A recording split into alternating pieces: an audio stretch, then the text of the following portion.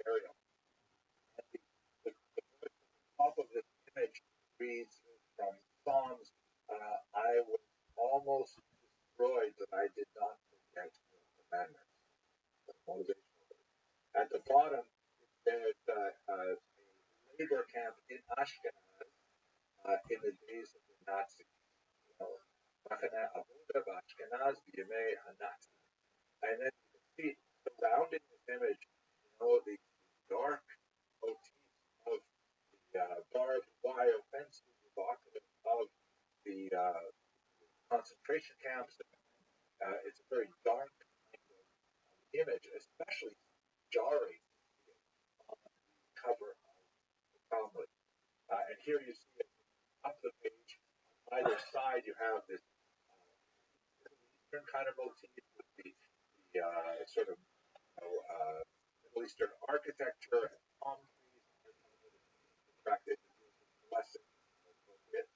The text here indicates that it was published by the Association of Rabbis in the American camps in Ashkenaz with the help of the American forces in Germany. Right? The Americans actually put this together using the French.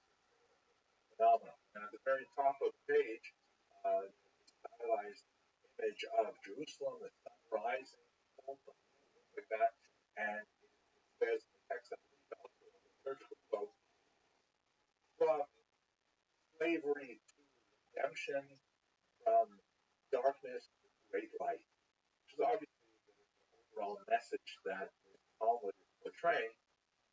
At the recent completion of the cycle of Talmudic study called Daf Yomi, that was celebrated around the world in early 2020, they actually used a page from the last volume of this series, the Survivor's Talmud, to read the last few lines and conclude the 7.5 long cycle of Talmud. It was very, very experience as tens and tens of thousands of Jews present like I was around the world, other celebrations listened in on the final conclusion of that cycle of study of Talmud before it would immediately begin again. Remarkable testament to the impetus for life after the Holocaust. Now, obviously, this occurs in the ruin demographically of the Jews of Europe. Now, look at these two maps, which come from the United States Holocaust Memorial Museum. You can certainly see a lot of trends change over time. The map on the left is 1933, meaning 2 years before the Holocaust began, or let's say before World War II began. And then on the right, you have 1950, which is 5 years after the war, but also reflects a number that show population displacement. For example, you see that France in 1933 had 225,000 Jews. They actually went up 10,000 by 1950, but largely because of the displaced persons making their way west from Eastern Europe. The number are really shocking. Countries like Germany, of course, which goes from 565,000 to 37,000. Poland goes from 3 million to 45,000. Shocking decline in numbers. The Soviet Union is about 500,000 Jews. It's a little bit hard to get the right calculation because the Soviet Union absorbed the Baltic states and a good chunk of Poland, or Poland as well. But still, the great potential of Ashkenazic Jewish demographic weight as we move into the second half of the 20th century. So overall, of course, the famous number of 6 million represents about 1/3 of all Jews worldwide, 2/3 of European Jews, and a very similar number of all Ashkenazi Jews specifically. Because, as I mentioned earlier, the Sephardic victims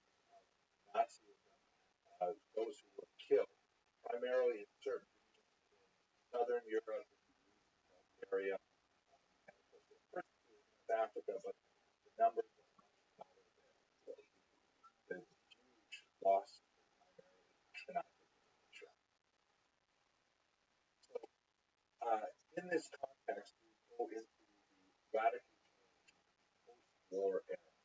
Certainly, the most significant phenomenon that affects the lives of the Jews, and especially that massive bulk of Ashkenazi Jews who are living in the Soviet Union, is the imposition of the Cold War.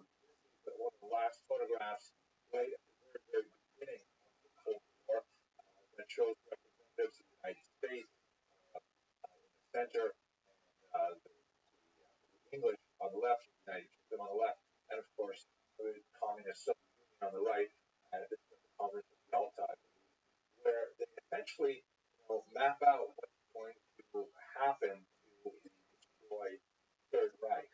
And ultimately, what ends up happening is the competition between America specifically and the West in general and the Soviet Union rapidly hardened a standoff, especially when both parties acquire atomic power and nuclear power and develop eventually what was called as madness, literally madness, the detente effect by the policy of the reality of destruction, as the fact that both the United States and the Soviet Union possessed enough nuclear weapons that they could assuredly destroy the entire globe. Hard to imagine it, but that has been the situation for more than the last half century. And as rightly enough, with the current war going on in Ukraine, it's not very far from the imagination of people even today. But under the circumstances of the Cold War, you have what Churchill termed the Iron Curtain that descends over Europe, separating the American-led European West, or American highly influenced European West, and the Soviet-led Warsaw Pact countries in Central Europe and the East that are under Soviet dominance. The experience of Jews behind the Soviet Union was far more negative than it was for. You recall that we discussed that brief decade of the 20s when there was a tremendous amount of energy put into the development of the Yiddish culture, although to the detriment of religious culture, which is always the enemy of the Union. And in the post-war era, there is a resurgence of anti-Semitism, although it has a slightly different character. Stalin himself, in his later years, reveals his personal animus to Jews. His fear that Jewish doctors were striving to poison him and things like that. And even after he dies in 1953, his successors retain a distinctively anti-Jewish posture that's expressed in many different ways. One of the most notorious of these is the publication in the 1960s of almost Nazi-like anti-Semitic tract called Judaism Without Embellishment, which is a ridiculous attack on Judaism on various fronts. And since it can only really be produced with approval of the Soviet state, it seemed pretty clear in the 1960s that anti-Semitism was now official policy of the Soviet Union. Now, that doesn't mean that they were distancing themselves from the 1937 Constitution, which granted, for example, religious rights to Jews, all of the Jews in the Soviet Union, cynically proclaimed that it allowed the freedom of religion, freedom of association, freedom of expression, but in reality, stepping out of the lines, which were often not stated explicitly, was opening yourself up to a tremendous degree of persecution by the state. If you decided, for example, you wanted to avail yourself of the 1937 freedom to worship, and you decided to show up to synagogue, you would essentially just volunteer your name for the KGB mailing list, and your children could be followed, you could lose your employment, even officially in a state which officially proclaimed that it low unemployment, and that you were impoverished because no one would be able to hire you, and all kinds of awful things were happening in this what was essentially a totalitarian state that had decided that anti-Semitism was its unwritten but essentially official policy. In the 1960s, you have the emerging movement of dissidents against the Soviet Union. I should say emergent, it really had much further roots, but in the 1960s it began to find a new and very vocal expression. Ironically, this was a time when many nationalities, including the Jews, began to find their common cause against the Soviet Union. Many of the Soviet Jewish dissidents, Soviet Ukrainian dissidents, Latvian, Estonian, Lithuanian, Polish dissidents found themselves together in the penal colonies in Siberia, and they began to realize that they actually had a lot in common. This is extremely important as these various states are able to finally aggressively push towards independence in the late 80s and in the early 90s. From the perspective of Jews, the most significant development among Ashkenazim was the so-called refusnik phenomenon, where Jews would seek to emigrate to Israel, and they would, apply for an exit visa, and the Soviet authorities would deny it. And the are complicated. Russians, though, Russian government in particular, over the course of the last 200 years, exhibited a strange kind of insecurity over what the West would think of them. This is part of the lecture about Russia-Ukrainian war. This is part of the reason why, cultural icons criticize Russia are have an unusually powerful thing in Russian society. The idea that sports figures could not compete in international competitions because of Russian aggression against Ukraine is frequently quite important. So there was a concern that anytime a person left the Soviet Union dissatisfied with society, that reflected badly on the entire Soviet Union, and therefore they had to be forced to remain in the country. A whole series of pretexts would be brought to bear to try to justify their so-called exit because they had received the refusal of the exit visa. Sometimes they were not allowed to because they were said to possess dangerous state secrets that were vital to the function of the state. And one of my own extended family members, for example, was a dentist who was refused exit from the Soviet Union because he possessed dangerous secrets. What kind of dangerous secrets would this dentist have? So he later discovered that the reason why they tagged it onto him was because in his dissertation for his dental degree, he worked with one particular alloy that was used in fillings, and that particular alloy and its chemical properties was also used apparently in some of the fighter jets that they had made. So therefore, his familiarity with this particular alloy and chemical composition was sufficient to deny him exit. He later was able to finally gain exit as pressure mounted, largely as a result of very strong solidarity with the refuseniks of Jews worldwide.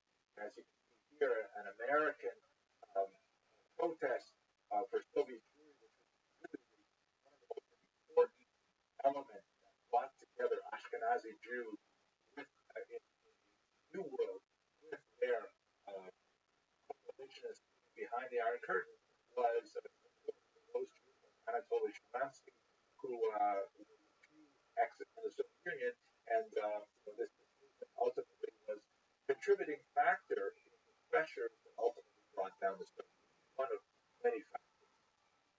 Now, related to all of this, the Ashkenazim behind the Iron Curtain trying to lead the huge demographic change of World War II is the incredible phenomenon of the revival of the Jewish state known as Israel. one of the most remarkable stories in the modern period. And you know, if you look at it, if you were a Martian arriving on the planet and someone told you this, it would be really hard to believe that this tiny people, fraction of a percent of the world's population, would not only survive 2,000 years of diaspora with their cultural identity intact despite the depredations of the hostile neighbors with anti-Semitism, and also the internal dissolution that comes from warm neighbors that results in assimilation, that they would somehow survive 20 centuries of exile and then persecution that was far beyond anything they had ever experienced before. I mean, think about the scale: 6 million Jews, two-thirds of European Jews being killed. The next closest number of violent acts against Jews would be in the pogroms of Ukraine of 1919 that we discussed a couple of days ago, that maybe took 50, 60,000 lives. I mean, the horrible tragedy of all of them. Even if we were liberal, I don't know, maybe 100,000, 6 million, 6 million. Nevertheless, after this phenomenal attack, they're able to reconstitute themselves as a sovereign state in their ancient homeland. It is truly mind-boggling. And if I had my druthers, I would just stop this lecture right now and contemplate what that must mean, because it is overwhelming. Nevertheless, we're just going to say the words, and we'll leave the meditation for that for a later period. We can add to that the fact that they immediately enter into a war with their neighbors, several existential wars that they fight over the course of the next 75 odd years, and they're still there. You know, these things do not conform to the so-called laws of history. They're working in a supernatural realm, which is don't understand.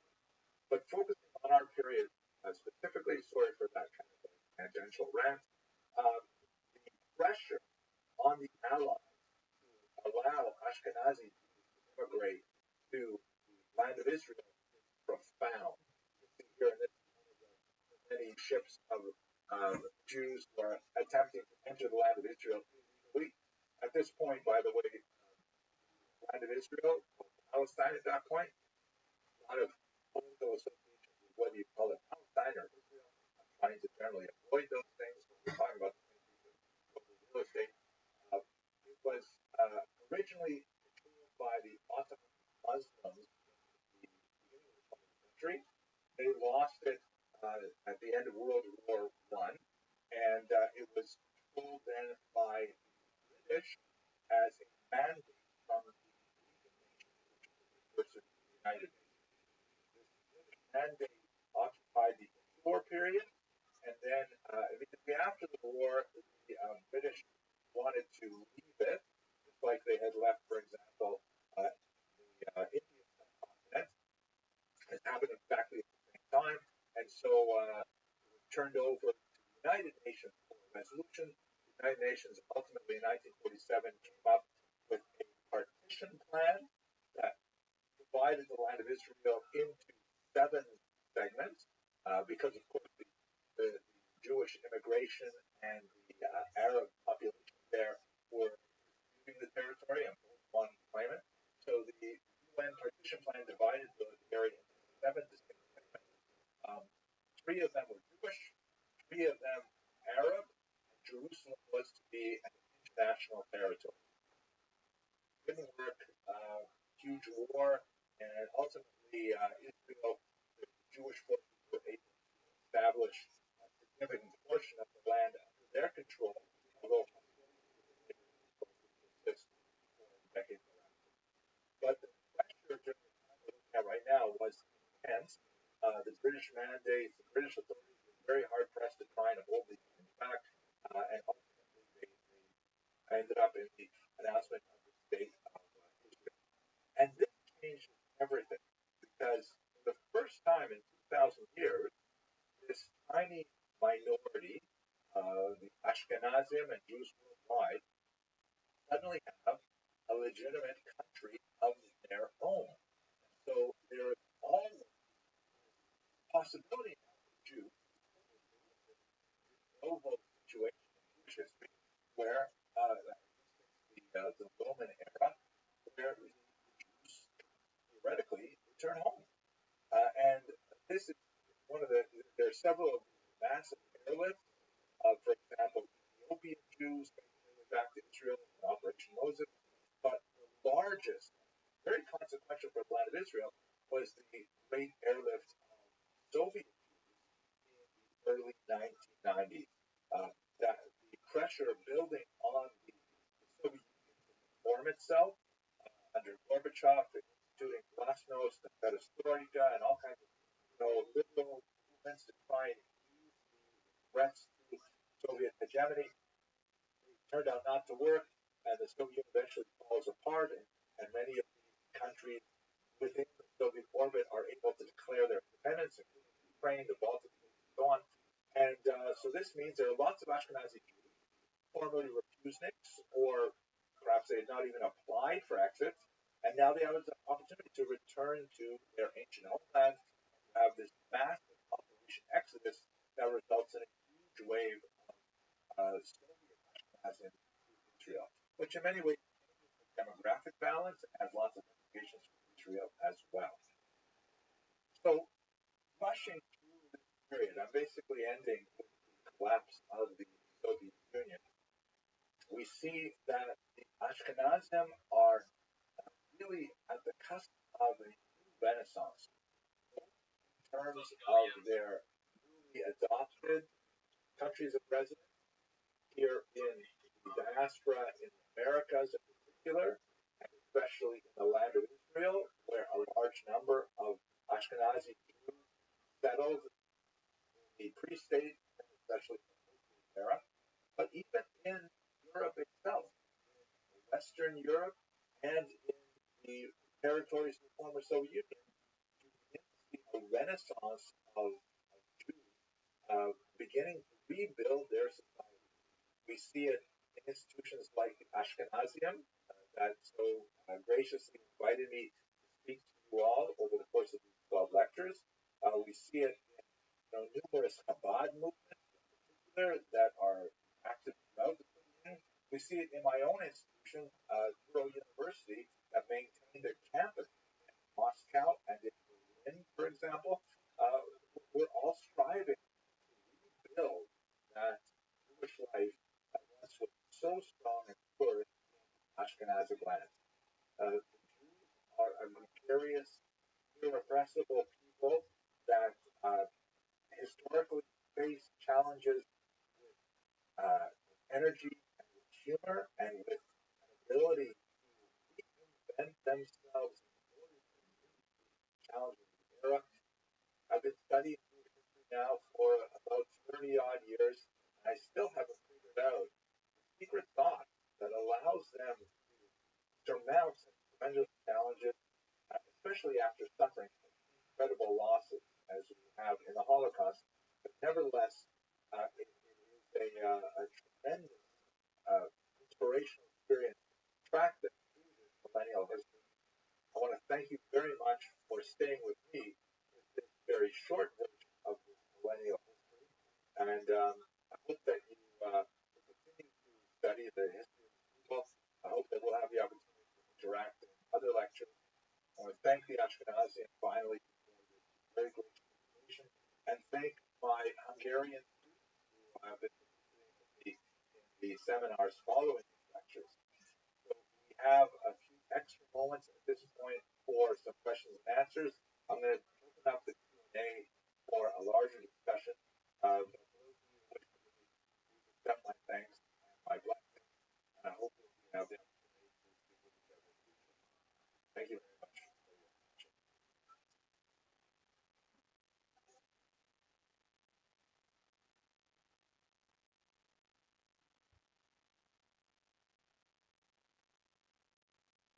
Hello, fellow students of future. One of the most consequential exhibitions in all of this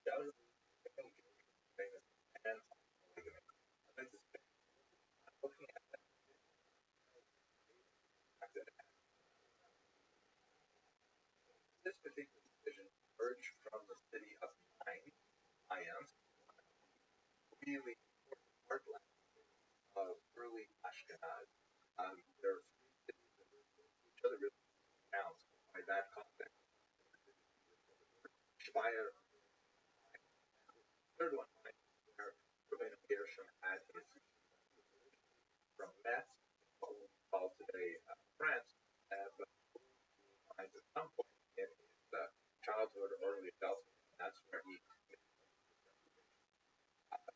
Who is this Rabbeinu Gershom? Well, we know him primarily for on later rabbis, and perhaps the most prominent of them is the great Rashi. Rashi was his intellectual grandson.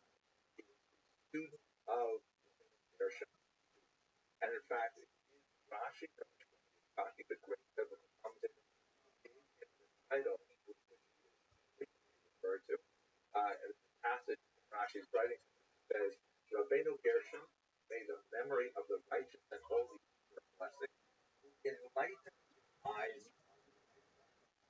That phrase, enlighten the eyes, translated not more than later of the exile.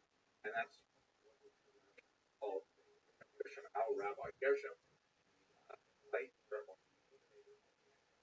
and the phrase, all Ashkenazi are the disciples of his disciple. That last phrase, disciple of his disciple, referring to Rashi's teacher, term Rabbeinu Gershom. Now, ironically, Rabbeinu Gershom's writing has not survived except in snippets of writing elsewhere. There are several commentaries printed on the Talmud that are attributed to him, but that they were later and they're not actually. Nevertheless, that does not diminish of his teaching. His personal life, fascinating. He was born in Metz, as I mentioned earlier, around the year 960. We know only a couple of bits of his biography, according to the Lord, a very important commentator and halachist. His son Eliezer was forcibly converted to Christianity and later killed, possibly in the context of some persecution that occurred in the year 1012. We know he married a wife. There are texts about his marriage contract for his second wife, Bona, that is dated 1013, wondering years. Well, the second marriage of 1013 suggests that perhaps they were related, perhaps widowed in the context of 1012.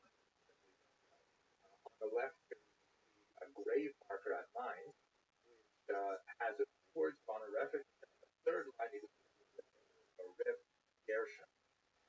Some believe that this is in fact marking his grave, although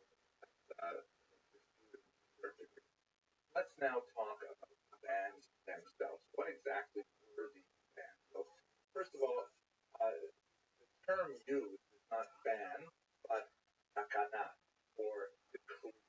And the word takana some kind of edict that's passed, that's designed to try and address some lacuna or problem in society that needs some sort of legislative fix.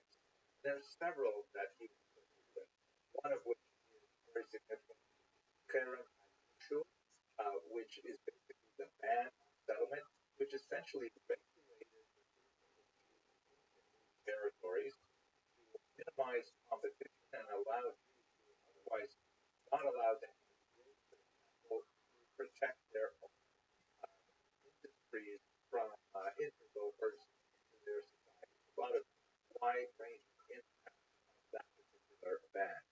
But what's, I think, fascinating about the takanot that emerged in Ashkenaz's time is we should realize that this is a frontier society. It's a society where there is no major centers of Jewish activity that are older than 100 years or so. We have scattered references to Jews here and there, no major settlement.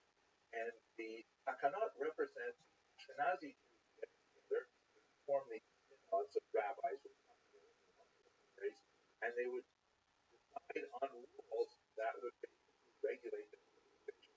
And it is in these early takanot that were issued 9th century, 10th century, 11th century in particular, where we see the Jews attempting to regulate themselves to create that really impressive social service network that the Kehillah represented, the Jewish nationality represented, and would flourish for years. Really, really impressive things.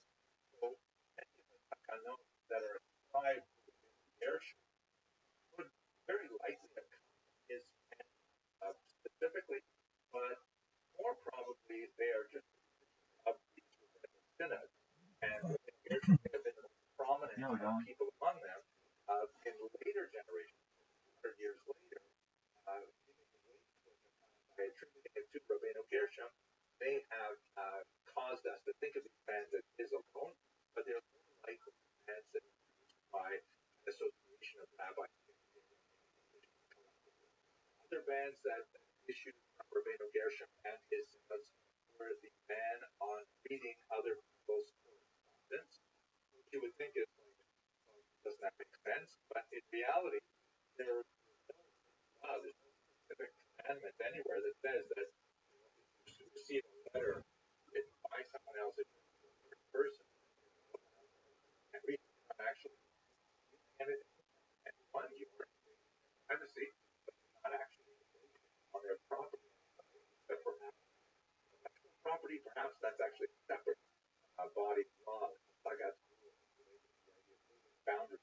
But at any rate, as society was beginning to develop, and from a barter economy to a cash economy, and information is valuable, so that's when the synod in Ashkenaz said under Gershom, just to be safe, we're going to make sure nobody is allowed to read each other's mail. Okay, lots of fascinating implications, by the way, for contemporary society, because information is even more available now, even more valuable now. So the ban of Gershom actually has a lot of relevance to privacy laws and implications. But let's speak to the related bans that are most central associated with Gershom. The first is the ban on polygamy. The second one, very close related to it, is the ban on divorcing. So let's understand. First of all, why ban on the anyone familiar with the books of the Bible knows that polygamy was permitted. Abraham had more than a wife. Jacob had multiple wives. I mean, King Solomon had multiple wives all over.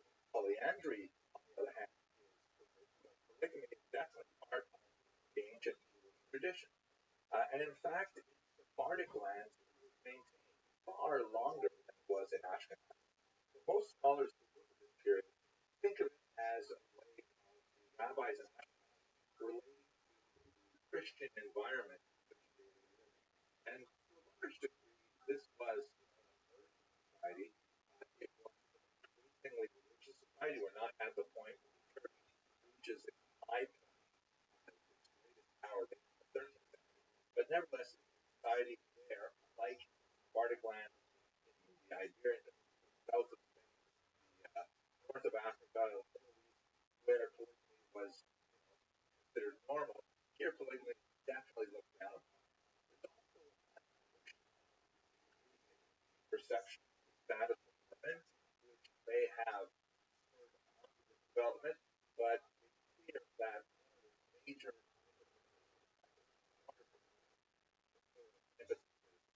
I don't know, sounds sort of good. One of the major motivations for banning polygamy is status of society, where the idea of sharing several wives is definitely not appreciated. Now, the other thing that goes with it is that Rabbi Gershom had synod that one could not marry multiple wives serially as well as parallel. Not only can you not be married to two women at the same house, but you also can't abandon one wife and then go and marry a second one and live singly with that other wife. The first wife will only accept the divorce, allow it to be Gershom, that's the huge importance that really increased the power significantly that women had to consent to be divorced. Prior to this, the only actually let me back up a little bit. At the laws of divorce from the Torah itself, one of the striking elements of it is that men are the only partners that have agency. That if a man decides to divorce his wife, and she basically has no say in it in terms of divorce, it's all over. But from that point on, in the biblical period, the Jewish legal is steadily moving in the direction of adding more protection. So you have the marriage contract, which is essentially a financial penalty applied to a husband in the event that he chooses to divorce his wife. He has to pay her a significant amount of money up to other things as well, of course, but that's one of the most significant elements of it. And Rabbeinu can be used in that light as well. It is an additional protection that husband and wife settle all their differences in order to separate so that the husband cannot remarry without for his current wife. By the way, it's important to note that the women are under much more stigma if they were to marry with which, by the way, is only possible in the period if you're subject to you have to move to another town and hide your identity, things like that. In the modern world, of course, all kinds of things are possible, depending on which country you live in, like that. But in the medieval world, the rabbis would pay attention to this and would not perform a marriage without having some assurance that, in fact, the man with Gershom was. So that's basically the two related bans: the ban on polygamy, ban on divorcing that took effect somewhere around the year 1000 in Ashkenaz.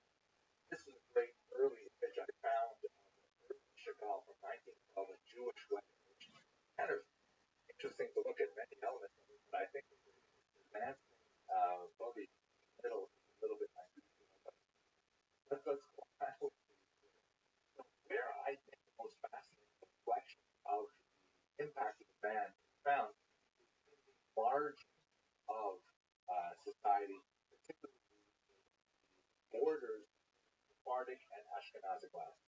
So where you begin to see it discussed quite a bit is when Sephardic rabbis have to deal with cases that involve Ashkenazic. So early on, in the 13th century already, the great Spanish rabbi known as the Rashba, he ruled that the ban was definitely in force for Ashkenazim, and he also mentioned that it had an expiry date, which is fascinating. We don't have that idea of an expiration until Rashba mentioned it, and that expiration date is the year 5000 in the Jewish calendar, or the secular calendar that we use today, probably 1240. After 1240, all bets are off. Sephardim could always marry more than one wife. Ashkenazim could only do so theoretically after 1240. That was something that he wrote in the 13th century. Rabbi Rothschild, writing a few centuries later, Rothschild was, of course, the Sephardic author of the Shulchan Aruch, the great book of Jewish law. He held that, okay, the ban had expired for Ashkenazim. They are allowed to marry more than one wife, but they still kind of kept it as a custom. And the implication being that although this was a widespread custom, what if there were circumstances would an Ashkenazi husband allowed to marry a second wife, and Karo was inclined to be more lenient about that. However, Ashkenazi counterpart, the great Rabbi Moshe, who wrote a very important comprehensive commentary and response to Rabbi Karo's Shulchan Aruch. The phrase Shulchan Aruch, the title of the Sephardic code of Jewish law, means a prepared table. And Rabbi Moshe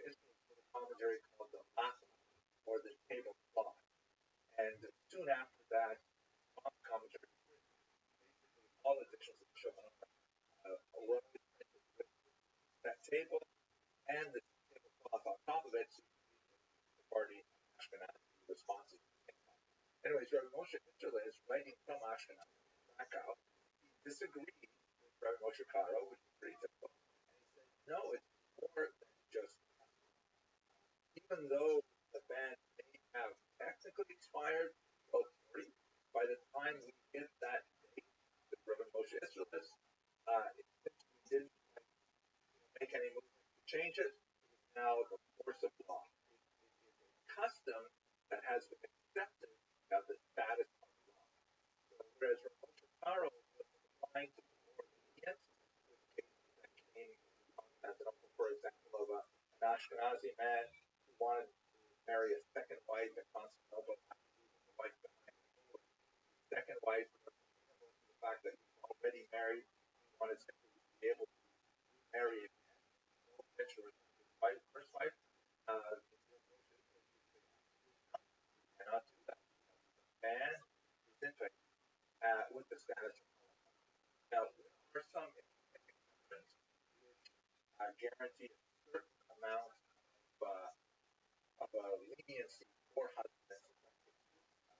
Let's say, for example, the Ashkenazi man, his wife unfortunately becomes insane or in some way incapacitated, unable to fulfill the requirements of the ban of Rabbeinu Gershom and willingly accept divorce.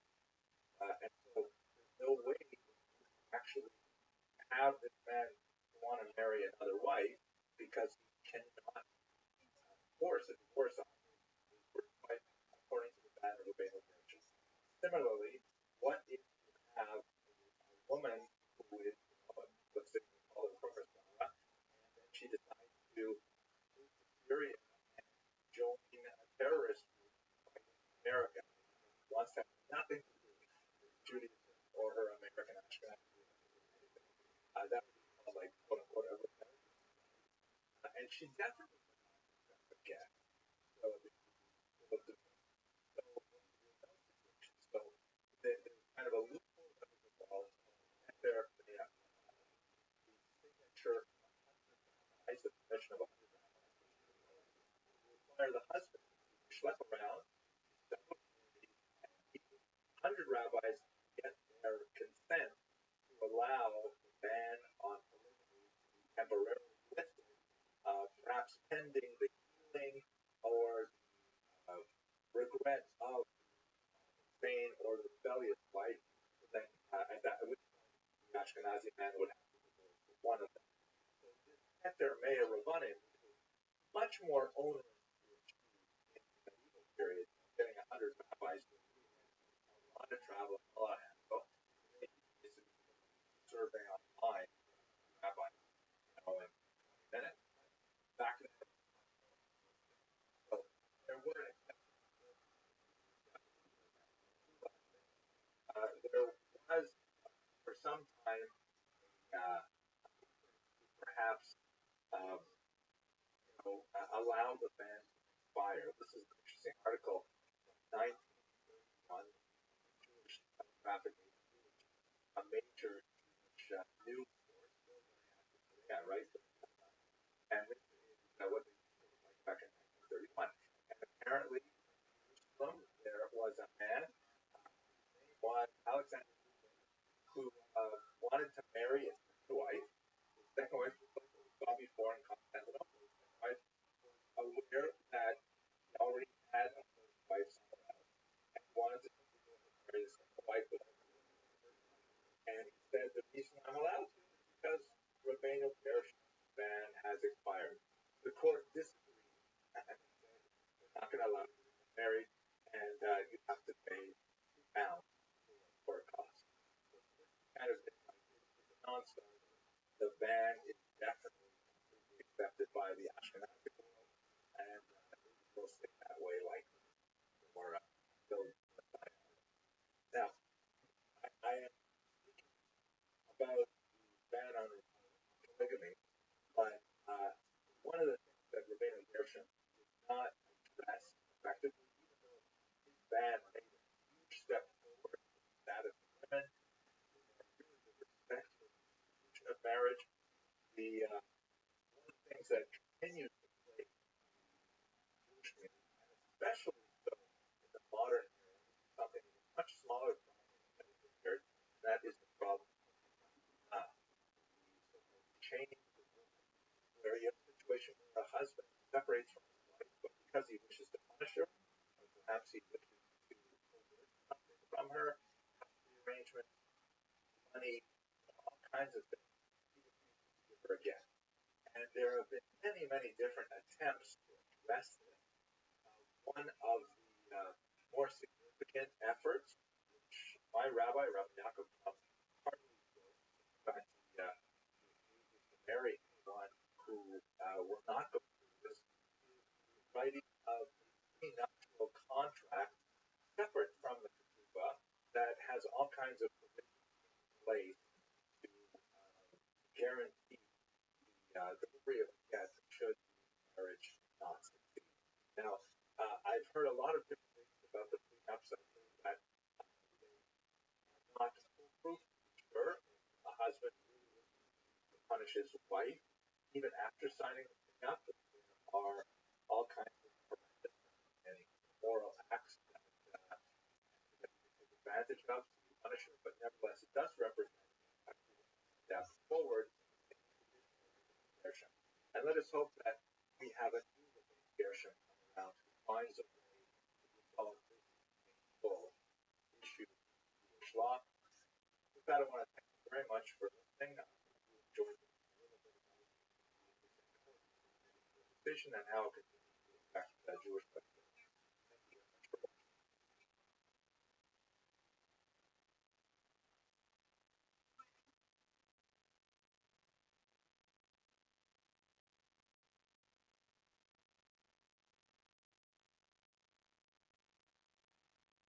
Hello, fellow students of Jewish history. I'm really excited to share with you today the results of a study that I read that was absolutely fascinating, talking about the genetic history of early Ashkenazi Jews. Just beginning my research now to prepare for the cruising season for post-Vertigo cruises, looking forward to visiting the Netherlands and Belgium, and then a little later going to the Rhone River again to the south of France.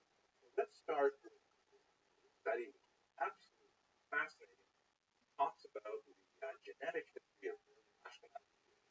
So first of all, let's understand what are the regions we're speaking about.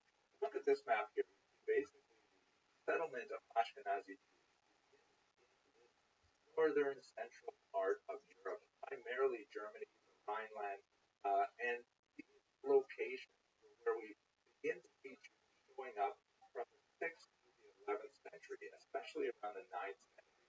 So we're getting much more concrete historical data. Then, of course, they spread towards the east in particular, eventually into the great heartland where they'll expand in Poland and Ukraine, and eventually make their way over to the Americas. But one of the enduring questions in Jewish history has been like, how exactly did the Ashkenazi get there? And there are a few different models of migration. You can have a look at this map, which takes advantage of the research available through DNA studies. And the model, which seems to be the most definitive, and in fact, the study that I'll look at with you today seems to confirm it, indicates that most Ashkenazi Jews, or at least a plurality of them, have their roots in the Middle East, or in the region of ancient Israel, with a strong admixture of Italian DNA. And they migrated from the ancient site of Israel through the Italian peninsula before they made their way to the heartland of Ashkenaz in northern Europe. There's also a significant admixture of Sephardic Jewry. You see them coming from the Iberian Peninsula after perhaps a trek across North Africa, and then into Provence, the south of France, and then up into the Ashkenazi heartland. But the main trend of migration, which has historically been accepted based on literary evidence, like the Kabbalic families and so on, has always been the Italian peninsula. And some partial DNA results have indicated that there's support for that. DNA research is definitely the cutting edge of historical looking at these original populations. One of the studies that we looked at a little while ago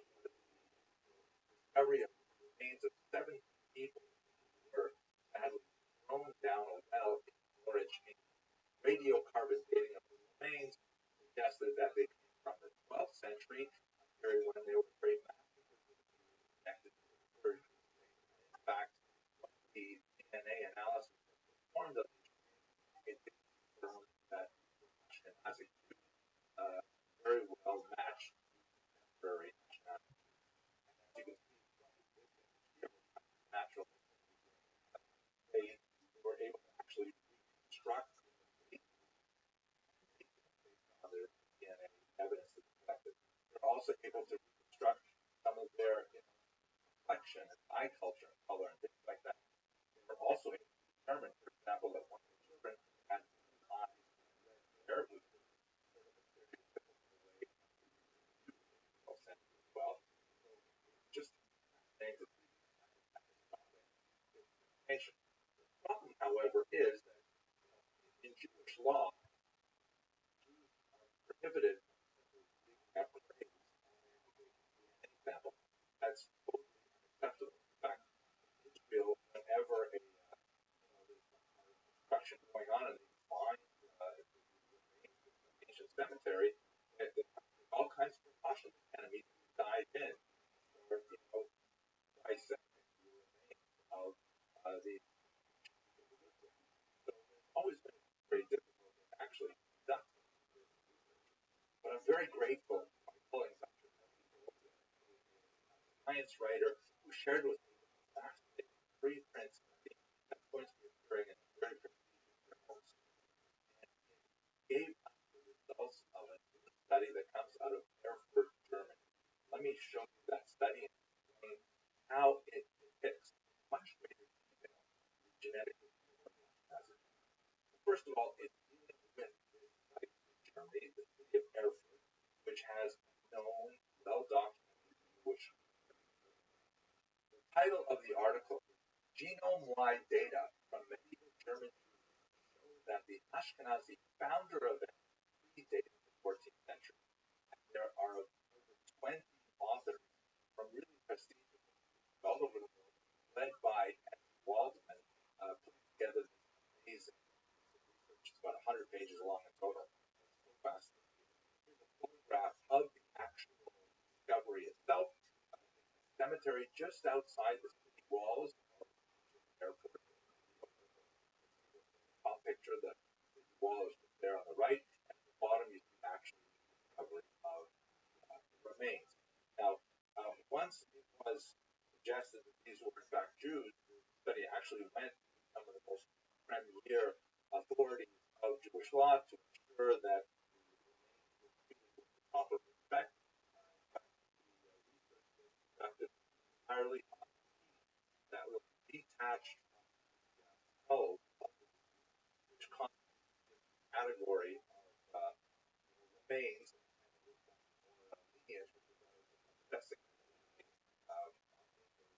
also fascinating. They looked at differences in the enamel and they were able to identify, in fact, that some of the remains came from studies earlier. Absolutely fascinating.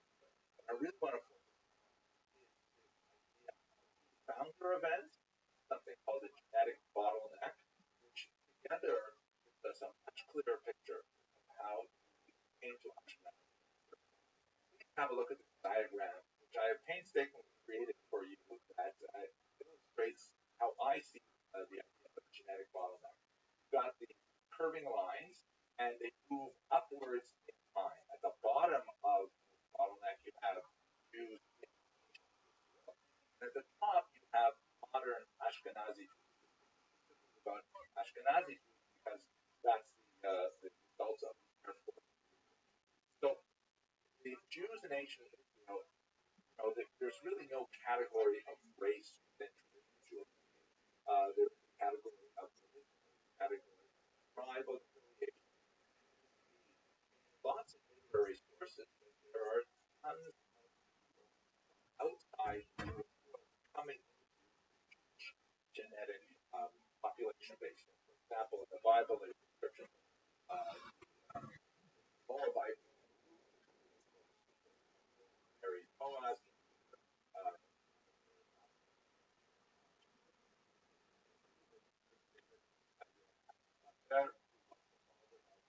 Herod, you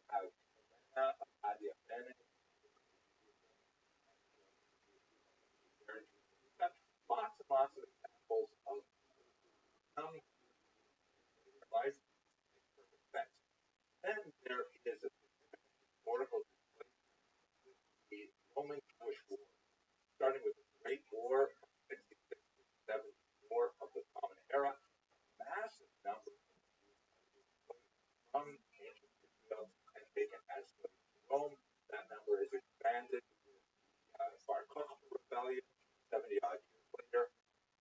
There's already an existing Jewish diaspora living in the town. But that's when you have a that part. So in the first, second century in particular, you have who are also marrying South Italians, then later North Italian, and the genetic base of those placed in Italy is naturally expanded by their connection with other people. Of course, we're not getting here into the whole discussion of various types of relationships. Certainly, some of them involve conversion of one form or another. Some of them might involve forced relations, of course, rape. But at any rate, you definitely have a mixture of DNA part of late. Then you get to something which we call the founder event. It is the period when a small number of Italian migrate to Ashkenazic heartland in Germany, around the Rhine. That is genetically calculated about 45 generations ago, about 25 years per generation.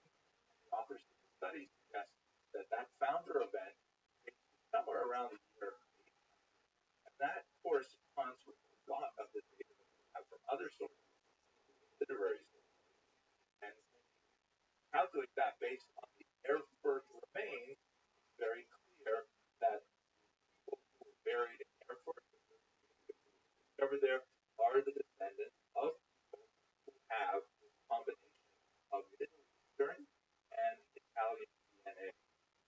Sure. Another fascinating thing is that the narrowing of the genetic bottleneck, because the people who were born from 800 in Ashkenaz till about 1350 are basically drawn from this very small sample of people. And in fact, the authors observe that modern Ashkenazi Jews, even after another 700 years, are also really closely linked to genetic profiles on the though there's been a tremendous amount of change in the world over the last 100 years or so, Ashkenazi Jews still have very similar profiles to medieval. I don't know what this would look like if you examine it 200 years ago, but this essentially describes a picture of how modern Ashkenazi came. Have a look at this map here, and basically the picture we have is where the number one is. You have the exiled from Israel in the context of the Roman wars, settle in Italy, and there they the local Italian population, and eventually make their way up to the Ashkenazic heartland. Actual percentages, it's hard to calculate precisely because there's some times where you have a lot of southern Italian influence, northern Italian influence, but the authors of this study suggest that the Middle Eastern of Erfurt remains somewhere between 50 and 45% on the individual and how you measure the southern and northern Italian influence. And that Italian influence is 45 and up to 70% of their DNA. But basically confirming the literary picture we have of Ashkenazi Jews, essentially the descendants of Middle Eastern Jews making their way. I find that fascinating just on its own because it helps solidify our picture of how the Ashkenazi Jews. But of course, there's a lot of other implications. As for example, the Norwich study was able to identify specific illnesses that affect Ashkenazim, like fibrosis, things like that, and that may have implications for later years. It also, puts to rest some of the more bizarre theories, for example, of Azarian influence in Ashkenazi theory, which is not supported by any of this research. And it's also especially relevant in today's social moment because there's so many people who are fairly vociferously arguing that Ashkenazi Jews are not actually Jewish, some other population of Jews, which is kind of bizarre. I mean, historically speaking, Jews have been accused of being communists, capitalists. We're at a moment now where Jews are accused of being not actually Jews. That's something new. At any rate, I'm fascinated by this study, and I'm really hoping that you want to learn more of this. Join me on our book, Netherlands, where we focus on the history of Ashkenazi in particular. Thank you very much for watching this video.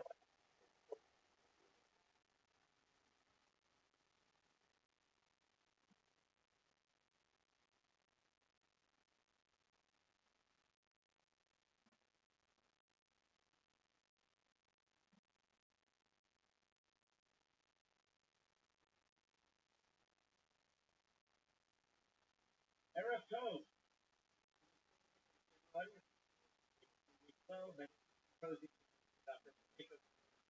board members, happy to much, and a special thank you to our presenter. This is getting to that point of, I guess, Azaka, and now novel that we should from you and appreciate you taking up late. But the opportunity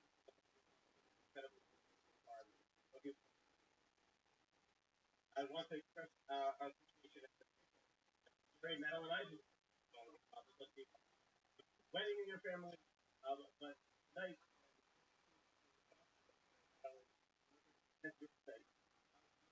Remember, even as you know about you, I guess that's what down the like and those that is that we don't touch on her both as a constant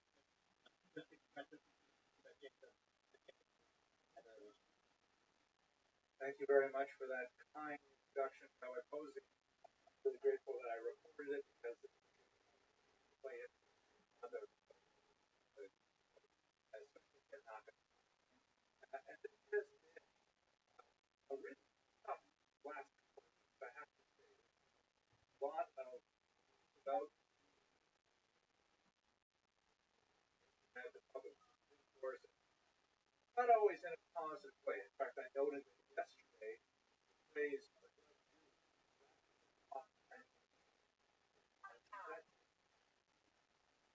lot of it has the topic that we're discussing today and various I think out of that. Our original topic discussed many, many months ago, rather closing, was you're going to look at a topic like I don't that parts of the globe and look at perhaps less normative, meaning like less the expectation Ashkenazic happens to be for the last 200 years or so dominant, but and then as well, social environment has decided to shift this a little bit and look at more and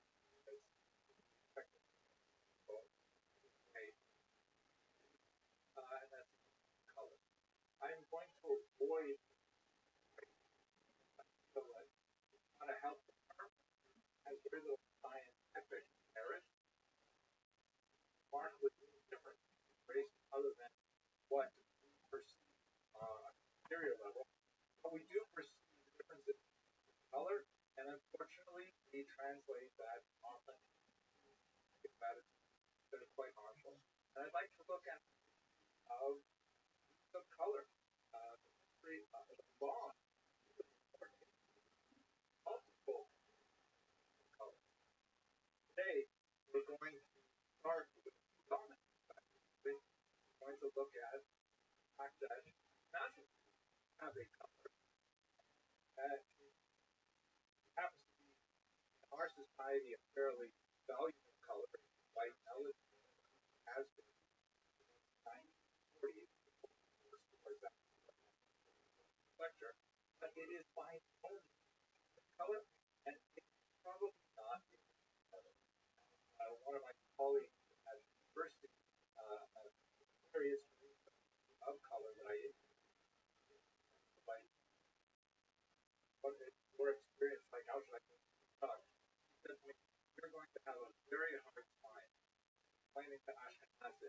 that necessarily always that's clear that I look at. And then the plan is we are going to go on. Okay, next in particular, that lecture, all very positive. And why don't we start first? I'd like to ask you, Mark, itinerary of the 12th travel was napkin started out made his way over the top of the Mediterranean, Italy,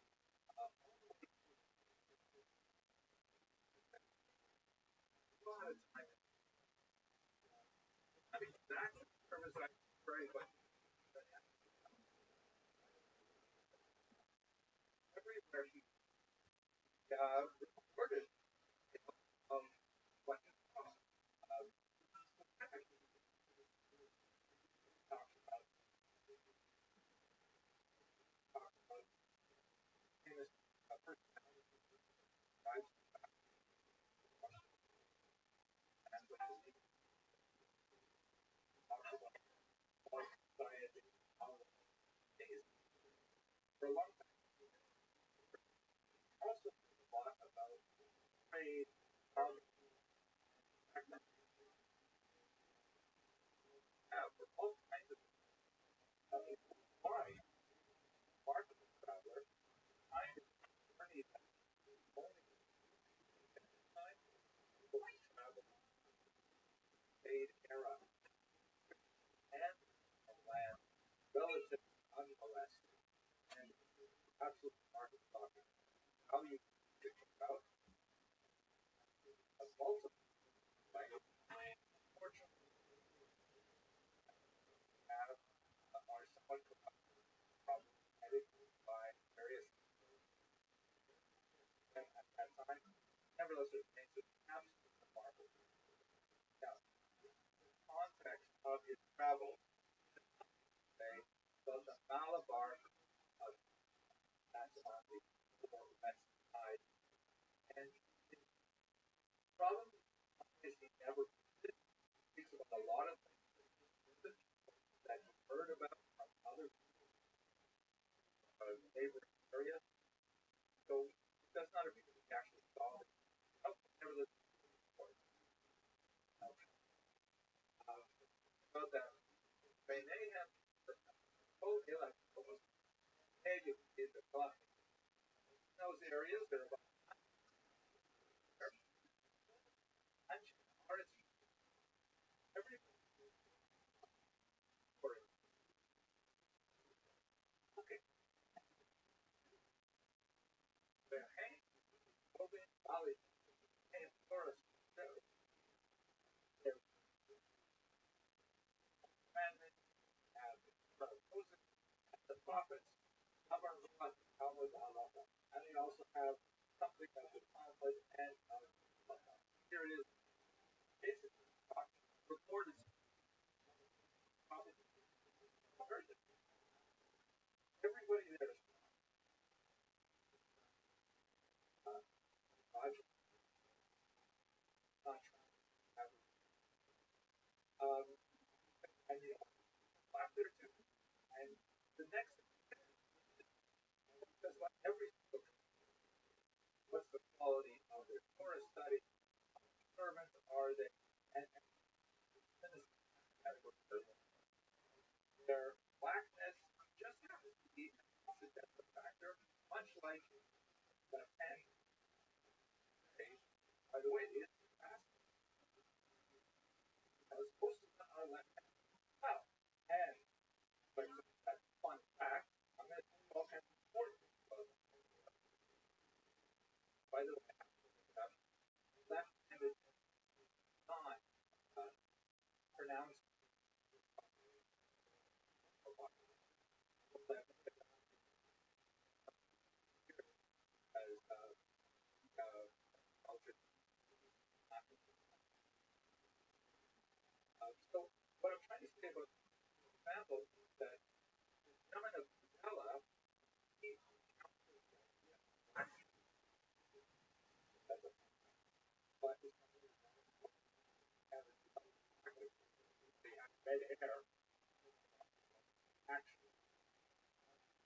Now, I'd like to do that to look at what are the sort of factors and then what's we're going to talk right now. Like are exaggerated content military have been concerned by apparently by is that has connection, although at the same time also this was not that challenge. We are not the first and not the last. Both as they are of churches, they're making back to that discussing next. But I think that there's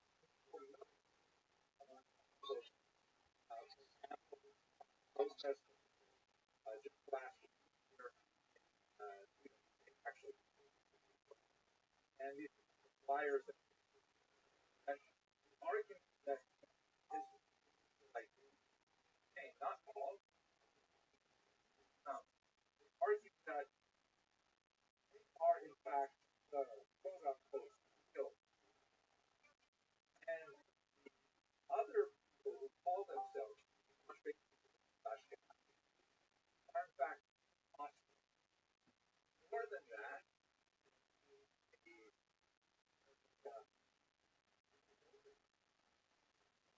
Looks great, and there's just a lot of violent stuff that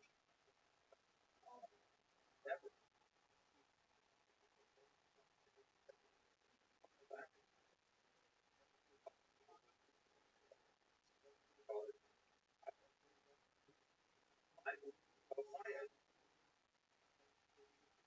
fire this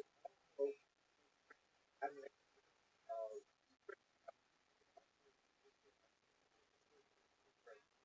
like I'll borrow their as a offer national revelation, for instance, by the way, I spent a fair amount of time going through my comments before my basic goggles. I'm very grateful and for my I have enough fans on my list. After all, on their mind. Let's go on.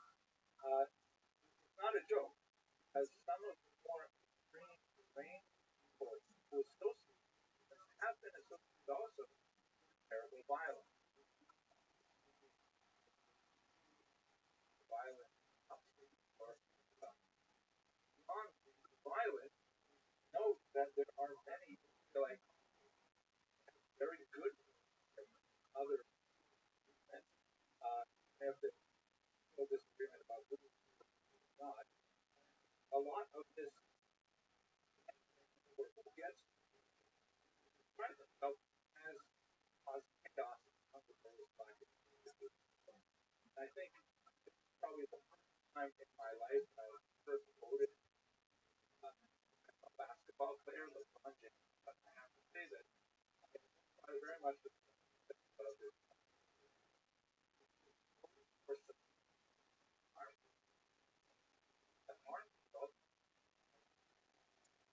I I think they all step back LeBron James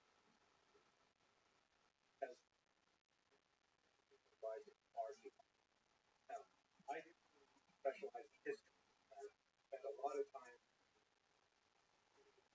not in let's go for the historical thing. So question. And certainly once again judged by my comment box because everybody argues what color is trying to figure out that does it for the have no time man with the facts have time that that's let's start with according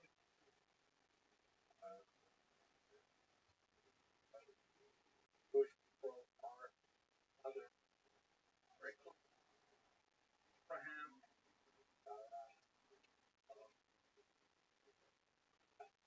that was county Persian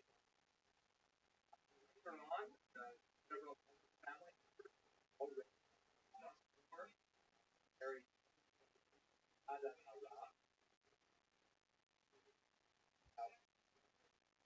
not other biblical passages that say value one has to recognize that when antiquity out of black out because all those we don't have evidence of any of that. Second, not necessarily have to make a look like the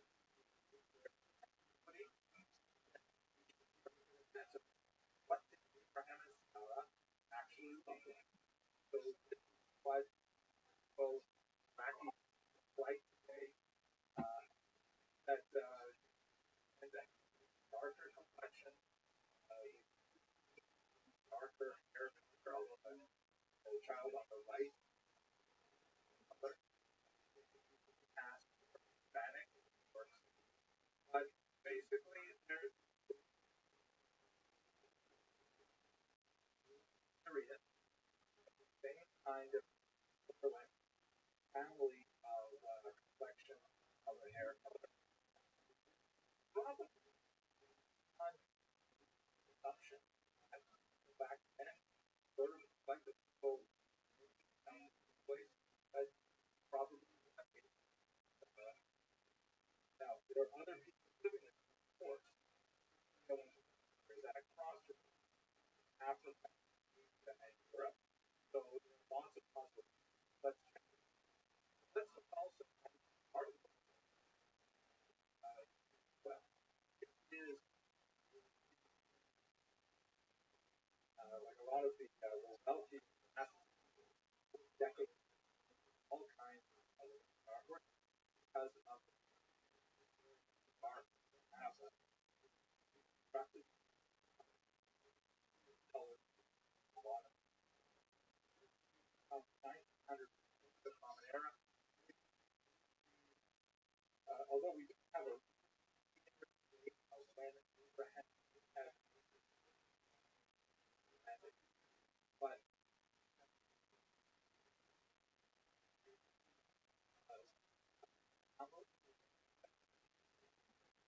led by colors identified they're, they're led by some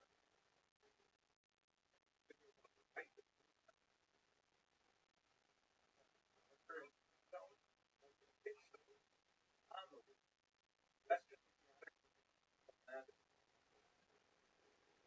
and they third back. Looking at another example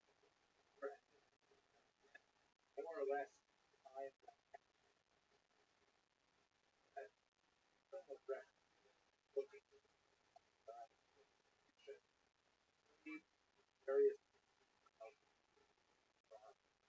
as you clearly reflection family here like African Western Asiatics those tonight they're not identified but get a popular courthouse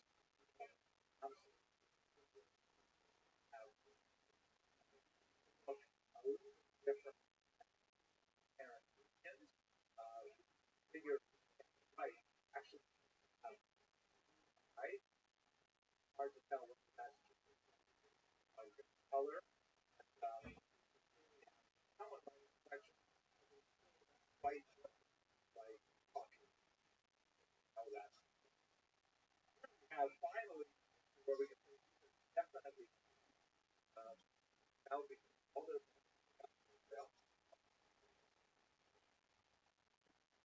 but this that is a part of the classic. I Syrian attacker feel many of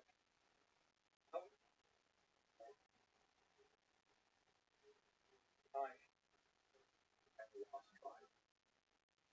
Very poignant.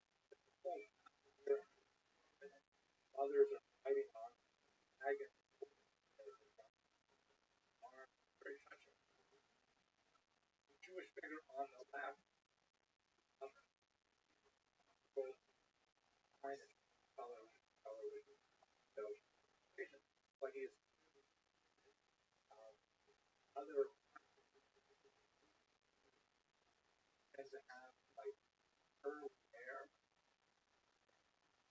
It's still possible color, but I think some concern is that conscious not white pocket or scarlet handsome. So look white emphatic probably more like in terms of biblical text, there are passages that possibly darker that we were at some level other, but they're also part of the body of God. Moses, for example, number 12, discussion of the fact that Mary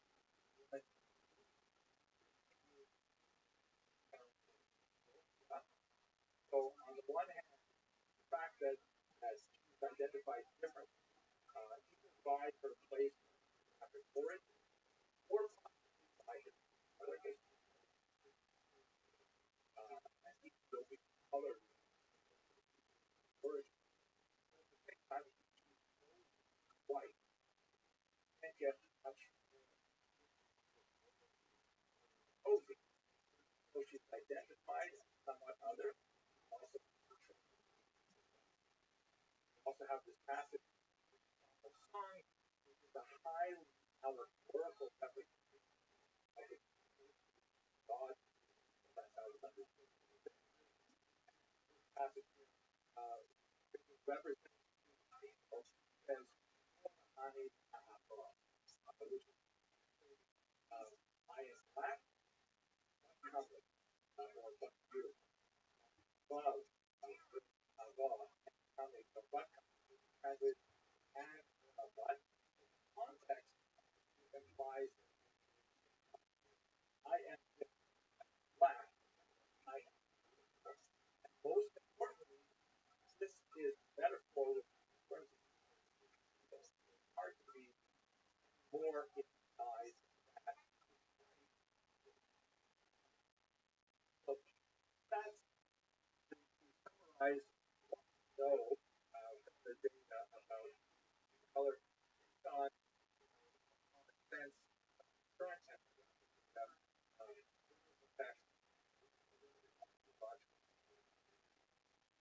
Next question. As a, I want to emphasize that you can say, but that's not an actual whiteness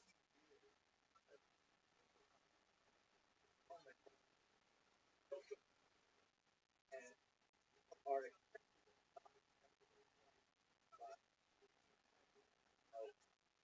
higher status of society. It's a whole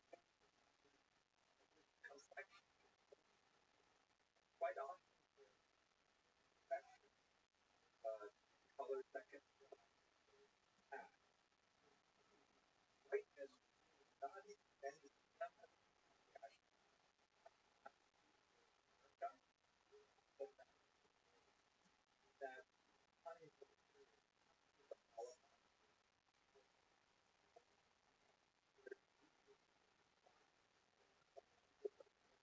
society, Protestant, all of the obviously articles, but and that's when technologists also help lots of positive media out as you know,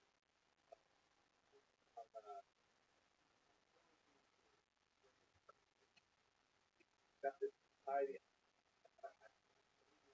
like that. Those white Irish also have that night also the same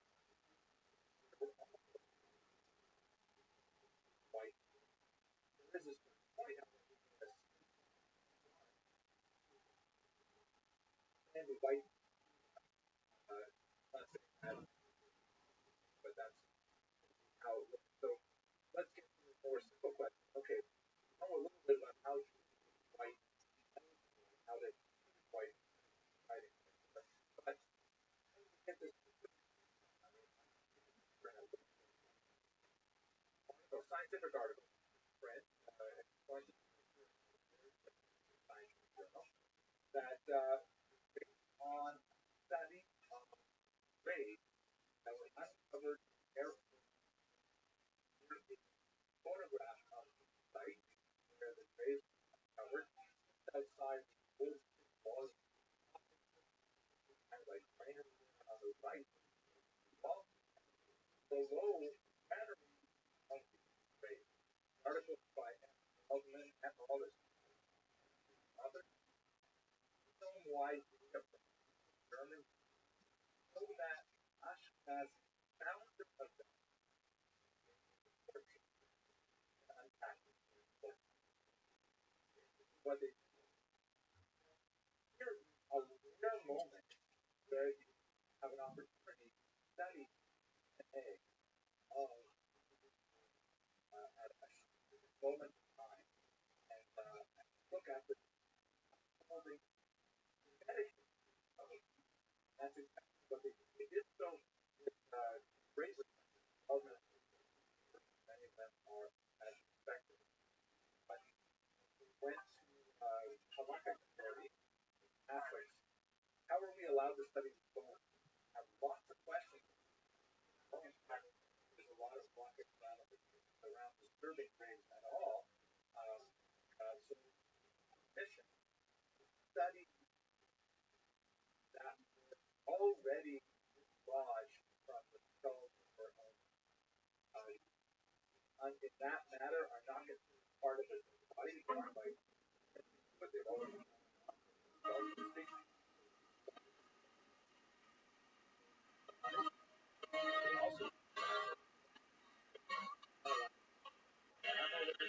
What up? diet and water system. Let's go How are you? fairly accurate right about What's good? How are you? I hope you're well. I like your little song. That was nice. Feel free to play it.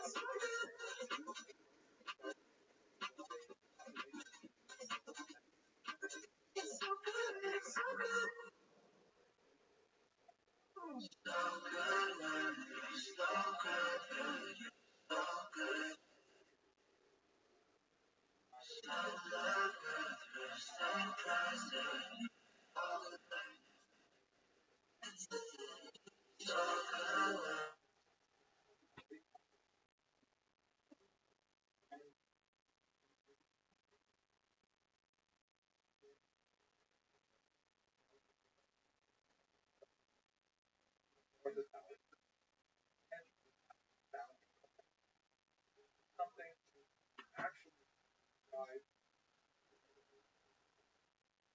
not like my time around here, time all that further main on the that's where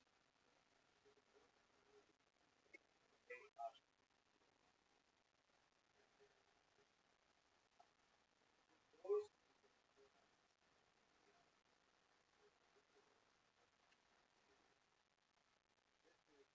tested records have a concept also have it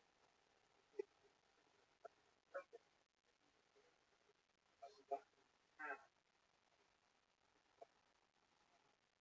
question for how you limit very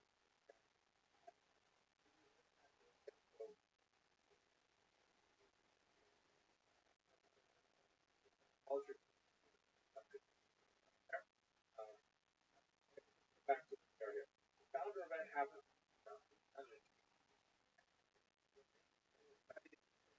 paper from airports a good 500 by studying the DNA of law backwards as it all one thing that was not supported by the data, go down a rabbit hole here, not like this, very lousy all actually a that's a weird event that happened Gaza,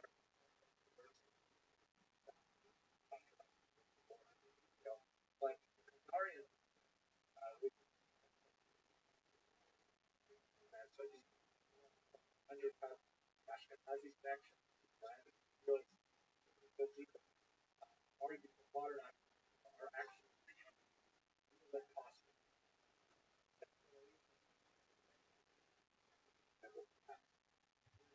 And they all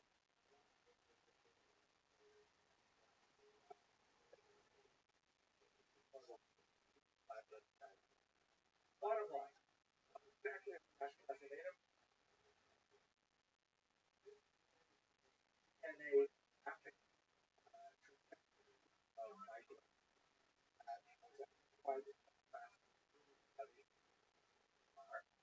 And airport data firms that line represent some of the land probably found the first in their way big value of our land in Germany. There they spread out that's fairly popular. And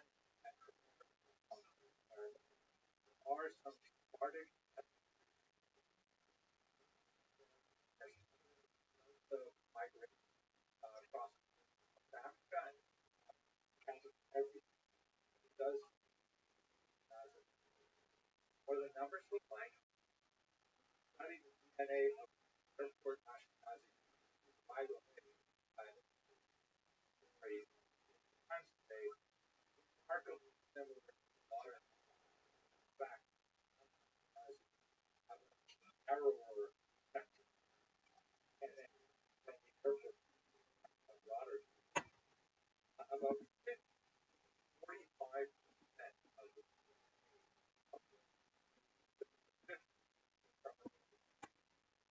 a large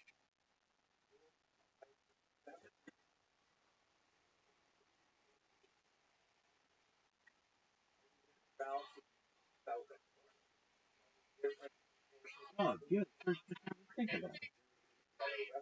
Amazing.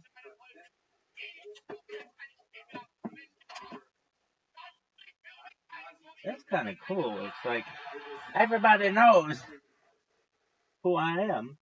I don't even have to say. That's amazing. Thanks, baby. I appreciate it. That's one of the best shit I've ever heard. Hey,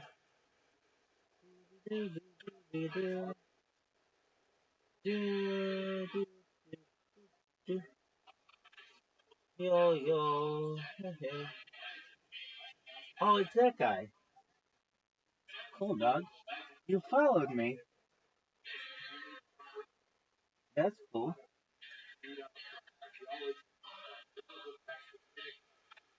No, the hilarious thing is all I have to do is just go.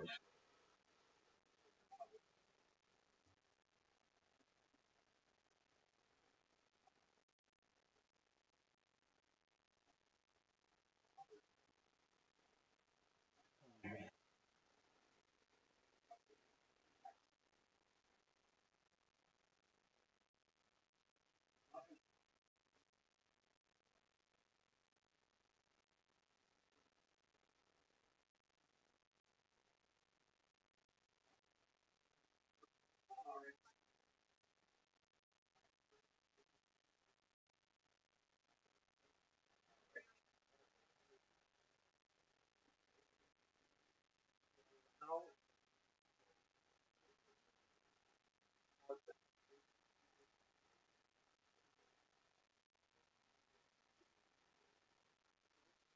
large there's a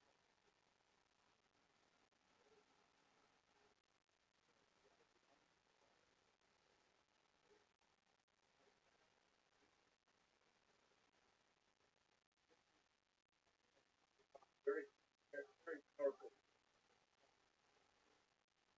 go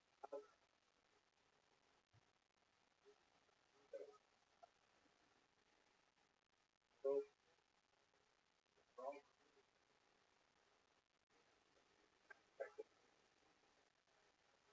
back or less. But we folks, I don't think I'm cross that cross wonderful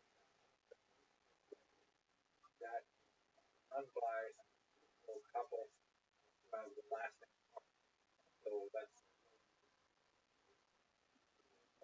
art and when you go in their chat they're very charming and articulate words how did I check them out they're talking parents that mean a lot to them about things like marriage elevating the family And I look at this and I think, wow, there's about you. I want some of that better love on me. And I don't want to spend time about I wish that other people that I want to thank you very much for your endurance.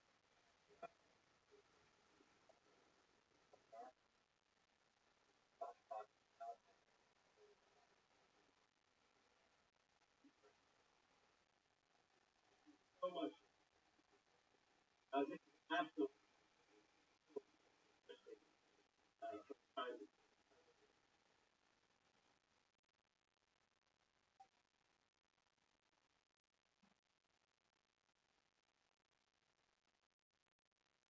Fellows, I look past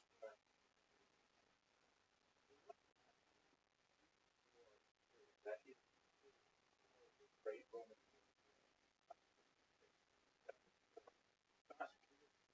others no Rome of but not happen is let's recall the Roman Empire is Roman Empire higher Mediterranean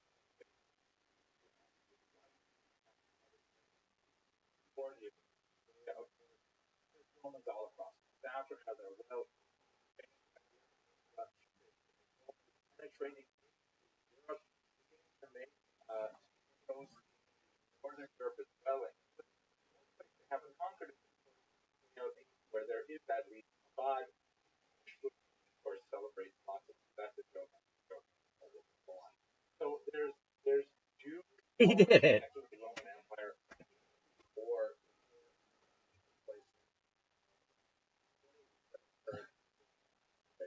just to recap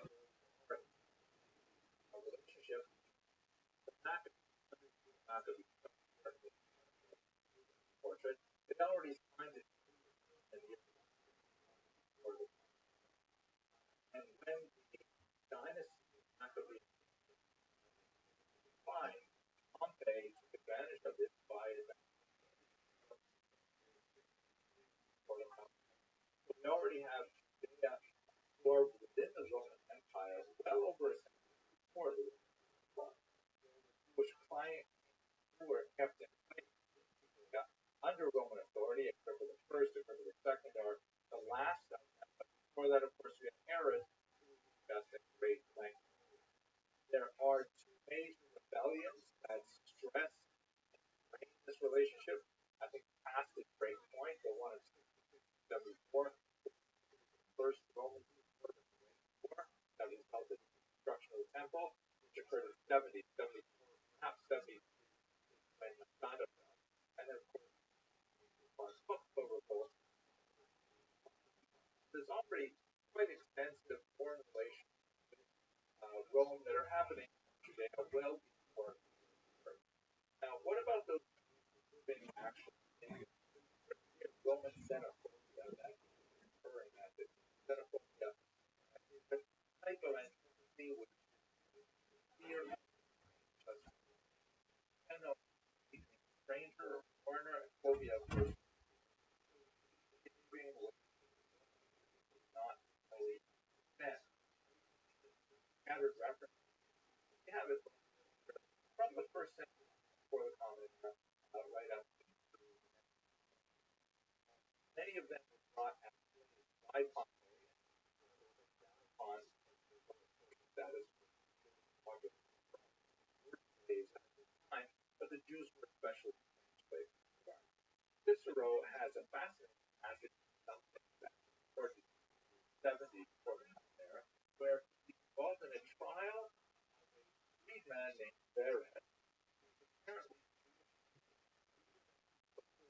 quite a competitive ideology at the time, and actually in fact that a lot of well, there's some estimates that as much as 10% of the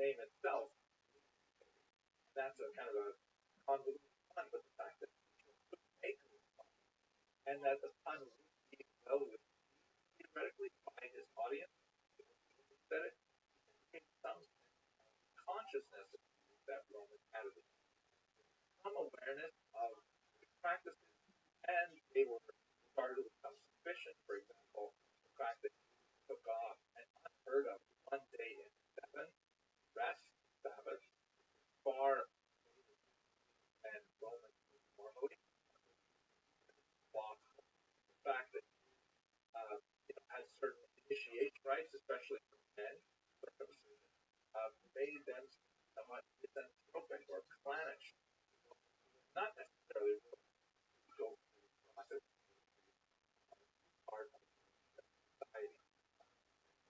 The dietary rules, things like that, it all seems clannish behavior, as trust, misunderstanding that goes with the open environment, but comparatively speaking, it's not special. Strenuous about that when we look at Christian. There are, however, some very significant figures who actually showed favoritism themselves, regarded very favorably by the Jews, and they warned that quite conspicuously. So this is the kind of environment that we live in. Coming originally diaspora, they're by their slaves, and eventually the slaves manufactured well. Even evidence of very old synagogue in Austria, early first century before war erupted, remarkable and very strong. Now, what about that massive wave or that after the First World War? Know that the Roman, was several other lectures before, made a tremendous amount of political hay out of Judea. That's partially part of supporting the that was formed by this Asian mission after Flavian, unlike previous emperors, did not come from high nobility and much more humble origin. Therefore, in order to impress upon the Roman public that they were deserving of imperial rule, then they emphasized their military marches. Had capped up coins that reference military victory, which within the context of other Roman military victories, although it was very hard fought, required tremendous resources, like the conquest of swath of landmass, down eventually full. Nonetheless, under the Flavians invested energy voting this victory had political purpose. Today, modern society, what we see fascinating. Have a look at the remarkable from the first. When after the Latin, Claudia Aster, Erosana Cap, Claudia Aster, prisoner from the marker. Aster is probably Latinization of the term Esther.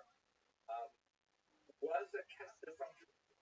Then she married various Claudia, the Claudia, or something. Imperial died. What up, yo? How you living, pimp? You heard me. How you living, pimp? Excellent. That's what I like to hear, baby. We're just listening to history lectures. Enjoy.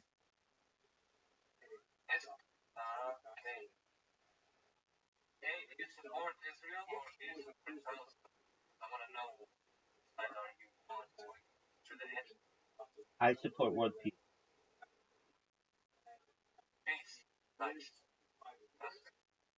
Thank you.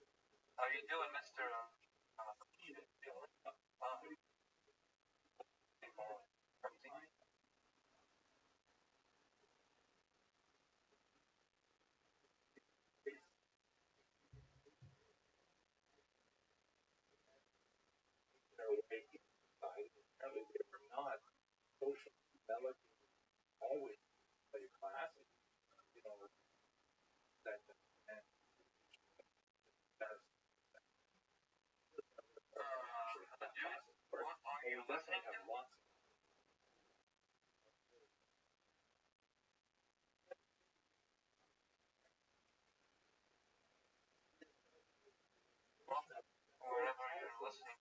of secondary. You too, my friend. Thank you.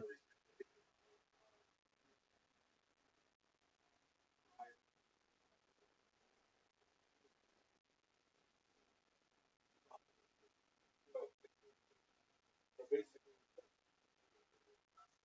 bring their dead and they left their body. And afterwards,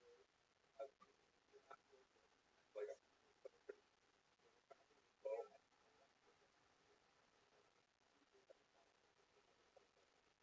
will bring them back to the family crypt where they their out family crypt of the probably all across where they are located. Uh, the cross is, of course, a Christian catacomb, and the ones with menorah is north of Colombia, west of Verde, and south is so on, where here all kinds of Jewish symbols, menorah is from them. Surprisingly, very little like Shalom, but lots of Jewish menorah, escrow, that are lavishly decorated. Here with background doing so are local who are spending money buying the beautiful wallpaper, obviously as well as find things like this. Well, this compass showing what was a very expensive child adding text copy, something that was dedicated by very parents, obviously very of the loss, but for child is art. It's also notable that would problem for prevailing custom regards culture representation not very much. They had a allergy to representations. Perhaps that best as level of education hard to also have evidence of another growing this Christian, which is still a very strong and talking another lecture, trying to actually work out what of Christian to be the mother of Jews are calendar events, are they kosher? That's like over the course of the first gradual realization of the as more ethnic non-Jews are attracted. That also represents a shift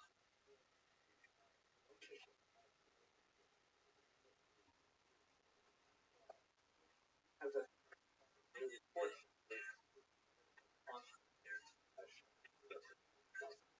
by that time uh, by one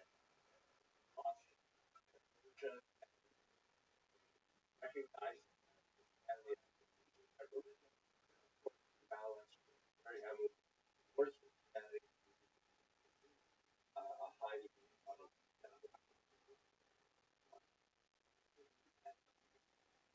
what happens after this now as freedmen, following the various parts of see them of the fancy actually fix Herod son was exiled to the France, not such a bad thing.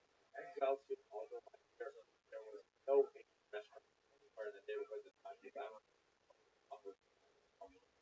but find all kinds of patterns of Jewish life, Roman outposts at this time. One that I like to there are like dozens of amulets covered awesome towns, house stars, called the house old foil, a flat gold 5 by 1.5 size, has some letters written. All the tiny silver box looked like it was worn on a leather thong, probably around that was poured away developed. What exactly does it was found, by the way, on the skeleton of a small child who was buried in a Roman graveyard, so Roman culture, Roman and followers were found as well.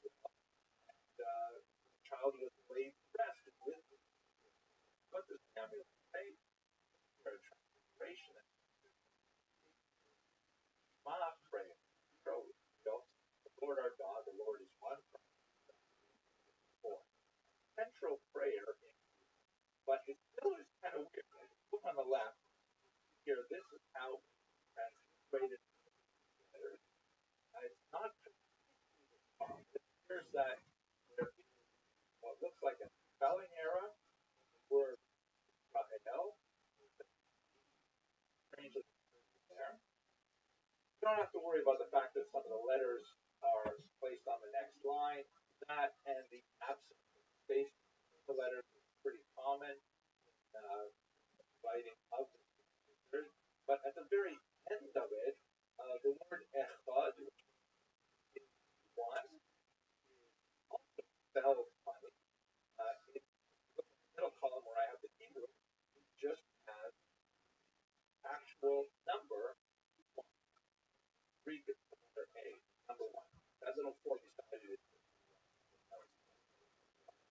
that I took. So first is that strange L, second one word and many scholars have different why this showed it to my wife. She said, well, obviously, why the bride number one, third one, because the room. And I said, no, can't be. That's kind of silly. No, it's expensive for gold and so on. But I read a lot of scholars that that's probably what happened. But note that the number one actually designates theological notion, idea. The fact that God there is as opposed to God is first. God is only one. Number one here, according to some theorists, is intentional. That is, that way specifically say that theology. And as we see in Israel, apparently that is not all that uncommon. There are other ancient also come up. What does this put some questions or answers? It appears that the word of yes, so attached with identity. Yes,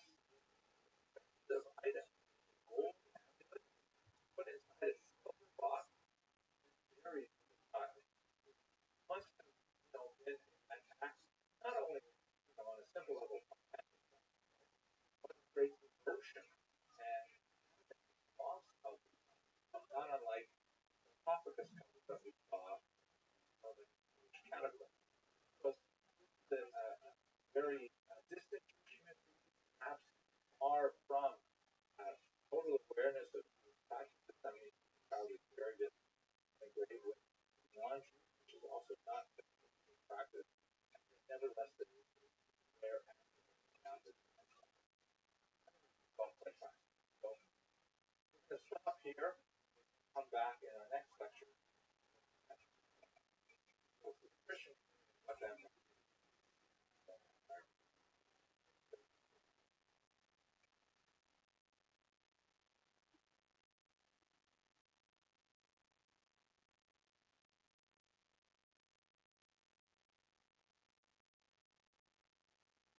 Hello and welcome to another lecture in the series of Jewish Encounter with Rome.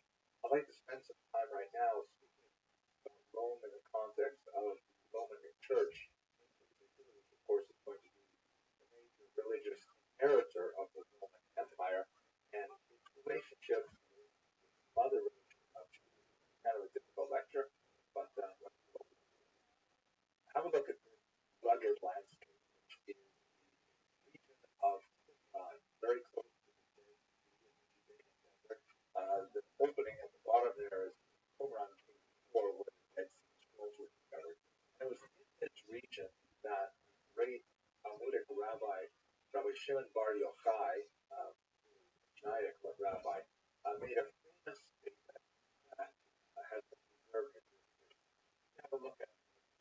Here it is in 33 chapters, where highlighted passage, Esau returns and greets his brother Jacob. They have been estranged since Jacob managed to wrest the blessing of their father Isaac from him.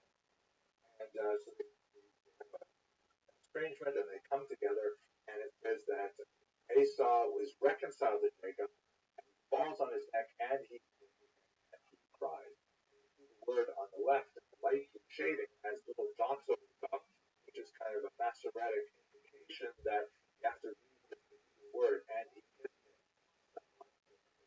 Look on the right, you see the commentary of Rashi, which I'll translate, and basically Rashi says that this kissing was completely as one might imagine. After all, Esau had a tremendous resentment for Jacob after the blessing of the father, and Rashi brings down the commentary of Rabbi Shimon Bar Yochai, who says, "Halacha hi biyadua she'esav." It is a well-known law, halacha, that Esau hates Jacob. This particular phrase becomes sort of proverbial in Jewish culture to mean that the outside world hates Jews, right? Esau represented certainly the Roman Empire because Talmudic literature, often a shorthand for Rome itself, has a tremendous distaste for Jacob, has a hatred for Jacob, and this will never change. Now, that may be true on a theological level, and it's not really my place to discuss those kinds of things, but in the context of when it was said, we can certainly see that it was sharply pointed at Rome. That rugged landscape that I showed you a few minutes ago was according to the tradition where Rabbi Shimon Bar Yochai had to hide out in a cave for 12 years because he was being pursued by the Roman soldiers after the Bar Kokhba rebellion. Rabbi Shimon Bar Yochai's master was the great Rabbi Akiva. Rabbi Akiva was caught and horribly murdered with flesh torn from his bones with iron rake, horrific type of martyrdom. Rabbi Shimon Bar Yochai spent 12 years hiding in a cave, and his statement on Rome was, halacha b'yadua is a well-known law that Esau hates Jacob. You can certainly understand it from the narrow parameters of his specific life experience, and possibly expand it much further. But when we come to the history of anti-Semitism, we can certainly see that there are changes in the ideology over the course of time. There are basically, scholars identify 4 specific periods of anti-Jewish ideology, like let's actually ask anti-Semites, why do you hate Jews?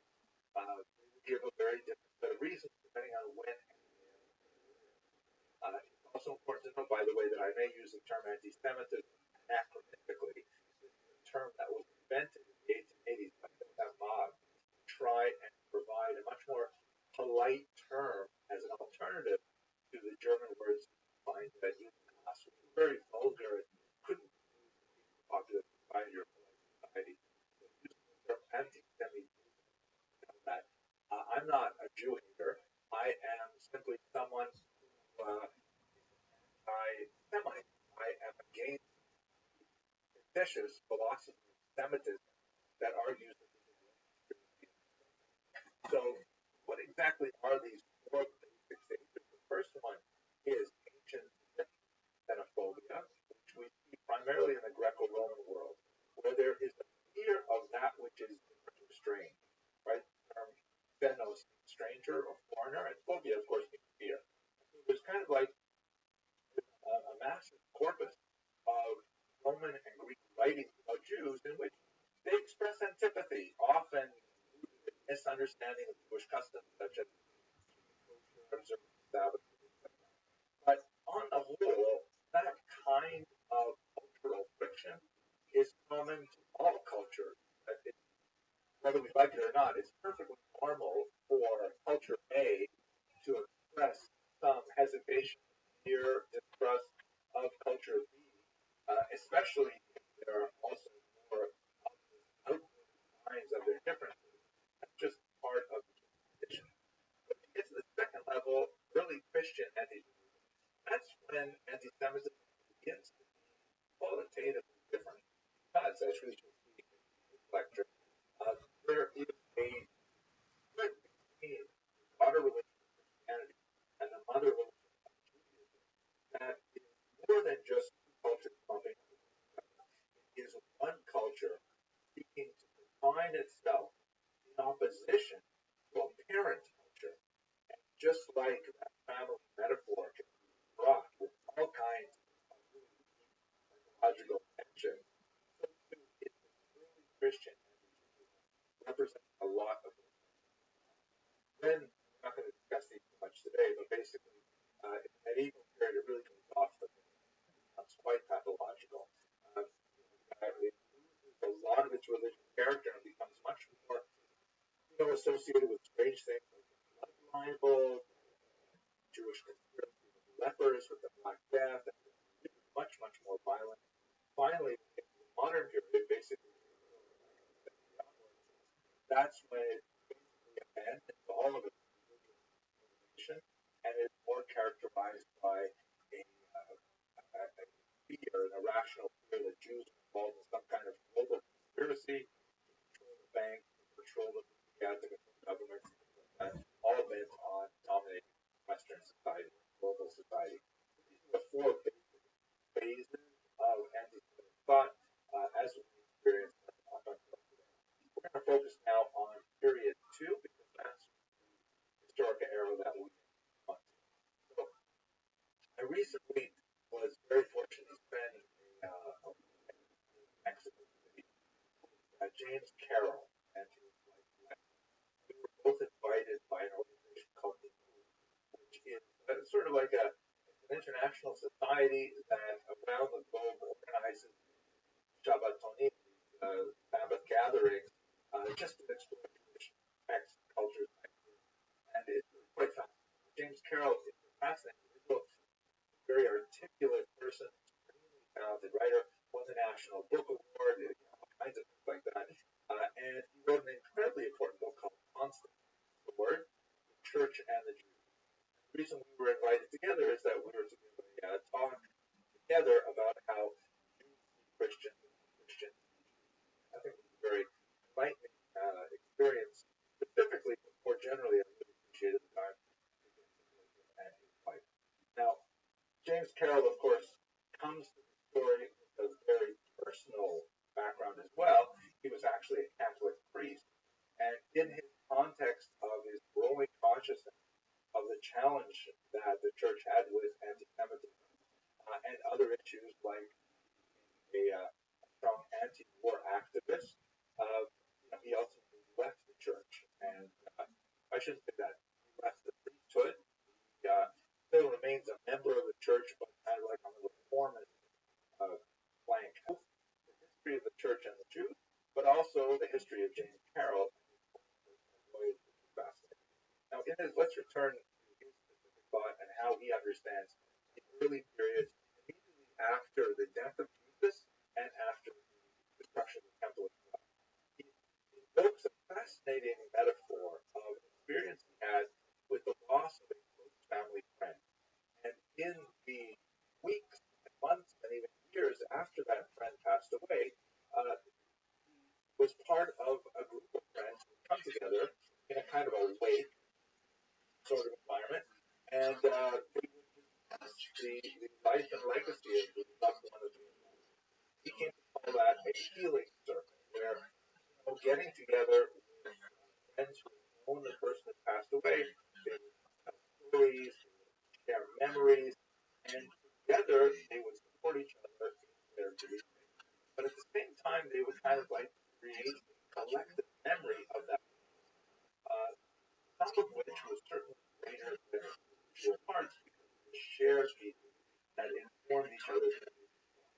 And James Carroll argues that this is actually what was happening for decades after the death of Jesus, that his early followers, all of whom were Jewish, getting together, trying to understand what this cataclysm, what it means that their leader, whom they revered so highly, is no longer among them. A type of metaphysical situation, especially so after the destruction of the temple in the year 70, because with the destruction of the temple, everything was turned upside down. Jews had invested for 500 years all of their spiritual effort into that one structure, into the rituals that happened there. And although there were already functioning synagogues, local houses of worship, and so on, they were clearly far subordinate to the temple. What would it mean now that the temple is gone? Why would God have abandoned the Jewish people and allowed the temple to be destroyed by evil Romans? What is the future of Judaism? James Carroll argued that essentially this is when you have an intellectual bifurcation of the Jews who followed Jesus and a much larger group of Jews who were not part of the Jesus circle. The Jews who were not part of the Jesus circle, which let's say were mainstream Jews at the time, they began to invest in rabbis, their vision of post-temple Judaism. As we will show in a few minutes, the rabbis were very busy at this time constructing a model for Judaism to survive the loss of the temple, finding alternate post-temple ways that Jews may express their beliefs and longing for God, and ultimately that was the Judaism that we've been knowing for the last 2,000 years. On the other hand, the followers of Jesus said, no, the destruction of the temple makes all of that irrelevant. This is a new type of environment that is centered on the figure of Jesus, the teachings of Jesus himself. And this was all happening within a Jewish framework, with Jews discussing these ideas with other Jews, and things changed dramatically only after the first three Gospels were written. Let us recall that the Gospels as we have them today, the first four books of the Christian Bible, the first three were written probably within the first 20 years or so after the destruction of the temple, between 70, maybe 90, perhaps even 100. Those three books tend to be the most Jewish of all of them, the most close to the origins of Jesus as a Jewish individual.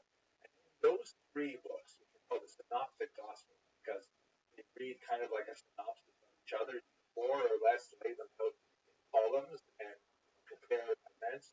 There are places where they diverge from each other and so on, but basically you lay them out that way. The fourth gospel is like this. So in the Synoptic Gospels, Matthew, Mark, and Luke, you have the phrase in Greek, because these were only recorded in Greek, hoi judeoi, the Jews, occurring 16 times. All three books together, only 16 references. The fourth book, the fourth gospel, written by St. John, written much later and reflecting a different mindset, has the phrase hoi judeoi 71 times. And I think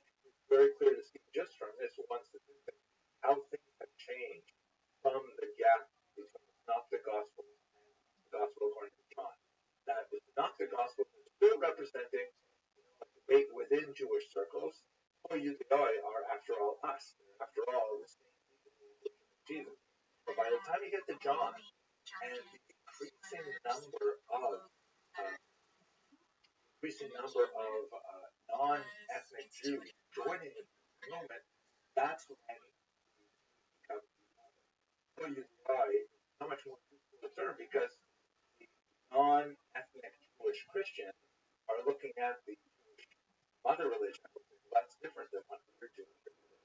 And one of the most important figures to advance this is Paul, who never himself actually met Jesus, other than in a kind of supernatural vision on the road to Damascus, where he has kind of a conversionist experience that becomes a dedicated follower. He actually turns away from earlier origins as a self-described Pharisee to become a Christian. And then if you look at this map, my gosh, he's just all over the Middle East. The Eastern Mediterranean is covered by his travels as he is going from town to town, basically showing up in Jewish communities, speaking in synagogues to Jews about Christianity, but increasingly speaking to lots of hangers-on of the Jewish community, non-Jews who are listening in and saying, wow, there's a lot of useful stuff here. And in fact, quite a bit of the Christian message was very appealing in that it acquired a lot of the very powerful ideas that were central to Judaism, such as a caring God, a personal deity to whom one could pray, that one could have a relationship with, that intervened in history, that specifically cared about individuals. The idea of life after death, the idea of responsibility for ethical choices, and all of these ideas, very, very appealing.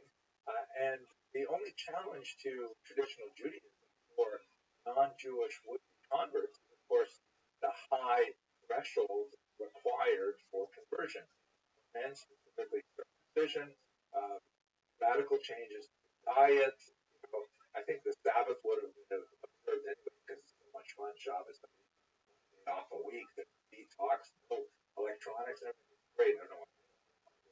But at any rate, so Christianity represented a more accessible form of the key ideas of Judaism, a kind of Judaism light that the non-Jewish, non-ethnic Jewish populations would find meaning in. And so that's really one of the reasons why Christianity really rapidly began to increase after Paul, in particular, began to spread the gospel.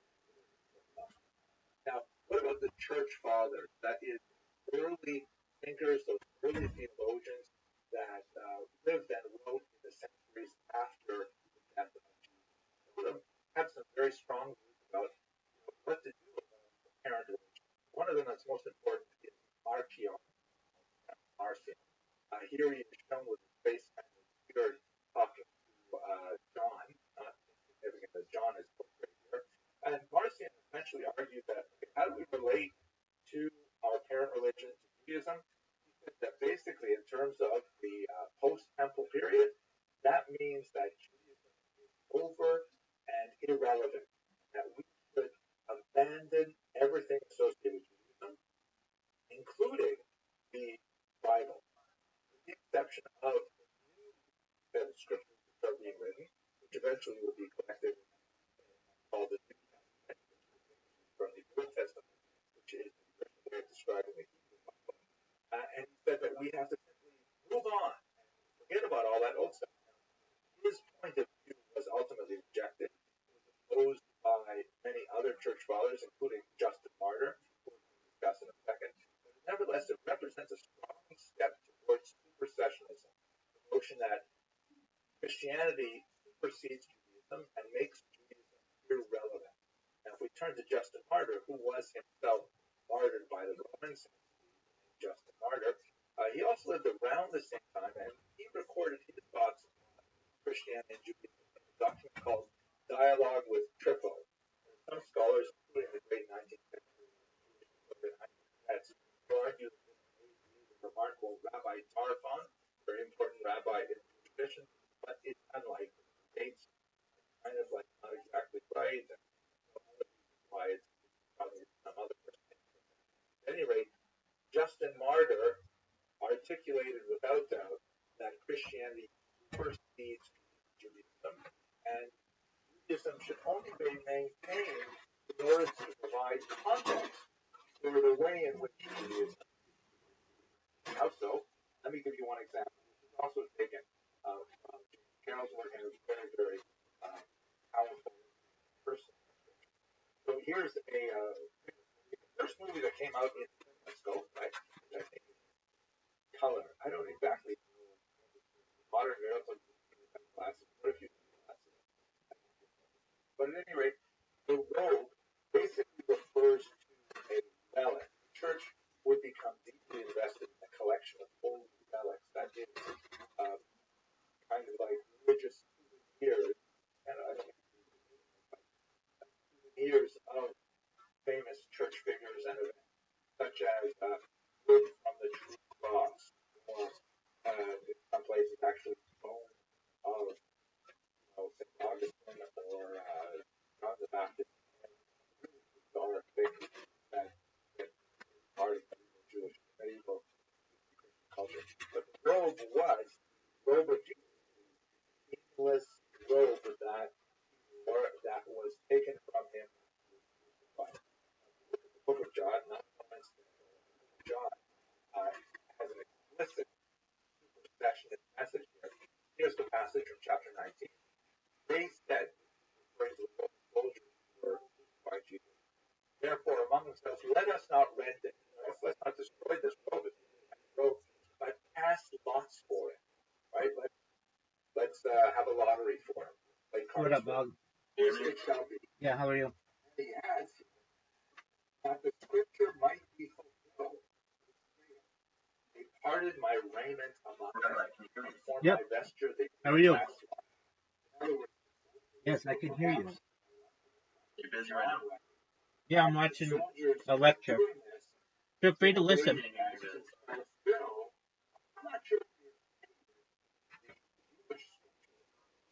Well, leave and come back.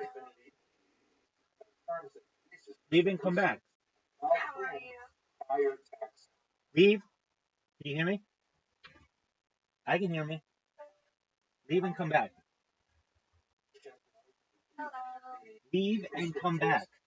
Ways of seeing patterns that later apply leave to and come back. The fact that this gospel was directly I have something in the chat if you can hear me. I don't know if it's just glitching out right now or what. Yeah, Doug, leave and come back. If you can hear me, leave and come back.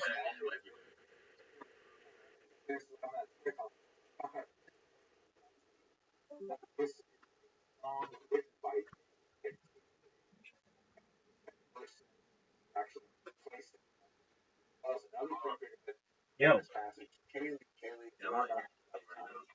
My God, why have you abandoned? Right, like that narrator. Yo, can you hear me?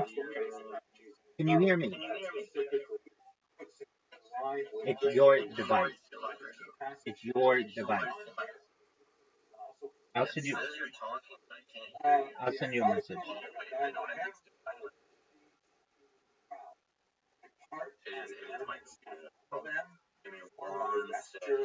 You're good. Reason, according to Justin Martyr, for maintaining scriptures and by a larger extension to some because their presence of facts can be used later to confirm Christian Can you hear me? reading. Now I can hear you. There you go. How are you? Good, man. How you doing? Well, I'm listening to History of Judaism lectures by Professor Henry Abramson. Feel free to listen. Interesting. Who's it? Professor Henry Abramson. He's one of the foremost historians in Judaism. I absolutely love his videos. I absolutely think he's just the most brilliant historian perhaps we have in the Jewish world. Really? He's amazing, and his knowledge is great because he gives you. He's an Orthodox Jew, so he has the religious knowledge, and then he's also a professor of history at Touro University, and he's just phenomenal. So he wears a lot of hats, so to speak, and he's able to put together very knowledge packed lectures on everything in Judaism. It's amazing. You'd say if I were to learn this, the best source to go to, or what would you say the best? Yeah, he's the best. Even just to learn about He's the Judaism best. as a whole, what would you say is the best resource? Well, that's a different question. I would, if you want the easiest, most digestible one, I would say Professor Henry Abramson. If you watch his lectures, you'll become very knowledgeable in at least the history of Judaism. And he mentions many different religious rites as well, and he's very knowledgeable in, I would say, both history and halakha, or Jewish law. And if you want to learn about we as Jews, this is a wonderful resource. So I like to learn from him. And in addition, I am currently live in a bunch of different Discords. I'm doing this thing where I'm live in What is his website? Is it the Crash Course or they're all good. Anything he puts out is good. What am I watching? Yeah, I'm watching the history of Ashkenazim. So my people. And I've seen it before, or I've seen different versions of it, and I still always learn something. And it's still, I would say, somewhat mysterious for all of us, and I think he agrees. He says that we don't know exactly how any of us got to where we are, but the fact that we're here is quite an exciting. That's a process known as Aliyah, and yeah, the plan, and it's expensive, and frankly, yeah. Like, how much is it to move there? Well, I mean, it's like it would be to move to any country. So tens of thousands of dollars to do it safely and successfully. Is it particularly expensive to live there, or is it like comparable to America? Similar to America and the United Kingdom. For Christianity, I think you said previously that you believe Israel's going to be a world power, or the world power. When do you think that's going to happen? It's already happened. You're saying it already is the world power. What do you mean by that? Well, right now it has the world's largest military in its backyard as backup to do whatever it wants. So right now it has essentially the world's largest military at its behest. So that's a very powerful country. Do you think it's going to take over the Middle Eastern region within the coming years? As far as the actual land? The coming years, I mean, not in the next 2 years, perhaps in 20, definitely in 200.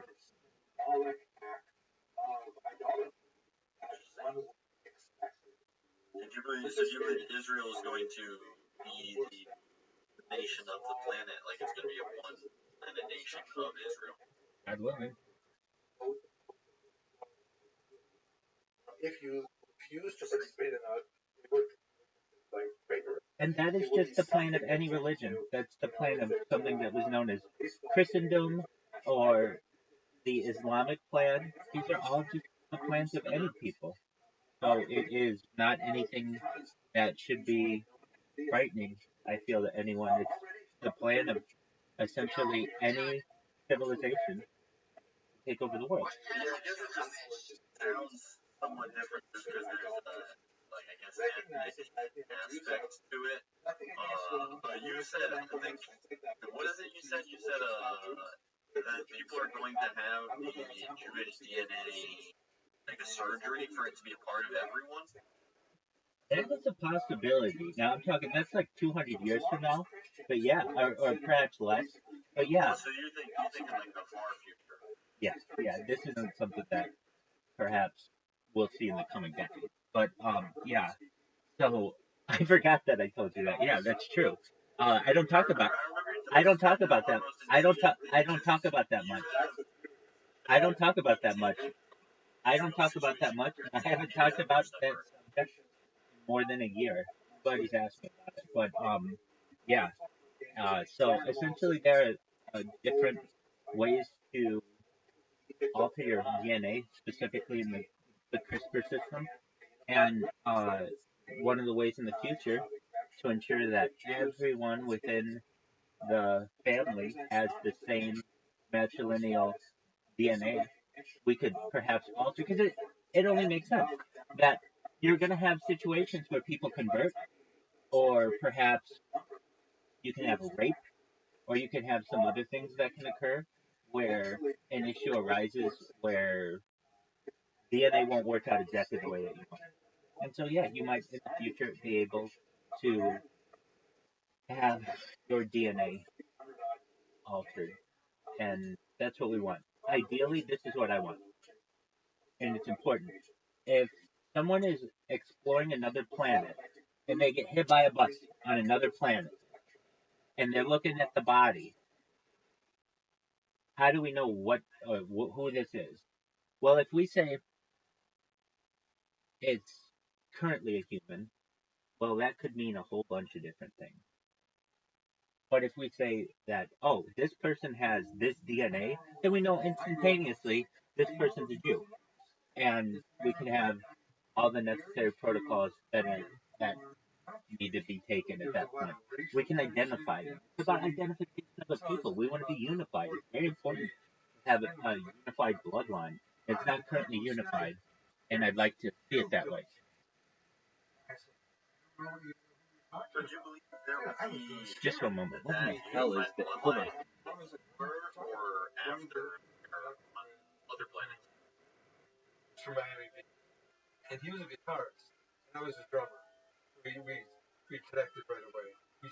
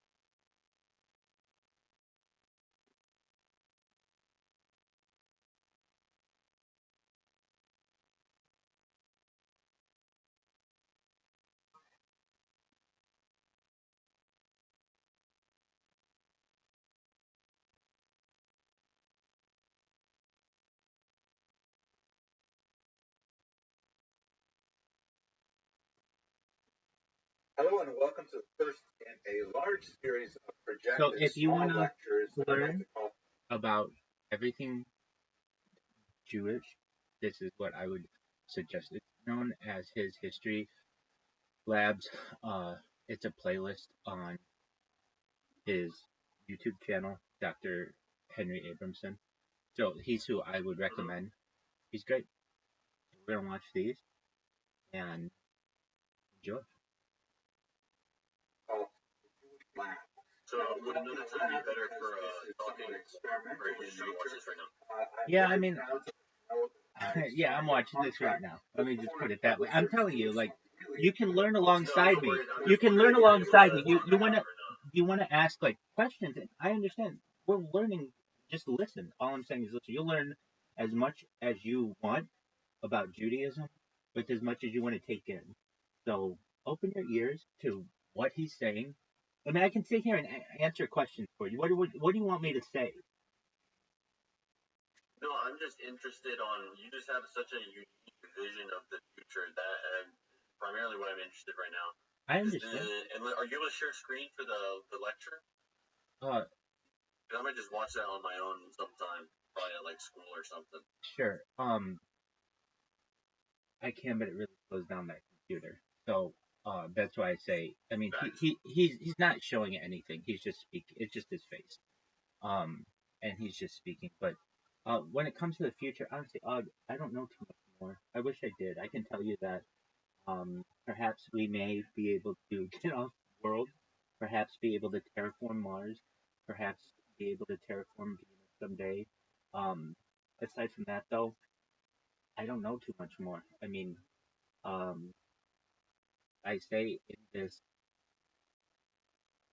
Discord introductory letter, essentially, I don't know. Which channel is the one I already saw, or is it a different one? It's an announcement. So if you look announcements, it's a quote that I have. Or apologies, not announcement. Welcome. It is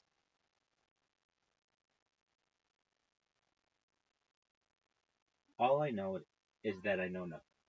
So I mean, I feel almost. No, it's not about Like, the knowledge. I'm just interested in the vision that you have. I know. Future. I'm telling you. Like your thoughts on it. I know. I mean, I told you what I think. I think that we'll have essentially a unified people, a unified bloodline. Um, what else do you want? I guess the how that will all come to be, or is that part more? I guess not specific. No, it's specific. More just like this is happening. It's pretty specific. I imagine that eventually, just Google something called Greater Israel, and that's what you'll see probably within the next 100 years. You think so? Yep. And then from there, it just expands globally. When do you think America will be no longer? Some might say that already happened. I read people who say we used to be a great country, and whether that's true or not, I think that their better days are behind us, and I think we'll see a breakup in the United States. I think California will become its own country. It's already the fifth biggest economy in the world, and I think perhaps we may see one day, perhaps New York State be its own country. It's already known as the Empire State, and then of any place that has its own right to be a country as a state, it's Texas. Texas is the Republic of Texas. So, additionally, I think you'll see the bringing in of Puerto Rico and as the 51st state, followed by very quickly. I mean, now that one I could see happening in the next decade, especially with the influence of Alexandria Ocasio-Cortez. And so then that means if you wanted to move anywhere, I think Puerto Rico is a really good spot, aside from the hurricane issues. So what do I mean? You got to be able to get off island when you need. But Puerto Rico is going to have a lot of. It already does have like a lot of economic, and then I think you'll see American Samoa and Guam become the 52nd and 53rd states, and that is essentially something that will weaken the United States. And then eventually, I mean, I know there's something called the California separationist movement, and it's growing every year. People just expect of being a part of the United States, and I understand it, and I see us breaking off someday. And I also think that you'll see some states perhaps merge in the future as well. You may see North and South Dakota merge someday. You might one day see North and South Carolina merge. It's in their best interest to just become stronger. I know that they would perhaps lose senators at that point, but they become extremely influential. They'd like basically double each other's population. And right now, they're not that powerful. But combined they would be.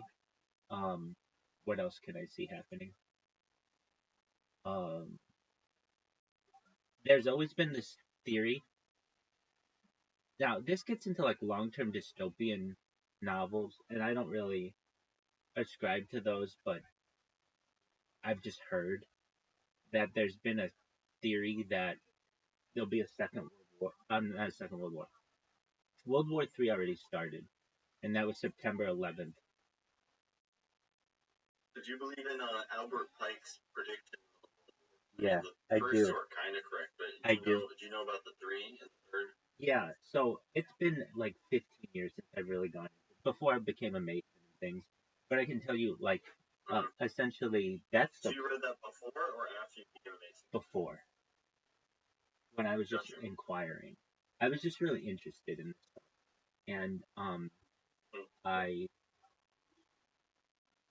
Have you read Morals of Dogma? yeah, but that was like 15 years ago as well, and I referenced it. I did a tour of a Freemasonic lodge years before I became a Mason, and I questioned the 33rd degree Mason about it, and he was just like an old man, and he didn't really know.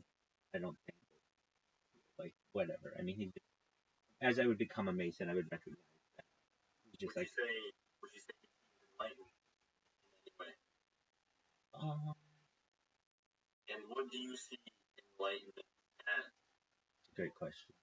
That's unique to each person. Is there a specific view of enlightenment in Judaism?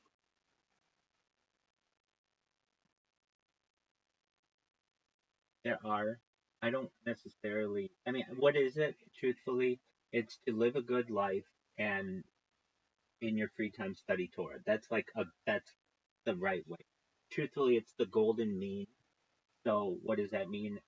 Essentially, there is a moderate, and you don't want to get too far to the left or too far to the right. You want to follow the golden path. That is true enlightenment.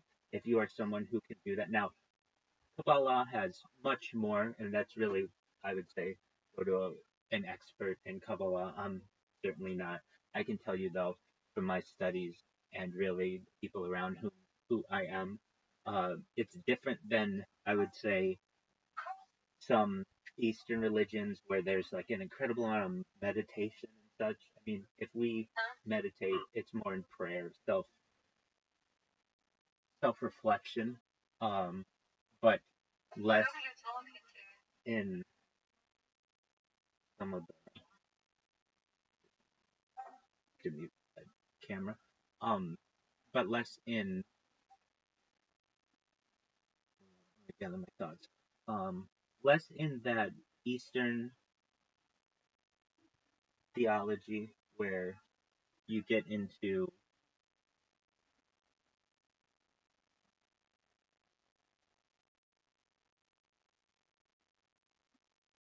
the there is a word that for which I'm looking. It's an Eastern word. What is it related to? I might know. Is it a specific I think it's Hinduism. But essentially that level of enlightenment that everyone perhaps seeks, I think, is something that is more involved in, and I know it's more involved in Kabbalah, but it's just not something that. Is it you talking about moksha? Is that the one? No, it's a Hindu word that, in fact, I just watched some lectures on it. Not on it particularly, but it was referenced, and it's just escaping me now. Um, enlightenment is whatever you want to make out of it. Truthfully, as I understand, I mean, is that your view or is that the no, this is Maimonides. Jewish view? This is Maimonides' view, and so his would be the golden mean is enlightenment. And if you want more on it, it's a guide for the perplexed. You can read that if you'd like. And Sorry, what is the thing you just said? it's called a guide for the perplexed. It's basically people who are seeking enlightenment can read it and perhaps find more enlightenment.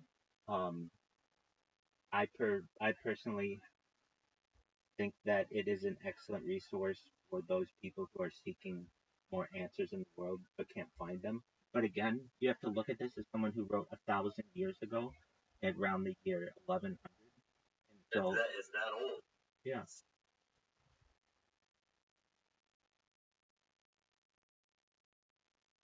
Guide perplexed. Not from 1977. No, this man lived from like 1100. Is there a different name for it? I'm not seeing the. Well, I mean, Oh wait, now I'm finding it. Yeah, I found it wasn't published Gotcha. then. I mean, not like you're not going to buy it that version. By It should be Moshe. sorry, you just cut out. What did you say? It should be Rabbi Moshe ben Maimon or Maimonides or Rambam, one of these names. It's 3 names for the same guy.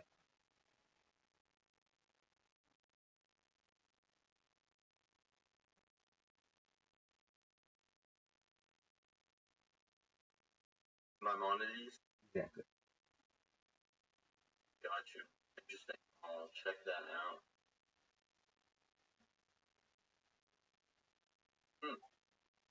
What do you want enlightenment to be? So how long?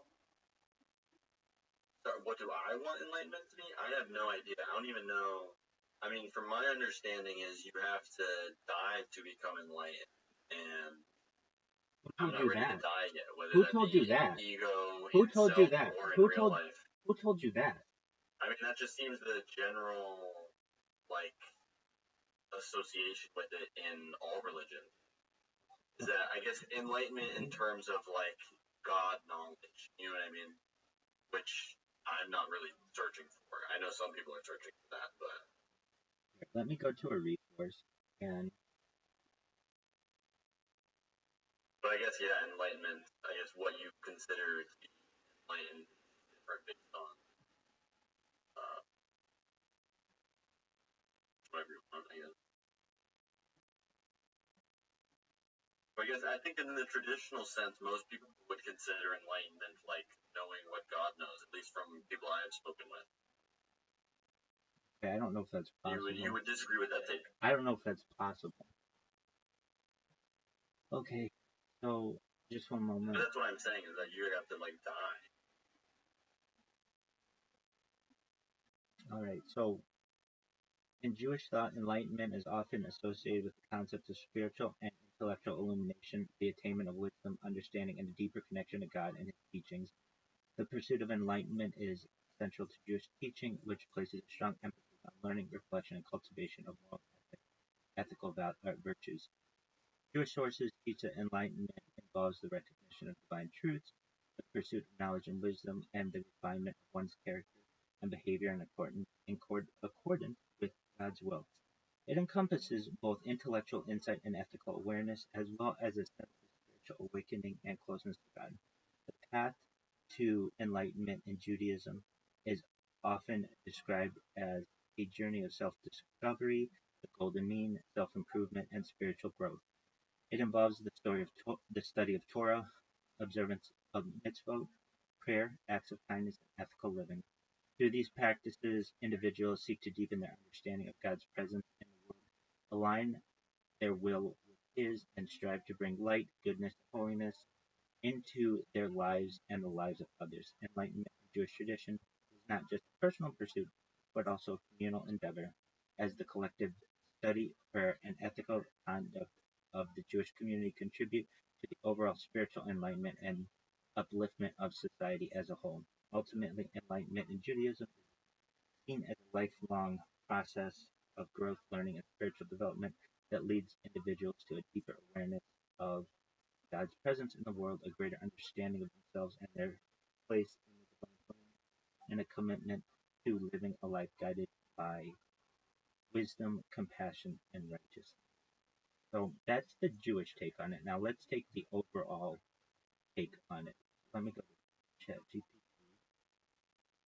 But doesn't that still sound kind of like an ego death almost, where your will is now God's will? Like no, I think not in none the of that. None of sense, that. but In my opinion, sense that what was that? Was living a Jewish life and studying Torah. That's exactly what they just said. There, no part of that was like an ego death. Nothing like that. Now, if you want I mean, your will being combined with God's will, that sounds pretty like intense. I mean, that might just be my interpretation of that, but that just sounds very intense. Would you not agree with that? I disagree. I don't think that it said that. It said that individuals seek to deepen their understanding of God's presence in the world. So it's deepen their understanding of God's presence in the world, but like. Was there not a part that you said that said your will and God's will become one?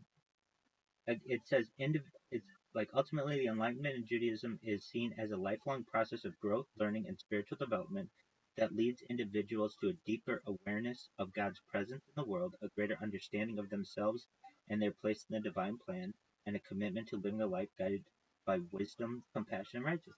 That's living a Torah true life and following the mitzvah. I mean, in no part there do I hear it say combine yourself with God. I can read the whole thing again, but I thought there was a part earlier that I thought I read that. Okay, again, it's about perhaps intellectual illumination, about learning and knowledge. What are you saying? What is the phrase for which I'm looking?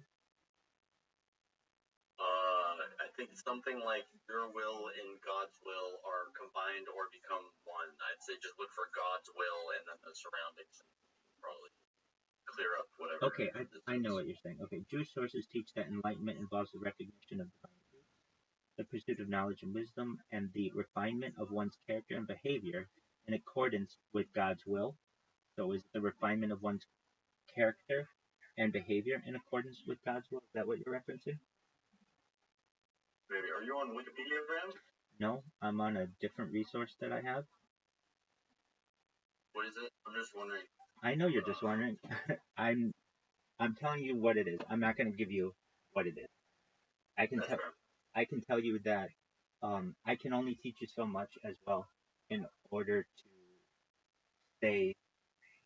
I would say I don't want to say this in a nice way. In order to stay true to my rabbinical roots, I'm not supposed to teach non-truth. So what I can tell you is I can provide you with a lot of information, but I can't go into too much depth.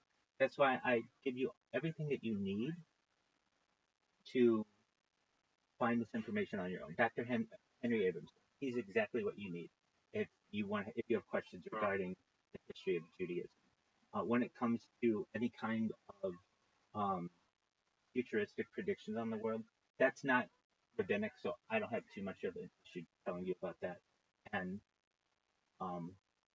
really, I think that we may see some things that you'll be able to take advantage of. You obviously have a desire to pursue other aspects of Judaism, so I'm telling you right now. It's very fascinating. Absolutely, I understand.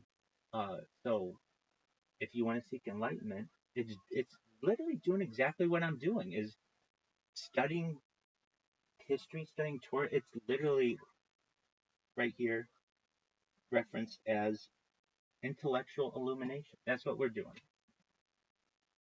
That's what I advise you to do. Like truthfully, if you just.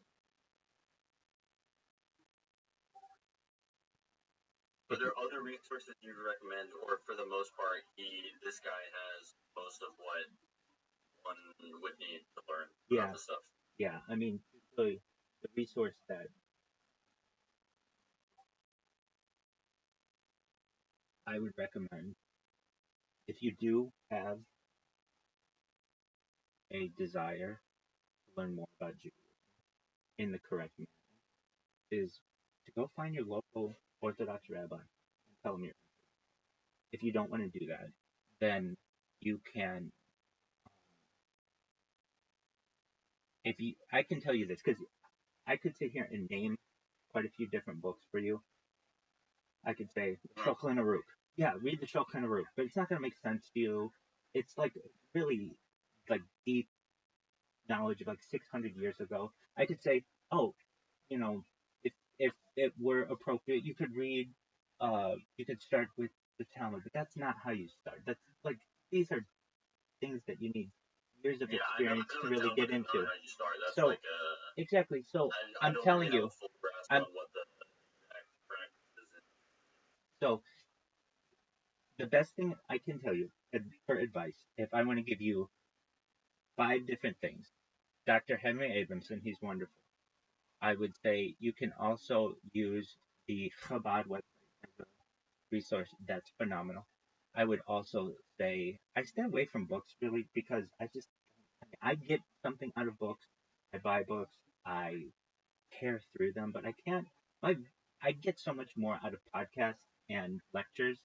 So I recommend just go and find any Orthodox podcast that has any interest. Do I have one in particular?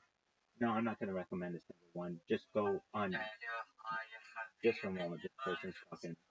Um, just go on Spotify, iTunes, and look for a Jewish lifestyle podcast. And there are some popular ones out there. And basically, um, all of your questions will be answered within a few episodes. And those that aren't, then you just find what your question is. If you still have a question, I can do my best to. But I'm telling you, like, this is episode 1 of like 120. If you really wanted to learn about this, I know you're going to watch on your own, and that's fine. Is just to put in some work and watch YouTube videos. I can tell you this. I had a conversation with a rabbi. This was years ago, but he was asking me at a table what I do in my free time. And I told him I watch rabbis on the internet on YouTube, and I watch them so much that I fall asleep to them. And this is a man who's like 85 years old, who I said this to, and with this gleam in his eye, he said, I do too. Meaning, we have this in common. We fall asleep to this stuff. So if you really want to know at the highest levels of Judaism, what the rabbis do, we watch YouTube videos of our colleagues and learn.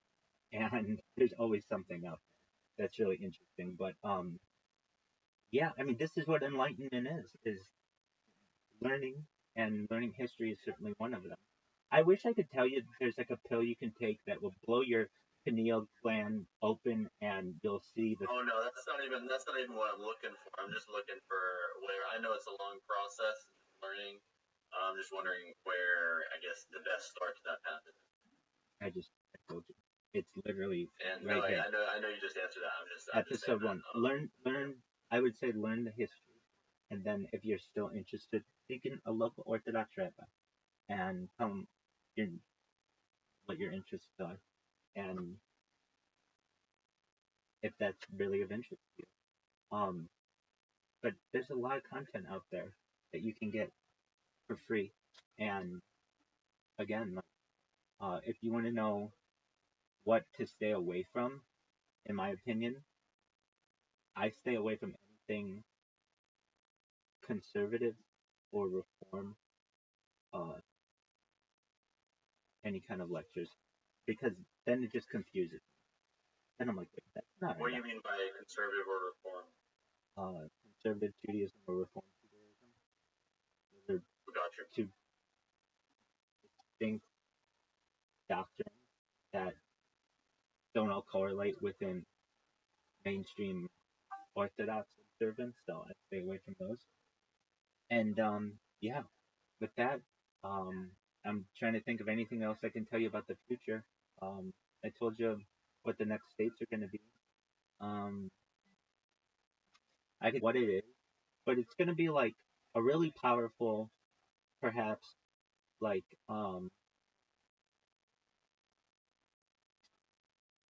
maybe like 1,000 years from now. But what I'm trying to say is like it needs a beginning. This civilization needs a beginning, and perhaps it might be Liberia and Monrovia, or Monrovia, I believe it is. Monrovia, capital Liberia. I saw something once that was like, yeah, Monrovia. Um, that Monrovia would actually be Wakanda. Whether it's true or not, I don't know. But um, and what could that be? Well, so you have to understand that like the world could see different versions of itself, and like what? Um, we get off planet eventually. There are going to be some people who we lead as like indigenous people. Who? People in the Amazon, maybe some Inuit people, maybe some different like native people, maybe some, maybe the people of North Sentinel Island. We're going to leave those people alone. But eventually, they're going to evolve. Wait, so you believe in space? I thought you didn't believe in space last time I talked to you. Were you skeptical? I thought you were saying that you thought it was CGI. I've never said that in my entire life. I'm one of the biggest advocates of space in the world.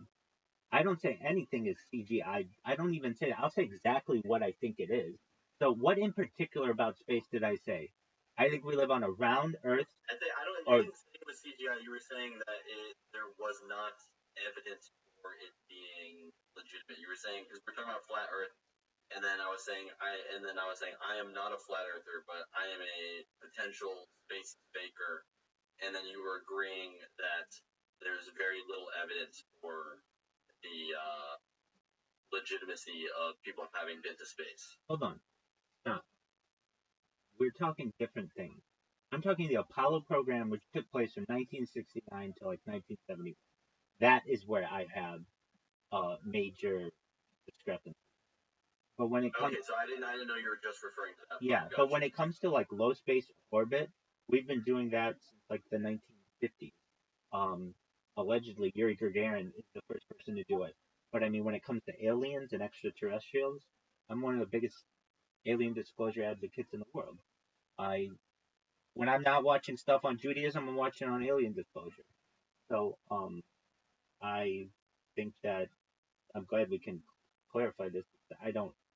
I personally don't have any, um, I I have seen the curvature of the Earth, so I don't. I mean, you can see it if you look in really flat areas. I've seen the curvature of the Earth, and I think other people can too. You can see it from like if you've ever been to like Utah in the salt flats where the Earth is like exactly as flat as it can be. You can see the curvature of the Earth, and you can actually measure it as well. Um, I've looked this up, and I've published this. It's in my blog, like 100 different ways that you can prove that the Earth is um, curved. So I don't even attribute anything to that theory, but people get into it, and that's fine. I um, we're gonna get off Earth though. Space tourism is a thing, and so I can tell you that. You're saying it's actively a thing? Yeah, people go to space routinely. That's what Blue Origin.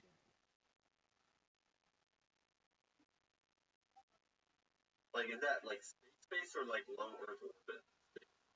Well, that's space. I guess. I don't know. Is that breaking the stratosphere? Yeah. Really? Yeah, it's not past like the moon. It's within 1,000 miles of Earth. So they're like 200 miles.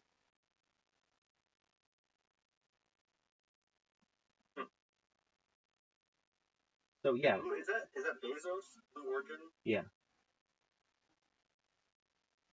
So that's active right now. Yeah, that's actually right. Interesting. So, So you do believe in space and aliens? Okay, because I had a misconception from conversation from. yeah, I'm a huge advocate of both. I think aliens visit Earth on a daily basis. There's evidence of it. You can look it up on Reddit. You can look it up on the MUFON website. It's on Twitter every single day. This is not CGI. In fact, that's the only time I use that term is when I say it's not CGI. If I say something is CGI, then I will say that it was done. Like I'll talk about what it is, like how it was done. So if I like, what's something that's CGI that, um, okay, like that thing that we saw, and and of all the things, Do you believe the Mars rover is legitimate? no, actually, I don't. Okay, yeah, because that one, I don't know, that one like really looks like CGI. So Like I'm not opposed I to don't, the I don't think it's, legitimacy of people having been to space, but a lot of these pictures look so yeah. suspicious. So I don't think it's CGI. If you've ever looked, there are parts of like the Australian desert that look exactly the same, exactly, Exactly. exactly, and they just changed the lighting, and it's exactly. Yeah, I Oh, mean, so you think they're just doing it in Australia? It's not even CGI. It's just Australia. It's just Australia. yeah, yeah, exactly. And Interesting. they changed it. The reason why is if they do CGI, it's too easy to see imperfections. But if they do it in a real landscape, all of the angles of the shadows will be perfect. Everything will be perfect. Hmm. They got So into is there other? I guess what space imagery stuff would you say is legitimate? Because I have a hard time with a lot of the stuff I see, sure. So believing it's not CGI. So I'm just wondering if so there's just a just watch. It's a I guess doc. like not like a kill shot source, but It's a something I it's guess it's a close to that. Where it's like, yeah, it's quite a legitimate. it's a Because even docu. on the NASA website, they say Shut the like a fuck lot of up. it's CGI. Thank you. I'm telling you. Hold on. Og, let me talk. Sometimes you ask me questions and you jump right into another question and another question and another question. And I'm trying to tell you. It's called A Funny Thing Happened on the Way to the Moon. It's by Bart Sibrel. He's been on the Joe Rogan Experience. You watch it, it's case closed when it comes to the Apollo program and how it was perhaps uh, fake. And the CGI, quote unquote, is not CGI that you think. Like, it's camera trick. That's different than CGI. I'm not talking about the old picture. I'm talking about new stuff. Well, if you can't trust their old stuff, how can you trust their new? Fair enough. Welcome, welcome. How are you, D High Five? What's good? Oh, someone's on. Yeah. Let's go. So, I mean this. Watch A Funny Thing Happen on the Way to the Moon, and it will blow your like. Um, Is this a short film or yeah, a it's movie it's documentary? it's 50 minutes. Yeah, it's the best 50 minutes you'll spend there. Or It's a little slow, but the key is this: there is a leap take of. Let me just ask you, mm-hmm. name one person you know who can name all three people involved in Apollo 11. Go. No one. Exactly. No one that I know personally. Exactly. So maybe you. So it's Neil Armstrong, it's Buzz Aldrin, and a man named Michael Collins. And there is video of them in low Earth orbit when they're supposed to be halfway to the moon, and it shows them faking it. But it's not CGI. Now, I know the new shit that you're saying, and if you want to know how that's done, it's done in, from what I've seen, it's done in the pools of water that are really, like when they do a shot outside the space shuttle and it's like a spacewalk or whatever, I've seen that it is done in water, and you can sometimes see little bubbles trail off from these guys. And I've seen that. Is that real? I always thought that stuff was like kind of fake. The main stuff that's weird is like I'm talking more about the like space photography, like Hubble telescope type stuff. yeah, all that you can't believe any of it because they colorize it all. So generally, it's like whatever they want it. They could tell you that this is a star. Like, can you see my cameras right now? Can you see my cameras? This? I can see you on 2 different cameras. Excellent. Okay, so you see how it's like really bright right now? Yes. All you have to do is take a screenshot right here, and I could tell you that that's a new star, and you won't know the difference. You can't prove otherwise. You don't have your own Hubble to be able to no, that's not right. So you have to take what I say as truth. So you believe a Hubble telescope is illegitimate? I think they take pictures. I think they take pictures. What does that mean? I think it's a telescope and they take pictures with it. Do I think that that's the best technology that we have? No. It's just a telescope. But you believe it's actually out there and it's actually taking pictures from that far away? That's a good question. I think that they manipulate some of them. I know they do, and they say that they do. They sometimes will remove a cloud layer, or they colorize them because normally they don't have any color.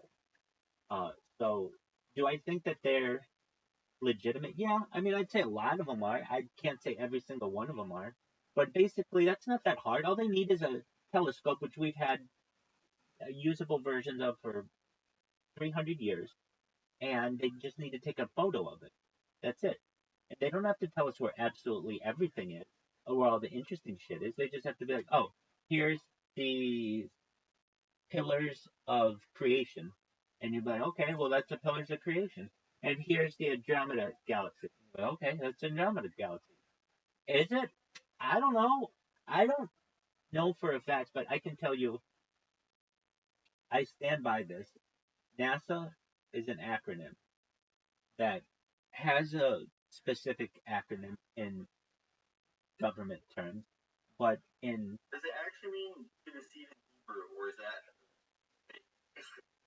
it does. Yeah, there's an aspect of that. It actually does? Yeah. And you can see in their logo it's like a 70. If you look, it's a big 7, then a circle around it. I know what you're talking about. And then but it really stands for never a straight answer. I mean, kind of. I mean, that's what's kind of jokingly done. So I'm going to tell you this. Just watch a funny thing happen on the way, and you can learn everything that you need to know about the Apollo program. And then when you learn that they lied about that, perhaps, you can know everything about what they lie about in the future. But you still believe space is... So what is your view of space? If that's the line, what do you think is true? There's a secret space program. It's documented. Welcome, Chinese merchant. Yo, what's up, guys? Yo, how are you? What's up, man? I'm doing good, thank you. Excellent. There's a secret space program, and you can learn about it through Bob Lazar, Area 51.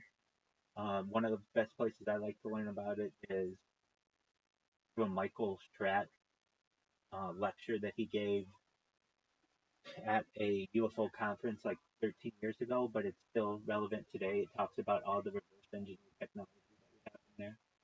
If you want to know the thing that changed my mind on the entire alien subject, it's something known as the Disclosure Project. It's by Stephen Greer, Dr. Stephen Greer. He was an emergency room physician, and he basically dedicated his life to this, and has become really one of the foremost ufologists there is, or there are, well, in the world. And I would say as well, he is someone who has allegedly briefed the Clintons on this matter, both Hillary and Bill. He's briefed the heads of state. He's briefed heads of the CIA, and basically, this is a very complicated matter, and it isn't to be dismissed. And if you want to know the thing that changed my mind on it, it was something called the Disclosure Project. It took place May 9th, 2001, and at the National Press Corps in Washington D.C. And basically, it is a press conference where Dr. Stephen Greer has 20 or so different alien eyewitnesses and also people who worked in the government and who would like airbrush this stuff for the government for NASA, who would have different relationships with like Werner von Braun and the space program and rocketry, and they talk about like there would be three world wars.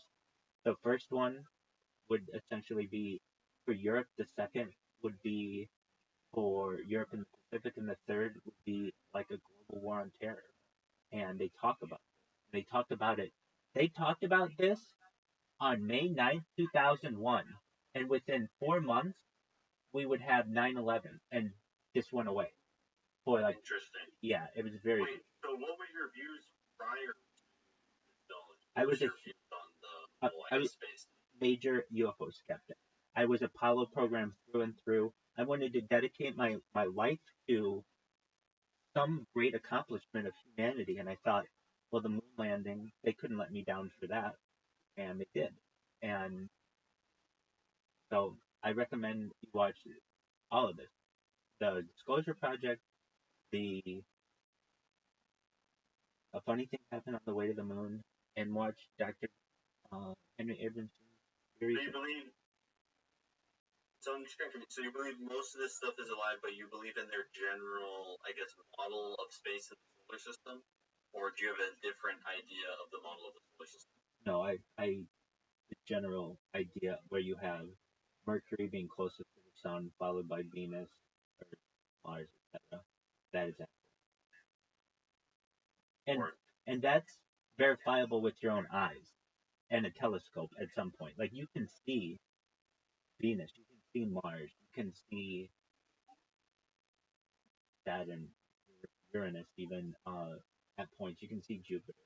So these are things that you can't really fake. Now, the way that you can fake it in the future is just not let people know that these planets are like wandering through the skies. And if you just don't let people look up, they don't pay attention to this stuff. It's done a lot through something called, what is it called? Just really city lighting makes people not pay attention to light pollution. Light pollution, thank you. That doesn't let people see the stars like they. It's like you but would say benefiting someone anyway. Yeah, yeah, definitely. It benefits anyone who doesn't want you to look into space. Basically, do you believe in astrology at all? No. Let me say this. Not like from a, I mean, perhaps you could be born under a certain. Like in any way, not necessarily in like the exact general. I think it's great to pick up chicks. Exactly this, I think like it's great to pick up chicks. Way, Dude, you're doing it. I'm telling you. I think it's great to pick up chicks. But that's the only time. So is it a good thing to start a conversation with a woman?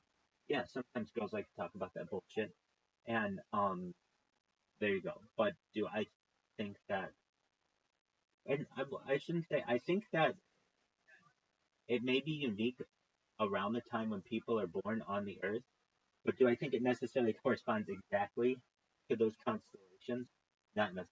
Because all of that basically changes over the course of like thousands of years. Basically, like we were in the age of Pisces and we're moving towards the age of Aquarius, so the constellations change as they affect us overhead. With that, I love talking with you, but I want to get into this, and we've been talking for more than an hour, so let me get into these lectures. Yeah, do your thing, man. It's good chat. I suggest I'm gonna check out those lectures though and talk to them. You should look at A Funny Thing Happened on the Way to the Moon. Watch that, and then come back immediately, and we'll talk about every little aspect about it, okay? Bet. Excellent. Good talking, man. Enjoy your lecture. Appreciate it. Take care, man.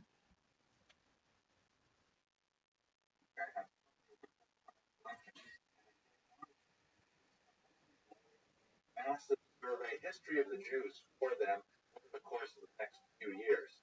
So these lectures are kind of like my rough draft of the materials that will ultimately find their way into the printed word, and I hope you will snap up copies of them when they're available, because I think they're going to be great. I'm really excited about the work. So it's experimental in the sense that I'm going to put my first draft together in this video format and put it up on the internet. And I'd love to hear from you. Please insert your comments in the box below this video and let me know what you think, and if you have any questions, suggestions, and then we'll see how we go forward as I transform these lectures into the written word. But let's get straight to it. Let's look at this little piece of global real estate and try to understand how it fits within the larger perspective of the history of the Jewish people. Many people tend to look at the land of Israel something like this amazing 6th century map that was discovered in Madaba, Jordan. Now, what do I mean? They look at it this way. It looks intriguing and fascinating, but at the same time illogical and confusing. So what exactly is this map? First of all, it was discovered in Madaba, Jordan. Here's a screenshot of where it appears on Google Maps, just a little bit of the Dead Sea, a little south of Amman. And it was in the floor of a 6th century church that was designed for pilgrims, Christian pilgrims, who were making their way into the land of Israel from the west. And it was intended as kind of like a permanent physical reminder of how to find the various holy sites. It was discovered in the late 19th century in the course of church renovations, and unfortunately, this gorgeous mosaic was badly damaged over the centuries. Nevertheless, a significant amount of it was preserved, and fascinating things about how they obviously not scale, but I think one of the most fascinating things is that it is oriented at the north. That is, you can see the Dead Sea is right in the middle of that region there. It's got massive boats by scale floating on the Dead Sea, and there's a river, the Jordan River, that's at the left that would connect up to the missing Sea of Galilee or Yam Kinneret. And so this is how pilgrims would have seen the land. They would have seen it with Jerusalem really at its center. Here is a close-up detail of Jerusalem, and comparisons with archaeological data indicate there's a lot of features here that indicate that the mosaic artists actually did have close experience with the land of Israel itself and the city of Jerusalem with the Cardo, Roman road running through the center of it. And there's all kinds of fascinating features in the map, such as, for example, if we zoom in on the boat in the Dead Sea, there are a couple of fishermen there, but they look sort of like potatoes.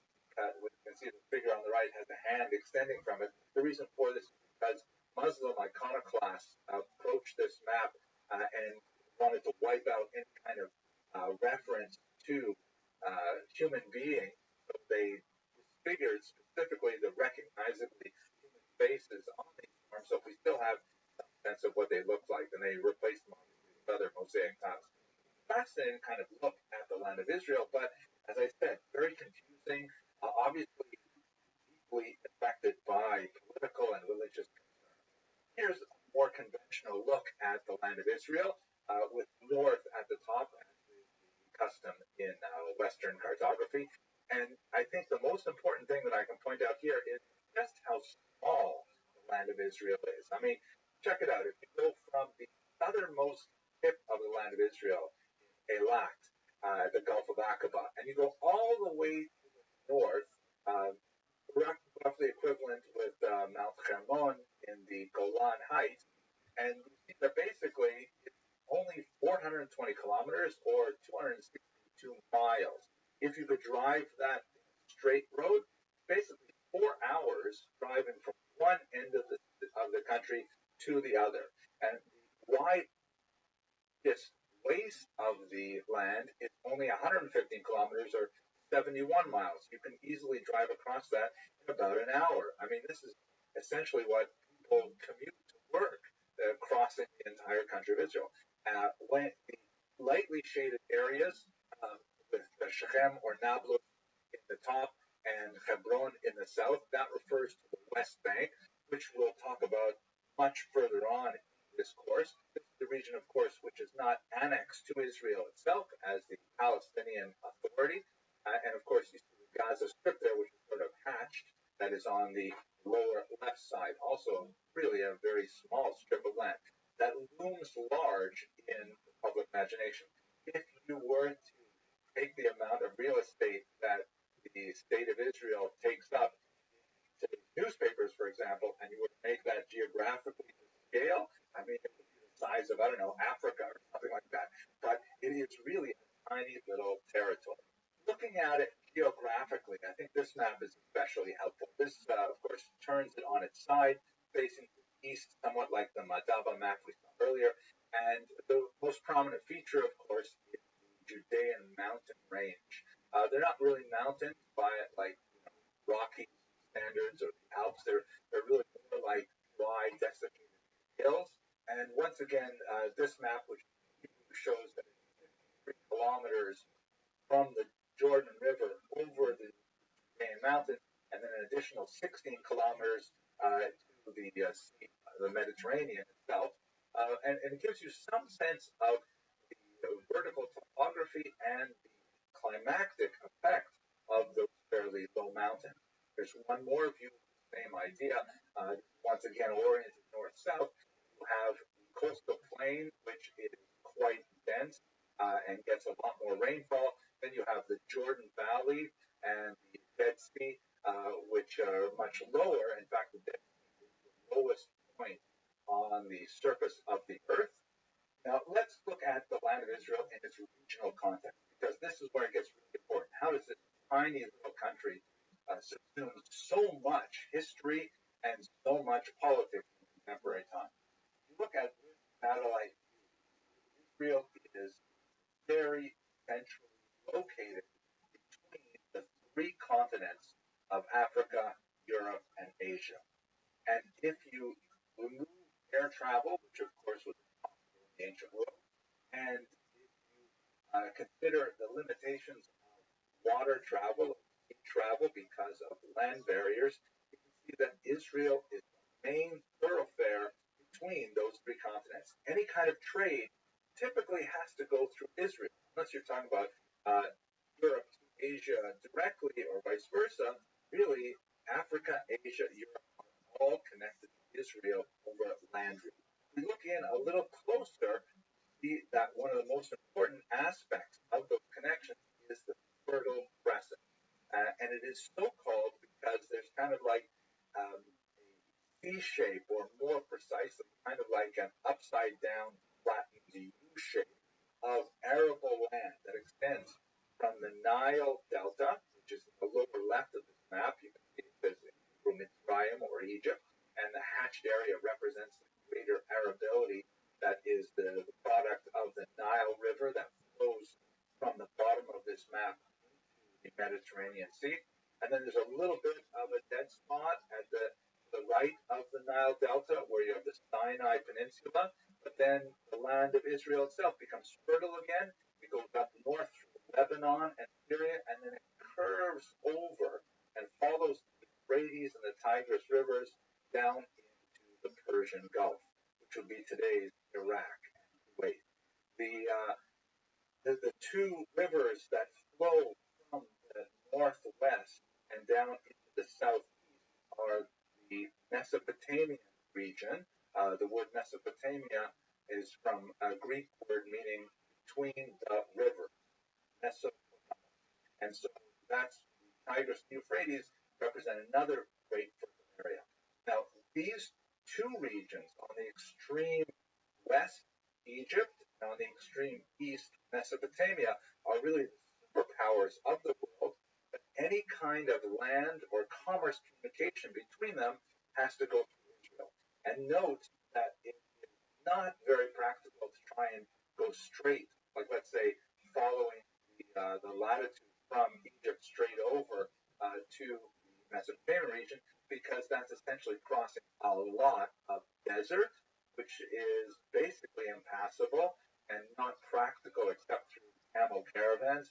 It's much easier to follow the fertile regions and actually make travel from the southeast all the way up over the top and then down into Israel. This is, in fact, the route that the patriarch Abraham followed from ancient Sumer, the city of Ur, and made his way up over the north through Syria and down into Israel. But we'll talk about that in a later lecture. Here is a road map of the ancient world where you get to see the actual routes that they would take. First of all, there was the so-called Via Maris, or in Hebrew, Derech Hayam, the way of the sea. I like to think of this as the scenic route, where you go from the left, from the Nile Delta, and you basically follow the coastline. And it's a little rough as you're going along the top of the Sinai Peninsula, because that's quite dry. But then once you hit the region of Gaza and move up north, then you've got quite a bit of settled territory and a lot of arable land, and you follow the road all the way up and then down over to the right into Mesopotamia. The other route, which was also quite widely traveled, is the so-called King's Highway. That's a street like that in Brooklyn, of course, maybe named after this, I don't know, sometimes called the Royal Road, or in Hebrew, Derech HaMelech.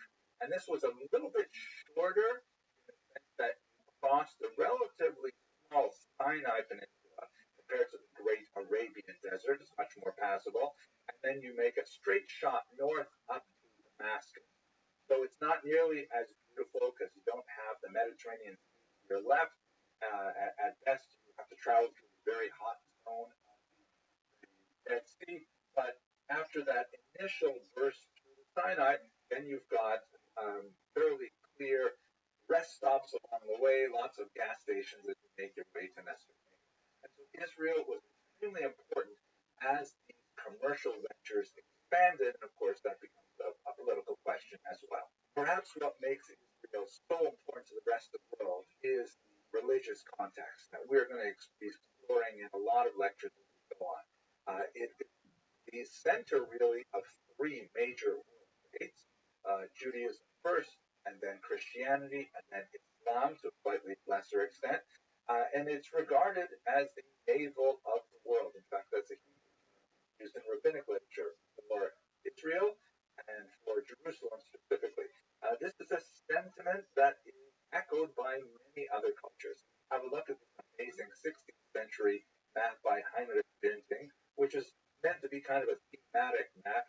He published a lot of really beautiful maps that captured ideas in cartographic form. And you can see that he has indicated that Jerusalem specifically is at the center of European, Asian, and African history, like a clover. Zoom in here on Jerusalem, get a beautiful sense of this very Christian sort of perspective of the region which crosses there just outside the city. So that gives us a sense of the geographic features of the land of Israel, the political and economic features of the land in its regional context, and just a hint at what we're going to be discussing as we go further into the history lab. Thank you very much for watching.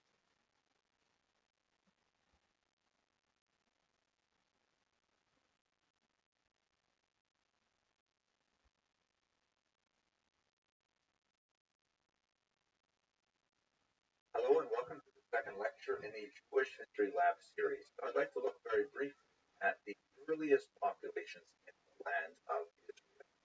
It's important here that we should distinguish three different types of, let's call it, chronological analysis for the time being. There is history, which is the area in which I feel most comfortable, and then there is proto-history and prehistory, moving backwards in time. Proto-history is generally understood as the history when we have the earliest written documents, because historians, we like to work with text, we like to work with words.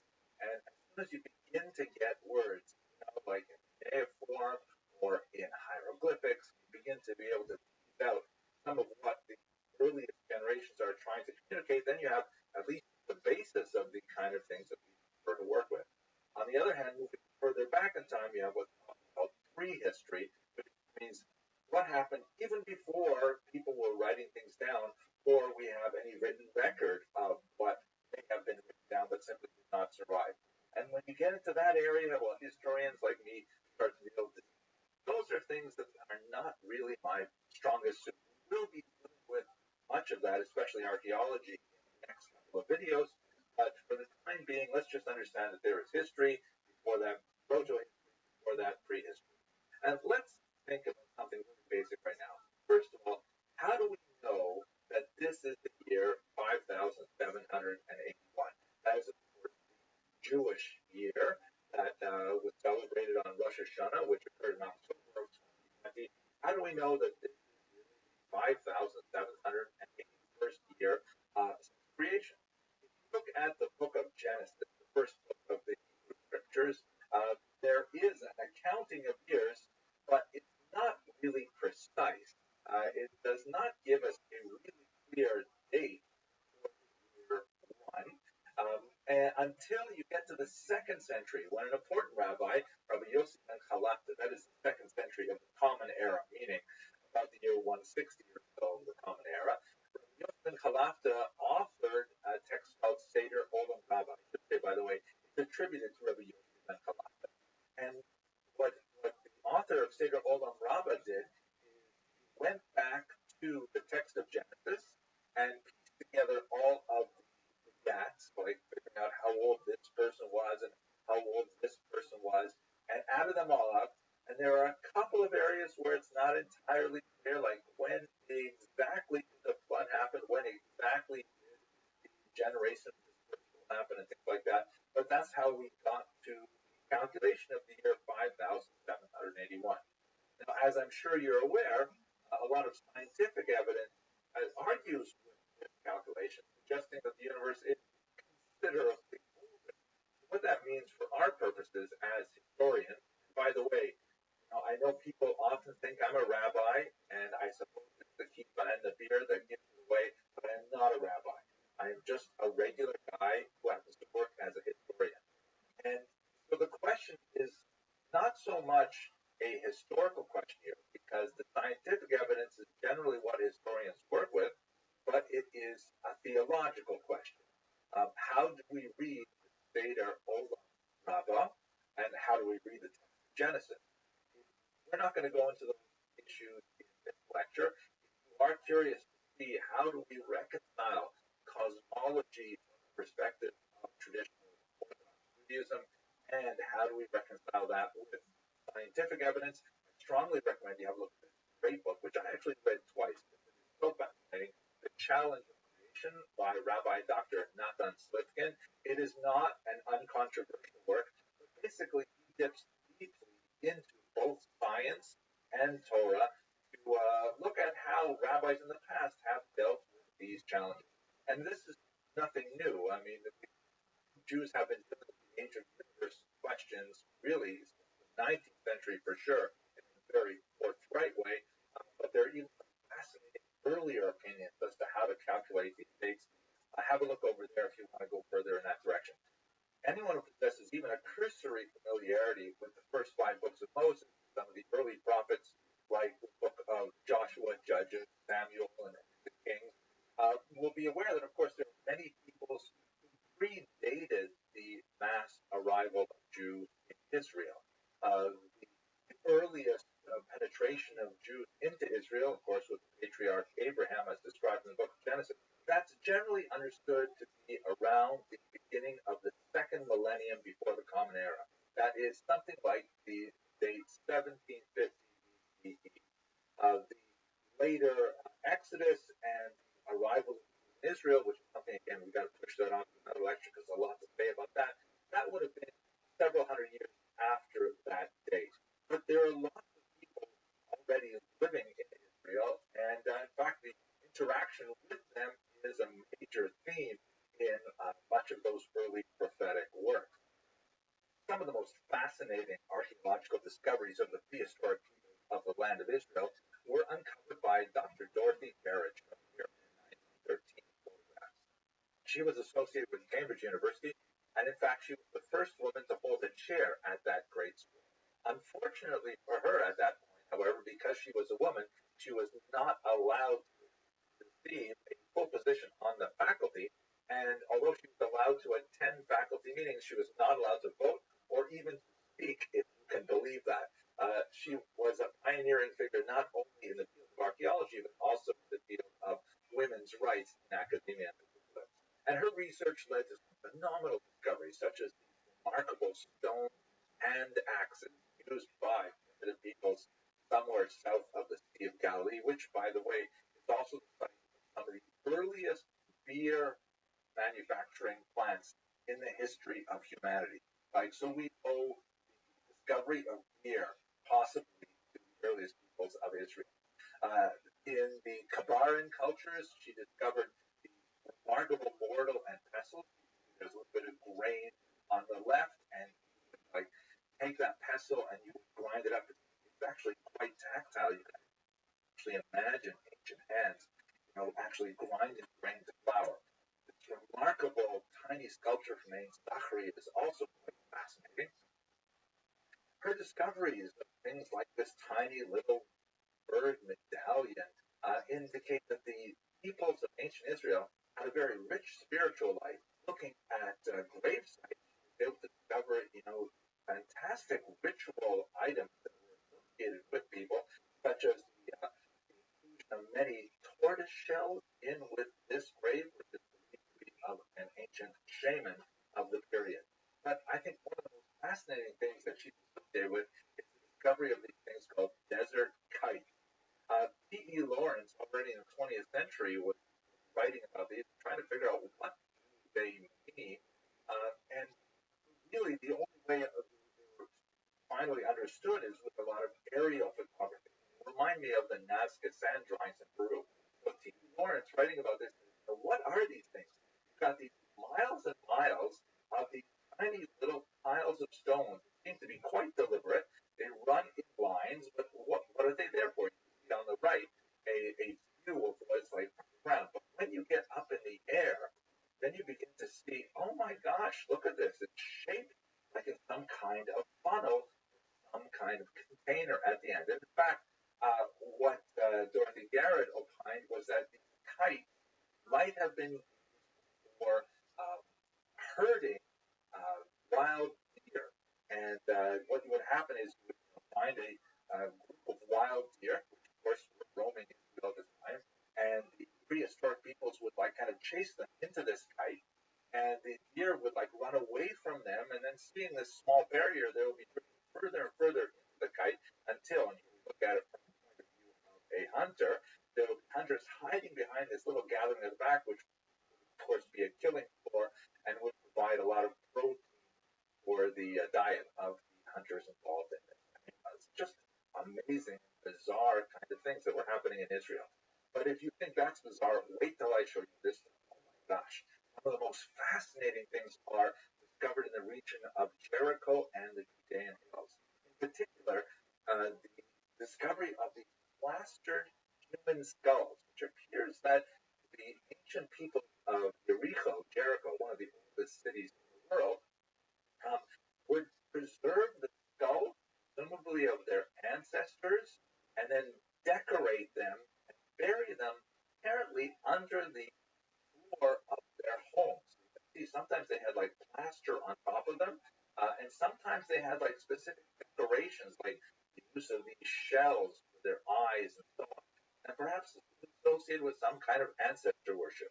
The people of ancient Jericho were also into trephination, which is a really wild practice that involves the drilling of holes into the skull, a procedure which people tended to survive, believe it or not, because the skulls actually show evidence of healing.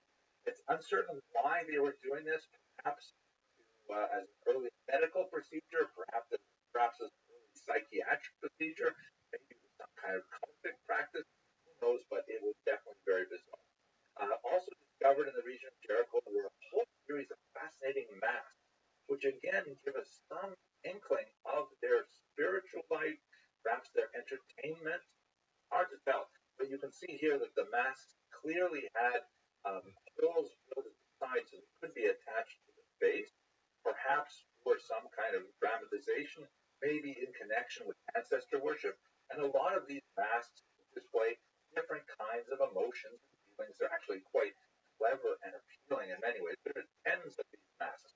Some of them, however, do not have holes, and they perhaps might have been decorations, or they may have been some kind of cultic objects like the skull mask here.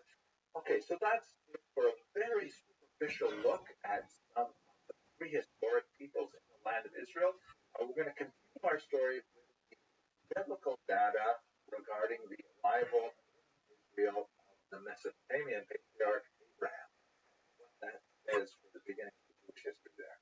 Thank you very much for watching.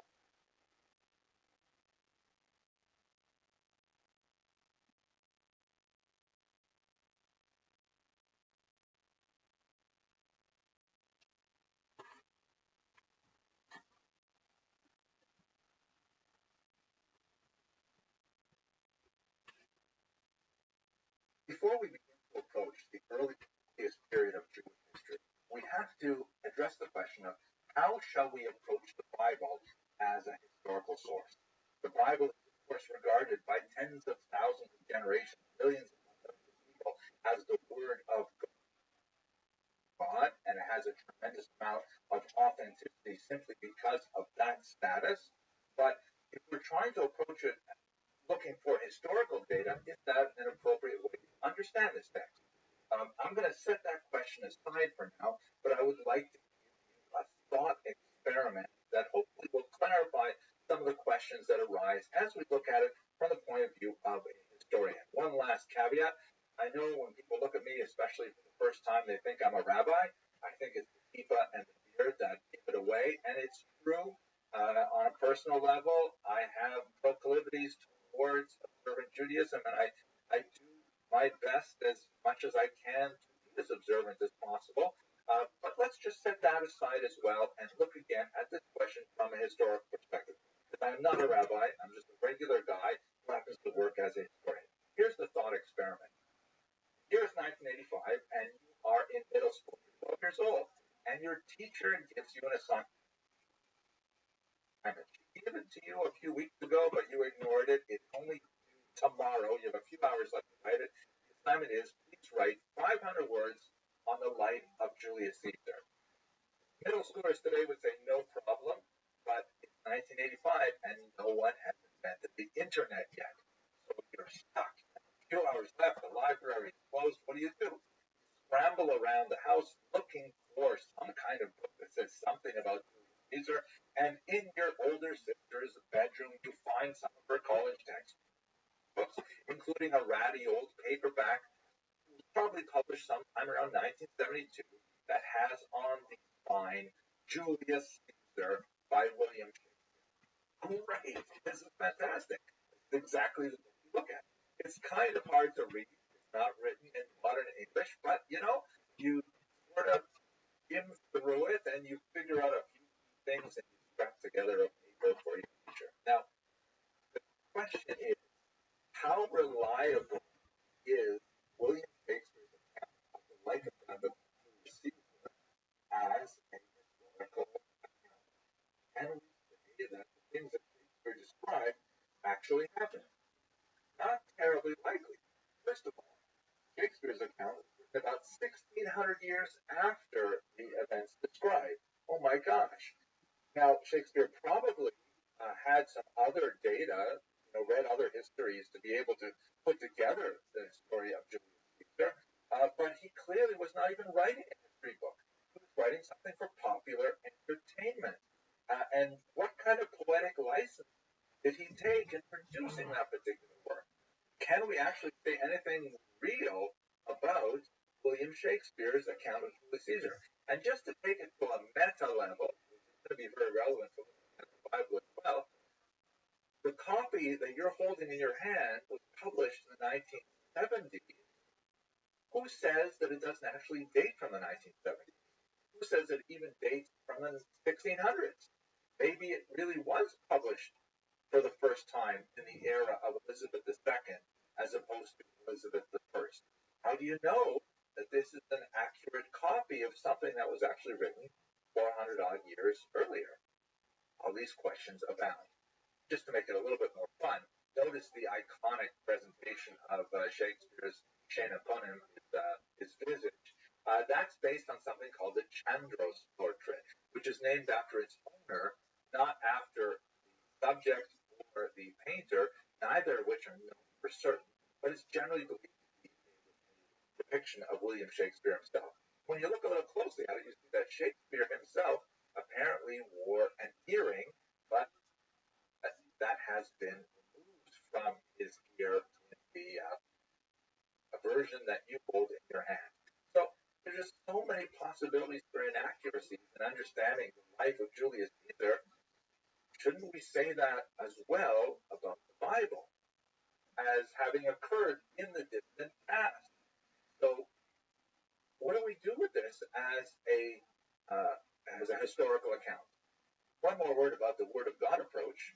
Can we possibly penetrate the inscrutable mind of the Almighty to determine that the purpose of the biblical text before us is to give us historical data?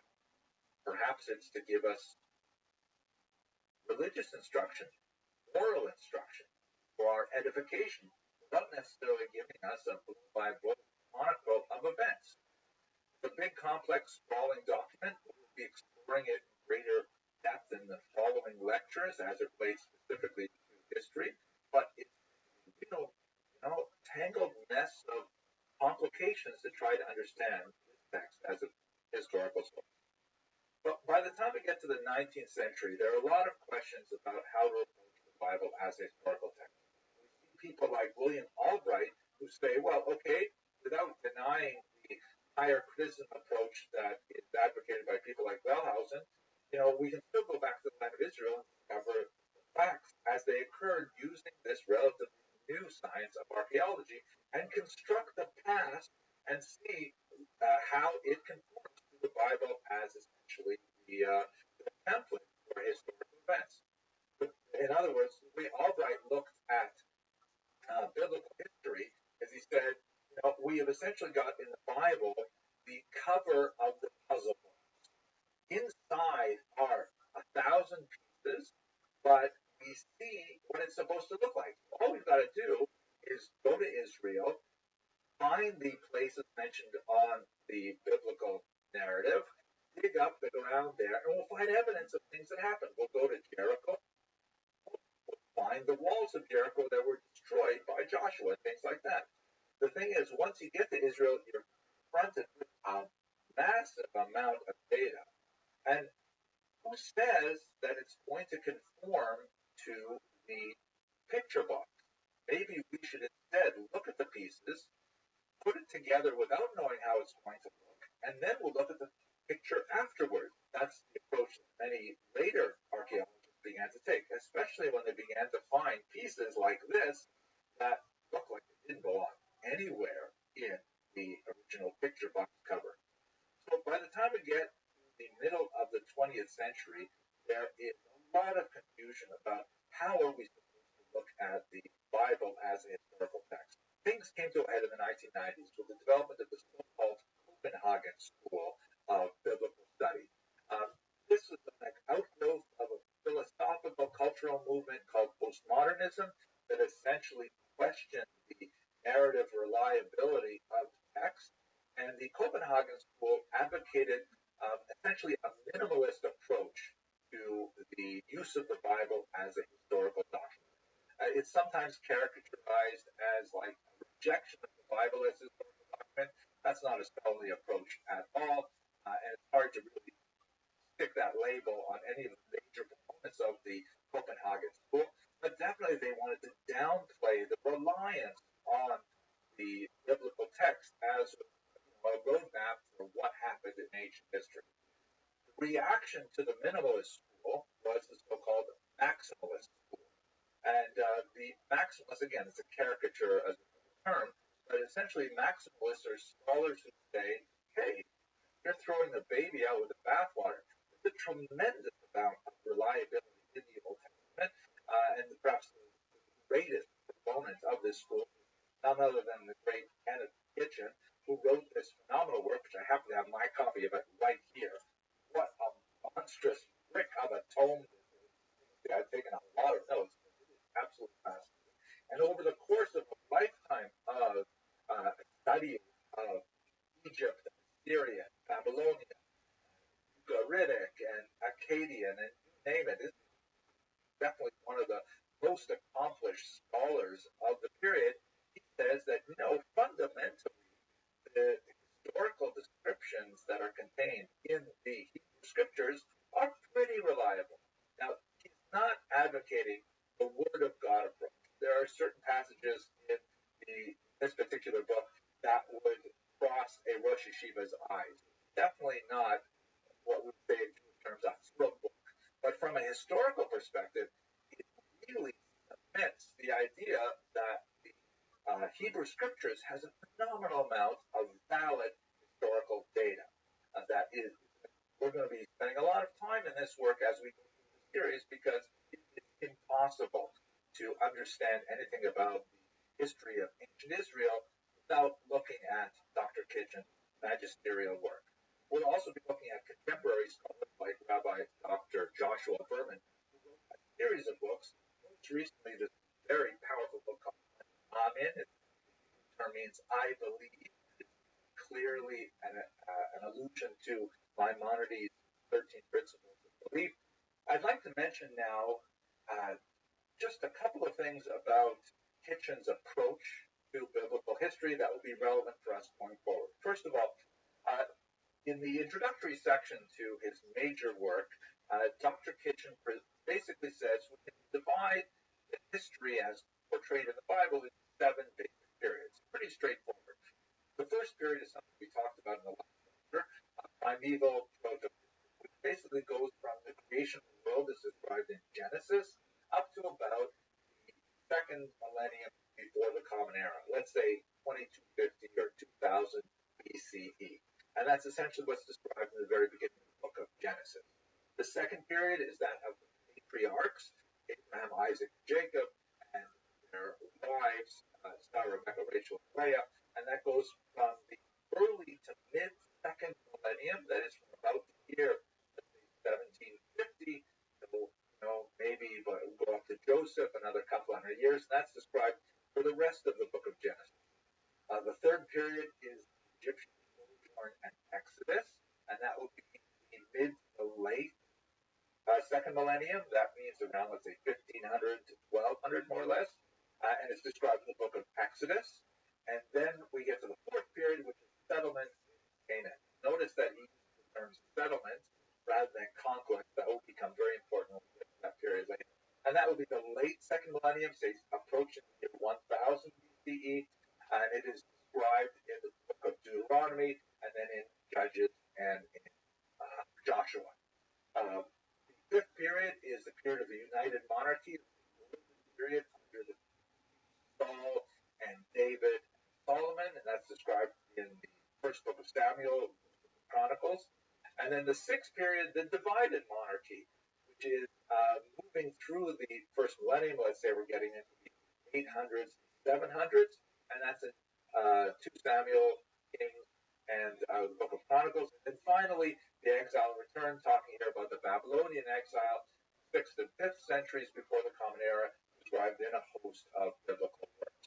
Now, 2 quick things. The first is, notice that I have not included all the books in the Hebrew Scriptures because a lot of them are really difficult to provide clear historical data, although they have pieces of it. The book of Psalms, for example, it clearly, heartfelt prayers to God, but there is occasionally historical data embedded in Psalms, as we shall see as we go through this course. But secondly, more significantly, in Kitchen's work, he doesn't start at the beginning, the first period, and move through all 7 periods. Rather, what he does is he starts in the 6th period, divided monarchy, quite late now in Jewish history, well over 1,000 odd years into Jewish history, and then he moves later in time to the exile and return, and only then does he go back to start at the first period. Why does he do that? Why does he start at period 6, 7, and then all the way back to 1, 2, 3, 4? The reason is actually pretty obvious if you're familiar with the data. There's a lot more really cool evidence for the historicity of period 6 and 7 than there is 1, 2, 3, 4, 5. He still has a lot to say about periods 1, 2, 3, 4, 5. It's incredibly valuable, but he says, you know what? I want to give you the really powerful, incontrovertible stuff first, and then once you're with me with 2 good chapters of this decent archaeological data, then I'll take you back to some of the more, intuitive and some of the more deductive type of material that is in the earlier period. It's really complicated, I know, but we'll go through it starting from period 1, and I hope you'll bear with me.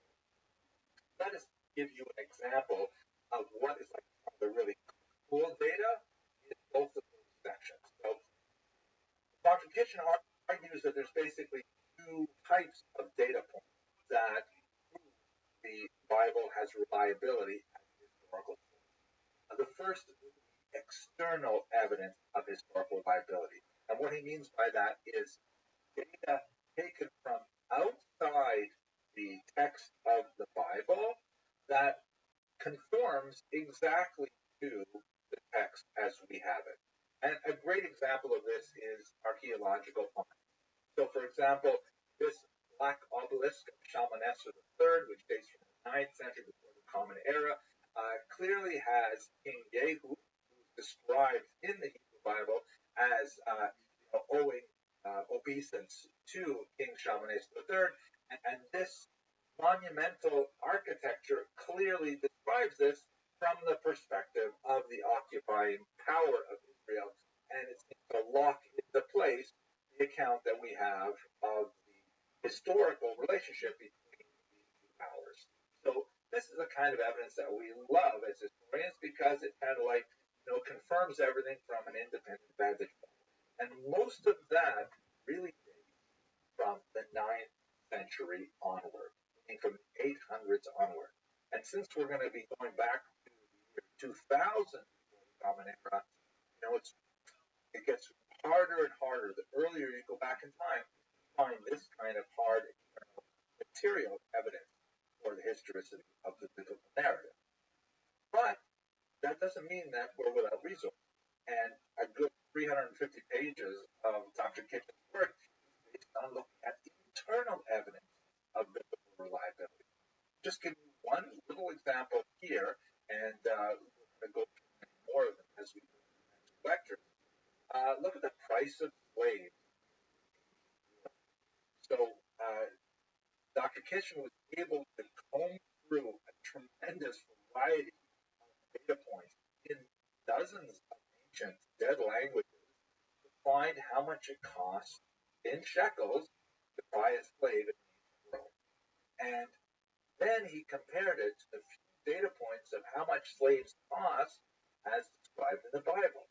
If you look at this graph, the red line describes how much slaves cost in various parts of the ancient world, from the Nile Delta to the Mesopotamian region, and we see that it follows as a potential red curve from the year 2250 to about the year 500. And then when you take the few passages in the biblical text that refer to the price of slaves, you see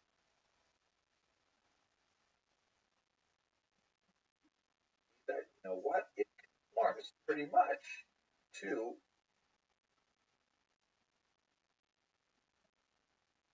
the price of slaves that was the going rate. But, very interesting. Now, it does not have the same kind of hard proof. It's not going to fall on your foot like a big piece of monumental architecture will make you say, ouch. But nevertheless, it's quite persuasive to say, hey, if it costs 20 shekels for a slave in the old Babylonian period, and Joseph was sold for 20 shekels around that time, that sounds like a reasonable piece of historical data that we can rely on. We're going to see a lot more of this next few lectures, but for the time being, I want to thank you for sticking with me through this difficult historiographic introduction. We'll get back to the history itself, God willing, in the very next lecture. Thank you for watching.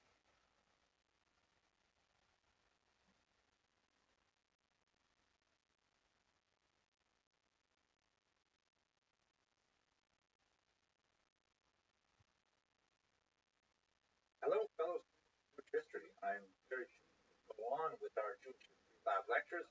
We're going to look now at Genesis from a historical perspective. I'm, of course, speaking about the biblical book of Genesis. And I've got to say one thing just to start out. I would love to go through the entire book of Genesis. In fact, the entire Tanakh. Just speak about it. Tremendous power. If you have not read Genesis, and in fact, if you have not read the entire Bible, just stop watching right now. Go get a copy of the Bible. They're available.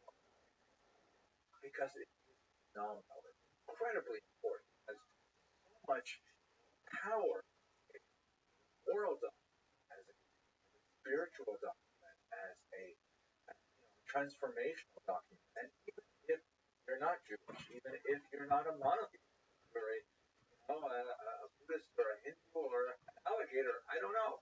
I think you will find a tremendous amount of value in this incredibly important work that is really at the foundation of Western civilization.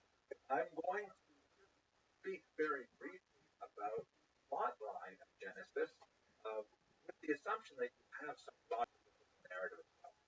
As we narrative, it's really important for us to recall something we discussed in the last lecture, and that is that in the world of what I call biblical history or the history of ancient Israel, is a strong difference of opinion as to how to approach the Bible as a historical text. There are those on one side of the spectrum that argue for maximal approach, meaning let us mine this document with everything we can for its historical value. And on the other hand, you have a minimalist who says, no, the earliest possible manuscripts that we have for this are far too late, and we can't possibly date it to the earliest periods that it describes to. It's written in a highly pretentious manner, definitely trying to promote a particular religious viewpoint, and all kinds of objections that we call the minimalists say we should deal just with the data that the archaeological record affords us and build from there. In reality, most reasonable scholars do not find themselves at either end of the spectrum, the points on the spectrum. They find themselves somewhere along the spectrum. But, this is a short video. I just want to make sure that you bear in mind the challenges of working with it for our purposes to understand this element. What is the book of Genesis all about? And it basically traces, after we go through the chronology we discussed in the last couple of lectures, it traces the life of the family of Abraham and Sarah, called the first of the patriarchs and matriarchs. And there's basically two major generations that are treated. That's Abraham and his wife Sarah, followed by Isaac and his wife Rebecca, and then by Jacob and his two wives, two co-wives, and their progeny. We are completely reliant on the text of Genesis for the oldest account of the life of the patriarchs and matriarchs. We don't have, for example, contemporary Egyptian or Assyrian or Babylonian accounts that would tell us what their life was like. Right now, we're completely locked into the biblical text. So if we just approach that text, what happens to them? So again, just broad outlines. Abraham makes his way from Mesopotamia, shown in the bottom right of this map, up the Euphrates or possibly the Tigris River, and then when he hits what would be modern day Syria, he sort of makes a looping left-hand turn and drops down what would be present land of Israel. There's an interesting kind of side trip into Egypt, something that will happen to his descendants as well. But basically, they settle in Israel, where he's a very prosperous herdsman. There are some tempting passages in Genesis that speak about Abraham's involvement in political activities. For example, negotiation with local kings, his interaction in war that involved 4 kings, 5 kings, and there are some tempting things to try and verify there. For example, the names of the 4 and 5 kings have some interesting correspondences with the region, but nothing really solid they can move on.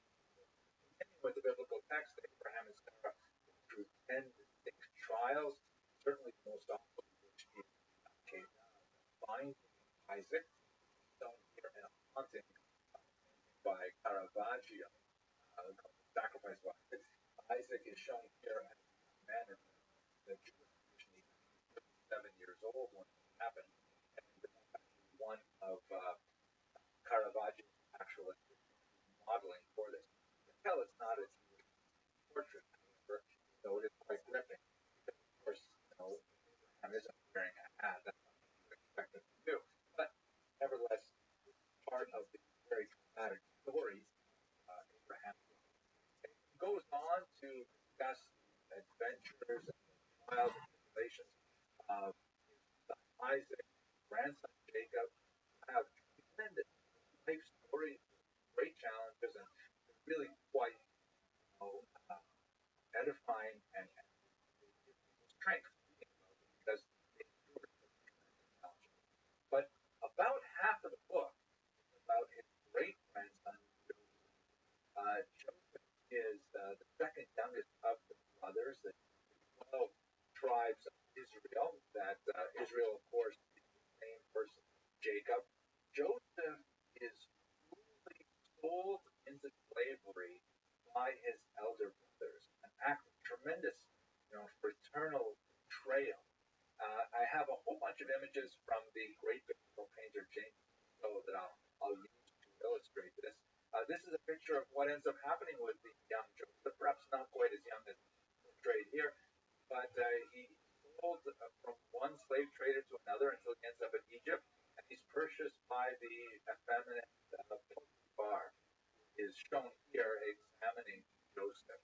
And, horrible thing to imagine, sold in slavery, being uprooted from the family in this manner. But an amazing story, which again occupies about half of the book of Genesis. What happens to Joseph proves to be a really intelligent, insightful individual. He ends up in jail where he interprets dreams, something that is associated with Jews from Joseph all the way up to Sigmund Freud. There has been a very strong connection between Jews and interpretation of dreams. And here is Joseph summoned before Pharaoh himself, the leader of Egypt.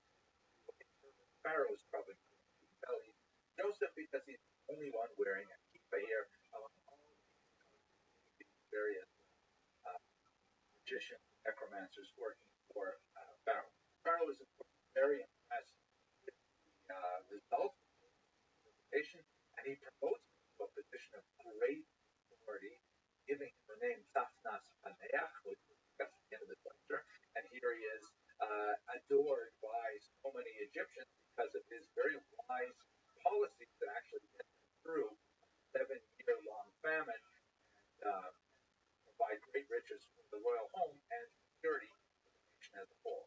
And then, as things work out in this very dramatic story, because of the regional nature of the famine, brothers actually come down to Egypt seeking food. They don't recognize it. It's amazing. And there's a lot of things that happen there. I don't want to go into it. You've got to have a look at it. Next image from James. So you see Joseph revealing himself to his brothers, saying, I am Joseph. Does my father yet live? A period of tremendous exaltation that I think captured very powerfully. And also, especially if I look at the reaction of his brothers here, these were brothers in slavery and now are completely at the whim of this incredibly powerful state authority. It's a very, very dramatic story.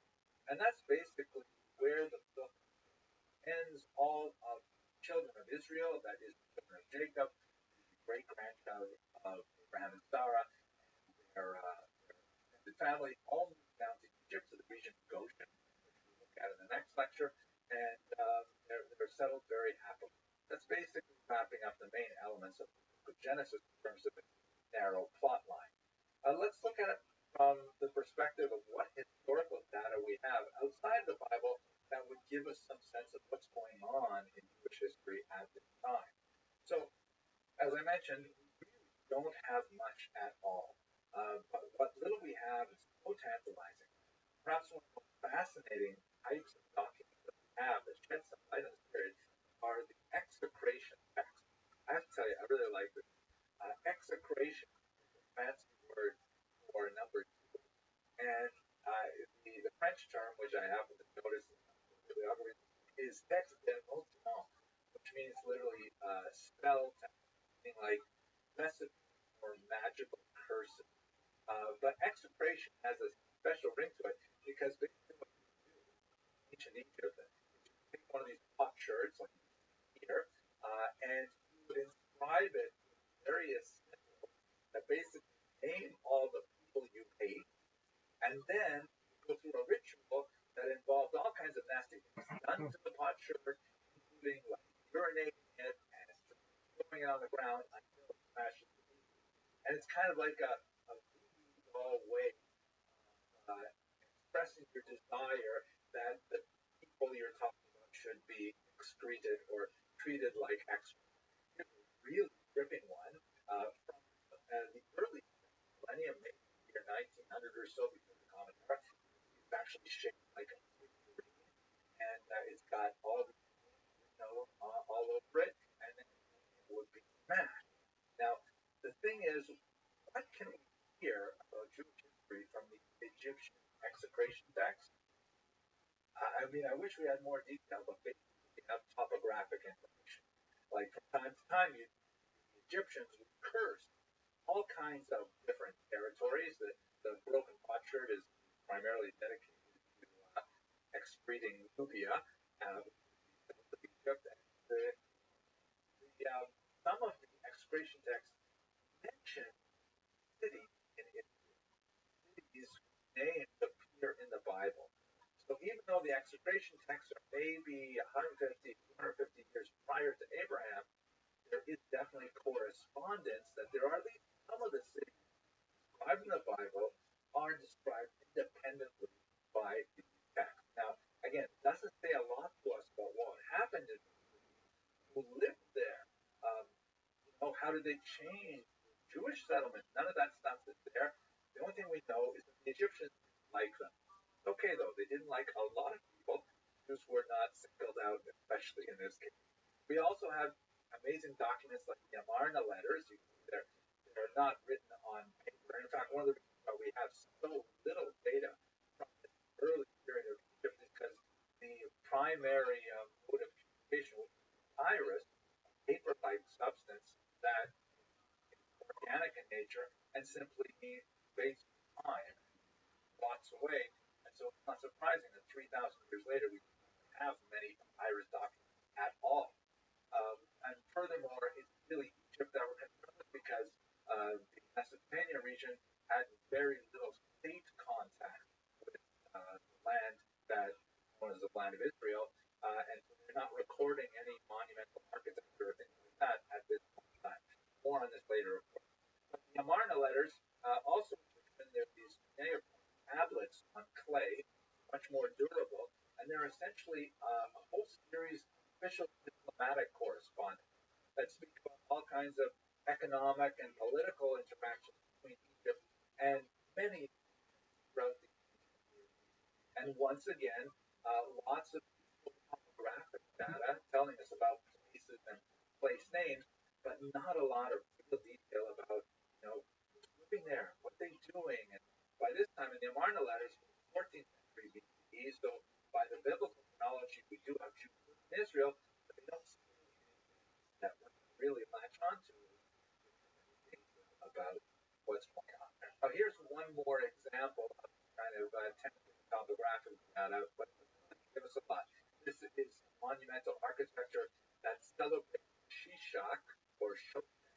It was a king that invaded Israel and referred to a couple of times in the Bible as up here. And he basically listed all these places that he conquered.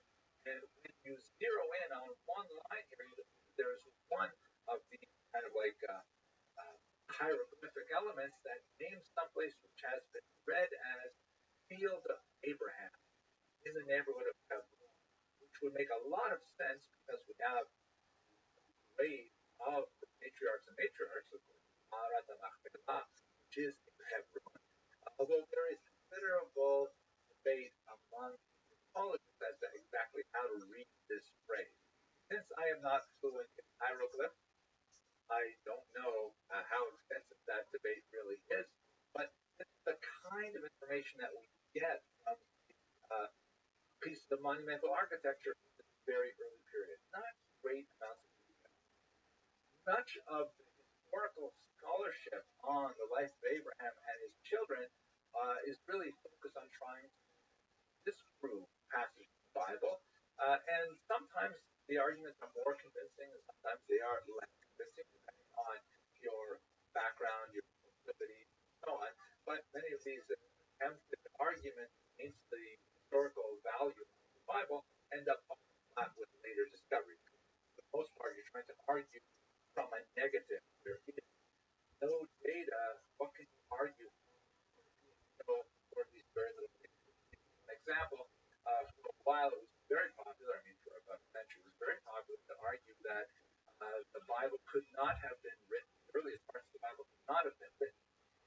time they describe, because there are very important passages that describe camels, such as when Rebecca first sees her husband Isaac far off, and she falls off her camel.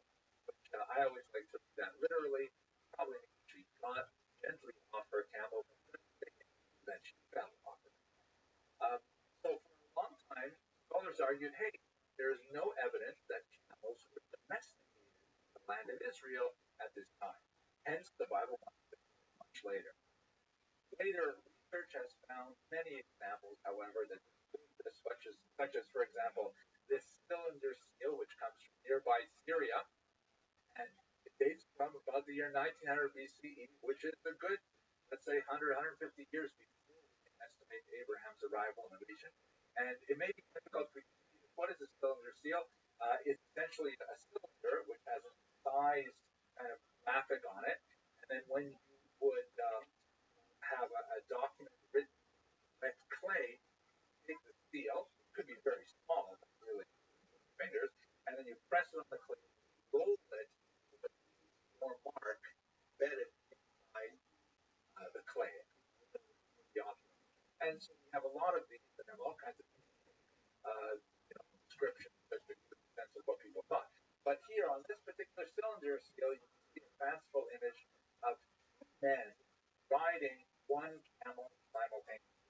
The man on the left is just cut off slightly, but if you put that into clay, this is what it would look like. There, just over to the left, you can see the camel is walking. The head of the camel is on the left-hand side, and the two men are conversing, somewhat improbably set on the two humps of that camel. Just one of half a dozen of my clients that have argued the supposition that camels were not domesticated. And that's basically how a lot of the archaeological arguments go.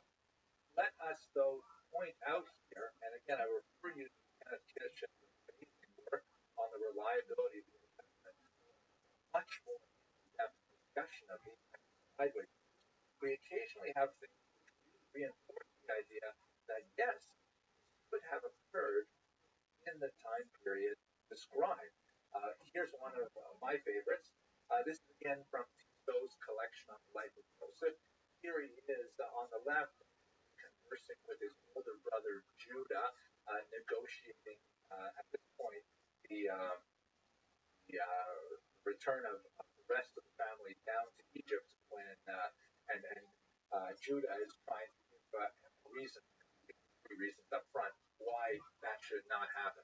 At any rate, one of the passages in the Bible refers to a name that Joseph was given when he was elevated to high position. He was called Tatnat Paneach, which is a very hard thing to translate, and a lot of biblical commentary has been written trying to decipher it. If you look at it as an Egyptian phrase, which of course would have been, if you weren't speaking to him in Hebrew, speaking to him in Egyptian, it appears that the word Tatnat, who is called, and the word Paneach is derived from Ankh, which is a symbol that we're familiar with today. It's very common today in jewelry and things like that. It's the ancient Egyptian symbol for life. In other words, Tatnat Paneach would mean he who is called to life. Now, his name was Yosef, but I sort of like to think that his Hebrew name was the very common name Chaim. So maybe Tatnat Paneach means he was called Chaim. Joke there. I hope you really enjoyed this lecture. In the next lecture, we're going to look at Exodus, which is, of course, the continuation of the story of the children of Israel in the land of Egypt, and then their departure from the Sinai Desert, the reception of the Torah itself, and then ultimately moving on towards an eventual land of Israel. I'm looking forward to talking about that with you, and that outside of the Bible that reflects on that period. Thank you very much for watching.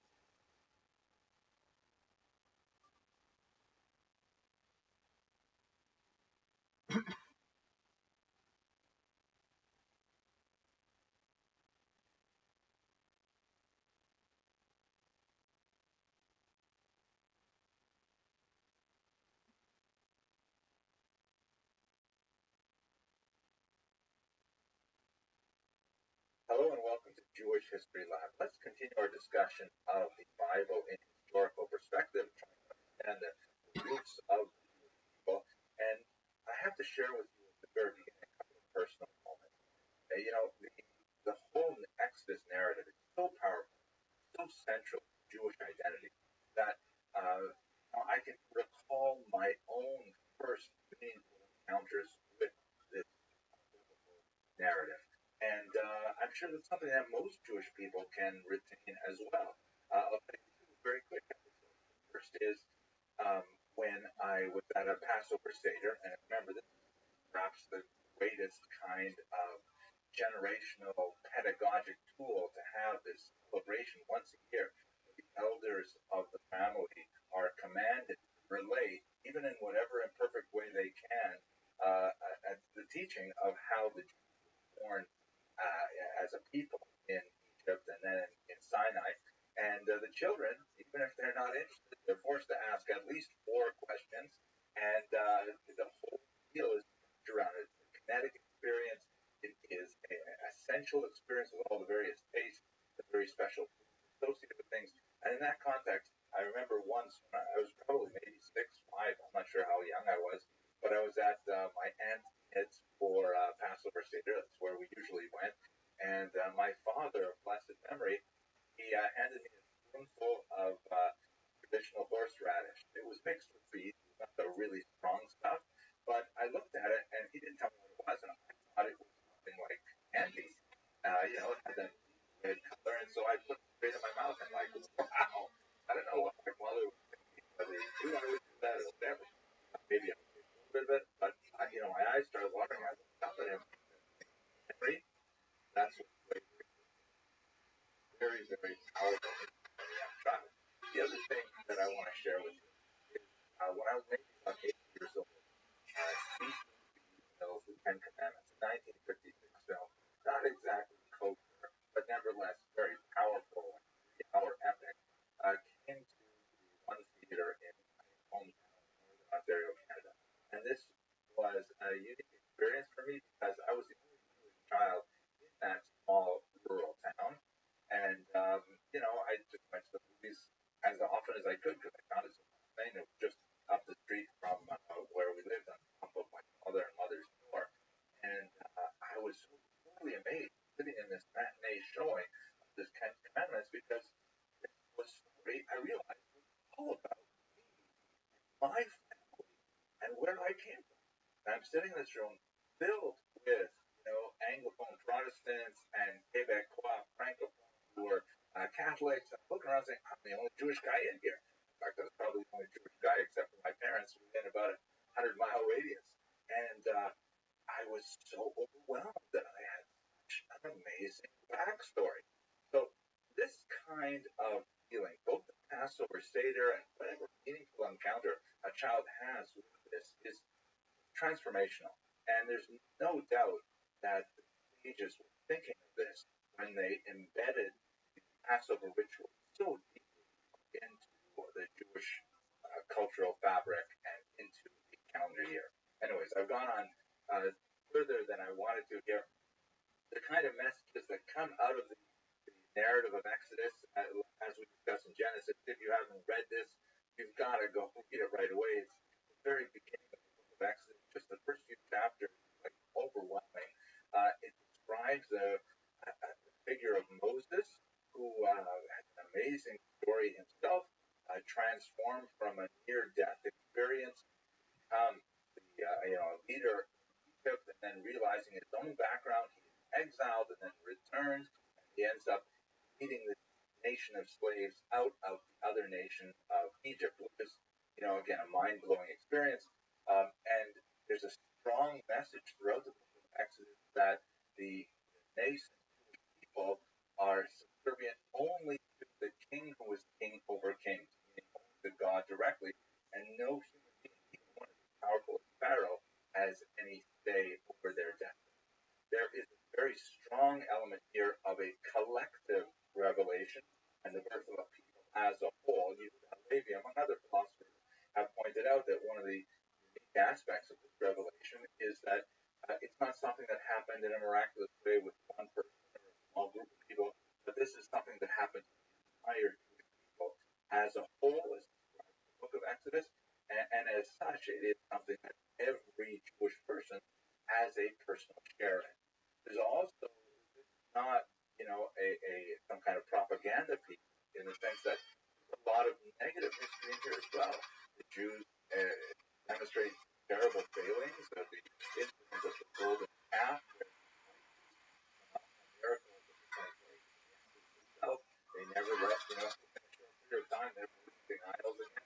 So it's a story, a very human story, a very powerful story, and a transformational story.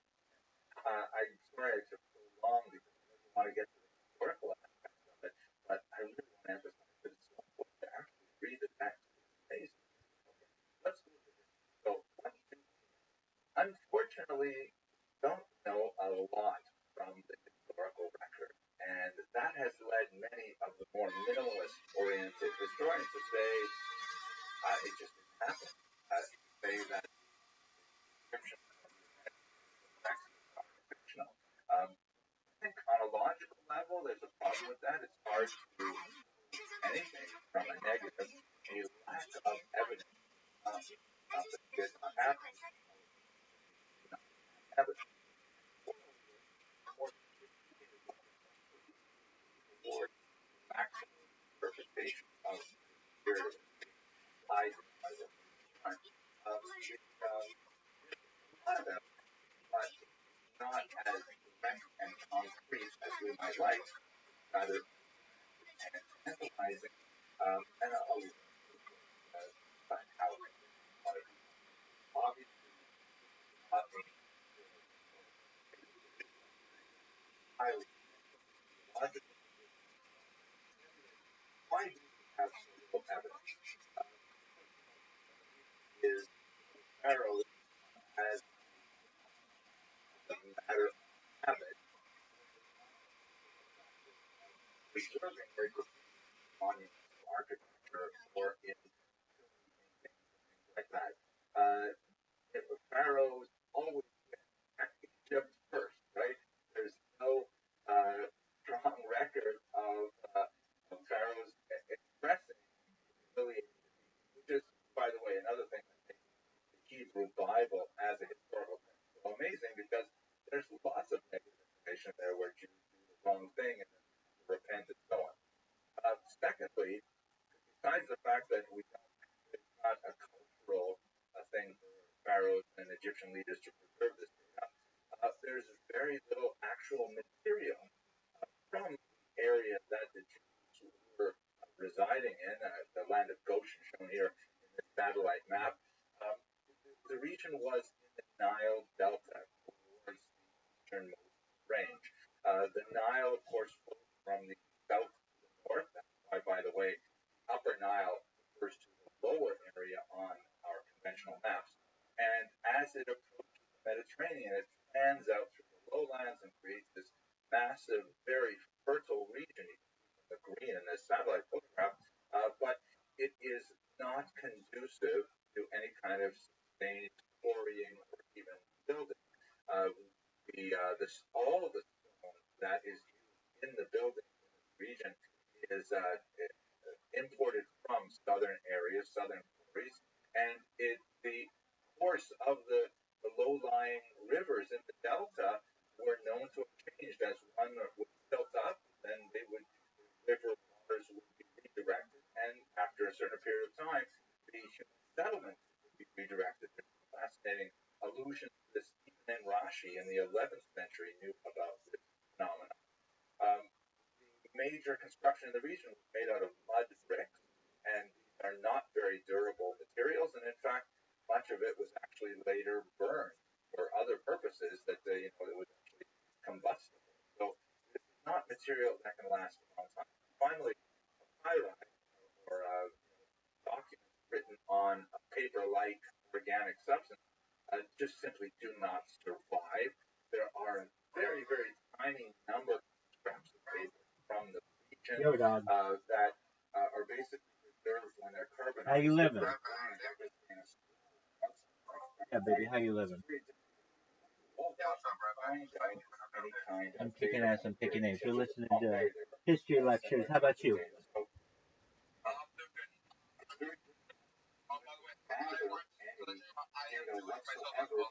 Amazing. Well, we're listening to history and Jewish lectures, so please feel free to listen in.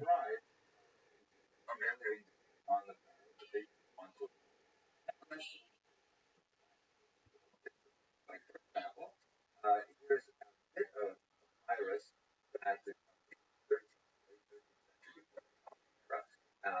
which describes the brickmaking work that would have taken place.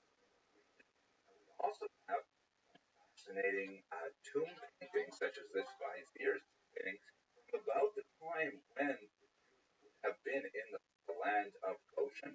And you can actually see them here working side by side with Nubians, that is African. And the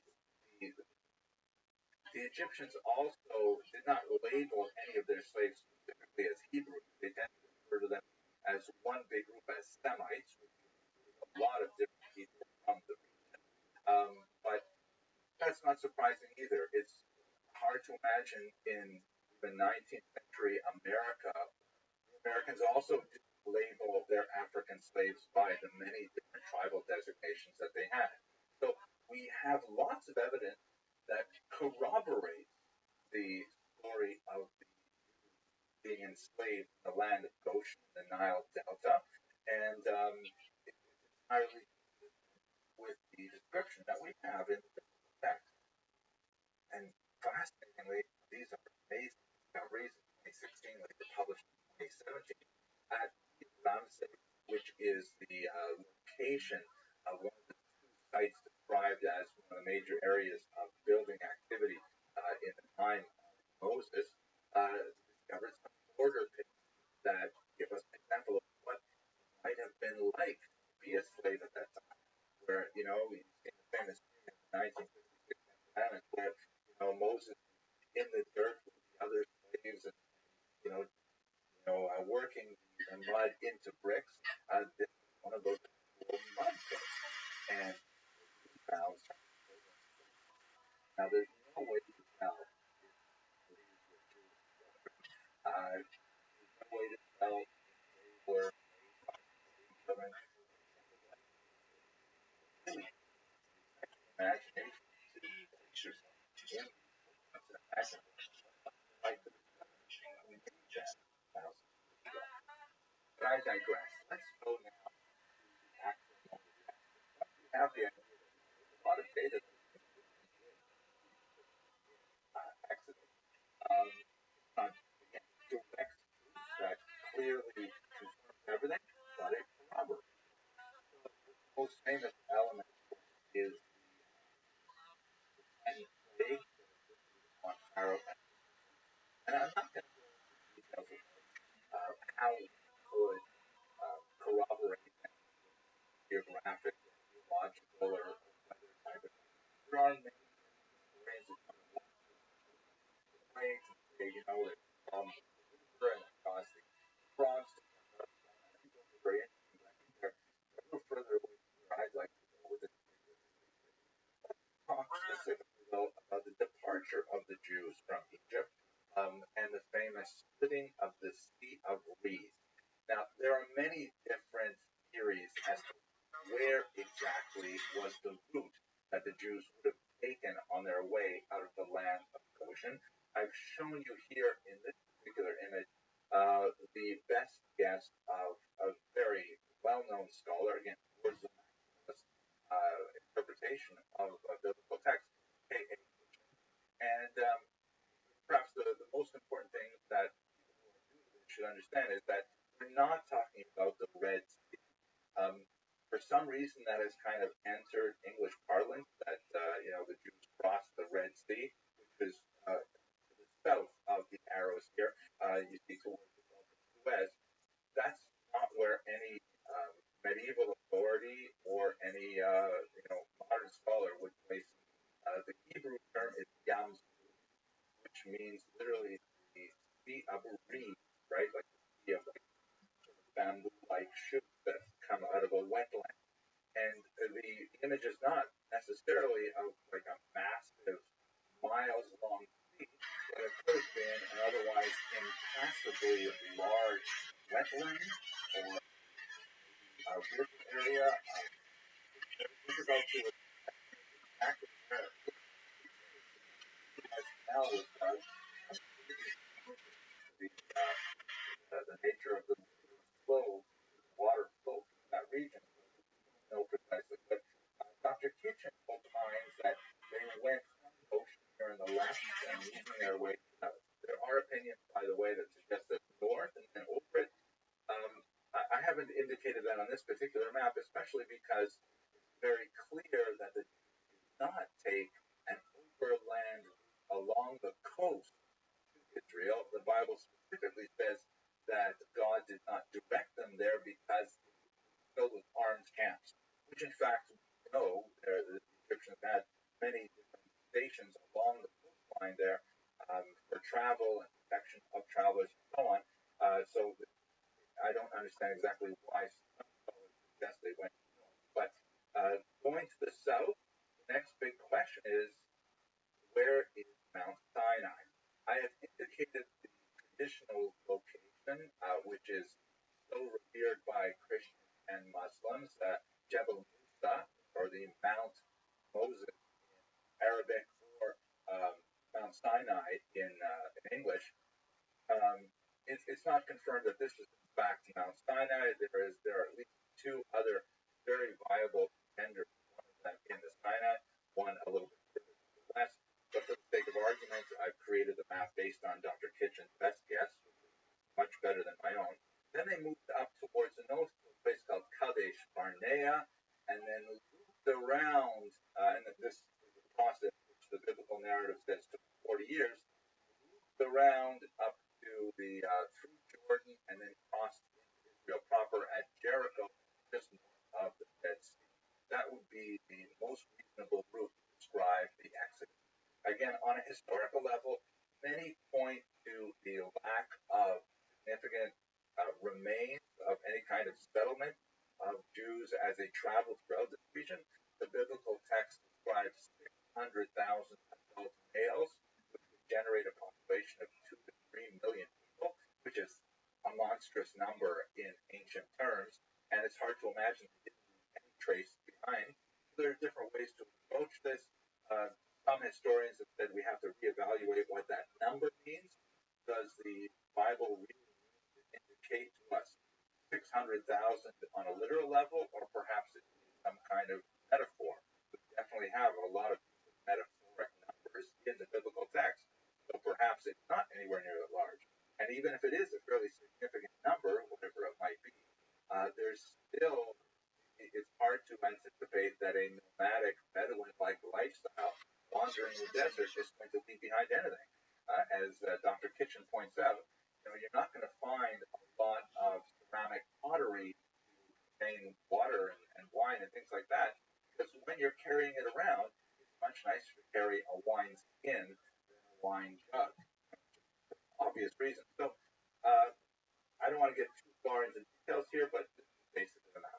I want to conclude, however, with a couple more corroborating elements that give us a sense of how, even though we might not have really strong direct proof, there are so many points of similarity between what we know about the culture and the region as a whole and what's contained in the biblical text that suggest very strongly that the biblical text is authentic in its historical depiction of the Exodus. Specifically, let's have a look at Ramses II. Now, this is the pharaoh that is most likely the new pharaoh who is otherwise unnamed in the book of Exodus. He lived at about the right time. The Egyptian propaganda we have on Ramses is pretty frightening. He was a terrifying warrior, fought many battles, which are recorded, and so we have a sense of what kind of person he was. Here's a picture of him in battle, and you see stomping on the head of one of his enemies and about to drive a spear through the heart of another enemy. Here's a couple of interesting propaganda elements. This is from the Battle of Kadesh, a very important battle that was up in northern Syria. The pharaoh ranged far and wide through the whole land of Israel,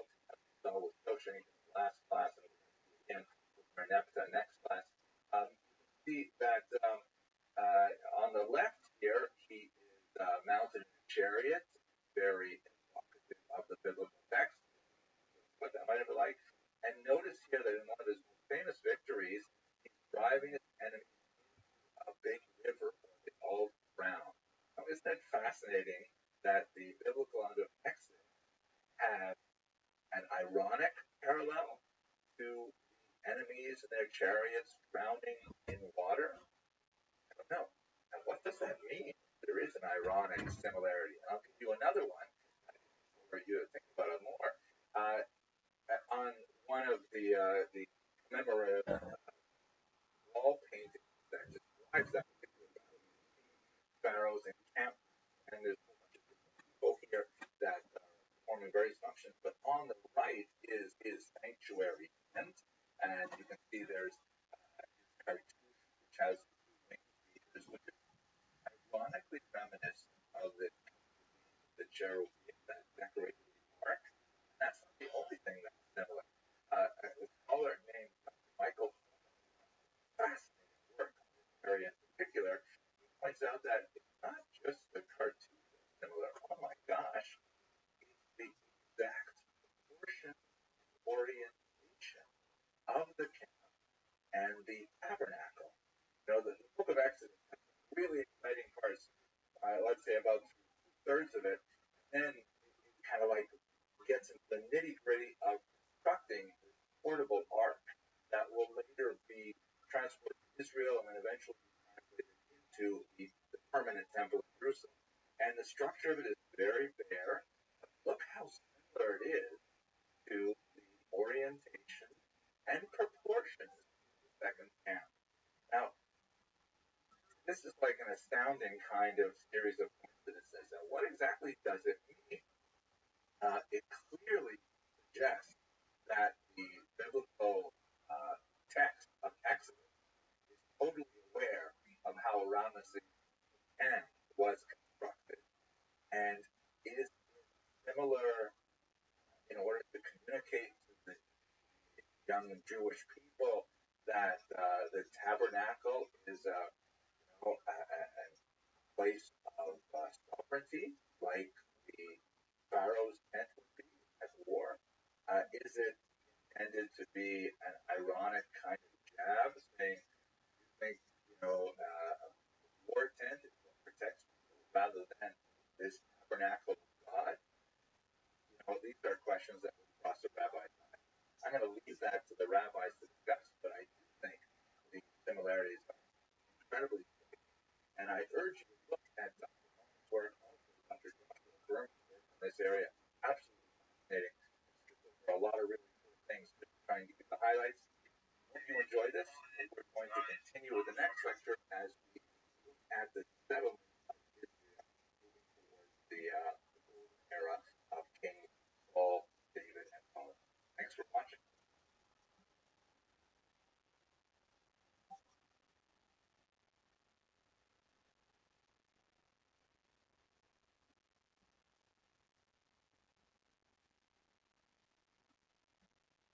Up until now, we've been heavily reliant on the Bible as our primary guide to understand people.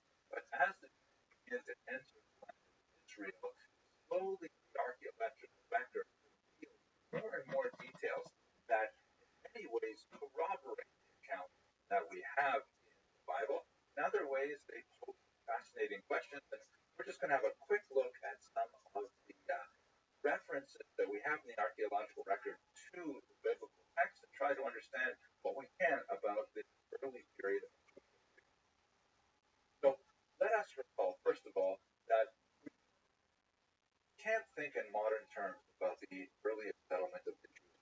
So it's not like we established a modern state with firm borders that clearly delineated their territory and so on.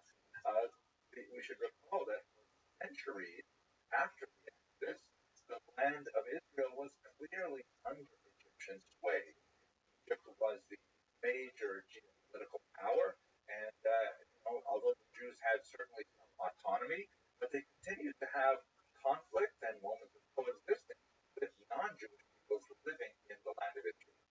One of the most fascinating early bits of archaeological evidence that we have regarding this period is a piece left behind by the pharaoh Merem, also Merneptah, who was the son of Ramses II, and Ramses II is most likely the unnamed pharaoh that's described in the book of Exodus. Have a look at this map here, which shows you one of Merneptah's forays into the land of Israel, and as he made his way north, he described the various cities that he destroyed and laid waste to and dominated and so on. And when he gets to the north, there's one fascinating thing that he records. This big stone obelisk, which is called a stele, also pronounced stele, Merneptah left behind a record of his exploits in the land of Israel in this stele, which was in the 5th year of his reign, 1209 before the Common Era. Fascinatingly, as he goes through his map of various places he destroyed, behind this fascinating passage that says, Israel is wasted, its seed is no more. This is the first non-Jewish, non-biblical reference to the existence of the Jewish people. Now, there's been a lot of debate over what exactly does this mean. It might mean a place, but that's unlikely given the larger context to be referring to a group of people. The term seed, does that mean literally rain in the sense of like moving down the field in a particular region? More likely, the context is referring to the progeny of Israel, that is, the children of Israel. And I have to say there's a certain delicious irony here because, it's funny that the very first time the Jewish people are described in history, other than by their own account, they're described as being totally defeated. And, Jewish children, thank God, are still doing very well, or as they say, let there be no evil eye.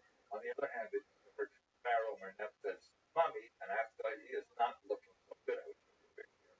That's at any rate, this is his first description of the Jewish people, which tells us that there is something in Israel, in the land of Israel, referred to as the people of Israel, dating from the year 1209. So if we backdate from that, let's say that as per Dr. Kitchen's analysis, if he has destroyed the Jewish people in the year 1209, I should mention in passing, by the way, this is just another example of the Egyptian and especially pharaonic historical distortion, where clearly they didn't destroy the Jewish people, but nevertheless they'll mention it in their monumental architecture. We saw, by the way, last week about the Battle of Kadesh, which the pharaohs describe as having been a complete rout in favor of Egypt, but in fact the Hittites disagree, and we know that the region remained basically stable even after the Egyptians. So anyway, let's backdate. If Israel was, so to speak, destroyed in the year 1209 before the Common Era, that would mean they would have had to have been there, let's say, at least no later than the year 1210. That means that the Jewish people, Israel, was in this region in the late 13th century, and that actually works pretty well. If you look at the Exodus as it's counted in the Jewish tradition, we spoke a little bit about that a few videos ago, that is recorded in the year 2448 Anno Mundi, meaning the creation according to the Jewish count, which is the equivalent, which equals 1312 for the Common Era. And again, working with the biblical account of 40 years wandering in the desert, that means that the entry into the land of Canaan, the land of Israel, would have been in the year 1272 before the Common Era. So it actually lines up pretty well. And up until now, I've been very, very vague about dates because, we're relying on so much different contradictory evidence, and it's really hard to pin it down. But beginning with the stealing of Merneptah, we begin to see a pattern that we actually get a lot firmer. Even post-date some events based on Dr. Kitchen's analysis, that judges referred, let's say, a rounded number about the year 1200 before the Common Era, and extending for about 160 odd years. That would mean that King Saul would have begun his reign somewhere around the year 1042 before the Common Era. You'll note, of course, that these numbers get smaller because we're BC before Common Era, up to the year 0. David around the year 1010, and Shlomo around the year 970. We're going to catch up with that as we go into At any rate, now we have the Jews definitely in the land of Israel in the late 13th century. But it remains to be seen what kind of conquest are we talking about? What kind of settlement does this refer to? In the popular imagination, we tend to think of the Jews coming into the land of Israel and having a series of phenomenal military successes that eventually pushes out all of the indigenous peoples and establishes the permanent Jewish presence, permanent at least for the first exile, which would occur, some 500 years later. But we go back and actually read the text of the book of Joshua and Judges in particular. That's not entirely what happened. We tend to work with this idea of conquest, which implies once and for all, but in fact, it seems that was not the case. This is especially so when we look at things like the conquest of the city of Jericho, which is certainly one of the most dramatic early conquests of Joshua and his armies. The famous story, they surround the walls of Jericho, the mighty walls, and they blow the shofar and things like that, and the walls come down. So obviously, you know where Jericho is located. There is a tremendous amount of archaeological interest in the late 19th and early 20th centuries in particular about what exactly happened there, and can we line it up with the biblical account. Perhaps one of the most important archaeologists working on Jericho is the great Kathleen Kenyon, who did some phenomenal work. Let's have a look at Jericho itself. Here's an aerial view of the tell, meaning the actual mound left behind by the ancient site of Jericho. And it's been dug over and over. It's quite scarred by many specific digs. The nature of the wall, not like, let's say, for example, the western wall of the temple, where you have a 90-degree vertical structure that is dramatically distinct from the surrounding territory. Rather, it's kind of ancient wall, and Kenyon described it back way before the advance of the Jews into Israel. It's really something like a massive kind of ramp, where most of the walls, an upper wall, a lower wall, it appears that although this wall was definitely destroyed, it was likely destroyed far earlier than the 13th century. Now, that doesn't line up very well with the biblical account, and there are a lot of approaches to this. Some of the minimalist historians see, therefore, it was destroyed and much earlier than Jericho, and that would argue that the Bible's description of Joshua's attack on Jericho is really borrowing from an earlier tradition. Others, such as Dr. Kitchen, for example, towards the maximal, say no, the wall was destroyed and then it was built up again, and erosion has taken its toll. In fact, erosion is a fairly good argument for losing a lot of the archaeological data. So it's hard to say exactly what would have happened. Much of this remains an archaeological conundrum to try and fit it together with the biblical text. So a lot of archaeologists have scratched their heads at this and look at what other kinds of evidence indicates this massive scale Jewish settlement. They have looked at the style of pottery used in ancient Israel, which argues for some significant shifts and change right around the 13th century, and would argue that perhaps it was a major population that moved into the region and brought different styles with them. But again, as you can imagine, it's hard to argue exclusively from things like pottery finds. Others have focused on the architectural styles, specifically looking at something called the four-room house, to be very evident in Israel around the period of time that we're looking at, and that the four-room house was distinctly Jewish. And still others have said that, we know that there's interesting things like the lack of pig bone in those settlements, which we estimate to have been Jewish. Also fascinating, but none of these things are kind of like knockout blows for the corroboration of the text. However, recent science have discovered some fascinating remnants that suggest that there's clearly a very strong connection with the Jewish people living in this region. Okay,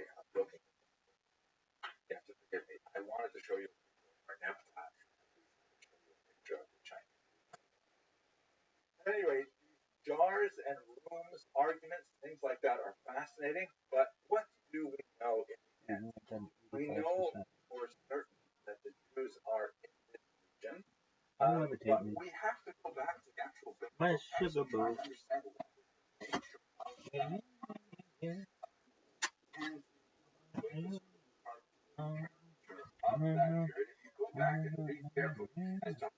Lily Ledbetter died. Did you know Lily Ledbetter died? Did you know Lily Ledbetter died? Joe, dog, did you know Lily Ledbetter died? Like, Lily Ledbetter died. Lily Ledbetter died.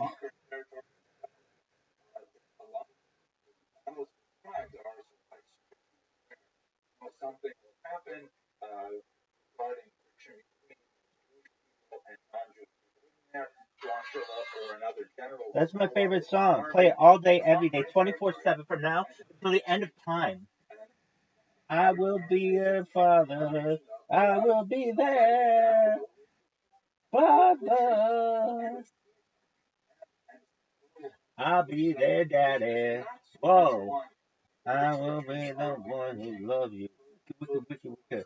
To the end is. Oh no shit. This motherfucker got more fucking. Dude, quit with the. Oh man, they could score. I will be your fucking lover. I'll be your daddy. Oh.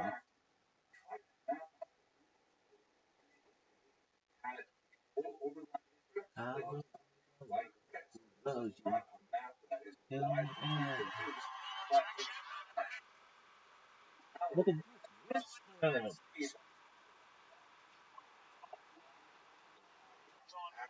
Oh yeah, so just came out to the Jets.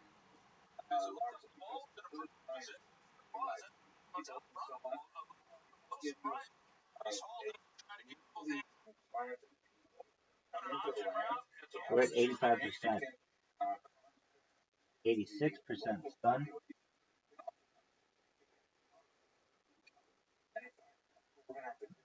Show the original content, B.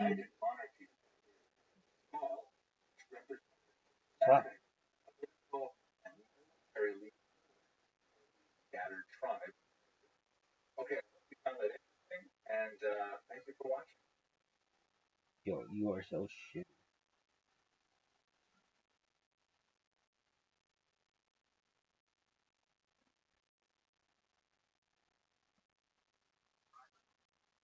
Let us continue our discussion of the settlement of the Jews in the land of Israel and their political developments.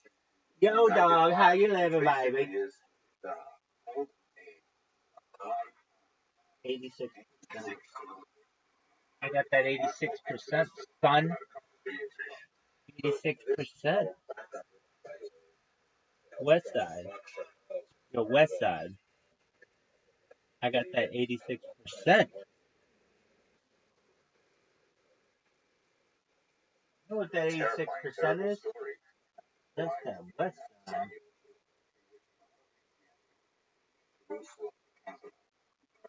With a handful of men with him, and he is derided by passers-by. Shimon ben Gera, absolutely terrifying look into the collapse of a entire world, an entire empire, and then his remarkable recovery, his political nature, but not necessarily familial by nature, because of course Absalom is killed in the civil war that ensued.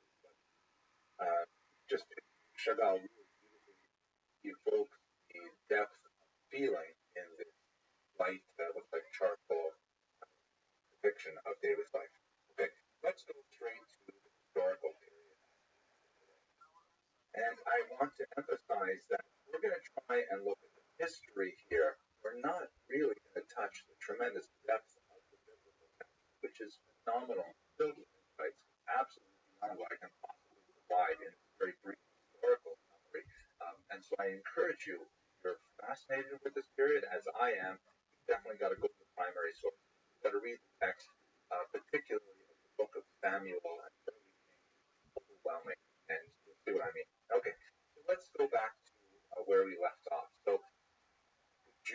have arrived in Israel under Joshua, described how they set up a series of Bible holdings throughout the land of Israel. In considerable conflict with other peoples Israel and, of course, with each other. There's a remarkable array of fantastic figures that are described in the book of Judges in particular, such as Samson, shown here in his battle with the lion. Later, of course, we have that tremendous battle with the Philistines, but really he has a tremendous battle with himself throughout his entire life. Again, you got to see the text itself. But the biblical narrative that we have in the book of Joshua and the book of Judges, to a lesser degree in the book of Ruth, tells us a little bit about what it must have been like living, at least from a political standpoint, in Israel. The historical period, just to give you a simple timeline that we're describing, is roughly from about the year 1300 before the Common Era to the turn of the first millennium before the Common Era. All right, who do we need to not high number? The monarchy will extend for another 150 years after that. During this period of Judges, as is repeated several times in the biblical narrative, it was a period of near anarchy, really.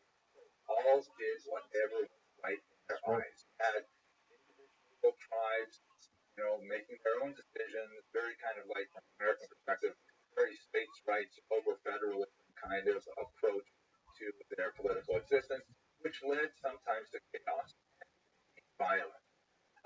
These conflicts flared up from time to time, and they really had no unifying figure that could bring them together to meet mutual challenges.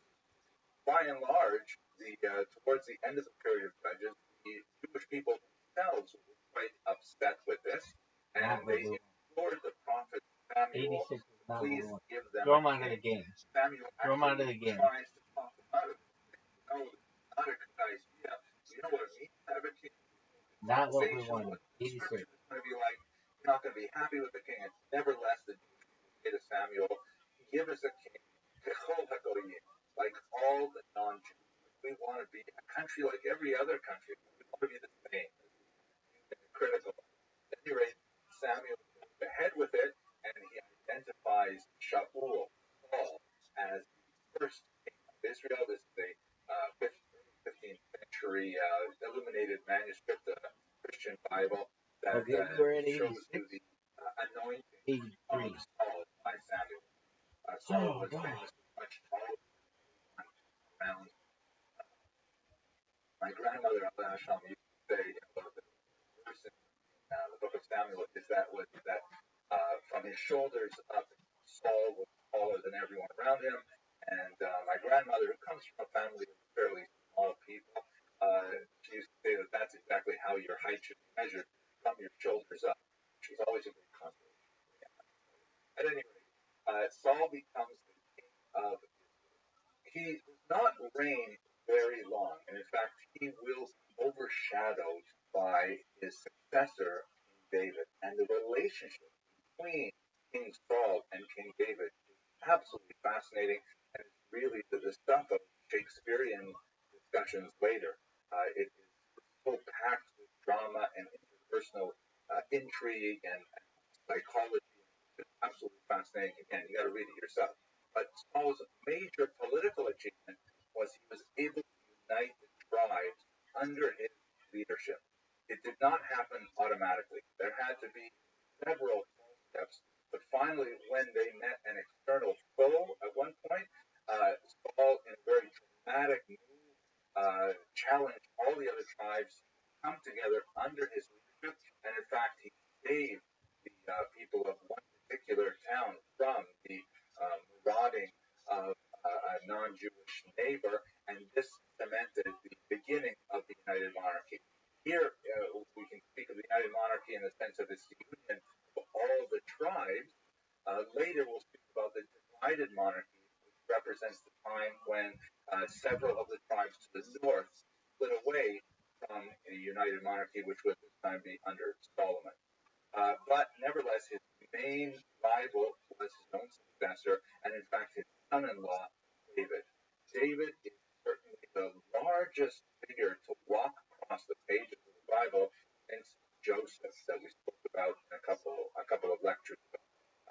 David's life is absolutely fascinating. He goes through an entire arc of personal development.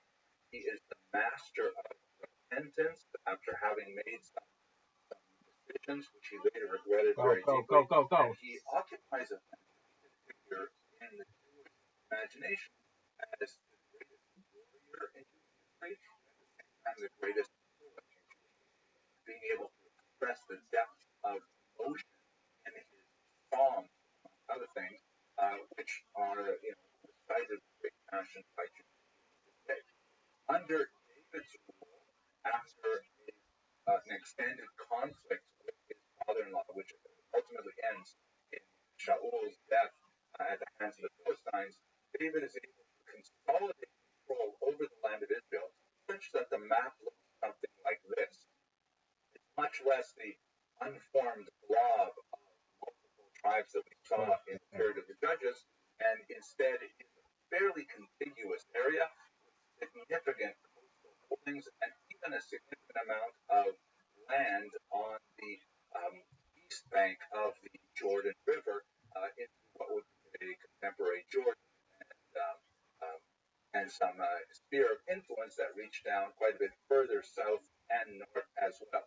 However, he had an extended conflict with the Philistines here, which had 5 cities in particular that were especially troublesome. Although, when we read the book of Samuel, we see that it's a kind of a neighborly conflict in some ways. That, for example, at one point when David is literally fleeing from his father-in-law who's trying to kill him, he runs to the city of Gath, down here, and he approaches the king there, and he tries to blend in with the population. He is discovered in the whole discussion of how he manages to escape that situation. He feigns insanity and so on. But nevertheless, just the fact that the borders were so permeable and that population could move back and forth despite the hostility in itself quite telling of the nature of Jewish society within the context of Israel. The life of David is primarily recorded in Samuel, the beginning of that when he, of course, approaches his deathbed and gives charge to Solomon. Also in the book of Chronicles, and as I mentioned earlier, many of the oracle passages that describe Samuel and King are amplified upon in the book of Psalms. It's very beautiful. Now, at this point, I've given you essentially the biblical narrative. The reason for this is because we have very little archaeological record to support any of the details that we have here. It's a fairly compact period. I mean, we're looking at, instead of the scope of centuries, which we looked at earlier, now we're looking at the scope of decades. And we don't have the kind of external validation that we would hope for in this period, especially when we think about the expanse and power of David's kingdom, at least viewed through the perspective of the biblical narrative. One of the major reasons for this is, first of all, Egypt is completely unreliable as a historical source. They are the next great power on the scene. They don't make contact with this region until the year 853 before the Common Era. And so there's no Assyrian records either. That's really why David's monarchy basically slipped through the cracks. But there are these couple of fascinating finds, and a few others as well. There is the Tell dynasty, which was discovered in 1993, and it dates from the 9th century. This block of text, which is of Assyrian origin, essentially records battles with various personages in Israel identified in the biblical text, and specifically identified, as you can see in the chocolate region there, as part of the faith of the house of David. Now, this block refers to the house of David in the past tense, in the sense that these are descendants of the house of David, which again is confirmed in the biblical text, but it is 150 years later. So that's really helpful for us, but not a specific look at David within his own lifetime. The closest we get to it, even though this is a validation of the existence of something called the House of David from a non-Jewish source, we have this we actually looked at a modern version of this a couple of lectures ago. This is from the king Shishak or Shoshank, who invaded Israel in the mid 10th century. And one of the phrases that is referenced here is highlands of David. Right? You remember, these are the topographic names of the various places that Shishak claimed to have conquered. We can't always rely on his testimony, but nevertheless, he lists someplace as the highland of David, which sounds a lot like what we saw earlier, the field of Abraham. So there are a couple of these tantalizing things which suggest that there was a very important, famous person named David that had a place named after him and that had a house, progeny named after him that was sufficiently famous to be recorded in stone. Uh, and that's basically all we have from external validation. There is, however, one other really fascinating archaeological find regarding the House of David, but I'm going to leave that for the next one. The last king that we should talk about in this context, of course, the last king of the United Monarchy, and that is King Solomon, here in a Renaissance painting meeting with the Queen of Sheba. It's interesting because sometimes the Queen of Sheba is clearly Caucasian, sometimes she's clearly African, but in this particular representation has a certain evocative quality to it, so I like to include it there. Solomon's great achievement was primarily in the area of statecraft. He had major diplomatic achievements with linkages with several figures in the area, expanded the borders and consolidated them, and really had some real important connections with the region. He also famously centralized the worship in Jerusalem with the construction of the temple, referred to as the Temple of Solomon. It's, of course, on the site which would, was destroyed, as we will discuss, in the 6th century before the Common Era. It would be rebuilt and renovated again, and it would be destroyed again in the 1st century. And now the Temple Mount still remains, but it has a mosque on top of the Dome of the Rock. We'll get to that, God willing, probably next semester. But for the time being, the centralization of worship, which began under King David, was really confirmed with the construction of the temple under Solomon. Very important centripetal element in creating a unity of all the tribes by demanding that all formal ritual worship no longer be relegated to individual backyard sanctuaries, but rather to the central sanctuary in Jerusalem. Now, let us issue a small corrective here. Again, like we saw with David and certainly with Saul, we don't have much external validation of the biblical text for reasons that I've discussed: the lack of contact with the Assyrian Empire and the Egyptian untrustworthiness of their documentation. But what we also have to realize is that, we're talking now in the early 21st century, after 2,000 years of Christian impact on Western civilization in particular, and we tend to view the Solomonic Empire as being something massive. Just like in our very first lecture, we talked about how the geography of the land of Israel is tiny, but it is, large in the Western imagination. The Empire of Solomon was also tiny compared to much larger empires active in his day, certainly afterwards. King Solomon's empire, basically extended through much of what we say the land of Israel and parts of Jordan, with spheres of influence in Syria, and that's it. You have to think of Solomon's empire as being incredibly important for the Jews, the people who lived there, and their immediate neighbors, but not so phenomenally important on a geopolitical level for the entire region. And so what seems so important to readers of the Hebrew scriptures and then the Christian scriptures, when looked at in a narrow historical perspective, is really a minor, smaller empire that is active for, less than a century by the time you get to Solomon. So it's not surprising that it does not make more of a blip on the radar, so to speak, of other countries at this time.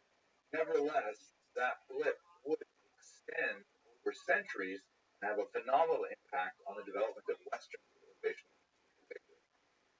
Okay, that's it for our discussion of the United Monarchy.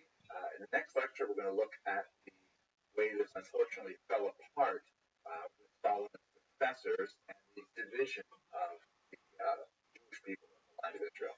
Thank you very much.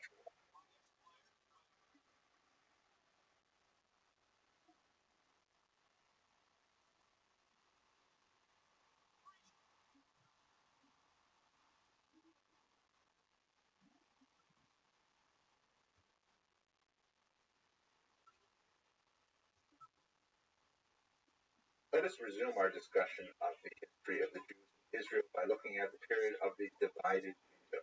I'd like to begin by going to another Gedanke experiment, another thought experiment that really comes from an old joke. The joke goes like this. This time of year, I'm recording late October.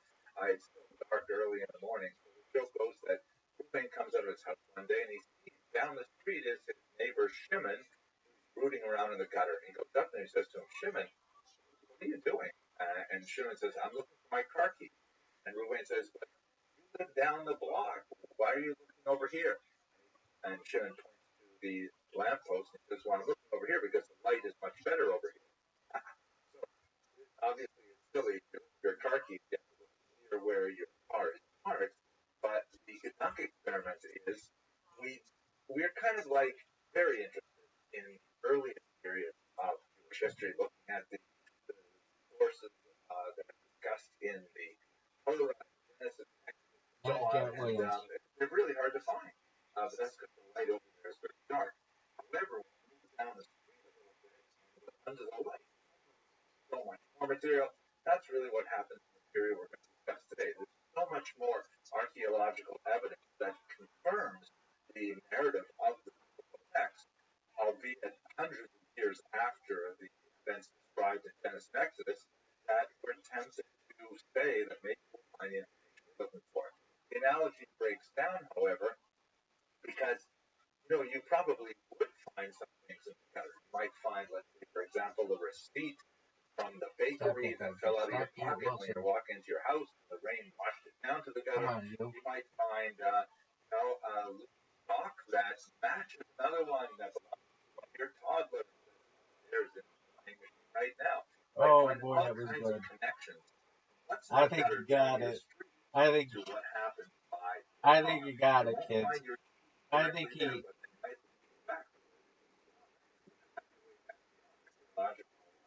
But he got it. Uncovered as historians and archaeologists before out of it. At any rate, let's look at some of the stuff that we can find now under the bright lights. He's out of bounds.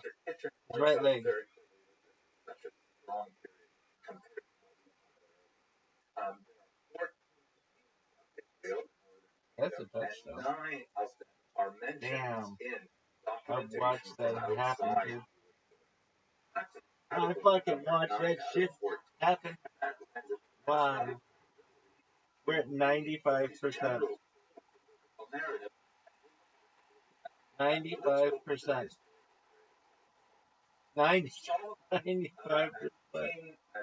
And it's gonna go and consolidates the land of Israel, building on the conquest of his father. Oh man, yeah, you played that very diplomatic relations damn, surrounding the land of Israel. He also centralizes ritual worship by building a massive, glorious temple in Jerusalem. However, what that means is inevitably there's a great tax burden that is placed on the Jewish people as a whole, and they resent the huge taxation. Under the wise leadership of King Solomon, there was scattered grumblings. But once Solomon passes away and it goes to his son Rehoboam, there is a tremendous amount of resentment that's built up over the heavy tax burden. Rehoboam really is fine. He, on the one hand, wants to react to the popular pressure, but at the same time, he wants to maintain a fairly lavish lifestyle that he is accustomed to. And prodded by, unfortunately, as the text mentions, younger, inexperienced members rather than the steady guiding hand of his older Mother fuckers. Very dismissive manner insists on pushing ahead with its heavy tax burden that the northern kingdom in particular is loath to accept. There is a very fascinating, powerful passage. By the way, I want to reinforce that I'm just going to be skimming over the tops of the historical record as we find in the Bible. It's so important that you actually go back to the text and read the primary documents themselves because they are fantastic. And if you have a sense that it's going to be dry or boring, I just want to refer to one specific passage of them. It's shown here in this wall painting in Basel that's done by the great Hans Holbein. You see that Rechavam here is portrayed with holding out his little finger, and this is in reference to one highly dismissive and disrespectful remark that Rechavam makes regarding his father. We're at 95% winning here.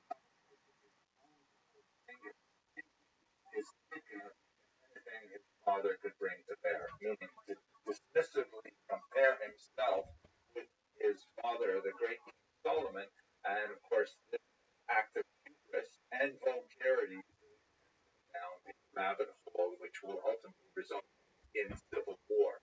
But I just wanted to point this one out because it's one of those passages that shows you that the biblical text is really, it's quite racy and it has a lot of very powerful information in it that you don't get with sanitized translations quite often.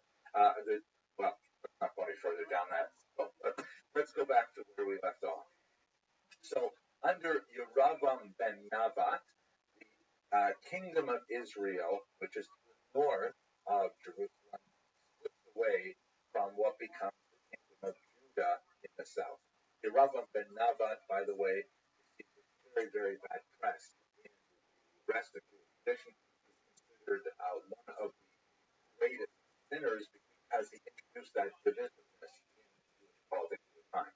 Here's a map that shows you the relative locations of the kingdom of Judah and the kingdom of Israel. The capital of the kingdom of Judah is Jerusalem. The kingdom of Israel is Samaria or Shomron. In subsequent lectures, we'll speak much more about what happened to the people in the kingdom of Israel. They are the so-called 10 lost tribes. More about that next lecture.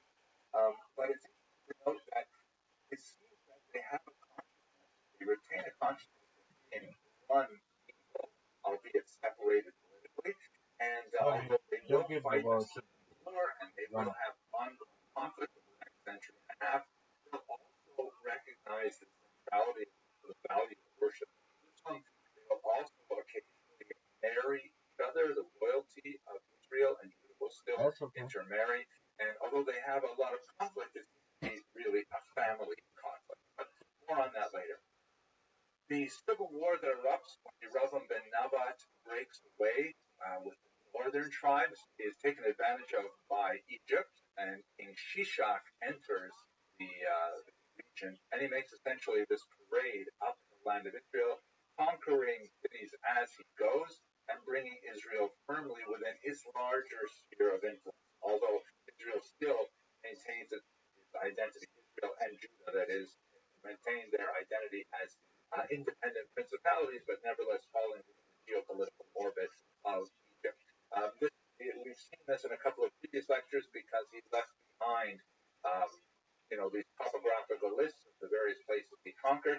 What's interesting for our point is that when he gets to the north, to Megiddo, the site of a place known in English as Armageddon, actually a place in Israel, Megiddo, he left behind a stele that is kind of like a Shishak was here stele, that although it's badly damaged in the 9th century, however, it operates much more is this amazing finding. So-called Esha stele, also known as the Moabite, was discovered in Dibon, which was in the kingdom of Gucci Mane got his orchestra symphonic.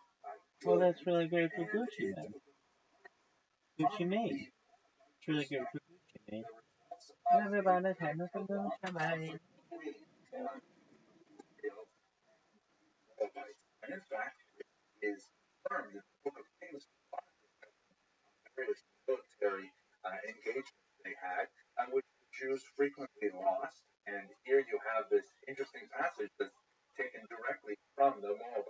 stone, in which Mesha, the author of the text, son of Chemosh God, Chemosh of course being the name of their god, complains about how badly he was treated in particular by the son of Omri, which is one of the Jewish kings. And the Omride dynasty was actually one of the most important in the northern kingdoms, especially in terms of its military activity throughout the region. And he talks in this beauty about how he beat back the invading Jews and therefore learned to create this particular monument. Fascinating about this series. We just want to quickly look at it. The Omride dynasty mentioned in the Moabite stone is one of the most well documented of the northern kingdom dynasty.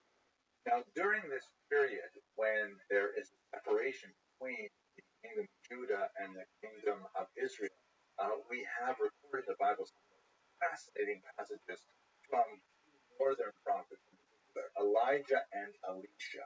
The great miraculous activities of these prophets are among the most dramatic passages in the Bible, including a personal favorite of mine, the resuscitation of the son of the Shunammite woman, shown here in this remarkable 19th century painting by Jan Schuiter, where the mother is reunited with her son who has returned from death. A fascinating passage, definitely worth reading.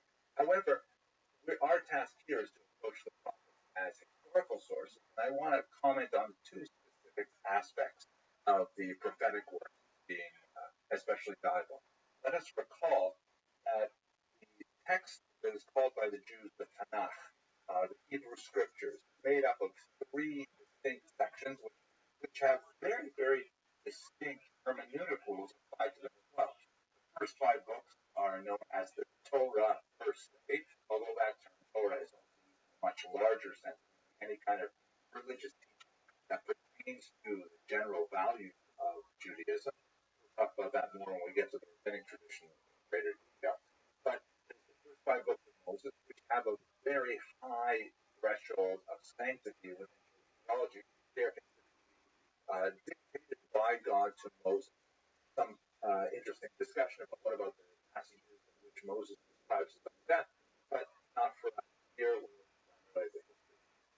From the book of Joshua on, there's a large section of the prophets, which is a mixture of material, sometimes much more historical data, sometimes much more kind of ethical teachings, and then finally we have a section called Ketuvim, or writings, which include things that don't fit into either category, like Psalms, for example, or prophets, the Song of Songs, the Book of Esther fit in there, and so on. And these second two sections, Nach, or Nevi'im and Ketuvim, the prophets and the writings, are considered to have a lower degree of sanctity than the first five books of Moses. They are clearly written by human beings and recognized, so not dictated by God, but perhaps inspired by God. The commentators have different approaches to what they actually mean, what's their, so to speak, nuclear weight in terms of understanding, the task of Judaism.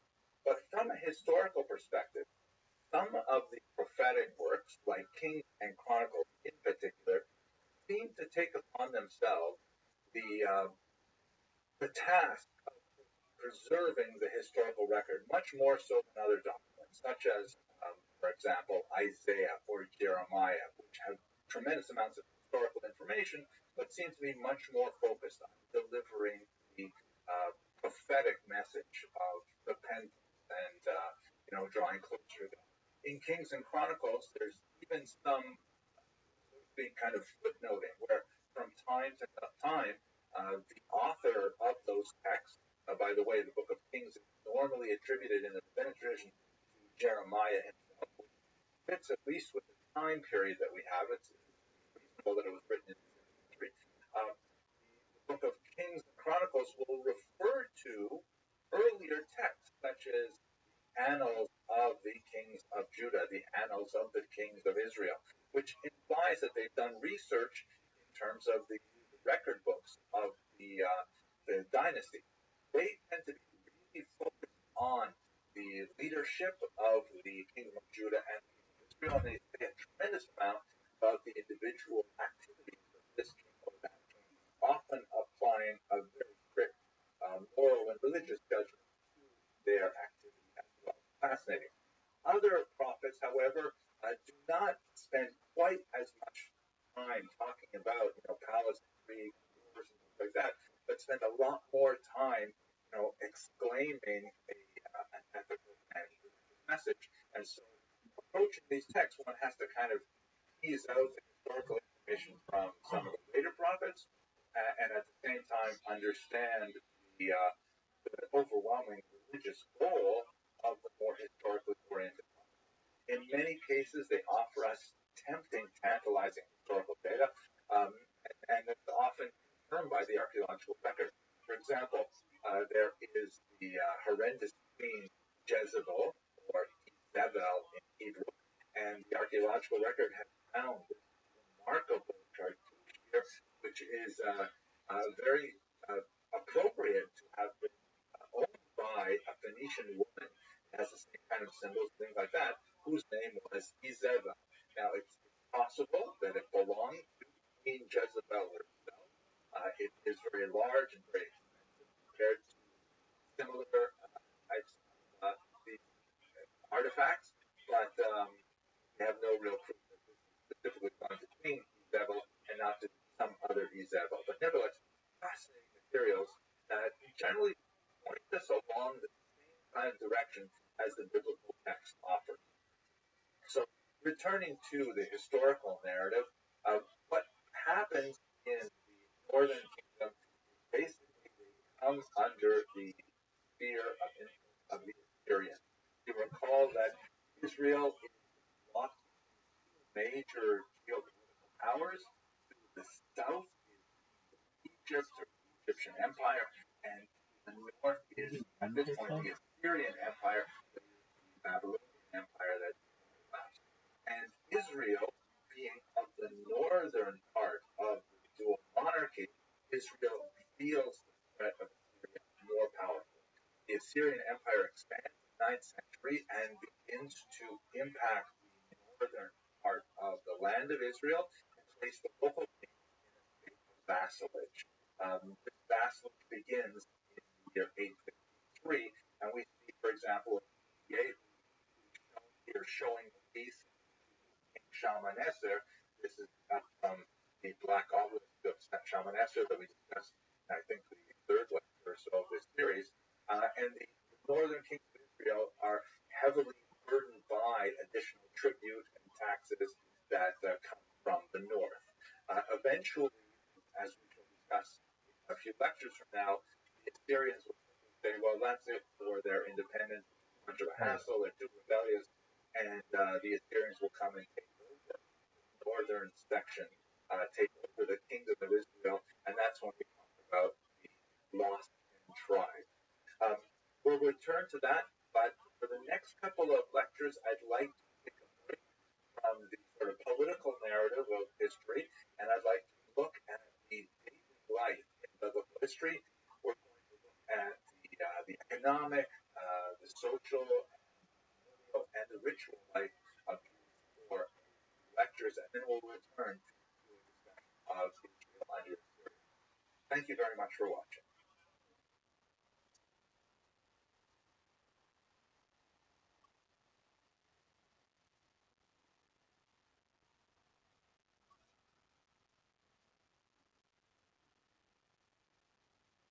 Let's move away now from the primarily political, religious history that we have explored up to this point, and let's look a little bit more closely at the daily life of the large mass of and we're going to focus the lecture on economic life, and we're going to look at family life and religious life. For now, economic. Let's have a closer look at this remarkable by Nicholas Staff, as titled and in brackets root and book. Obviously, described in the book the wealthy landowner Boaz, shown here in the center with that magnificent yellow coat. There is very poor, meaning that it is a mandated line of various sheep that have fallen around.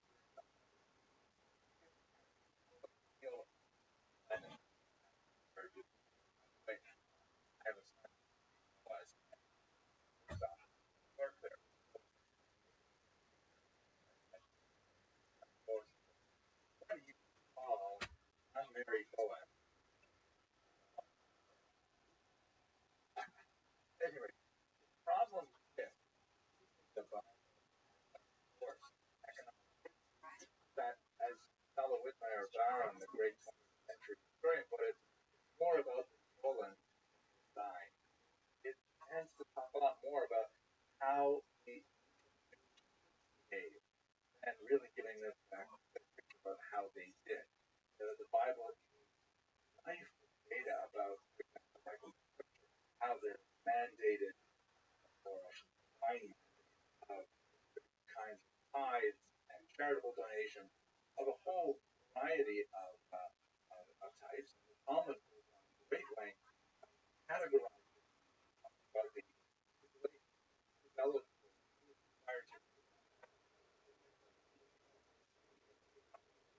but nevertheless, the Bible is a tremendous source. You have to sort of read it backward to get a sense of what the must have life. As we understand that the primary thrust of the text is ultimately God, ultimately for client divine mandates and so on. We do have, however, many other sources outside of the Bible, economic theory that but they tend to be really quite fragmentary.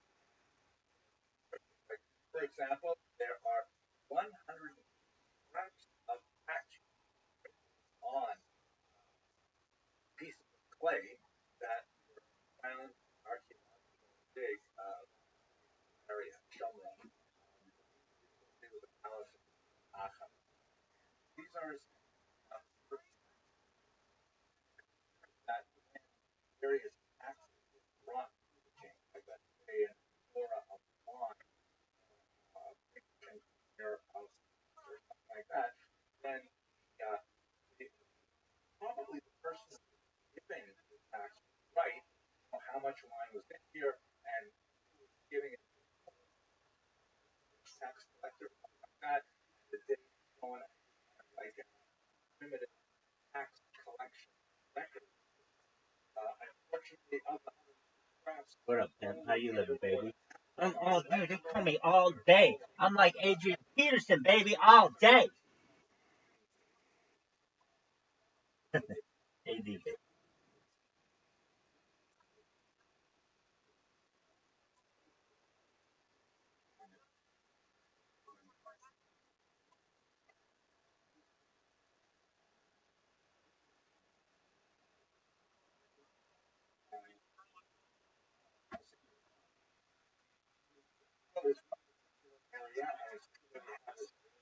Get him. Not to Kincaid.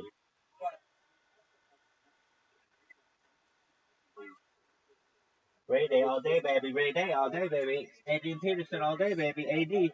AD. Adrian Peterson, AD. Why? All day. All day. Art. Let's see what we got. We were at 88%, 89%. Fuck yeah.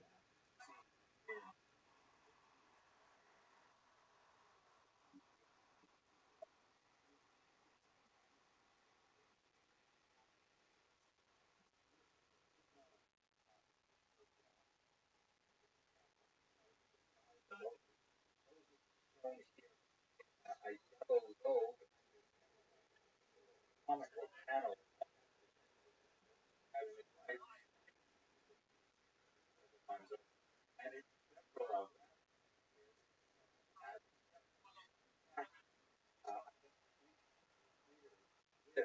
shepherding is quite profound. It has philosophical ramifications as well.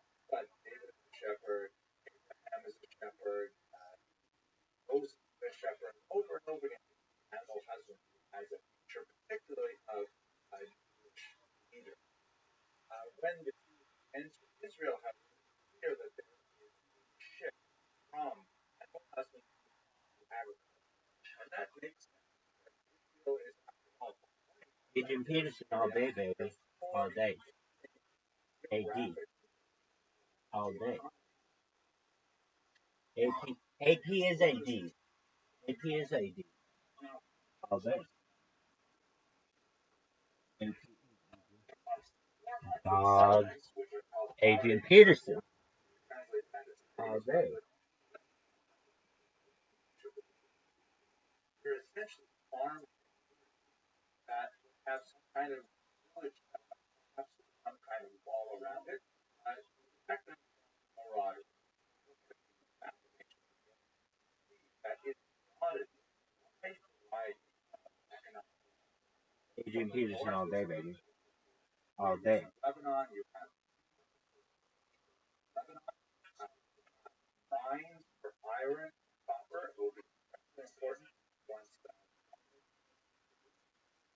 so-called Syrian purple, known as argaman, from a particular kind of sea creature that lives on the shore. Colored orchards have textiles are very big product, iron, metalwork mines, and dates around Jericho, very, very export, especially date palm. There's all kinds of commerce, and obviously that flows from a variety of might call artisans and individuals. Sometimes, especially in public, there are particular towns that are devoted to crafts. For example, villages that are filled.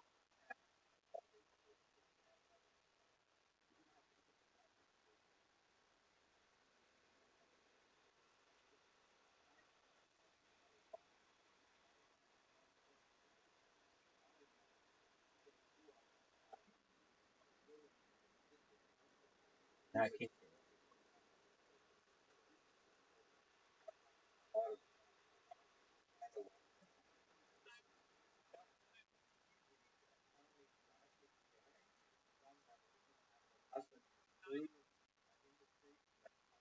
And ultimately, regular coinage by the era. Great every month, a shekel weight on the left there. Imagine what it must be.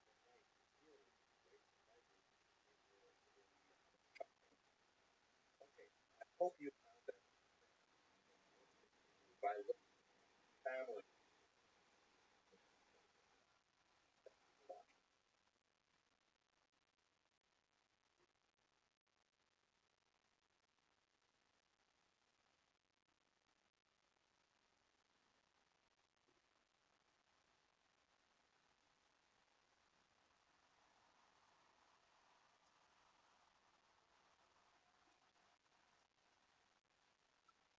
Let's take a little detour from our historical narrative to just talk a little bit about terminology. We're speaking about the history of one people, one ethnos, and that is the people who are known today as the Jews or the Jewish people. You know, of course, that it's not a racial category because there are Jews who come from all types of different races that make up the Jewish people, but it is something kind of tribal in nature because traditionally Judaism is a religion that is passed on through one's mother, that is matrilineal. In the 20th century, the Reform movement added a patrilineal option to it, but that we'll get to, God willing, when we talk about the 20th century. But for now, I've been rather sloppy about referring to people as Jews, even well before they would have used the term to describe themselves. And I think that's justifiable that we are talking really about one continuous people. Stop it. Whatever happens, don't throw this to Dallas Kincaid. Whatever happens, people watch your friends. whatever it's fucking called.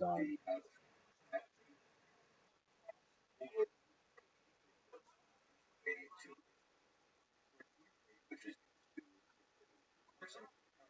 of our transit. And we're talking about a people who appear the land of Israel, the ancient land of Israel, but their origin, Abraham, are of course Mesopotamia, where he comes and described in Genesis from the city of Astur. So the term Ivri is used to refer to a person.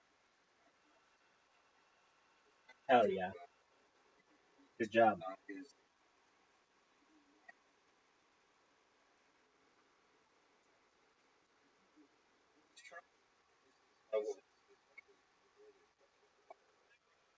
Oh, for what are we looking for? 91%. That's what I'm talking about.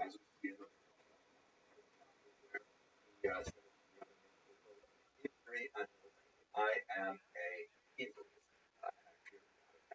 So the term Ivri, although historically it is the oldest, it's used later on in time as well.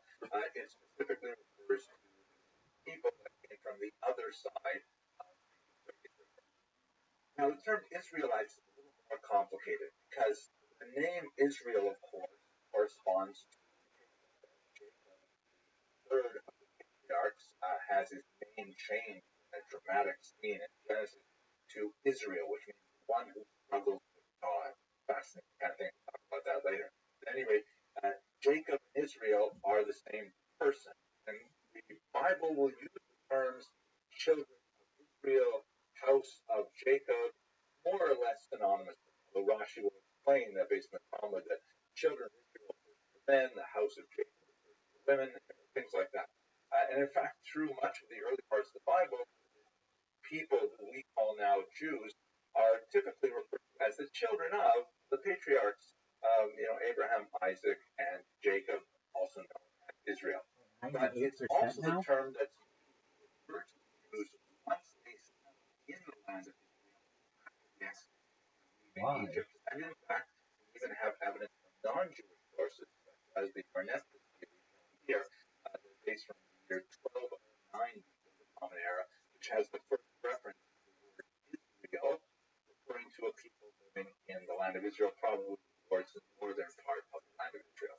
So by the time we get to the late 13th century, Israel is definitely used as a term by Jews and non-Jews.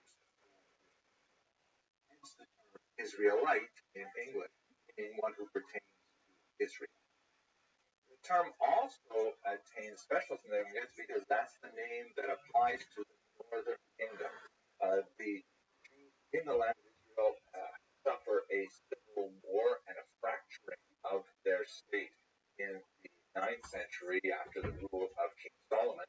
And the southern part is called Judah, as shown here, and the northern part is called Israel. They're all still one people. They recognize themselves as being part of 12 tribes, all descendants of the children of Jacob and Israel, but they call their political entity the North Israel. See this in the book of Kings, for example. There's a lot of discussion of what that kingdom of Israel is. So the term Israel, which is used prior to the division of the land into two separate kingdoms, it is especially used after the division. The term Jews becomes especially prominent after the 8th century when the northern kingdom is destroyed by the Assyrians. Here you can see in this map that the Assyrian kingdom expands and eventually conquers the northern parts We have of 98% Israel and then chance of winning. destroys its power and will exile from there. In this map, there is a significant portion of the so-called and tribes are sent into exile in Assyria in particular. However, what's not widely understood is that not all of the Jews were sent out of the land of Israel by the Assyrians. In fact, there's probably a number around 30,000. A much larger number still in the land. However, under the political pressure of the Assyrians, many of them fled to the south, to the region known as Judah, right? That's the southern kingdom. Judah, by the way, is Yehuda in Hebrew, J and Y, often switched between Western European languages and Hebrew. So a lot of those people who were from the 10 tribes in the north made their way down to Yehuda, where there was considerable mixing of the people. So much so that long afterwards, you have a description of a person who is not of the tribe of Judah living in Persia, the great Mordecai, who is referred to as Yehudi, a Jewish man. So it's really in this time period, the 8th century and onward, when the name Judah is especially associated with Jews, no matter what tribe they may have come from. And in fact, tribal designations are gradually dropped. By the time you get to a few centuries later, we have no idea which tribe any people come from, except for the tribe of Levi and another section. So that's basically how we get these three terms. Hebrews, Israelites, Jews, all one people with different names they might have used for themselves at different points in time, but they will often use earlier names to refer to themselves later on. Okay, I hope that clarified things. Oh yeah, fumble.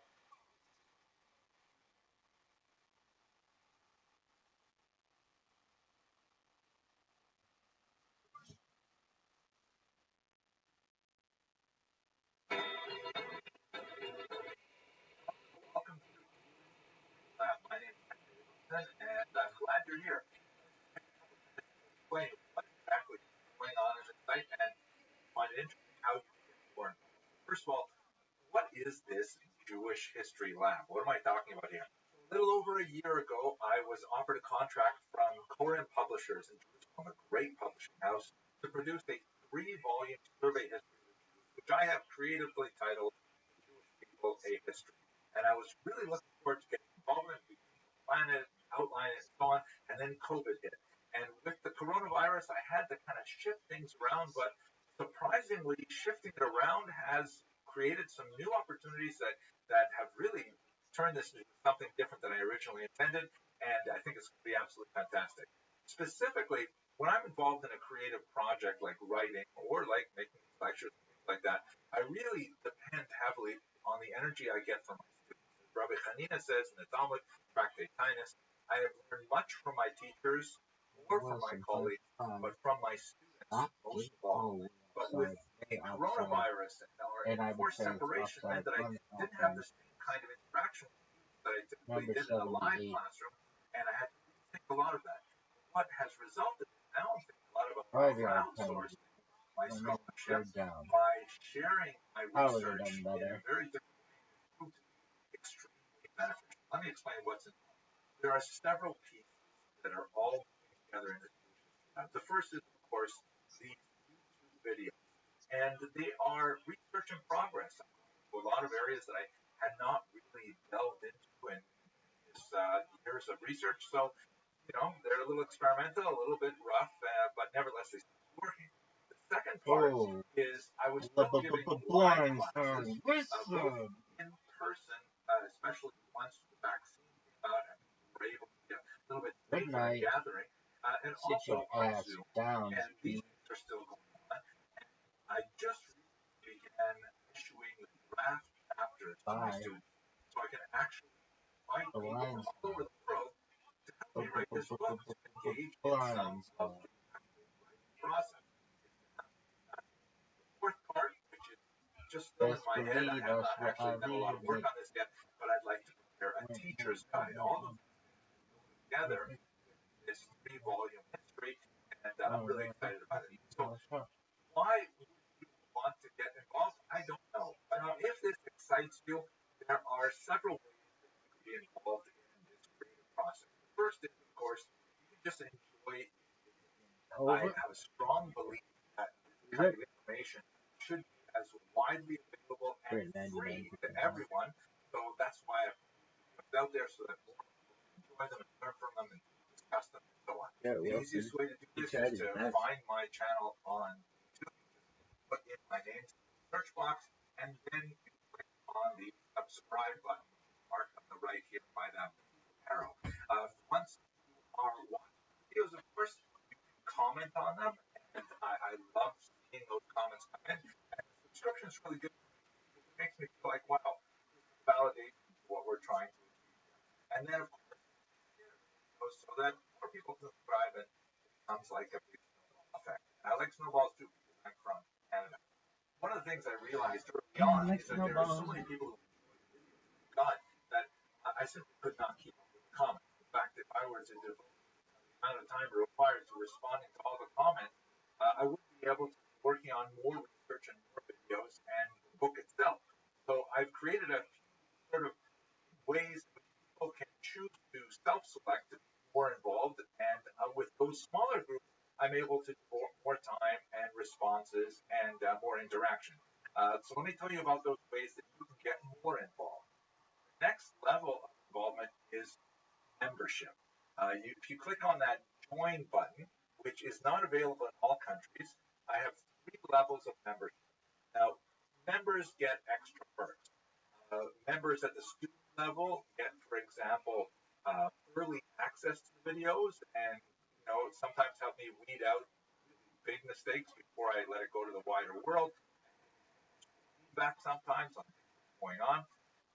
Members at the researcher level get access to more focused and advanced videos that I occasionally make that I just don't feel like sharing with the wider world because I would be deluged more with comments that not necessarily helpful. I only want to work with people a little more serious on those more difficult topics. And then finally, members at the college level get all of that, and they also get access to the live classes that I offer pretty much on a weekly basis right now. It varies from so that's another level of involvement. It's a 99% chance I'm gonna win. Yeah. Amazing. First win of the year. I went 0. I started this year 0-5.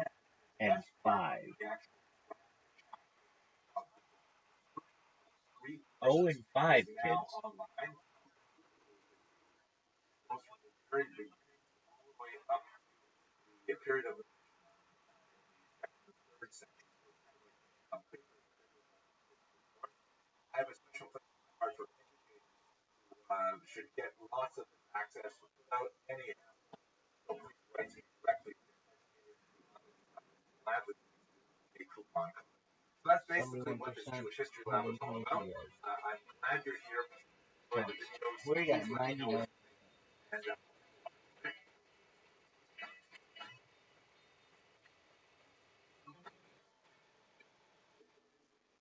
Great day.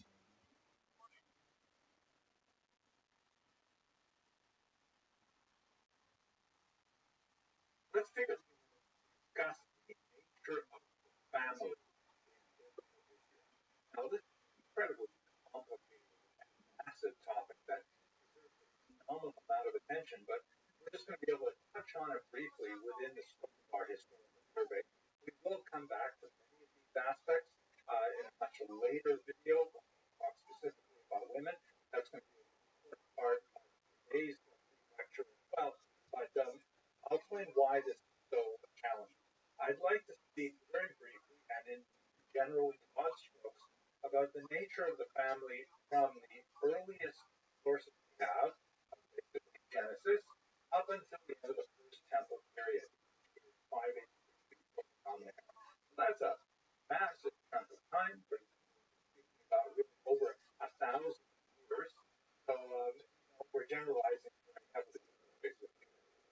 Secondly, we should understand that it's very challenging to try to describe things which are so elemental to human condition. We use the word family in a historical context, and we use the word family today. Family is, of course, something that all of us are wrapped up in extremely complex and deep-seated ways. Family is basic to our identity. And so it's very difficult to separate our own experience of what family is or ought to be from what we read in the textual tradition. For example, look at this classic image, Norman Rockwell's painting, Freedom from Want, which of course was And this is obviously a Thanksgiving dinner, and you see the happy family around it, and the patriarch and matriarch, with multiple generations of the family members around the table, all smiling as they grill like a large turkey, right? That's the title is Freedom from Want.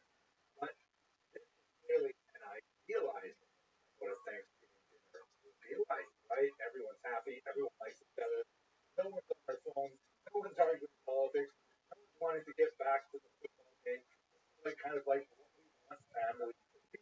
But it's not necessarily what family actually is. So there were elements of an idealized meal that are shown here that we'd like to sort of project backward in time, but it would be absurd to say every single Thanksgiving dinner, especially in 1943, what that must have been like, at the end of World War II, and the Battle of the Pacific, and all kinds of very difficult times for Americans. This is really an aspirational Thanksgiving. Go Right back there. and It's look at fucking the open. family in biblical times, I we're would kind of trapped within our own mentality and experience. And then furthermore, we can't read past what the text actually gives us as data. The text is moreover layered. We have the biblical text itself, which describes family to some degree, perhaps aspirational for men in ancient periods, but then it is interpreted through the Mishnah, which we're going to speak about in later classes. That doesn't reach their textual form until centuries later. The Talmud still later, the Halakha, the Jewish law still later than that, and then there's individual custom, minhag. So these textual layers, we're reading all of these things backwards to try and describe what we think the family should be to sometimes very fragmentary descriptions that go back thousands of years. So with that kind of caveat, let's try to understand at least a few basic things about the family, which may be somewhat counterintuitive to what we think today in the 21st century. Perhaps one of the most striking aspects of family in the ancient world is that one of the relative non-issues is race. Race is incredibly important in American culture, and the legacy of the transatlantic slave trade, Civil War, civil rights issues, still playing out as I'm speaking these words. We're in a huge Black Lives Matter social justice movement that's rocking America in the context of a very contentious election. But race is a category of reference, and there are occasional references to color. But generally speaking, it does not seem to be a issue for families of the 17th century representation of notable women. In fact, she is described as the activation. Also described in other contexts, united back then. But the commentators are especially bothered by the idea that one of the Semitic racial characteristics would marry an African. Theoretically, Indian as the representation. So race itself merely supports people, that is, who is It's a your great ethnic, to which ethnic no, we typically have a 99% that's a chance of far winning. definition. Whether or not Wow. male or Something like female fuck. is a lot of discussion before discussed here now. But heterosexuality is the norm, and homosexuality is deeply frowned upon, especially male homosexuality. There is a discussion almost later multiple genders besides simply male and female, and perhaps we'll get to that in a little bit discussion. But for the time being, let's focus ourselves on two sexes, male and female, and they're considered to be exclusive for the marriage. However, that marriage can be polygamous. That is, one husband and multiple wives, as in the famous story of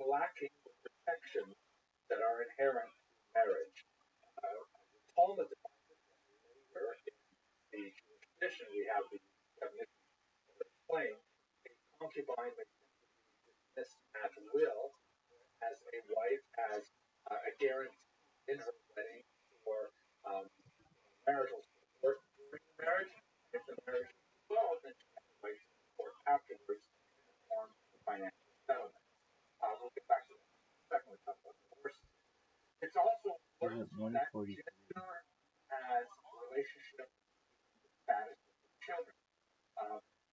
Patrilineal descent is not recognized in much of Jewish history.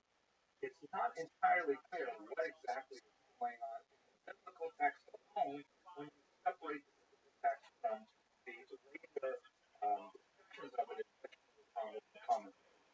It appears that patrilineal descent is a main figure of the Bible.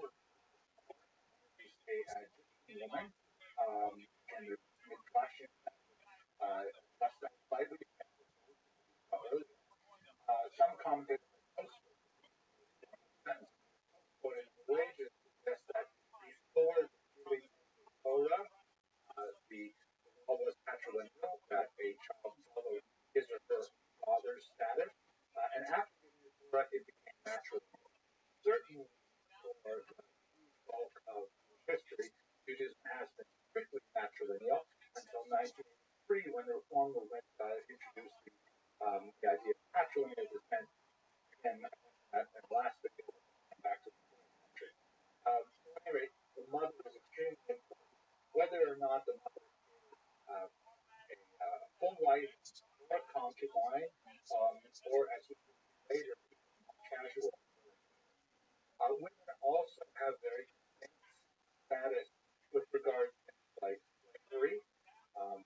Jewish men may be enslaved, may not be enslaved.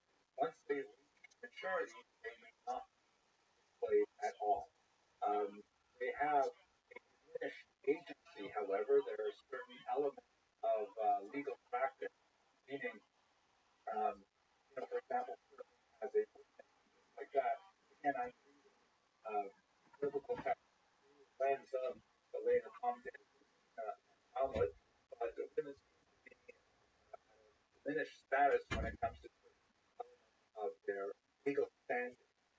And similarly, in terms of inheritance, general understanding of women in the biblical period is that the women are almost always and an ideal status to be within the shadow of another male, either with the shadow of their father, that is, the protection of their father, later under the protection of their husband, and finally in a widow status, then under the protection of their adult sons. Men who are protecting the idea of a woman who is separated from the placing her at tremendous disadvantage. On the other hand, that does not necessarily diminish a woman's rights as a person to engage in business on land, affects contracts, and all kinds of things. Much more of this was discussed when we speak specifically about women later on. But there's no question that it would be absurd to ascribe kind of modern equality in the ancient world. This is a patriarchal society. The only thing that I think is really debated is whether or not like a benign beneficent, if you want to argue at all. The last thing I should point out is family structure, often multi-family. The idea of concept of legitimate modern someone is illegitimate, appropriate, faster. It has a distinct meaning.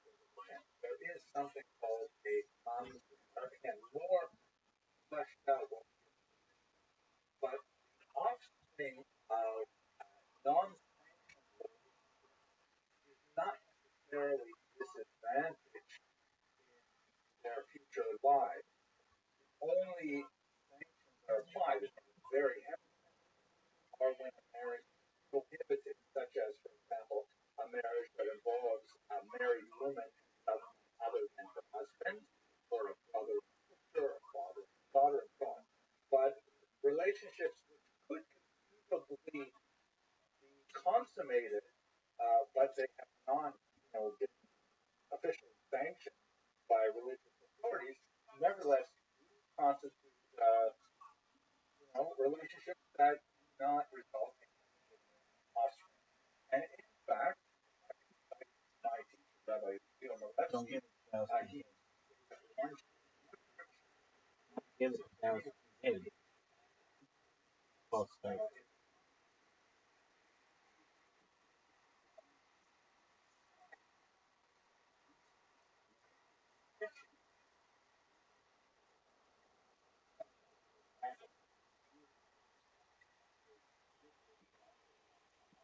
To whom?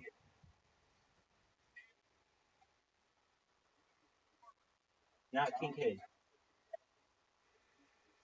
Thank you. That was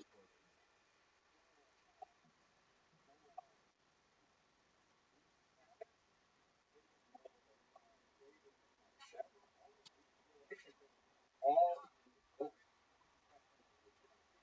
nevertheless the line never cast it. Okay, now my final life. Thank you.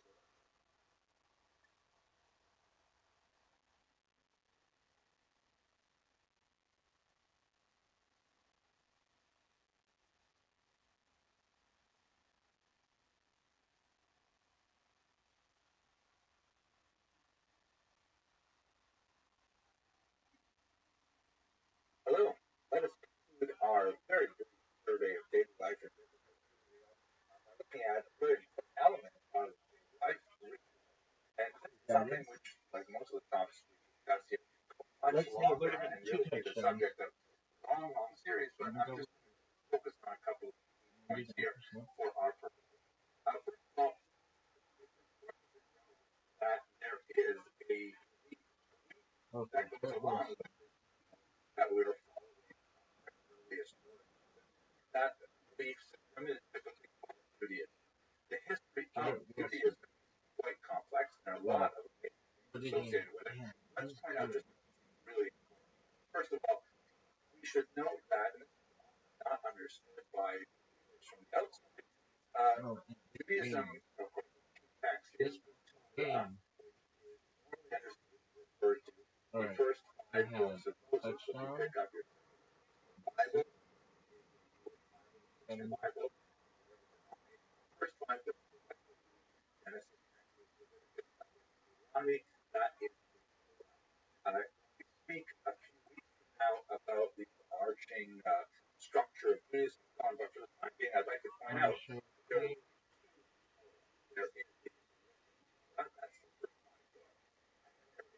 oral about that, which is for our purpose right now, basically the series of teachings that are encapsulated in the Talmud.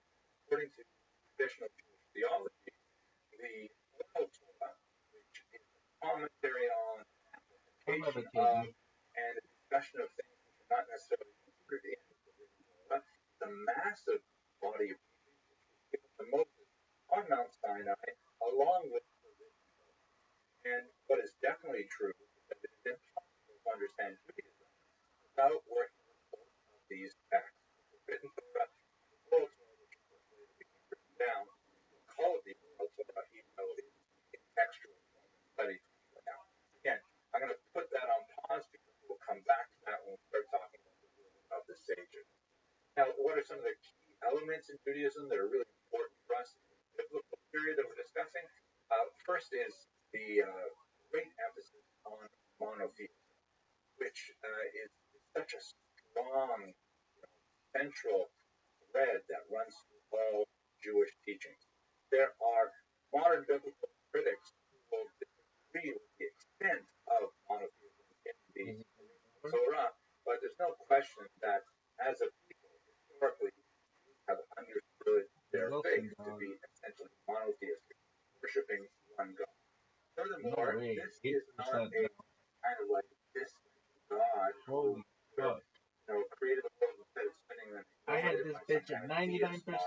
And also not sort of like a huge, immortal, all-powerful child God like you have in a lot of the polytheistic faiths where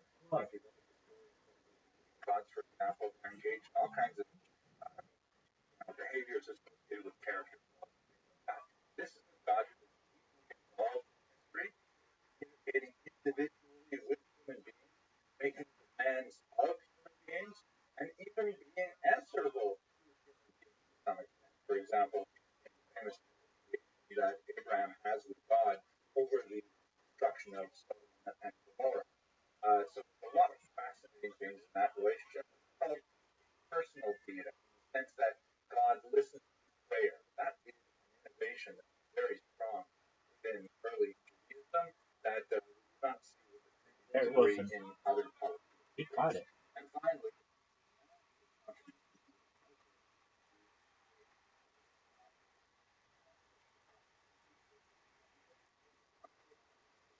That's a touchdown.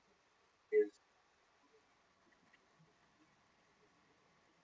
Judaism and made a major impact on the way that we organize our lives and the way we see our relationship to the cosmos as a whole. Now, these are just some basic core ideas in Judaism. But let us not forget even a cursory familiarity with the Bible will reveal that one should never confuse Judaism and Jew. This is a famous Rabbi Rothschild, that Judaism may be like fantastic and idealistic and all kinds of things, but Jews don't necessarily live up to those values. Frequently throughout the Bible, um, really in the Torah itself, and in a later section called the Prophets and the Writings, you find the Jews as a way backsliding, worshipping local Canaanite gods. On here, the god Baal, which is 92%. basically a weather god. That was a very cool. Asherah, many other gods that are mentioned. And for whatever reason, not really the purpose of our discussion today, but for whatever reason, they tend to forget about the God that comes out of Egypt and say, well, what about this guy? This guy's kind of interesting too. And then they get punished for it, and they go to repentance, and the whole cycle that you see repeating itself over and over again in the Bible. One might argue right up until the 21st century. But that's all I really want to say for a very cursory look at Judaism right now. We will return to it in much greater detail when we look at the stages and think about how Judaism works within the context of the oral Torah. Certainly, the Jewish calendar is of extreme importance to early society in Israel. It's an agricultural economy, and the three pilgrimage holidays signify tremendous meaning within the context of the Torah, particularly the written Torah, but also happen to coincide with the agricultural season. So it's joyous on Shavuot, for example, the harvest season, all kinds of interesting things like that. Of course, the most well known outside of Judaism is certainly the holiday Passover, which commemorates the departure from Egypt. It's a spring holiday, and we discussed it before how it's such an important ritual because at the Seder table, it's a holy ritual. The family has to go through the story of the Exodus. Children must this fantastic become the famous and have done it in 14th century Germany. And one of the unusual things about it is that many, but not all, of the figures represented there have a bird's head instead of a human head. They're clearly marked as Jews. For example, the male figure on the left has a Judenhut, which is an article of clothing Jews were required to wear until Europe after the Fourth Lateran Council of 1215. So we know it's because of that labeling. But why the bird's heads? It's most likely related to a hesitancy on the part of Jewish artists to contravene the commandments that prohibit the worship of any graphic representation of a being. That has been observed or ignored or reinterpreted throughout the centuries in different ways, but in the 14th century in Germany, apparently the artist must have felt rather sensitive about it.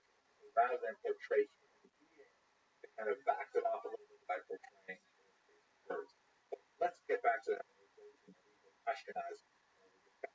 anyway, I really like the clearly it's a woman who is baking some of the unleavened bread, the matzah that's necessary for Passover, and the Jewish figure on the left is the woman is presumably Jewish as well. The Jewish man on the left is saying, "What? $25 a pound?"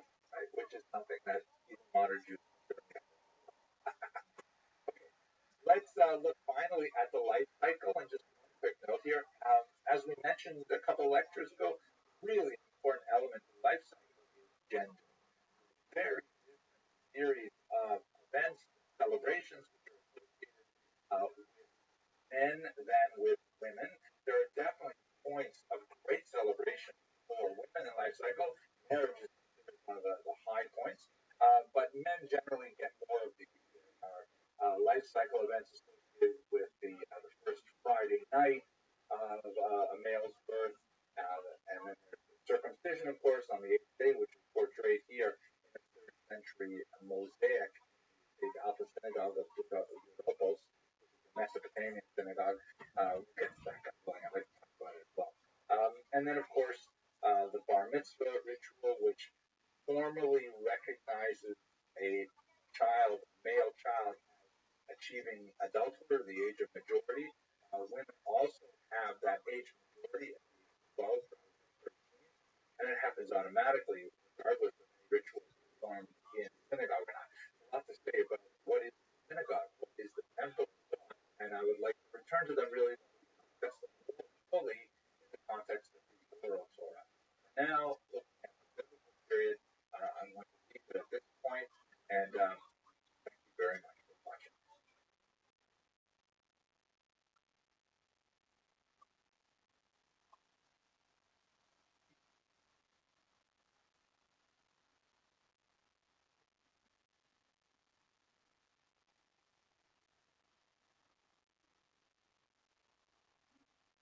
Okay, let us continue with our discussion of the political and social history in the northern kingdom of Israel. And I'd like to make a few key points that really focus on the dissolution of the northern kingdom with its invasion by the Assyrians, exile of the 10 northern tribes, importation of the Samaritans, and explore those in a little more detail in subsequent videos. But for now, let's just have a look at a few key ideas. First of all, let's just look at something that's important for the 8th century. And from the perspective of the outside of the Jewish world, we'll look at some of the Assyrian documents. And I want to go over the map with you in a few minutes, so don't panic if you're not exactly sure where is Assyria. Anyways, we'll have a quick look at the map and I'll make it clear. So in this amazing monolith, the Kirk monolith, which celebrates the achievements of the Assyrian king Shalmaneser III, who was very important to Israel. There's a discussion there of the Battle of Karkar, which was in 853 before the Common Era, and a few battles that were subsequent to that particular conflict. This describes a period in which Shalmaneser participated in battles not in Israel, elsewhere in northern Syria for the most part, against a multi-state or multi-regional alliance of 12 kings. And what's especially interesting for our purposes, this alliance was led by the Hatti and the Sea coast, which would have been Syria and, of course, along the Mediterranean coast. Listed among the 12 kings there is King Achav, the Israelite. Right? Remember Achav, Ahab, married to Jezebel, was one of the last kings of the northern kingdom of Israel, and provides the largest single contribution of chariots, 2,000 of them, and 10,000 troops, which puts him right up there with the biggest contributions to this war effort, which I think is fascinating because it gives you a picture of what's going on really in the northern kingdom. Now, contrasted to the southern kingdom and Judah, they had a lot of internal problems. Remember, this is the rebel state. They broke away from Judah over issues of taxation and over issues of how they're being represented, so to speak, kind of an American. According to this, by the way, while they're still trying to figure out who won the 2020 election. the northern kingdom had quite a bit of tumult in the ninth century, especially when compared to the southern kingdom. Unlike the south, they did not have the same degree of attachment to the idea of a Davidic rule through the tribe of Judah. Obviously, the southern kingdom was ruled by Judah, and they had ongoing conflict with Judah over the bordering territory of the tribe of Benjamin. Sometimes they would ally themselves with the south. Sometimes they would actually fight with the south. There's a lot of things going on. We also have turnover of the dynasty, as in many cases, generals were heavily involved. The northern army was quite powerful, and from time to time, the leaders of the army ended up taking over the leadership of the entire region. There's a lot of internal, disruption going on in Israel itself during the 200 years that we're describing now, between the middle of the 10th century when the kingdom split until the end of the 8th century when the kingdom was destroyed by the Assyrian invasion. But even in the midst of this tumult, you see that the northern kingdom of Israel is a player regionally at this point. They are getting involved in larger geopolitical conflicts. They are making big alliances like King Solomon made. They are engaged in, far off conflicts, which gives you some kind of picture of what the northern kingdom of Israel was like within the larger context. Here's an interesting find which points to the instability of the ninth century in Israel, discovered by Naama Yahalamak. This fascinating figurine was just discovered a few years ago here, and the crown around his head there indicates a royalty, very preserved, little 5 centimeter figurine. Now, the big question is, though, he's clearly a king. Which king is he?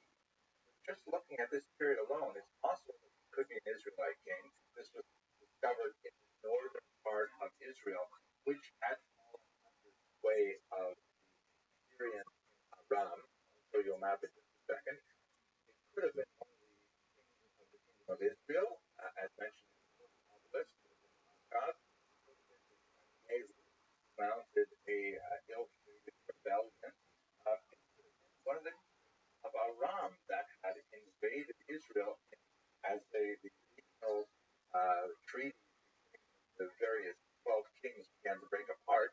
But Ben Hadad, which were the foreign kings that ended up dominating the northern part of Israel, or it could have been Tyre, perhaps Baal. All of these are possibilities, and it gives you a sense of what kind of chaos was going on in Israel.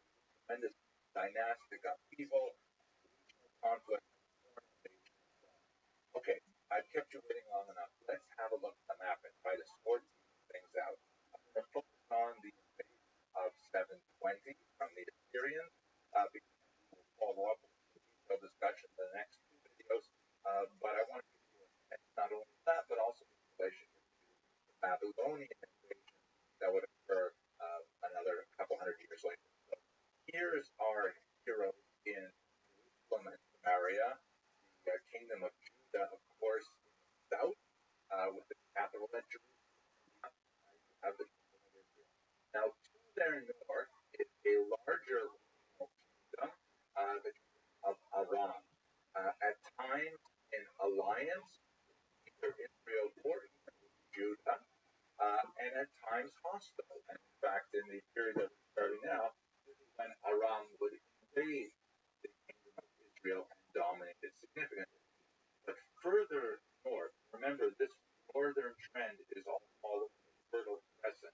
So it kind of curves around a open-ended hairpin turn and then begins to go to the south following the Euphrates and the Tigris rivers. You have the kingdom of Assyria, based in the very old city of Nineveh, famous from the book of Jonah.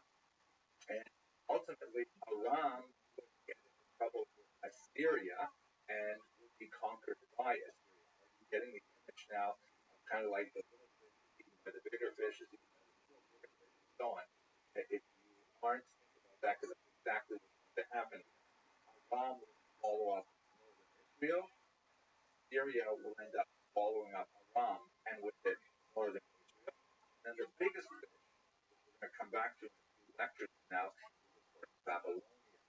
The Babylonian Empire, centered in a city known as Babylon, would eventually take over Syria, which had taken over Aram, which had taken over northern Israel. And it would have huge consequences for the history of the Jews.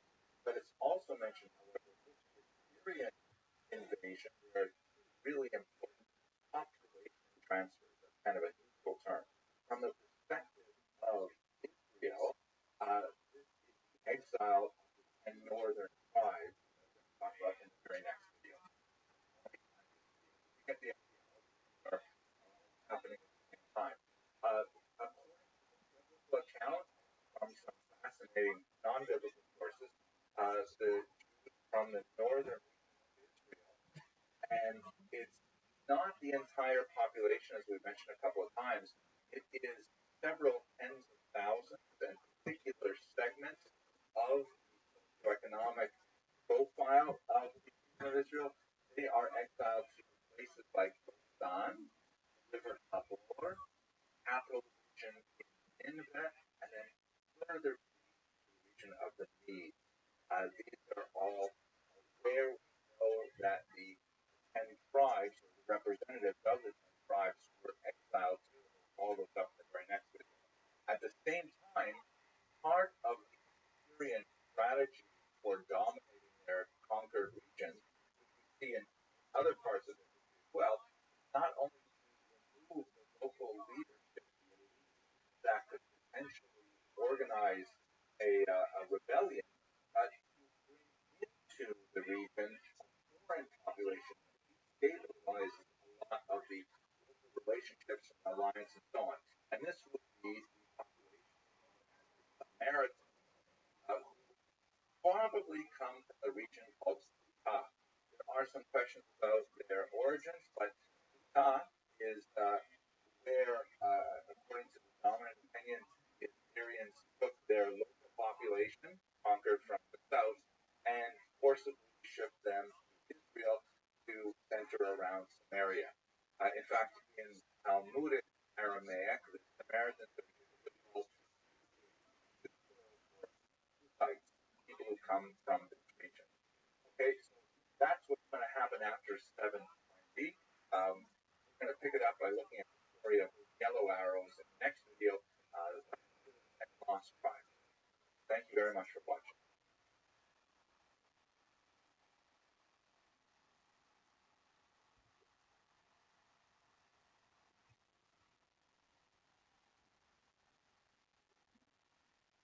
Let's just start with what we know from the biblical text and from Assyrian documentation as well.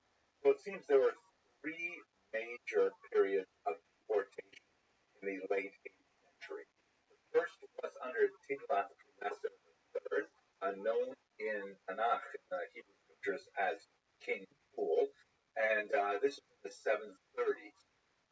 Records indicate in two different places, when you add them up, something like 13,250 Jews were taken from the those of you who are watching this video without watching previous ones know I use the term Jews anachronistically. Just forgive me for it, most Jews do that. At any rate, about 13,250 exiles. Appears that all of them were male, were taken from the northern region. It appears also that the Jews had some experience, as we saw in the last lecture, in the military field in particular. They may have excelled, especially in charioteering, and it could be that, just supposition, that perhaps he took some men of military age over families, things like that. Then we have a second period under Shalmaneser V and his son Sargon. Shalmaneser is on the left, and the figure on the right is believed to be Sargon II. We have a much more specific number from their records of 27,280, or elsewhere 27,290, and this occurred in the year 720 itself. This is a really hard specific number that feels a lot more real than a lot of the numbers we see in some of these documents. And then finally, you have King Sancherib in Hebrew, or Sennacherib in English, claims to have removed 200,000, very, very large number, from the region of Judah at the very end of the 8th century. We'll talk more about that 2 lectures from now. These are the 3 major deportations we're speaking about. It is interesting to note that the evidence from the biblical text and also from ostraca that are discovered in the region where they were resettled suggests that the Jews who were taken away were not in fact enslaved, but nevertheless they were forcibly required to remain in these places. And let's continue the story from there. So what exactly happened to them? And based on the biblical text and a few little bits and pieces in other sources, we see that the Jews from the kingdom of Israel itself, that is the 10 northern tribes, were sent off to these 3 locations. Hamath, which is somewhere in northern Lebanon, western Syria, the region of Golan and nearby river, is the middle circle here, and then finally out to the newly conquered region of the Assyrian Empire in India. What happened to the Jews when they got there? So we have scattered onomastic evidence. I love these words. Onomastic means its proper name, meaning we see evidence of people with Semitic and sometimes definitively Hebrew names, especially because of the theophoric nature of many Hebrew names. Theophoric is another good word. It means like it involves the name of God. Like Jews like including the name of God in their children's names. Several of my children have one of the several names of God built into the names itself. Like, for example, a common name, Michael. So not the name of one of my kids, but means Michael, which is like God. Right? So it's very common to have a name like that. Or Kal-El, for example, or Kent.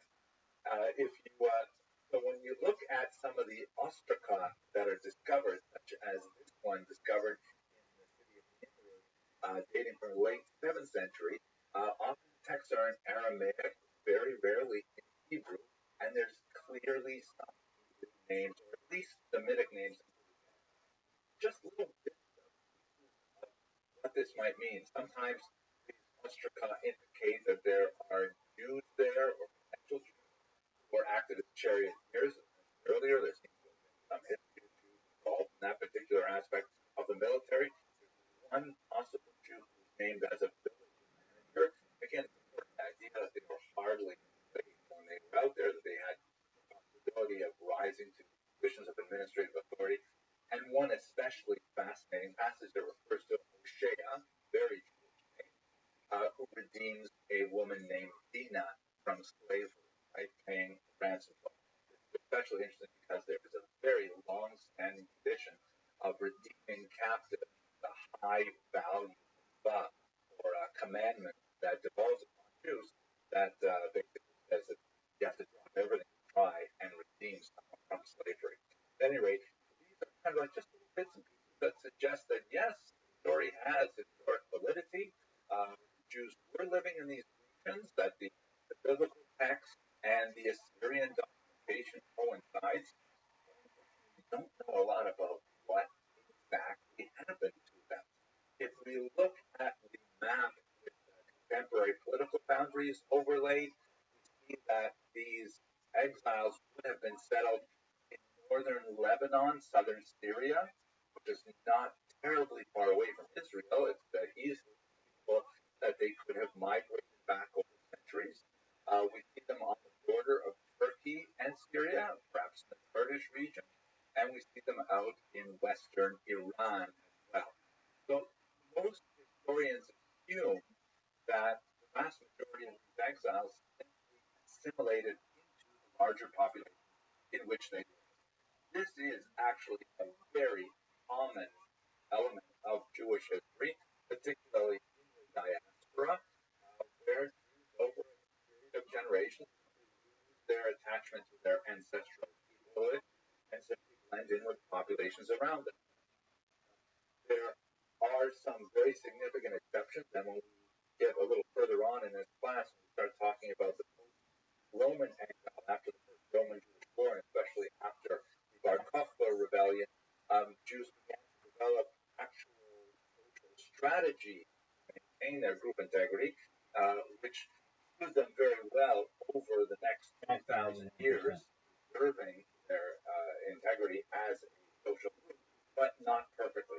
So, and by the way, going backwards in time, there's a long-standing midrash that says that 80% of the Jews living in Egypt chose not to leave with the Exodus.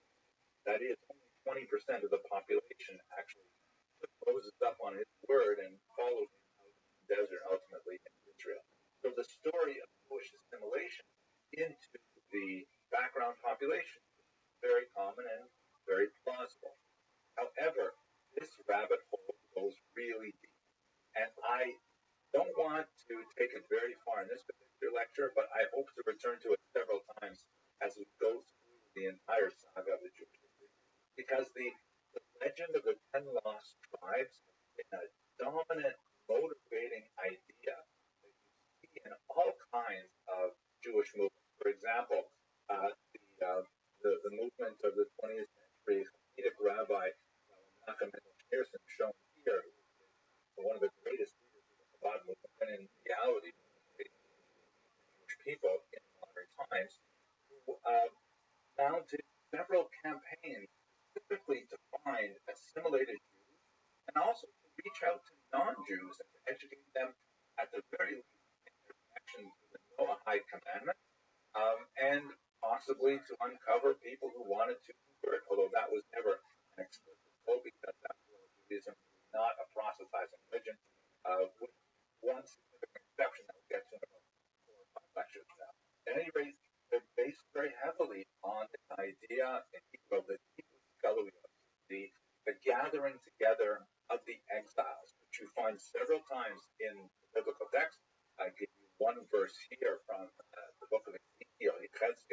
I will take the children of Israel, right? Notably, Bnei Israel is the Hebrew term used there, but it has that feeling of the northern kingdom as well, from among the nations where they have gone, and I will bring them from all around to their land.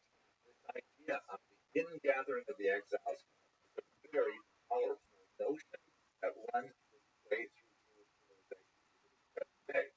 We see it also in the secular Zionist movement, headed perhaps most famously by Theodor Herzl, in this postcard, which has written in Hebrew and then in German and then in French the phrase, if you will it, it is no dream.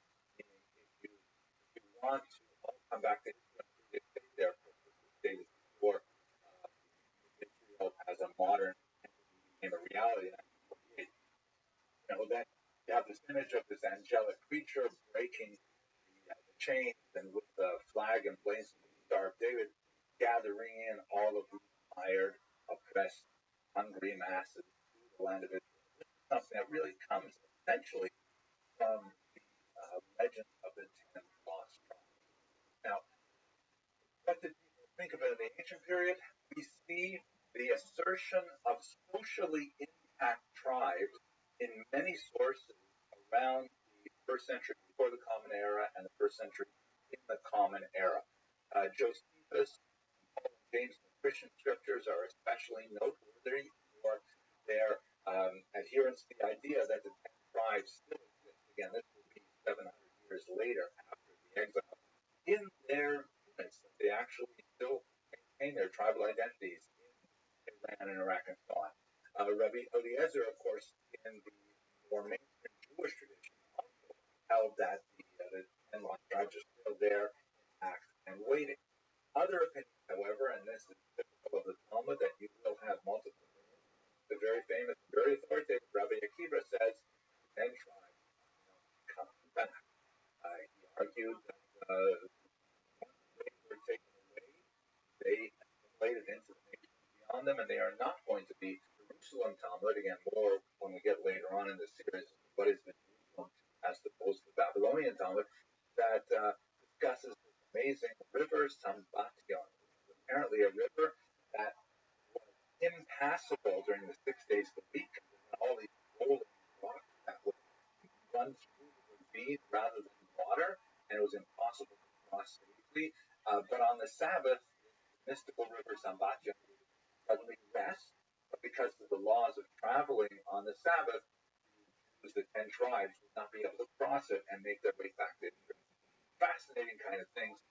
What I will just mention here now is one of the many, literally dozens of theories that developed over the next few millennia as to who the 10 lost tribes are, who they become. So, for one example, let's just one of many, really. You have them in Japan, you have them in England, in Africa, all kinds of places. There's a testimony of a crypto-Jewish traveler named Antonio de Montesinos, who was Portuguese and had outwardly accepted Catholicism context. And like many of his socioeconomic and religious class, who left Portugal to travel the world for a safer haven. He came to Ecuador, and amazingly, as he recounted when he came back, he was greeted by the native population there with the Shema prayer. Hear, O Israel, Lord our God, the Lord is one. Astounding. And he believed that he'd come across 10 tribes that had relocated far off Ecuador. There were others as well. They gave him Jewish food like chicken soup and egg rolls. I made that part up, but I couldn't help it. I haven't had lunch yet.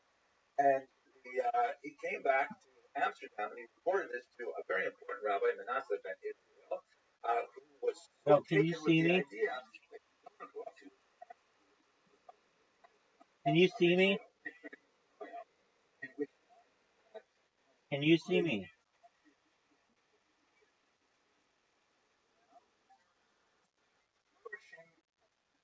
Period. Lost tribes are being discovered. This is central to the thesis. And it had created quite a stir, especially when translated into English. And many other words that supported, such as this one here, I find especially Jews in America, or probabilities that those Indians are Judaical, made more probable by some additional former conjecture. An argument that the Native Americans are in fact the 10 lost tribes. One of many, many theories as to what became of the 10 lost tribes. Okay, I really intend to come back to this topic later on in the series because it actually plays an important role in many significant, especially messianic movements throughout Jewish history. But for the time being, I want to thank you very much for watching. The next video will look at the origins of the Samaritans in Israel. Thanks again for watching.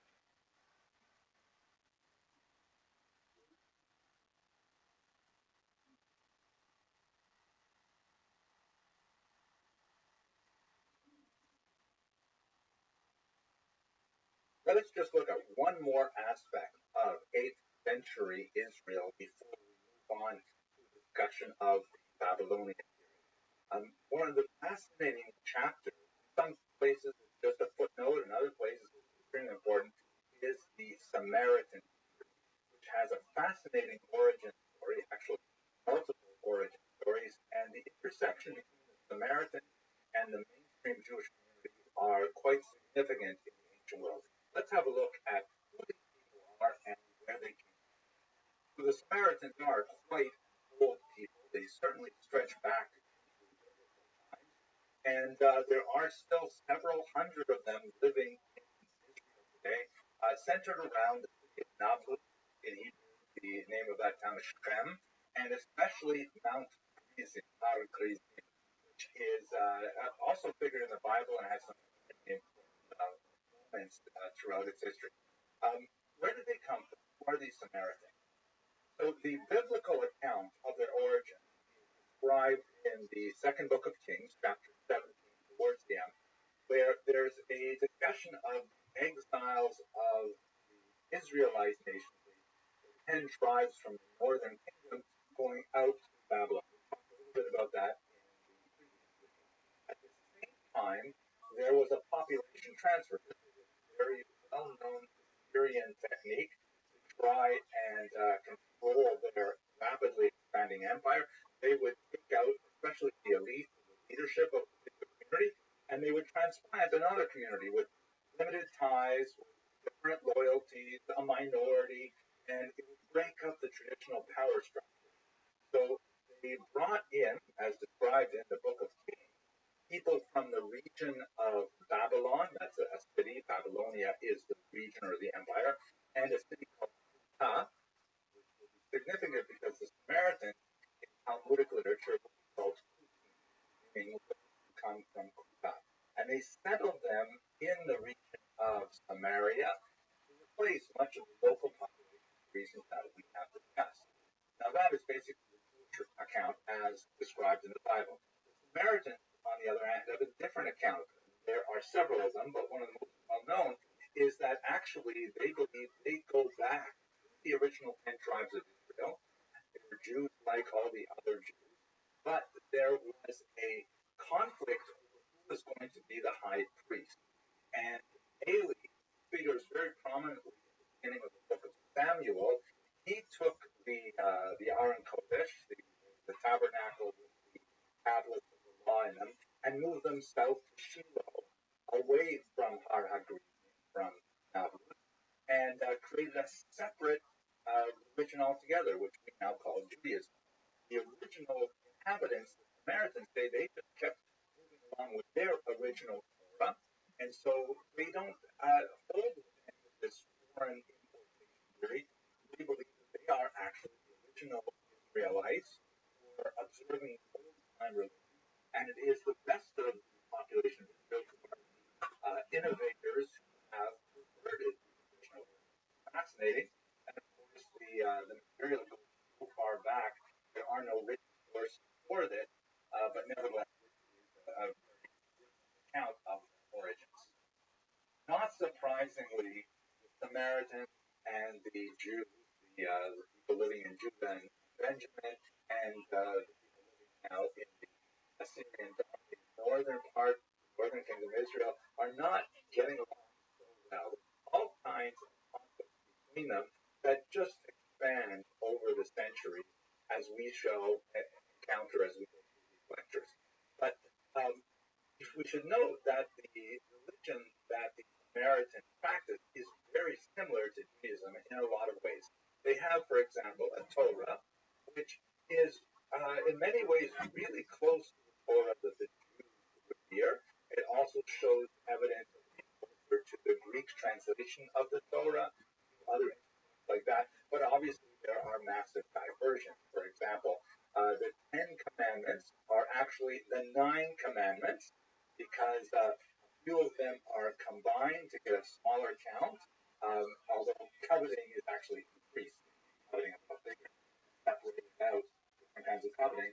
But commandment number 10 is wholly new. It is in the Jewish Torah, and that is the reverence for Mount Gerizim. And of course, on that holy mountain, they still practice a lot of the ancient rituals that Jews associate with Har Zion, the Temple Mount in Jerusalem. Fascinating kind of differences. Also, huge difference, the Samaritans lack the oral Torah, which is so essential to understanding Judaism. We're going to come back to that in about 4 lectures. Try to understand what is the oral Torah, how does it shape the Jewish approach to their religion, and so on. But for the time being, the Samaritans have a kind of a parallel Torah, but without the oral Torah. As you can see from their mode of dress, holding up the Sefer Torah, there are certain similarities that, harmony between them. That harmony was not always achieved in real life. We're going to talk about the ongoing conflict with the Samaritans as we move through the Babylonian and the Roman period in particular. But for now, I'd just like to point out a couple of things. First of all, in the Talmud, there is a long-ranging debate that seems to take a couple centuries to resolve on the question of who are these Kutim? Who are these people, the Samaritans? Again, they're named in the Talmudic tradition after the city of Kuta. There's a body of rabbis who feel that no, they did actually accept the Torah when they came to the land of Israel. Other rabbis, pointing once again to the Book of Kings, say that their conversion was motivated by fear. According to the biblical account, they were attacked by lions and knew about it. So the conversion was a way of saving themselves. And so some rabbis would say that the conversion is not valid. There's a long debate going on. There's really interesting discussions there. Count them, for example, as a quorum, say the special prayers when saying a blessing after a meal. Counting that or not, essentially counting a million. Fascinating kind of question. In the end, no, the rabbis do not consider the Jews to be Jews.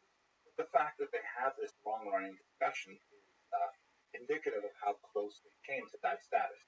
There's ongoing political and social tensions, in particular when there is a triangular power relationship. When there's a third party like the Persians or like the Greeks or like the Romans who are involved, and the Samaritans and the Jews sometimes find themselves talking against each other for power in large context. Fascinating stories also with the Samaritans interfering in some basic Jewish communications, such as lighting fires on the top of mountains as signal flares to indicate the beginning of a new month by lighting them before Jerusalem, but lighting them at different times, which threw off the communication system completely. It's kind of like prank calls or something like that, or robocalls. Well, maybe not exactly a robocall, but you get the idea. One last detail, which comes from the first century, from the Christian scriptures, which gives you an indication of how the Samaritans were regarded. It is, of course, the parable of the Good Samaritan. In English, the term Good Samaritan means someone who goes out of his way to help out. There are hospitals named after the Good Samaritan and so on. The parable goes in the book of Luke that there's this guy who's like mugged and bleeding on the road, and you see a particular picture by one called that is, but I think it's a picture. And several other Jewish figures walk past him, right? He's a Jewish guy lying bleeding on the road, and there is a Kohen who walks by and says, "Oh, I don't want to get involved," and there's a Levite who walks by and says, "No, no, no, I don't want to get involved," and it is the Samaritan who steps up and says, "Oh my gosh, this man is hurt. I better take care of him, take him in," and so on. When you read that story, the important note is that when the gospel was written, the Samaritans were basically the enemies of the Pharisees. They were people that they never got along with. And the point in the book of Luke is that it is the Samaritan, it is the person who is least likely to help out, who actually helps a stranger. And the other people let him down. So it is a good Samaritan, emphasis on the word Samaritan, or if you want, it's a good Samaritan, all the others. That's so surprising about the we're going to talk a lot more about reading the Christian scriptures from a Jewish perspective in a few lectures, but for the time being, I just wanted to leave it here. Okay, we're going to come back to the Samaritan a lot as we go through the Persian and the Greek and the Roman period, but for now I just want to say thanks very much for watching, and I hope you enjoyed it.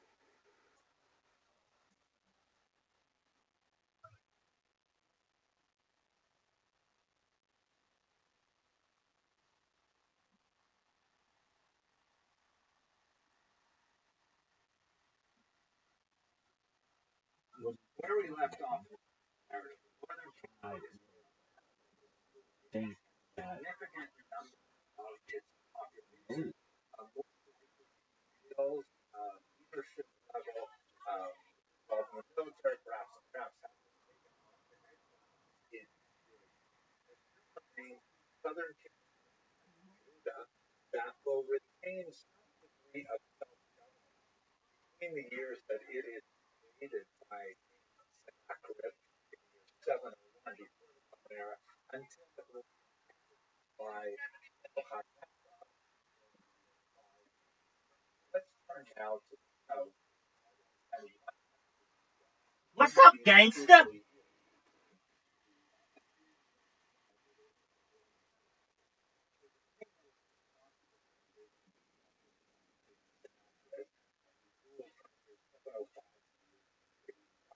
And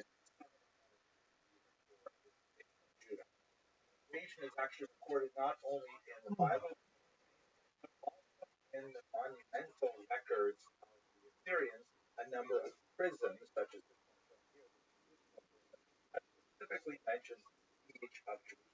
Jerusalem itself was not destroyed.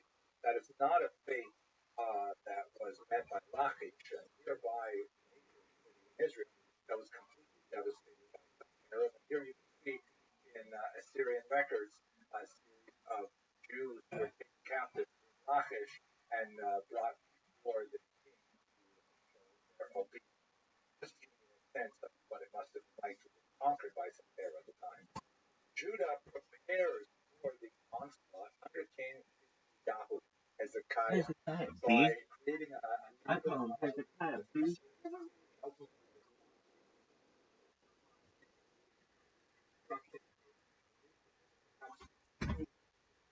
water supply because Jerusalem is on a mountaintop.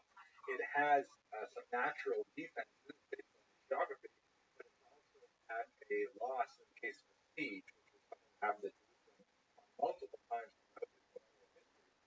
And so King Yahoo creates a new water diversion aqueduct.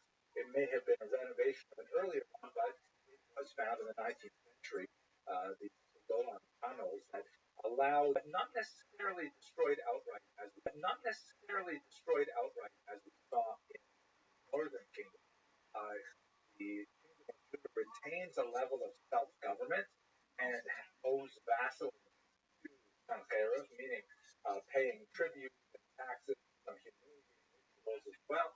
But nevertheless, Judah manages to retain some kind of political independence, at least at some level, in years 701 and 586 when the Babylonians destroyed. This prophecy, tremendous number of prophets were active at the time, and whose sayings and teachings were recorded in the book of two of the most Isaiah, West side. who shown remarkable No. No.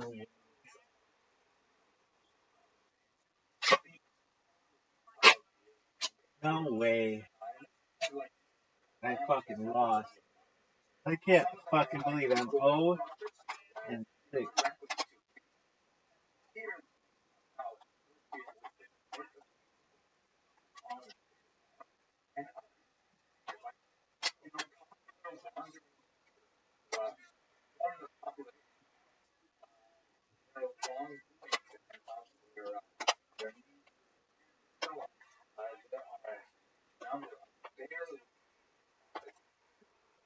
and no name whatsoever. Some kind of like moral enterprise that was very, very common. Isaiah is among the most famous. Also, painting that open code. 92%. Why? Also, like the attempt to perhaps draw paleo character, earlier alphabet in the African period. It's actually gibberish. Those are not letters at all. Other artists, such as Raphael Shakir, portrayed Isaiah more accurately, at least in terms of accuracy. This particular painting has on the top and it's very logical reference. Carefully the white box. There you go, B. That's a pimp. That's what pimps do. Not Gary.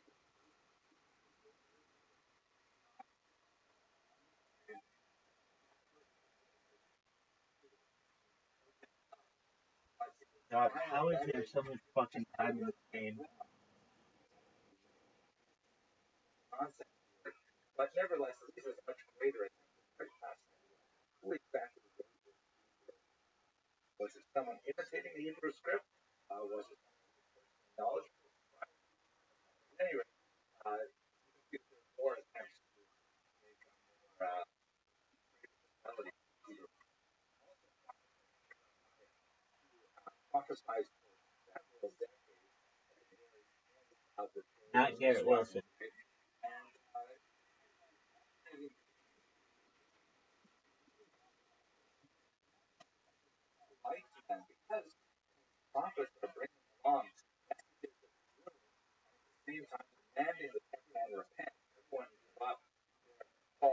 idols.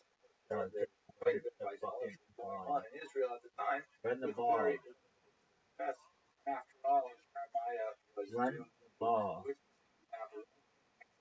Where's their guy? 97%.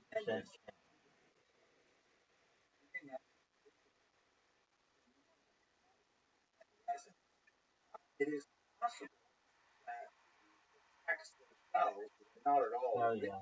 down in this in a sense.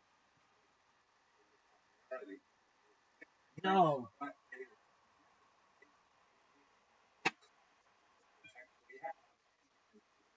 It's 99.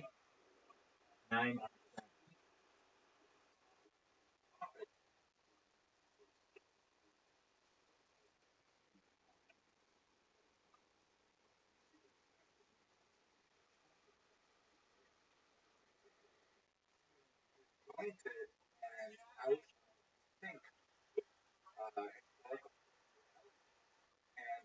many readers perhaps they would have composed the greatest hits of Jeremiah rather than chronological sequence national political issues of Stop the day. him. Rearranging Not the get book closer. actually makes it much easier to understand. Stay on the ground. Stay on the ground.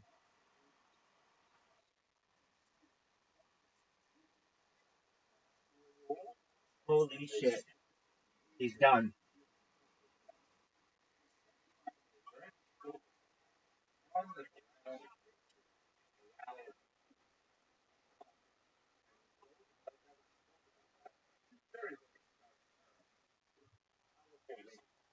The contemporary era had a phenomenal impact on the development of older. God One of the would have won the game.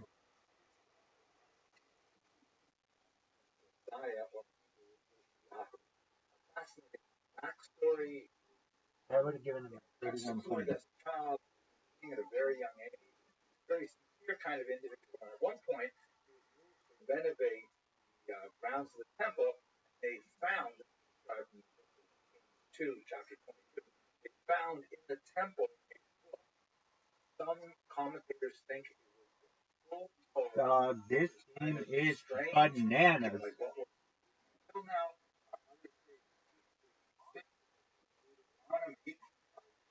also back and summarize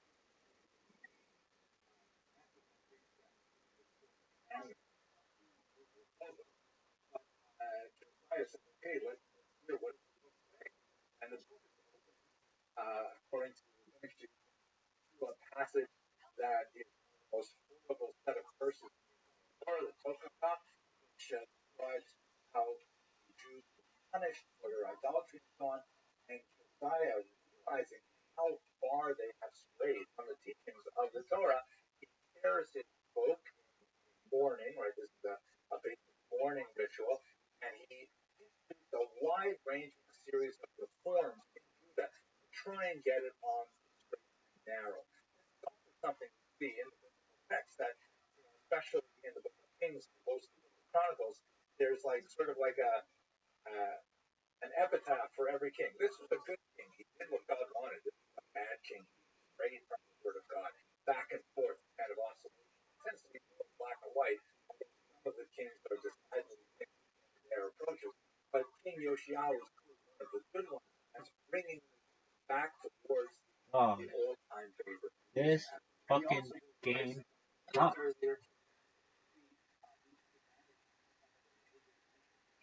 Syria and actually struck out north and expanded the territory of Judah into the region of Israel. Unfortunately, he died in these battles. Judah could not hold on to this territory. Now, I want to just turn to one last thing from this period that I find absolutely I have given you a fairly standard traditional treatment of the and I have qualified that from time to time in the light of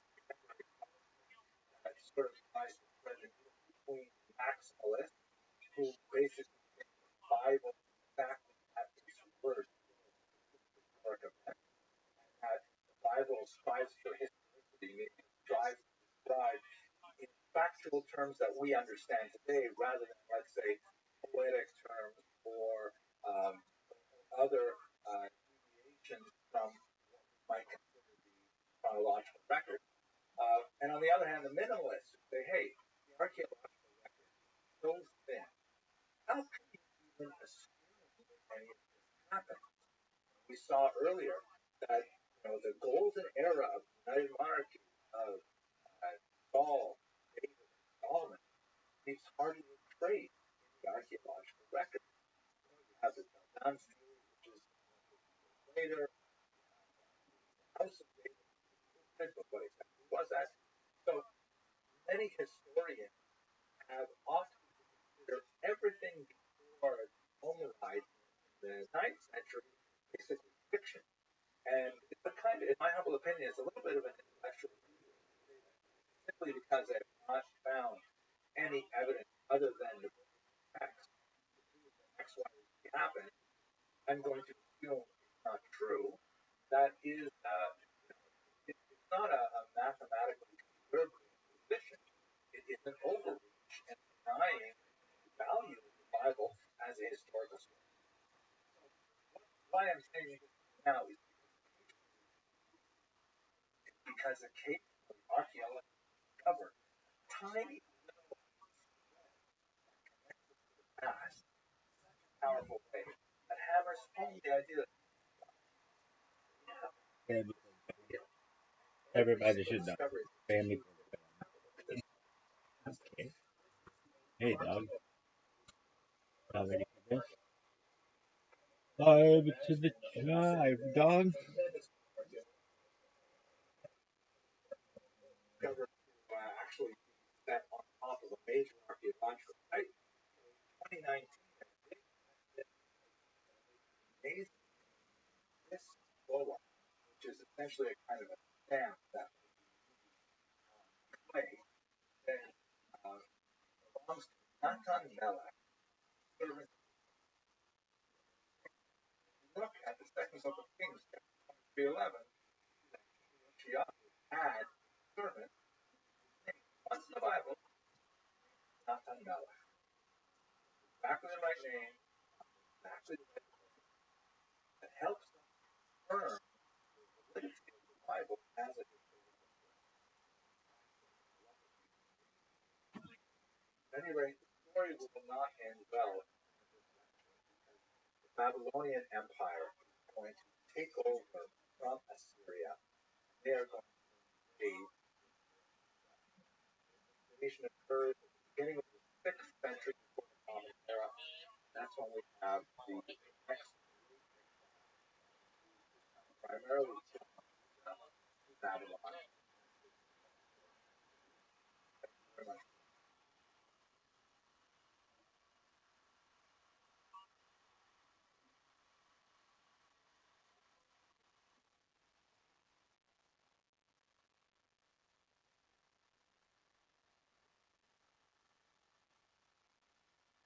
The Babylonian exile would be fairly short, less than a century, but would be highly consequential for Jewish history.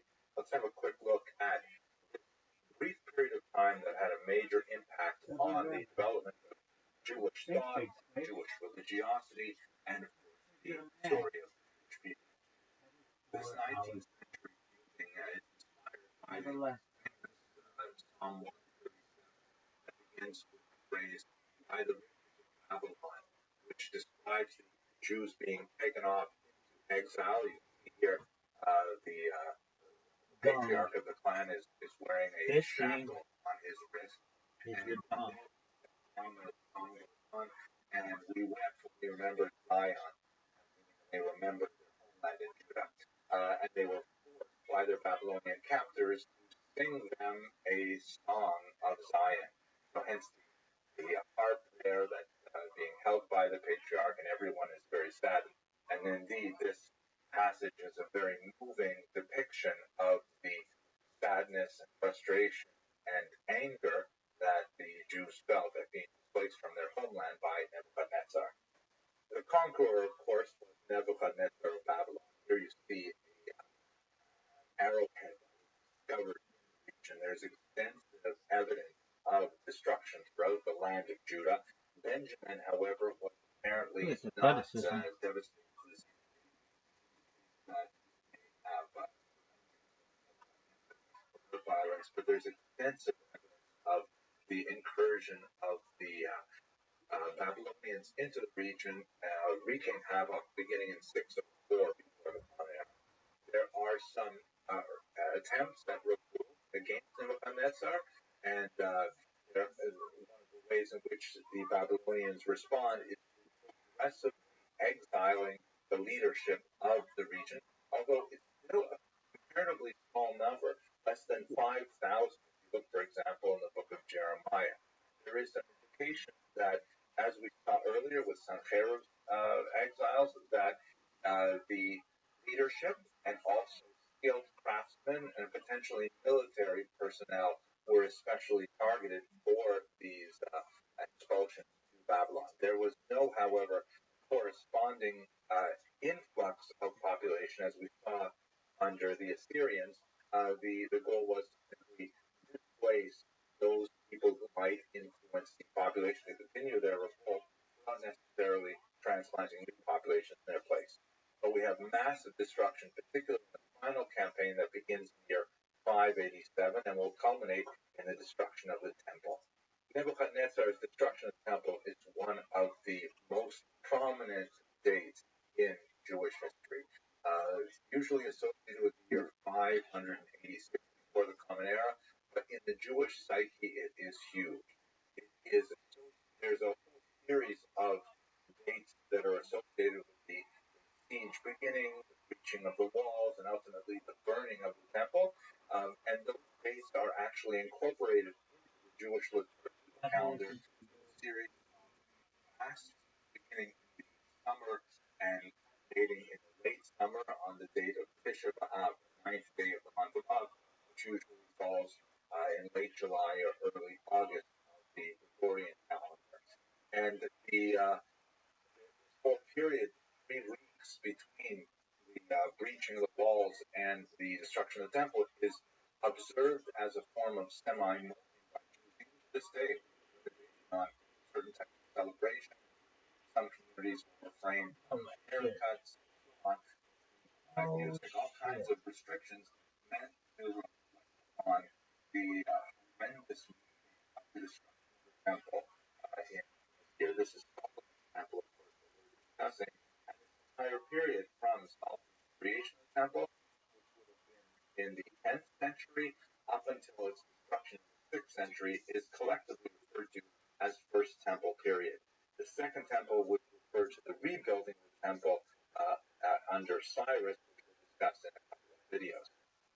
At any rate, one more element that's especially important to note is that Nebuchadnezzar placed a person in charge, a Jewish leader in charge of the entire community, with the hopes that this individual, Gedalia ben Achikam, would calm the population and keep them from any further revolt.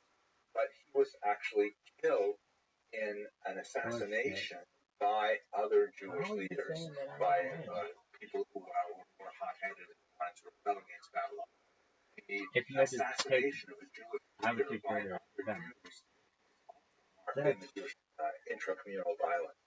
Fascinatingly, in a nearby mitzvah was found some cannot believe this. It says 99%, and I know it.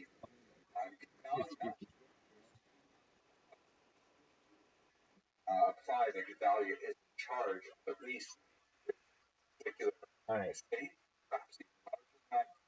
Many archaeologists have opined that this could easily belong to Gedalia ben Achikam, the individual that we referred to earlier. So when taken all together, besides the figures we mentioned earlier in Jeremiah, it's less than 13,000 Jews were exiled to Babylon, as far as we can tell. The Babylonian exile lasted from about 586 to 539 before the Common Era, although, as we will discuss shortly, many Jews chose not to return to Israel after 539. The situation of the Jews in Babylon is recorded in the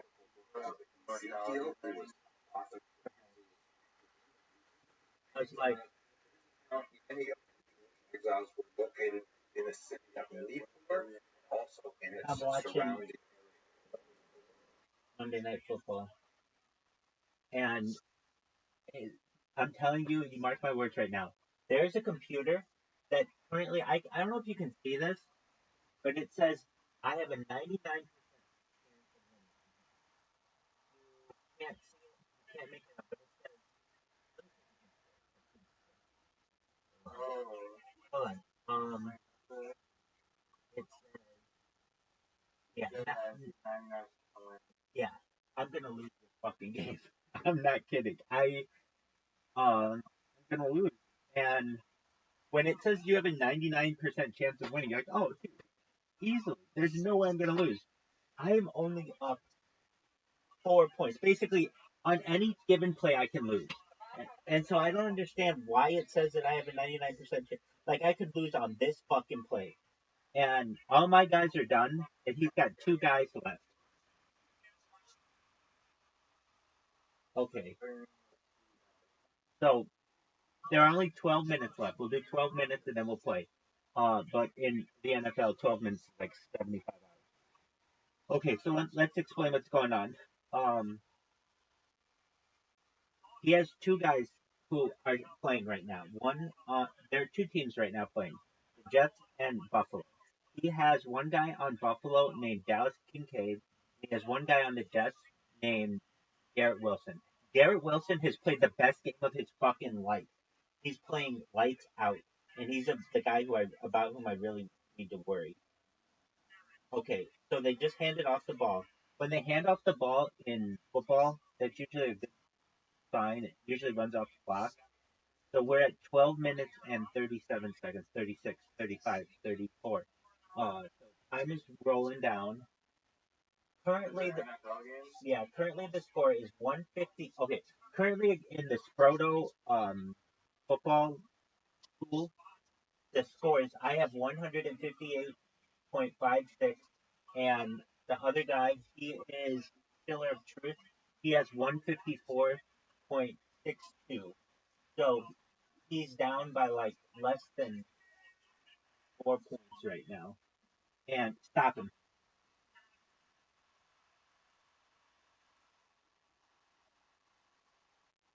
Wow. And they almost got. It's a Monday Night Football game. So it is football, NFL. It's Monday Night Football, Jets versus Bills. There's only one game. Do they show it on in Canada? There's a site called SportsSurge.net broadcast. Sportssurge.net. Oh, I could tell you what I'm using. I use USA Go, called USATVGo.live. And golf is the only thing that this thing never has. yeah, so this has golf, but it just has all the channels. And then there's also Stream East. If you type in streameast.com, I believe actually streameast.go has it as well. And then streameast.sk, they have a bunch of them. Anyway, that has difficult to find things as well. But go to usatvgo.live and then you'll see it has all the different channels. When you're like, does it have golf? Is the golf on TV that you're referencing? Yeah. Then yeah. Holy shit, dude! I didn't tell you. Last night this chick came in here, and let's just say she got off to me, live on camera, live in here. With the, that was another. That was. And she's like a big titty goth girl, but a hot one, which is kind of not like superly hot, but like borderline attractive. Yeah, borderline attractive is the way to say it. And more than that, though, So was it? Those are the ones that you. No, this was on the better side. This was on the better side of attractive. Like this girl could do. I think she does only. She wants to be a Playboy centerfold, and I don't even think that's a thing anymore. But we're gonna bring it back just for this girl. She could definitely do that. Anyway, so if some random chick just comes in here and it's like, I'm gonna turn my camera on, but I don't have a shirt. Well, just be ready for it because that girl. Period. All right, hold on. USATV.go. No, USATVGo.live. USATVGo.live.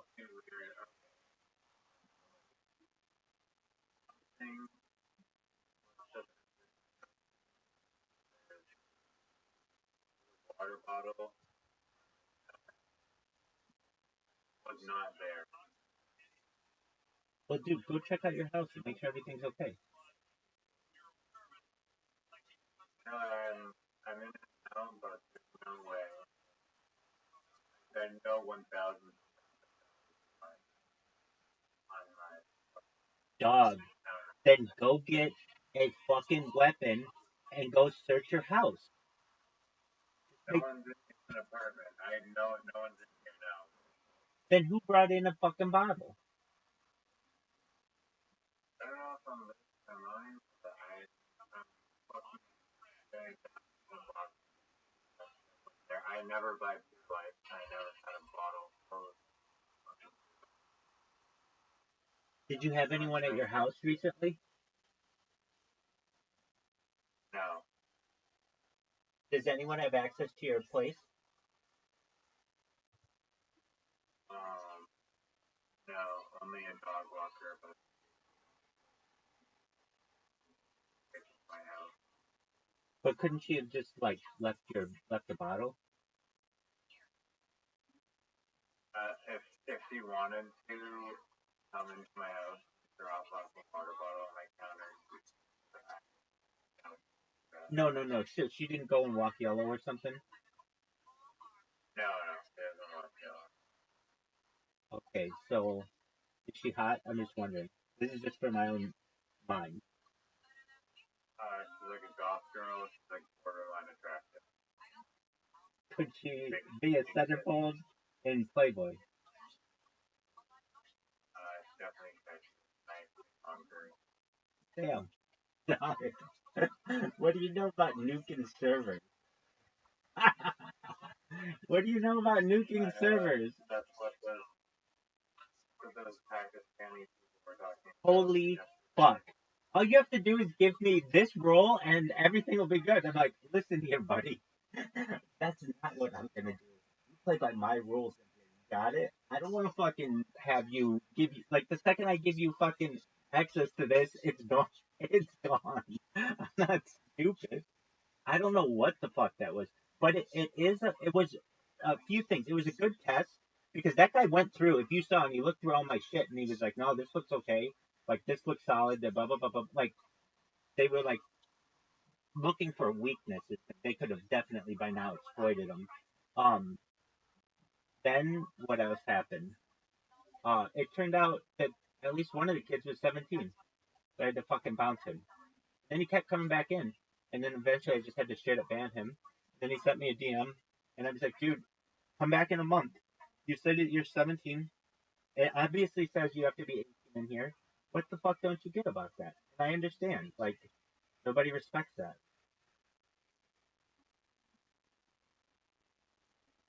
Alright, it's 2020. There are 9 minutes and 44 seconds. I'm telling you right now, I'm losing this game. It says 99%. It has said 99% all fucking night, basically. That's what I was gonna ask. They're for AI robot that is professional, much better than good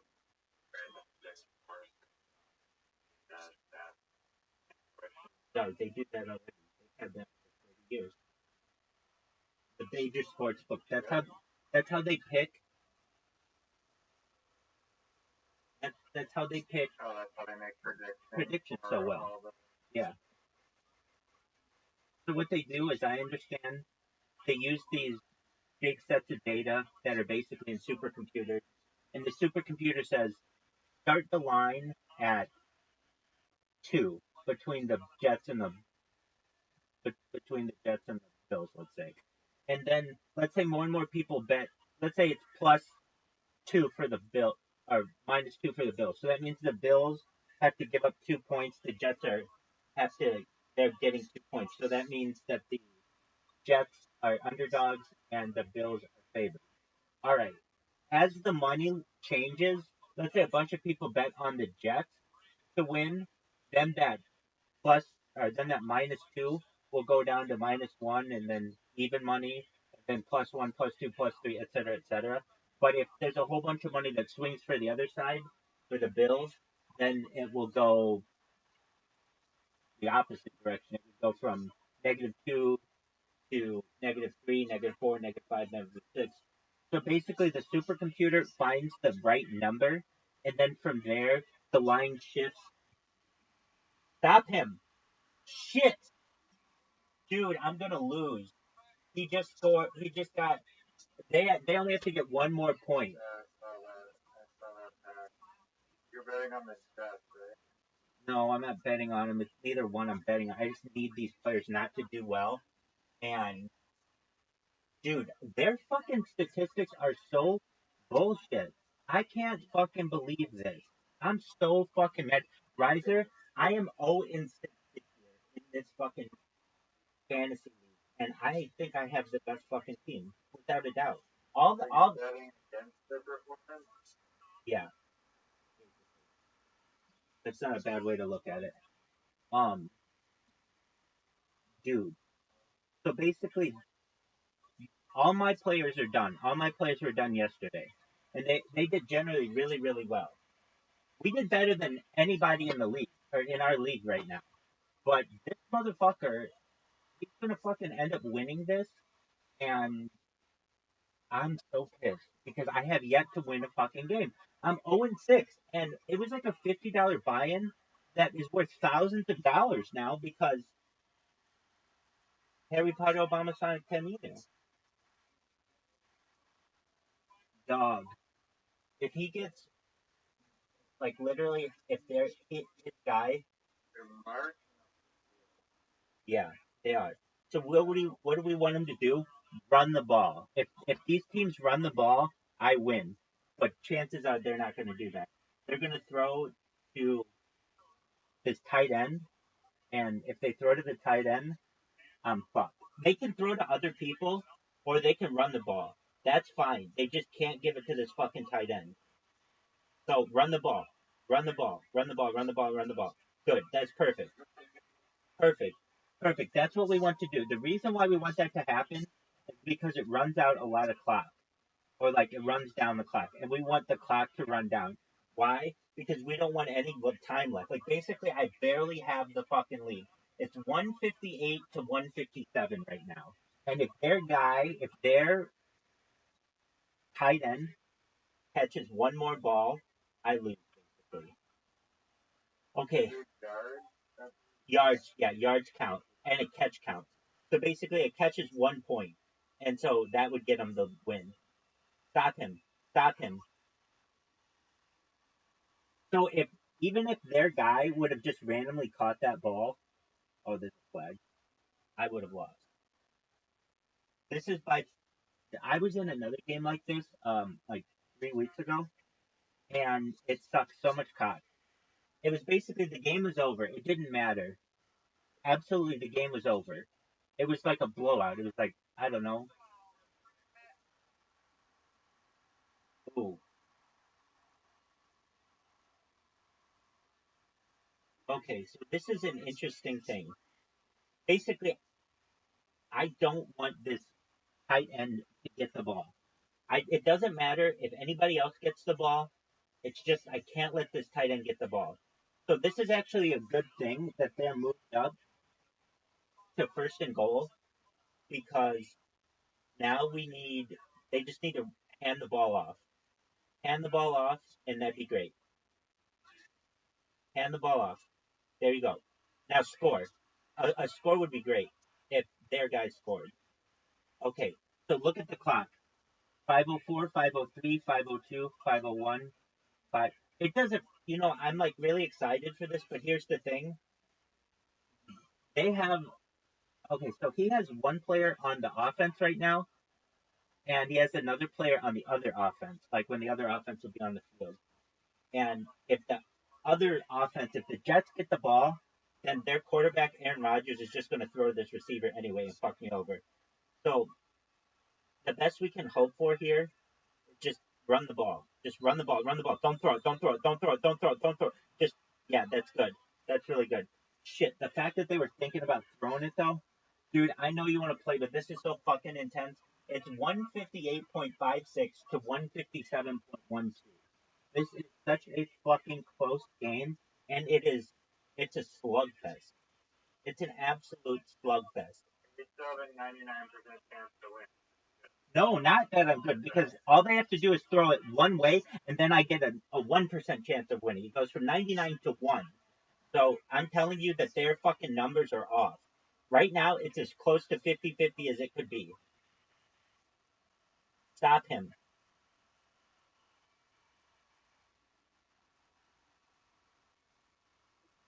Fourth and goal. Get more points, so Winnipeg Jets and on score. Doug, I have a question for you. Do you know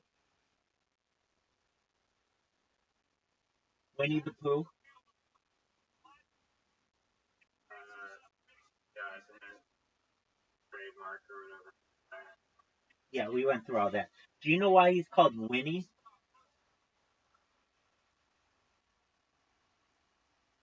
Like betting on Monday night. That's cute. No, do you know why he's named Winnie?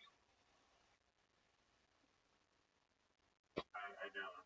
He's named after the city of Winnipeg.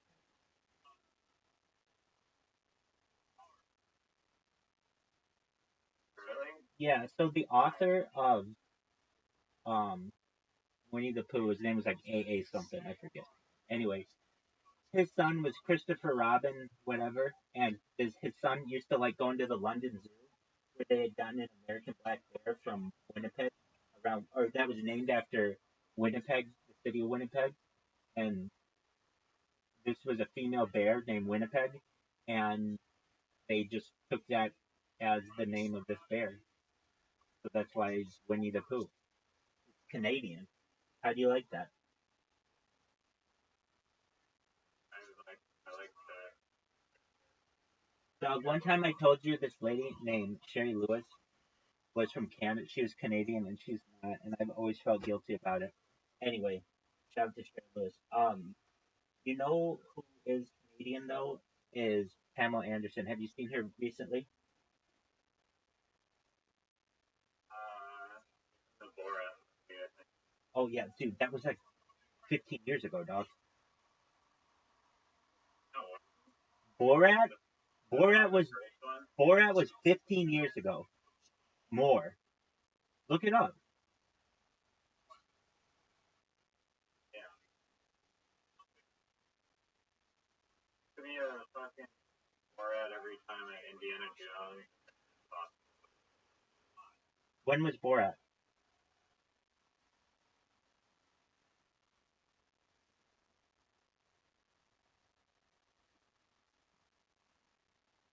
Yeah, 2000.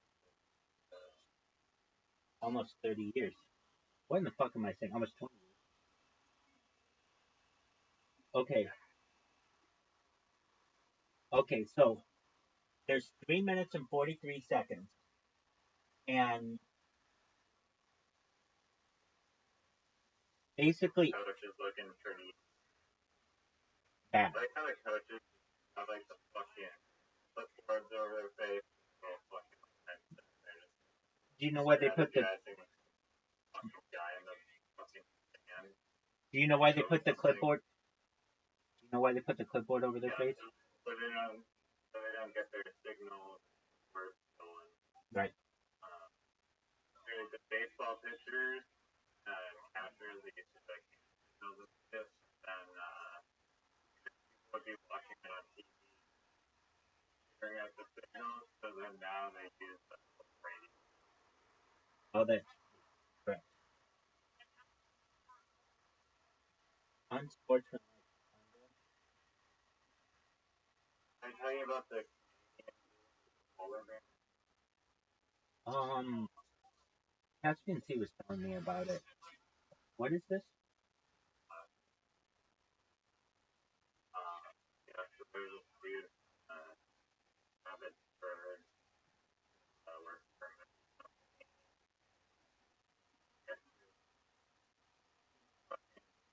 Got this deal, like the movie on like a polar bear guy, like exotic animal trainer, and then took like clown to have this polar bear that was like placed from its mother at like 6 weeks old. So they said that polar bear just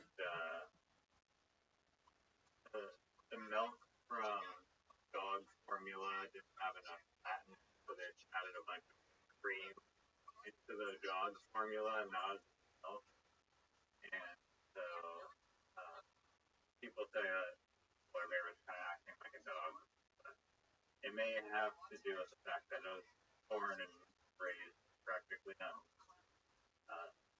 dog formula, because trying to get polar bear milk is really tough commodity to come by, except for it gave me an idea that they're selling rare polar bear milk on like the internet to random like Chinese people. I think it would honestly be a pretty good scam, to be honest. I feel like they could make a lot of money doing that. Chinese people buying exotic animal shit. And yeah, so dude raises a polar bear, feeds his little dog formula. The polar bear is featured in like a bunch of films, and guy is the only person in human history, having Canadian, that has like a pet polar bear essentially, working for his own pet, and so the polar bear is named Aggie, comfortable with the guy, and so he lived with the polar bear for like 20 years, but then everything was fine and dandy, and then his name was Mark Dumas, and then he has more recent years gotten dementia, so now he lives at a hospital, and Aggie was sent to Winnipeg Zoo, and Aggie is 29 years old apparently, and in the wild, polar bear is still 18 years old, and apparently the life of a polar bear is pretty rough, especially in these days with all the ice melting. Arguably, he's had a good life compared to most polar bears. And I was trying to film a documentary on it because I feel like there's not a lot of content on it, and it'd be cool if there was a movie based on it, but that will require uncovering a little hidden trove of footage that Mark Dumas may have. Whether it exists or not, I have no idea. But I contacted one trainer that worked with Mark Dumas, and there's archived footage there, and hopefully, and then we together a little film, Dude. to a film festival, and then give money to Mark Dumas because he has a GoFundMe up for it. Watch this game right now if you can, because this is a really exciting thing. I don't know what happened. Do you think this is a fumble?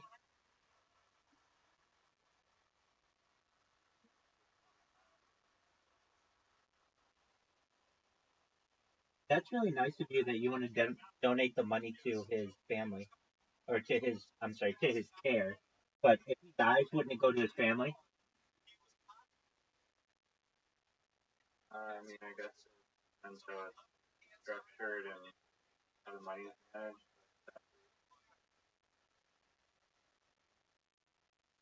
Oh And I shit! don't just want to like make the on a millionaire for no reason. Right. But that'd be cool. Yeah, I really like documentary films. Like, just the subject matter of this particular thing is so wild that this guy has there. And there's really literally like one 8-minute video and like another like 2-minute video of him. So there's like 10 minutes of like video of this guy total on the internet. It'd be nice if there was a lot of vids or photos somewhere. Actually, I have no idea. It don't look like the Dutch guy hopped on that ball. Yeah, I think so. That it's not a fumble anyway. I have a question. Why don't they just release the polar bear back into the wild? Like, he doesn't have any natural predators. Doesn't know how to.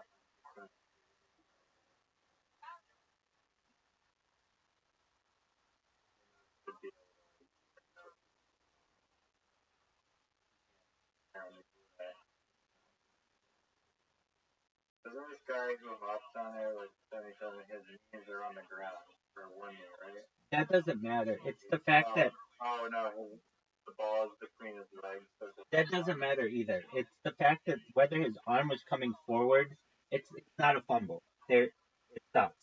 Okay, so here we go. It's second down. We don't need a throw. We don't need a throw to Garrett Wilson. If they throw it to Garrett Wilson, it's over. If Garrett Wilson catches the ball, we're fucked.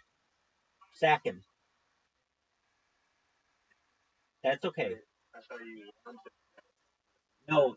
You don't get how fantasy football works. It's only individual players. So basically, like, all the guys I don't give a shit about except one player right now, or two players. Both of them are on offense. One's on offense for the Jets. One's on offense for the Bills.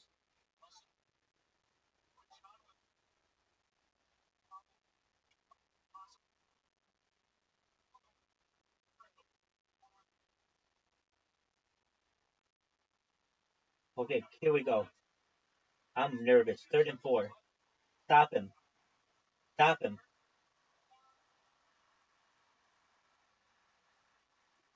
Shit. So if that guy, Wilson, would have just caught the ball, the game would have been over.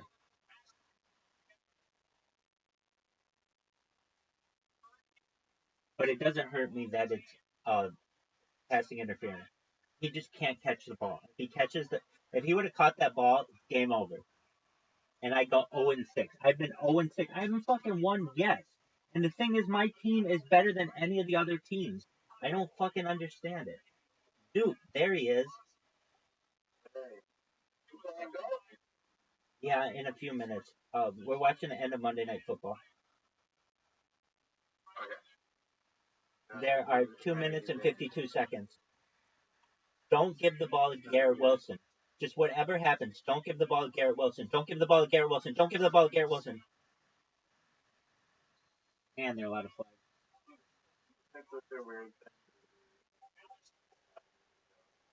That's fantasy football, dog. Dude, we put in $50, and the total is going to be worth like thousands of dollars at the end of the year. Holding on both teams.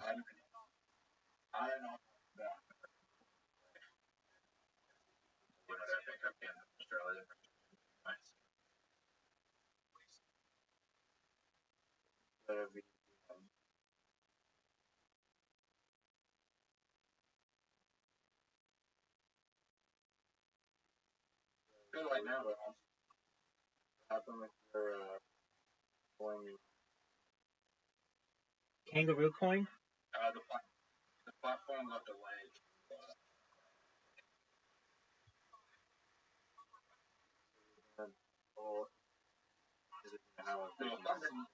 That's play the leg stuff someday.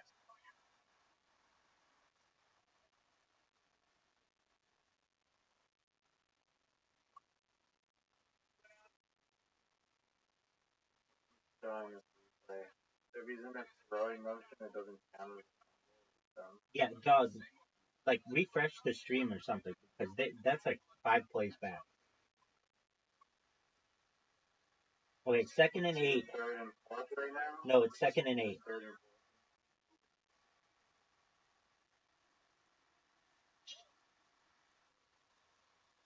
Another flag.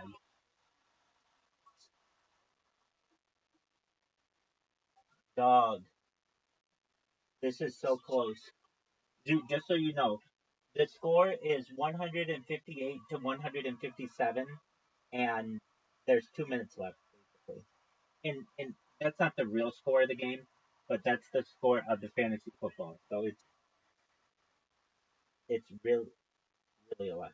There are 22 accepted penalties. That's tied for the most in a game this season. Cray cray. That shit is cray cray. Wild shit, folks. All right. Do I think I'm gonna win? I don't. These motherfuckers. If this guy catches one ball, it's over. Dunzo. Dog. This is incredible. And the thing is, the guy who I played against, the guy who I'm playing. Okay, here we go. 2nd and 16. This is not a good plan. They're gonna go. He's gonna go for Garrett Wilson. You watch. He's going for his guy. Boy, that was fortunate. 3rd and 16. All right. 3rd and 16. I'm gonna play behind.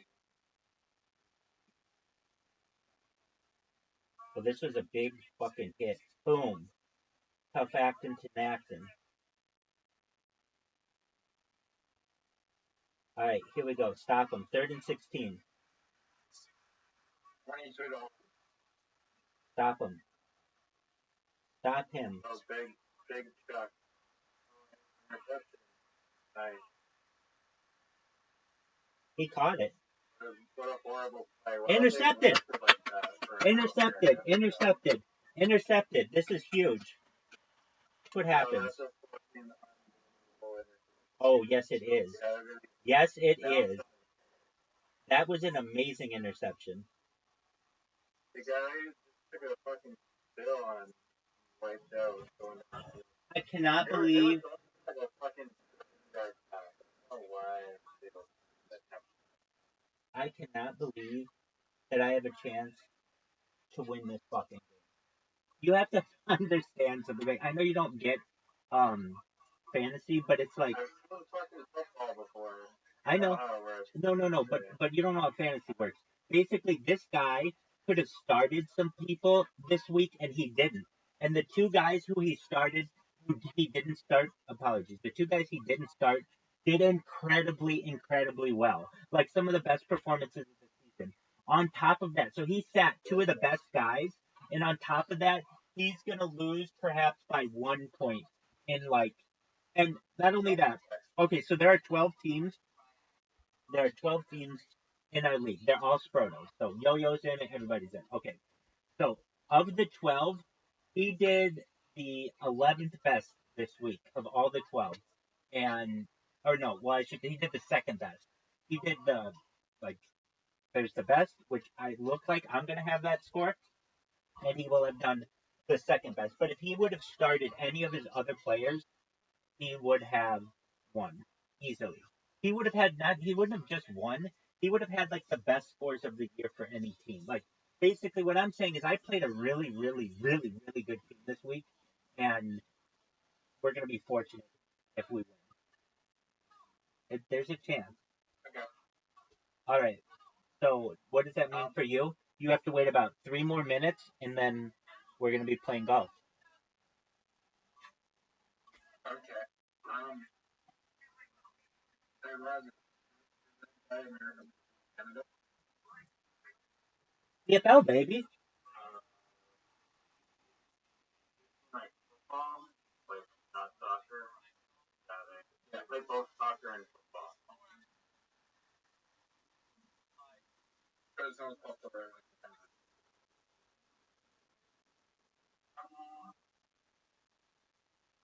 Football is really popular in America.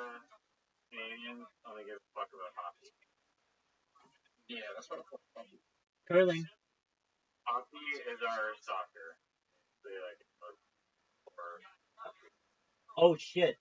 I could still lose. Guys, I could still lose. I could still very easily lose. Run out the clock. They should. They have to get like one down and run out the clock. That's their fuck up. Yeah, this would be like. Why are they doing? Wait. Oh no, that's the commercial. I couldn't play the hockey games without getting into fun shop. Did you say fun shops? Wait. Sorry, can you repeat that? What did you? Can't play hockey. I couldn't play any NHL hockey games without getting into shops. What is a fun shop? No, I've never heard anyone say the word fun shop. Right, in NHL, right? In the game series NHL, you could get the fun shops. Oh, like fights. Yeah, probably because it's like a video game that they're trying to make it very entertaining. It very much sounds like you're saying pawn shops or porn shops. I know you're saying pawn shops. Pawn shops. But it sounds like pawn shops or porn shops.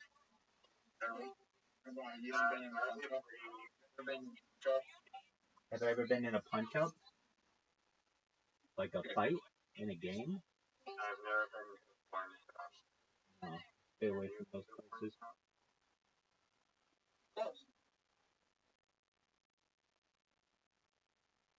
Yeah, what's going on with your room? Yo, dog. We're watching Monday Night Football. How are you? Good. I'm rooting for the Jets. Dog. Looks like they're not going to pull it out tonight. Are you on a fantasy football team? No. Oh, okay. So the Jets are your team? Are you a fan of Aaron Rodgers? No, I'm just a proud New Yorker. Okay, I gotcha. Well, excellent. We're just chilling. We're watching the end of it. It's like 2 minutes left in the game. Then we're probably gonna play some mini golf on an app called Plato. If you want to play it, you can download it. It's Plato. We're really competitive about it. We talk a lot of shit. So just warning, you're more than welcome to download it. It's Plato. Yeah, if you can't handle the shit talk, then don't. That's right. It sounds pretty rude. But this game. 2nd and 5. Just run the ball. Do not give it to Dallas Kincaid. Do not give it to Dallas Kincaid. I'm a rabbi. I am. Rabbi means teacher. I teach on a variety of subjects. If you'd like to know, I stream my life 24/7, 365 for world peace. I don't want war anymore. This stream goes back to the pandemic. We've seen the death of a queen, the birth of AI, the coronation of a king, and everything in between. Currently, you are live on over 33 different platforms, on over 25 different devices. This stream goes back to the pandemic. We talk about some things on the stream that aren't normally discussed, like anti-gravity, antimatter, faster than light travel, alien disclosure.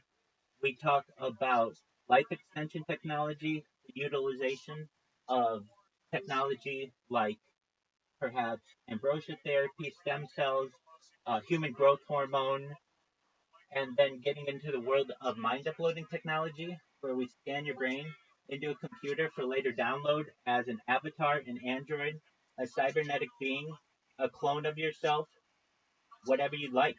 Essentially, the opportunities are endless for you, and you should know that I don't think you're gonna die. If you're seeing this right now, I really don't. I think that you'll be able to be wealthy enough someday to be able to afford any of the technology about which I have just referenced.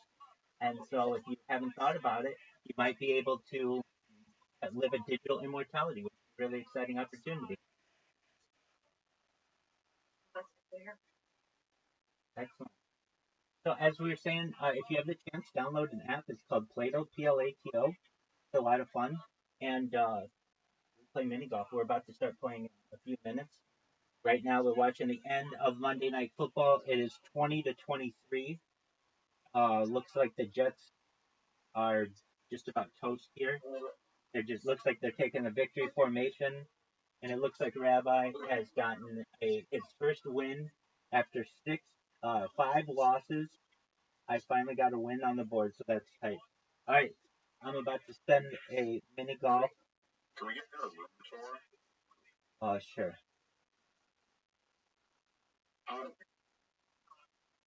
Where'd you guys come from?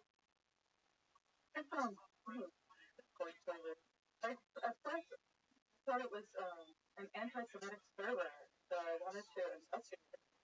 But this guy's been Orthodox. I'm an Eastern Orthodox. I'm Orthodox Jew. I'm very pro Judaism and everything. Yeah, that's good. What Discord? I work for. Excellent. Excellent. What Discord did you find me in? I think it was discord.gg/DC. Oh, perfect. Okay, great. All right. Can you do it? Yeah. So we have over here. Okay. I've got a Telegram in which I've been in for more than a year. We have it's for a cryptocurrency that sponsors me. Harry Potter Obama Sonic 10 email. Then we have. Oh my God! Yeah, you know about Harry Potter Obama Sonic 10 email? Oh, it's the. Yeah, right here. Here's Frodo. Oh my God! Yeah, I know so much about that. I do know about that. That's crazy. Okay, phenomenal. So yeah, How do you know about Harry Potter? I know about it because of this weird kind of girl I follow. I think that she's schizophrenia on Instagram. Oh. Yeah, I don't, but it kind of like posted a video that made me look into it. I'm on that Instagram channel, by the way. Oh, you are? That's so funny. Well, yeah, so I've been sponsored by the coin for more than a year, and so I've been live in their Telegram for more than a year. Additionally, over here we have the cam you probably seen me on that one or that one. And we're live on Discord here. We're live on Rumble, YouTube, Twitter, Twitch. We're live on. Just for a moment, I've got a list. It's pretty comprehensive. I have over 100 YouTube accounts, over 200 Instagram accounts, over 300 Twitch accounts, over 1,000 Twitter accounts, over 1,000 TikTok accounts, over 2,100 Twitter accounts, over 10,000 Kick accounts. So I'm live on YouTube, Twitch, Rumble, Twitter, Africa TV. I'm live on Instagram. I'm live on a bunch of Discord. I'm live on Billy. I'm live on Vaughn Live. I'm live on I'm live on Telegram. I'm live on Vigo. I'm live on Loco TV. I'm live on Nemo TV. I'm live on No Live. I'm live on D Live. I'm live on YouNow. I'm live on Breakers TV. I'm live on Trovo. I'm live on Volt. I'm live on Odyssey. I'm live on FC2 Live, and I'm live on Arena TV. So, where you see every camera, every Chromebook at least, it's multi-streaming to all of those. Here, I have my tefillin. I've got my Sidurim. I've got my different tablets and different phones that I use. I have a universal translator here that I use to translate. Specifically, a lot of people speak different languages on the internet, so I'm able to basically speak whatever I want to them instantaneously. and it works very quickly. Is it the guy in Ethiopia that did Harry Potter, Bitcoin kind of thing is based off of? Who is it? What's the name of it? Bitcoin Obama? No. Not Bitcoin Obama. Bitcoin Obama. That's the Nigerian. But that's not what it's based off. Okay. Sorry. You okay? He came along later. Oh, okay. He is very famous. Alright, so in the back here, we have another camera. Over here, we have 3 laptops that are basically robots on kick that promote me. Over here, this is by the Aidan Ross's Discord, and then right now I'm watching History of Judaism lecture by Professor Henry Abramson.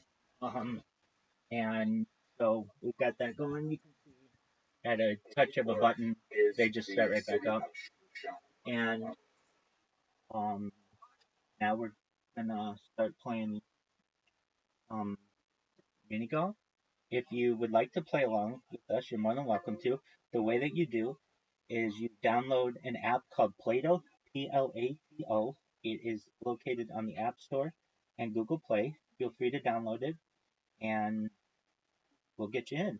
As of right now, I'm going to send an invitation to Riser and to Zoot, and you can enjoy. So you should know I stream my life all the time, 24/7. So if you ever want to come in and hang out or watch an event, we've watched as of right now 3 different Olympics. We've watched 3 different Super Bowls. We've watched the Women's World Cup. We watched the Men's World Cup, the NBA Finals multiple times. You name it, we've watched it, particularly when it comes to sports. Additionally, I've done my best to archive every movie, basically going every Oscar winner, every audiobook, every major music album, and additionally every major television show. I want this to be like a compilation, and hopefully with like AI, they could make it easier to view. I don't think I could do a show. But yeah, I don't think I could do a show. All right, Zoo. So basically, I've done everything I can to just basically document life as much as possible, and I think that in the future it will be valuable. If you heard the quote by Bill Gates, according to the 1990s, content is king, and if that's true, then I may be an influential person someday. Additionally, you should know that The Economist magazine stated in 2018 that data was Earth's #1 resource, more valuable than food, water, gold, petroleum, and anything else. So if that's true, then I may be a very wealthy person someday. But I don't do it because of that. I do it because I want world peace. I don't want war anymore. I want people to get along in peace and harmony, and thus I've made it my life's mission to promote that. If you're familiar with John Lennon and Yoko Ono, they did something similar in the 1970s. They did something called a bed-in, where they sat in their bed for weeks on end, for 1 week in Amsterdam and another week in Montreal, and they sat and just gave people awareness for peace. And I'm basically doing the same. So how long have you been doing this for? More than 3 years. Wait, so you go outside? Yep. You think it's possible?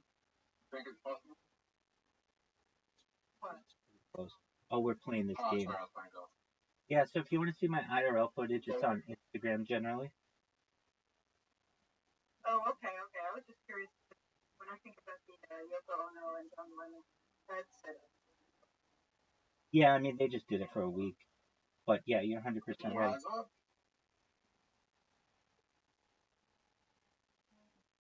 So if you'd like to participate in what we're doing, it's known as Plato, Plato. Feel free to download it and we'll get you on a game. But if you do hear us making strange references and you're like, oh, what's going on? We're keep in mind we're in the middle of a game. So Okay. so you're in the discord.gg/VC. I take it that you are a um a regular user of Discord. Do I understand that correctly? What? I don't really use Discord so much. No. I kind of use it once in a while with my friends. Oh, okay. Is there something? So Go ahead, Zoo. I'm sorry to interrupt, but like, I watched a video on Instagram and they said if you were born the year 2000, you considered old. So like I'm getting ready to get my retirement fund pull it out. That's tough. Yeah, you are pretty much on. Yeah.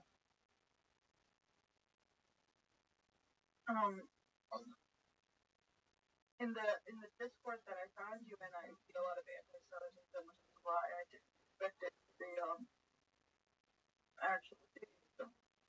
Yeah, definitely. I get that a lot. I see that a lot on Discord, and I know it's something that we deal with. I deal with it constantly.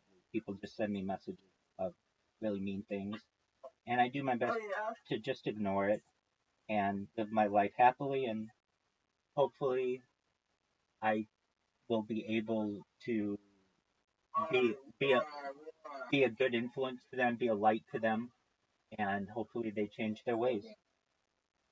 Yeah.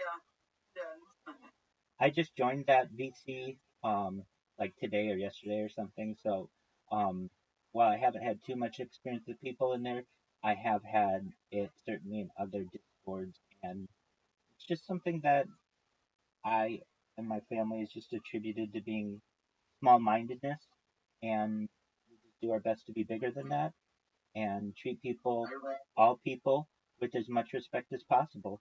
And if you do that, I find that you get a lot further in life than you do if you spread hate. Oh, you missed.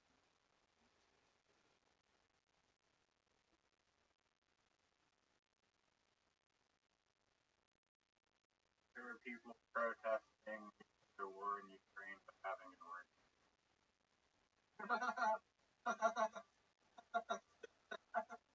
That's not a bad idea. Like, when we hear the siren, everyone's up. Hey, Raza, I'm gonna go to water this time. I think you're not gonna go to water. Oh, wow. That was, I told you, I'm gonna go in the water. It's still a terrible shot. Did you guys like that shot? Okay. Did you like that shot? Water bump.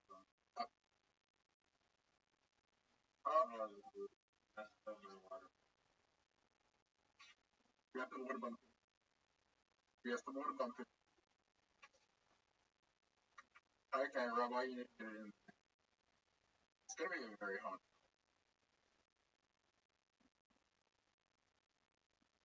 Oh, wow. Oh, is that close? Oh, is that close? All right. Thank you, dude. Thank you. Dude, what are you going to do? Are you going to bump my ball in? Kindly? Please? Oh, dude. Oh, no. Wow. That was unfortunate. I messed up my first shot. So. Yes, you did. Oh, he just gave us. Hey, thank you for coming. And you should know, if you ever need anything, I'm here for you, okay? All right, yeah, I'll be sure to check in every once in a while. Excellent. You take care. Have a wonderful day. You too. Thank you. Bye.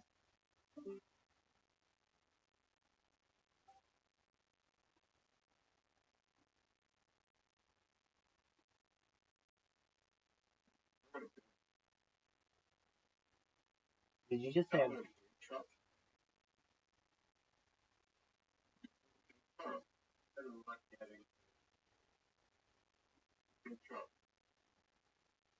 Oh.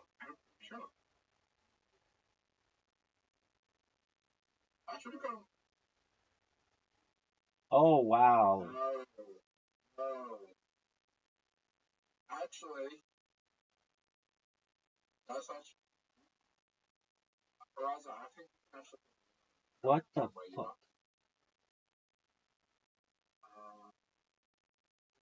Not because I fucked him. Unlikely. Look at this. Oh, wow. No, I think yeah. Oh, wow. I think Rabbi's gonna do a great shot here. I don't think so. Unlike one of us. No, he's gonna bump both. Oh, he just. I don't know how, but like, watch this.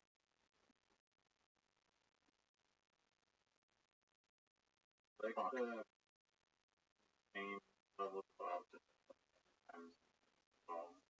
I know. Oh no! Actually, Alright. I fucked up last time, but then I fucked up my last shot. But next shot gonna be Wow, did I have a good my next comeback? Alright, ready for my next shot? We're all ready for it, Zoot. Oh, what an excellent shot, Zoot. Beautiful. nice. Wow. Zoot just made it so that I can't win. I can only tie. Oh, wait. No, I can win. No, I can't. I can't win. Wait.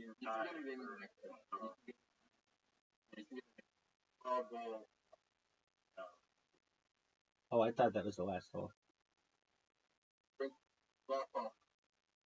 Riser's really good at this hole, and Rabbi is not.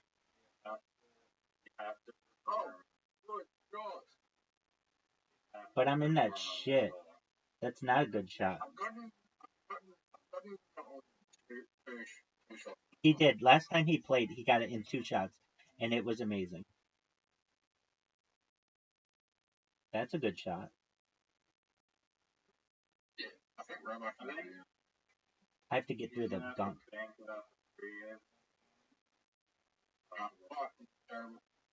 Yo, dog.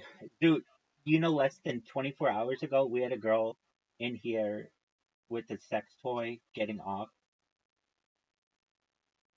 Really? Yeah. Well done. I don't know, man, but it was amazing. She's pretty hot. She has huge tits. She wants to be a Playboy centerfold. Oh, great shot, Riser. Riser just won because of that shot.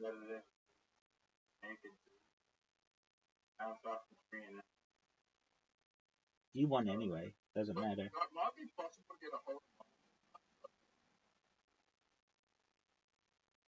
of Raza won. Yeah, I know. So I just fucked around.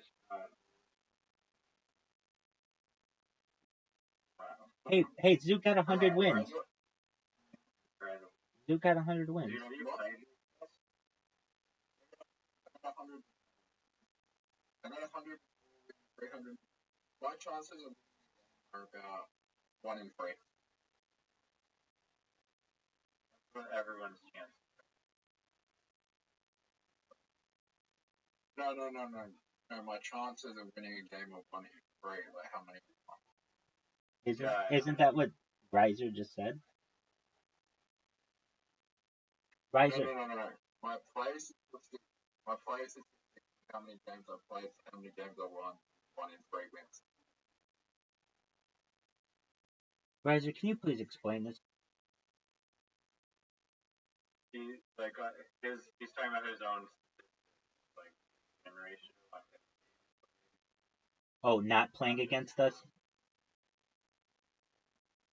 Is that what he's saying? Clarify with him. Yeah, I play against when I get bored, and I'll tell you something. Random people suck. You guys are so much better. You make us feel so nice. But that random people, they will take like 2, 3 shots and then and quit. They will be like, "Holy shit, he's got to do it," and they will resign. Exactly. They will see me play and they will resign. He's right. They see you play and they quit. All right, here's a big shot. Do you think it has enough? Play like random. I guarantee you that they would win very easily. I played against them and they were pretty good at it. It depends. Oh, that's a good. I should have. really just made Rabbi's shot for what he was doing, and I made mine or what. My shot's fine. I don't think I ever did. You say your shot's fine. You think you have a difficult shot. Which is it? Is it fine or difficult? Seems like it was fine. I have a fine shot. I said I had a fine shot. Oh, it's not that difficult. I didn't hear you. Apologies. I thought you said it. I have a fine shot. It's very difficult. This is the hole that fucking okay.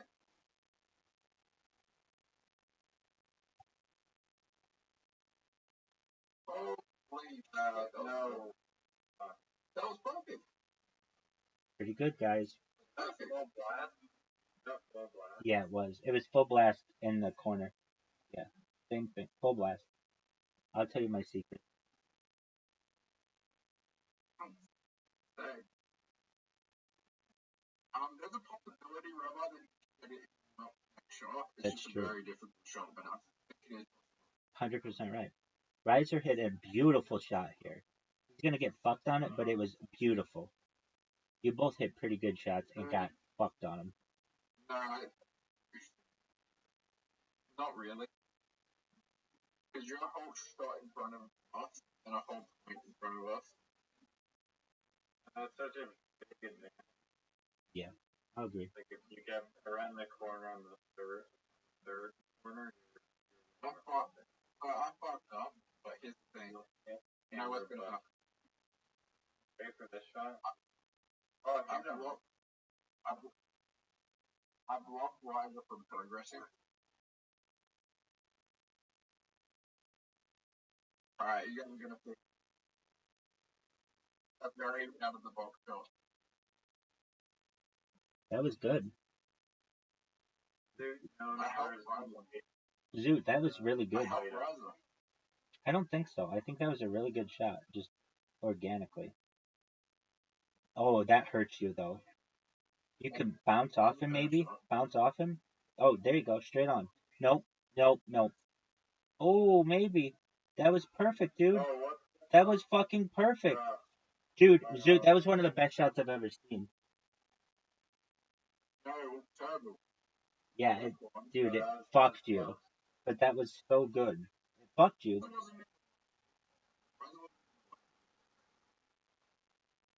But I'm gonna do something out of the box. Let's see it. I'm gonna do something out of the box. I want to see it out of the box, into the water. Out of the box, into the water. Dude, you'd rather be in the water than have that shot. I'm serious. Ask Riser. You can play it sitting. No. Riser knows how difficult that shot is. And I'm telling you right now, I'm going to do better than you will on this hole. Not because I'm great, but just because my ball went in the water. The fact that my ball went in the water, you'll see, is a much better result. You hit it and you're going to go in the water. It sucks there. That shot sucks. You didn't even try. I'll tell you something. Wow. I'll tell you something. Water bump? My shot was as bad as I can make this actually. Water bump? I'll show you why my shot was as bad as you can. And it was Oh, that was really I'll good. show you. It was intentional. Dude, you should shoot it like that on the side with. And it was intentional. I'll show you. Oh, shoot. Oh, no! Yes. And it was intentional. And I'll show you. I told you, dude, that shot is so difficult. It's like, Getting exposed. you'd rather go in the water. You're done. I went in the water. Down. Oh, Okay. he actually make the next. I don't think he can.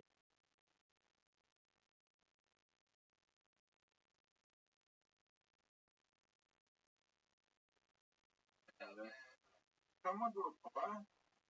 This fucking. We're not gonna win.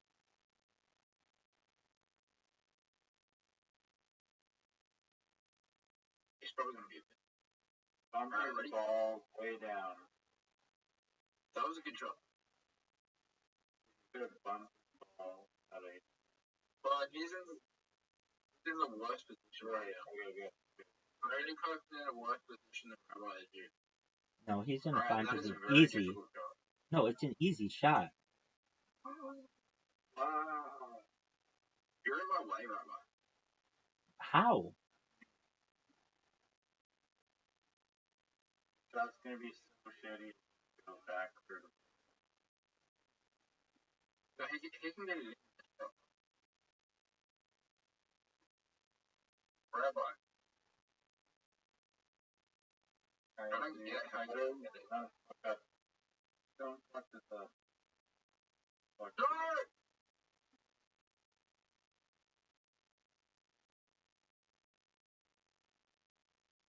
Take this hole. Alright. Don't fuck this up.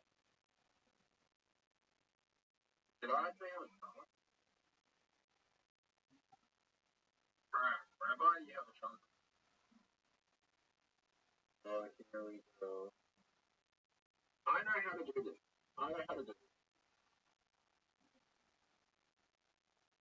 That is a very easy shot. Fuck it up. Excellent shot. No, I can tell you.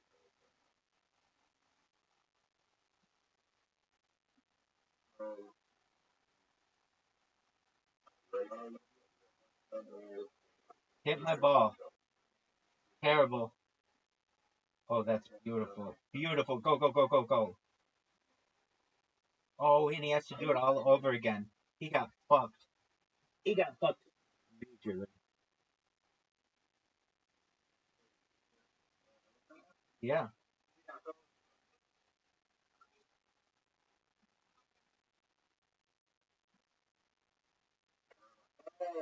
Yo, baby. That's a agree. You guys ready for the best shot? You understand? Yes. Ready? Go. Y'all ready for this?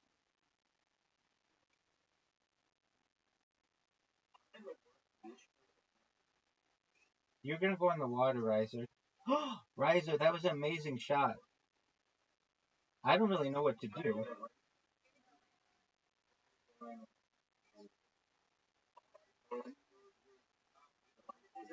Oh, did I fuck him? Get in there. Get in there, Zoot. You got it. Oh, Zoot, look at that shot. That was one of the best shots I've ever seen. Go in the water.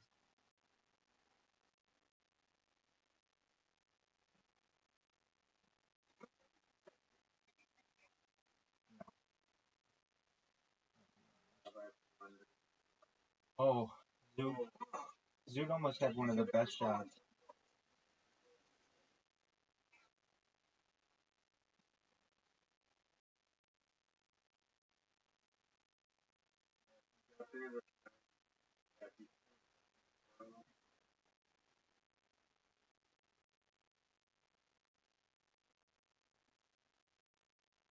Oh boy.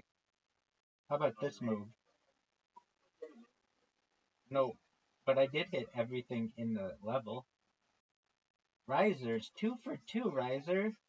You're pretty good, dog.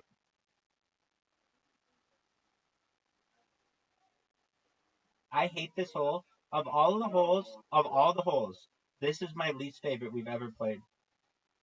Riser. That's my hole. The alien hole is obviously my hole.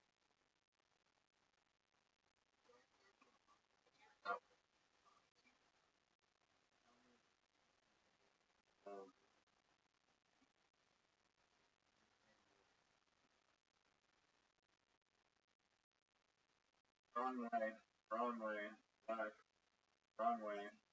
Are you guys ready to Yes. say the best shot you ever? Yep. Wrong way. Terrible shot. There you go. Nope. Nope.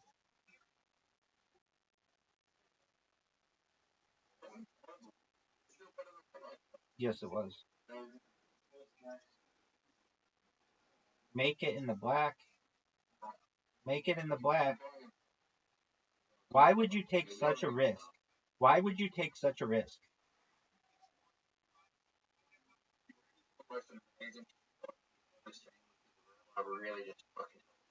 I don't think Rabbi did. I think Zoot helped Rabbi. I think Zoot helped Rabbi. Yet somehow, some way, Riser's gonna tie us with some bullshit thing at the end. All right, Zoot.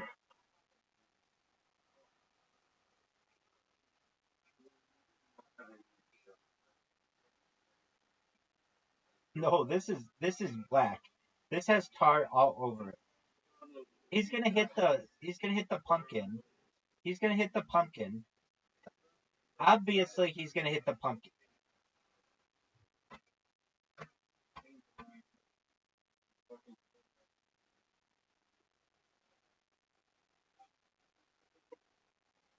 Riser,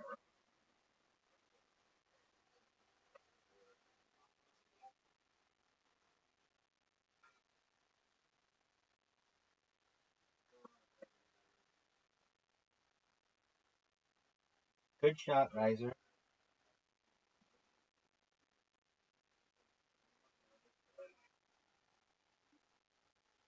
No way. That was close. All right, here we go. That's all right. Things happen. I love this hole, and Zoot hates it.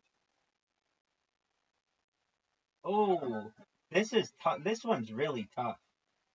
Let's see it. Let's see it, Riser. Let's see what you've got. Riser with a perfect shot. Riser with a perfect shot.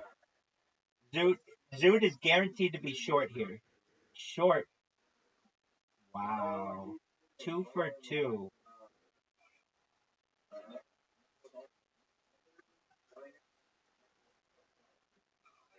Wow. Way to give up the hole, Rabbi.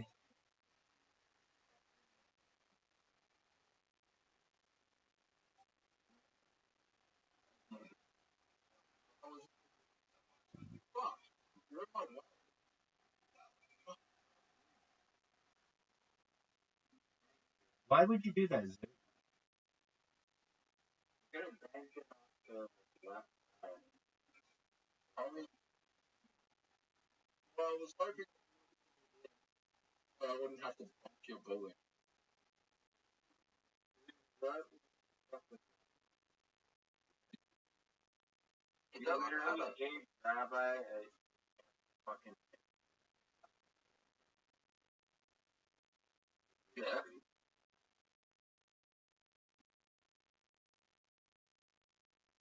There we go. Remember I said I like that hole? Well, I don't like it as much as I once did. Hey, it's this hole. Zoot, do you see that little Zoot? Do you see that little gap in between the water? That's where you want to put the ball. I'm in agreement.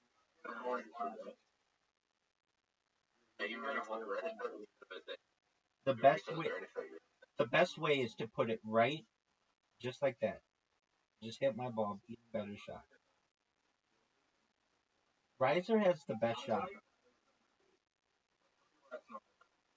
Riser, you're short. All right, Riser, you ready for some help? Are you ready for some help? Look at this help I'm gonna give you.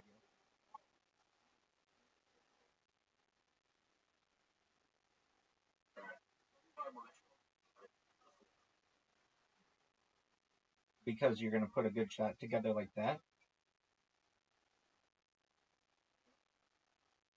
Oh, Riser, why would you be so mean?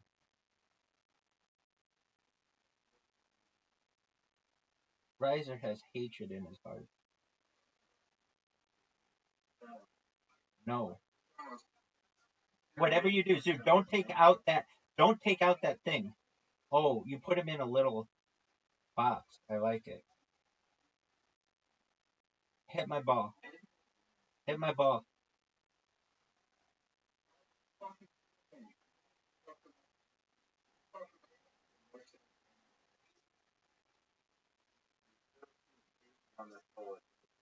Just make it, Zoot. Oh, Zoot. Oh my, how did you miss that?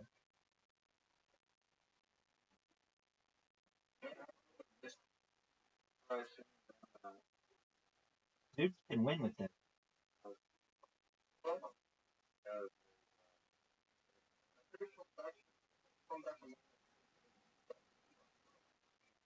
That's true. Alright, put your ball on the starting area. Here we go.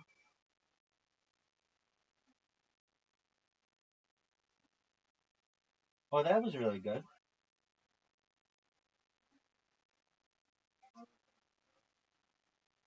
Mankind, of humankind.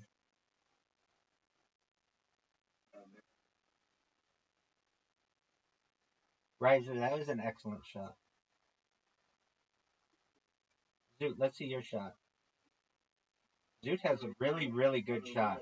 Really good shot. Really good shot.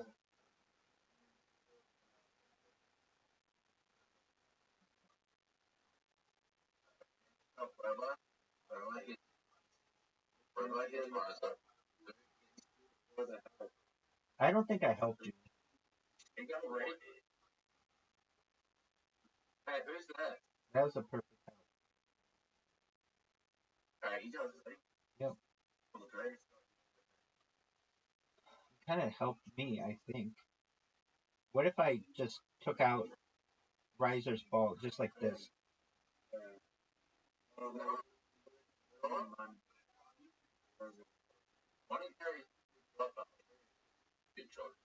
We're ready for it.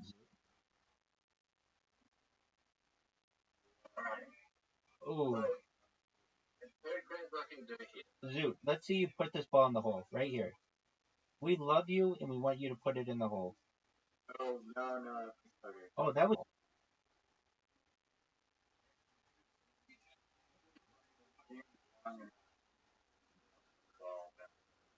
I would have done it the same way again. Is anyone? Yes, I did. Put it in the muck. Sorry, as long as I don't go into the black, I should be good. I don't know exactly how to go into the black. Trying to get through the fucking the other. Wow. I think that's the best shot you can have.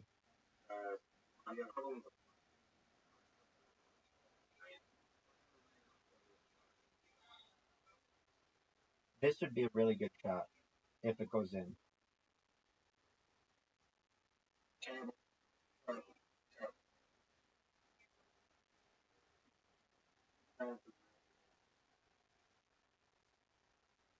Oh. Let's see you do it, dude. Let's see it. Do it. Make it good. That was good. Riser's gonna have a really good shot here.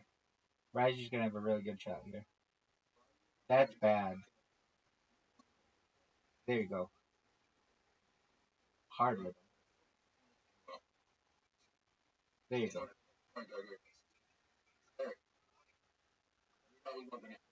What was that? One of the worst results.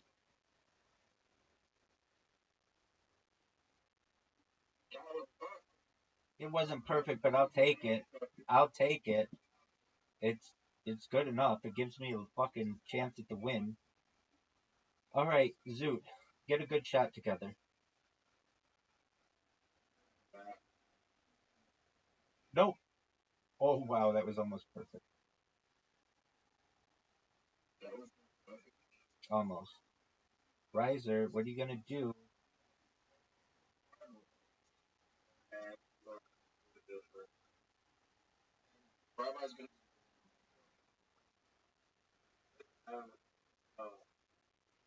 Where he is literally next to the hole now. I need to have the most amazing shot here, which I don't think of. Wait, hang on.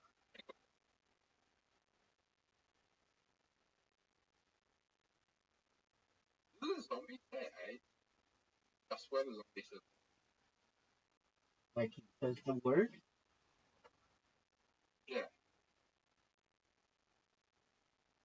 No, that. What up, Arnold? How you doing, big dog? Gotcha.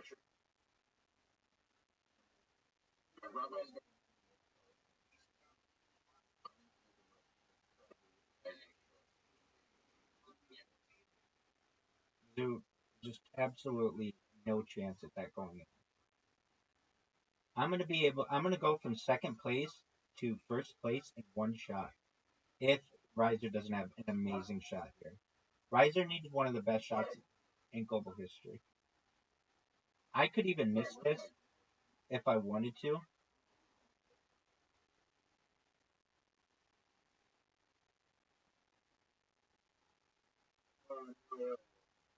Zoot. Zoot has like a distant chance.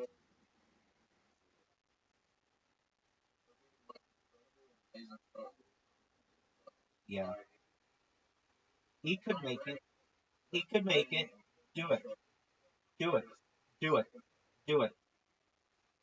He did it. He did it. He did it. Oh, so close, dog. So close.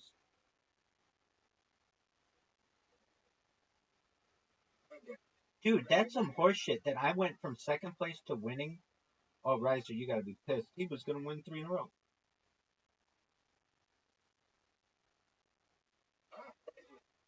I'm not a fan of it either. I know.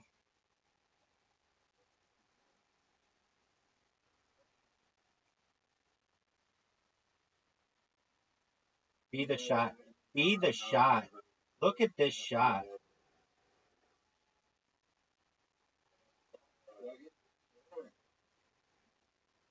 Riser.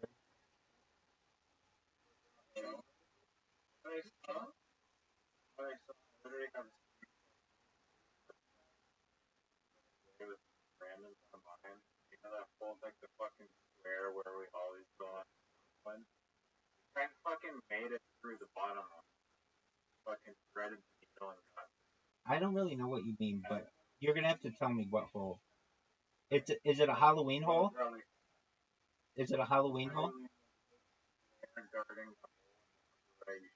Oh yeah. Okay, hold on. You saw somebody go through the bottom. Now I know what you mean. You saw somebody go through the bottom one.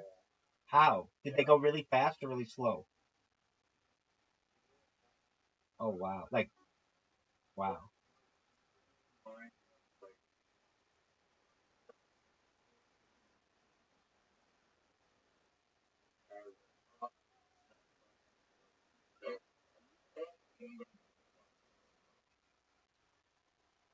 Do you think it's possible for? I don't. I think it's too much shit. I'm gonna bounce it.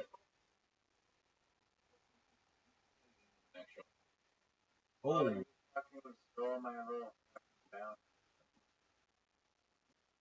You should have got it. I don't think there's too much sand. I did it on the last hole.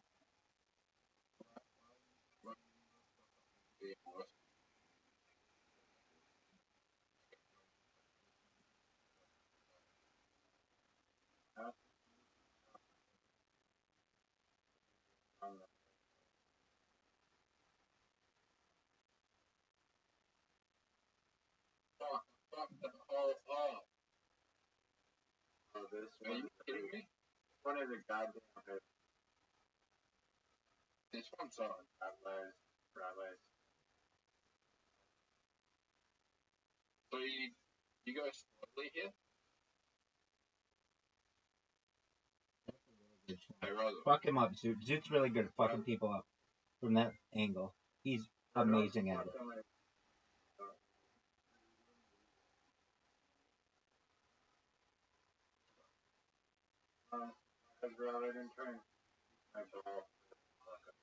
I considered it.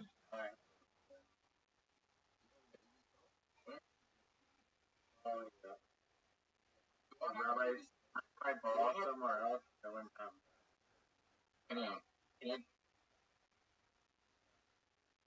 That was gonna work. That was never gonna work. Bank back to less. Hey, Roger, can you get an extra up? Or is that very easily? Very. That was a shittest shit ever. Riser? Well, still probably.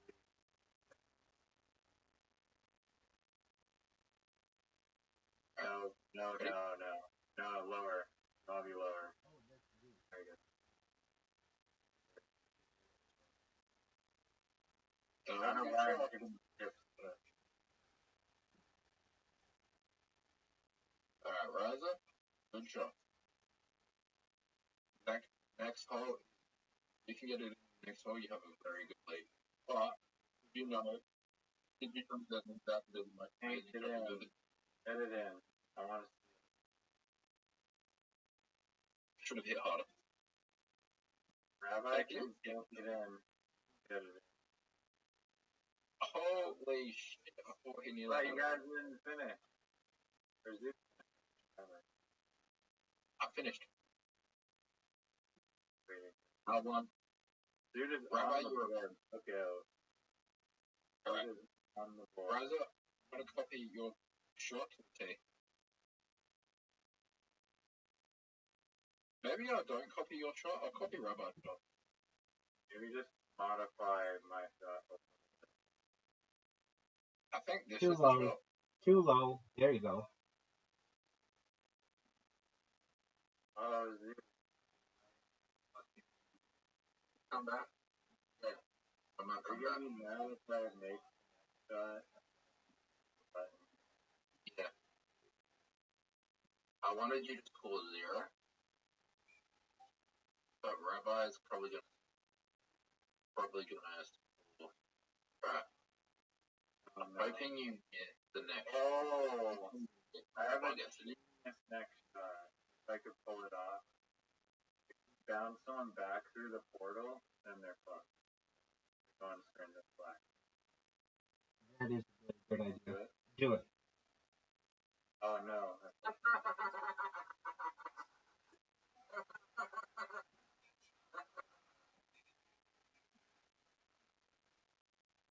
Knock it all in the hole. Yeah. Looks like that was the I had a genius idea. my favorite. Why don't they fucking do the alien horror? Dude, what the fuck? You fucked up. I'll show you how you fucked up. Right. You make the third one.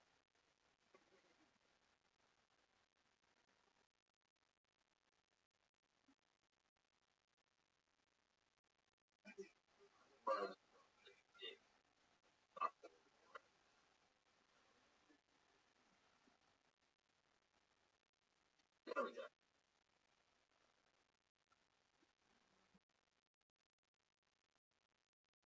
Rabbi, I'm going to give you a shot. Your shot.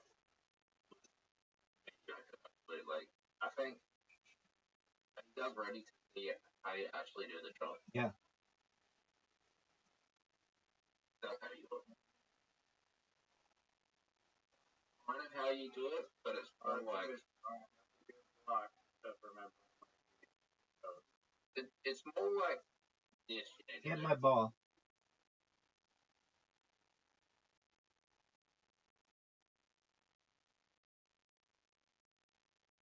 Rabbi.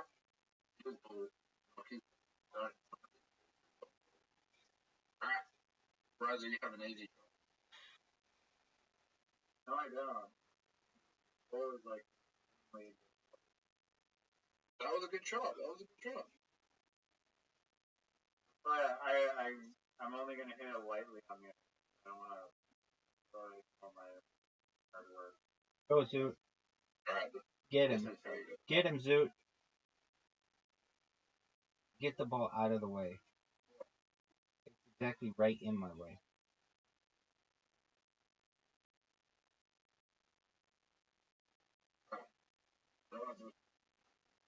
Dude, I keep fucking myself.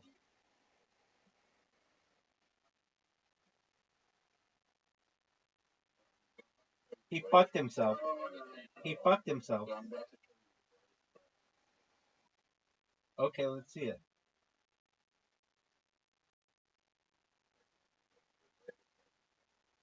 We're ready. Dude, he keeps fucking my ball up, people. Well, you guys are not scoring on this hole. Hooray. Can't even get the fucking night. Right. Raza, I don't Got it. fuck. Raza? Make it. Ready? Yep. Bank it. Bank it. Dude, look what he did to me. Fuck Raza.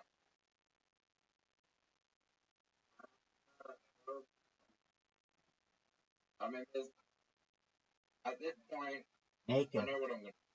He missed it. It's too hard. So,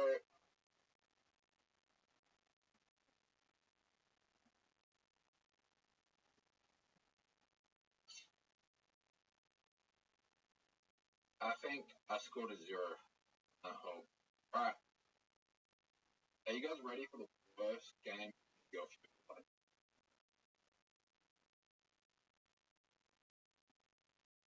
Razor, that was amazing. Now, do you like this shot? I scored a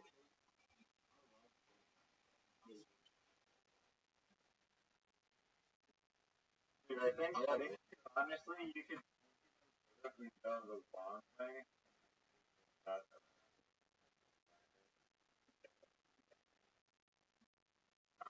Because this is not, it's like impossible to get.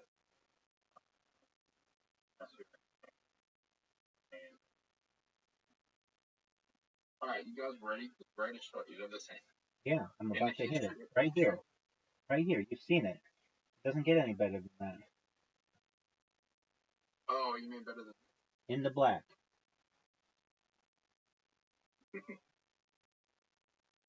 Make it, Riser. Raza, you have no chance. Oh, these fucking things. Alright. By the way, someone's gotta clear the way. If this goes in, I'll be like ridiculous. Are you ready? Raza, you ready? Oh, dude.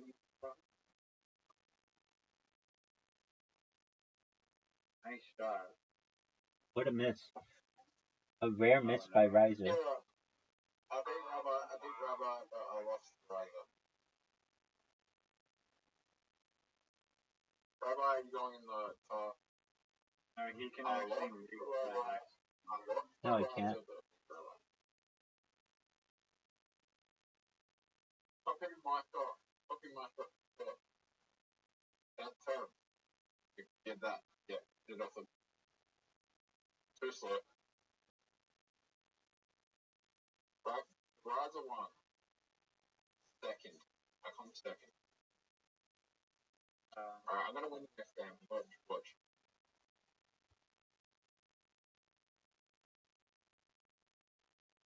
One thing that I put on this.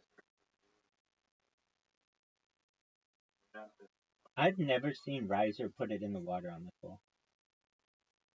I did it the last time. Oh, that's right. Just once. Just once. That's right. We only have 16 that are weighing back. What happens? They put back the. What do you think? Holiday?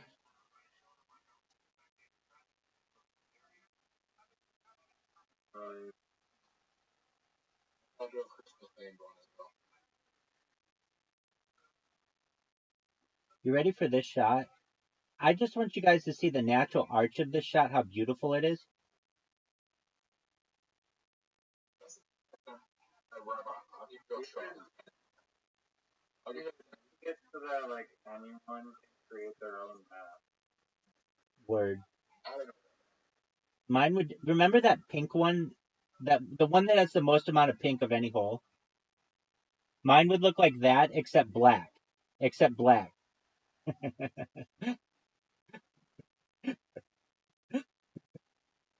it would be so fun if you even possible.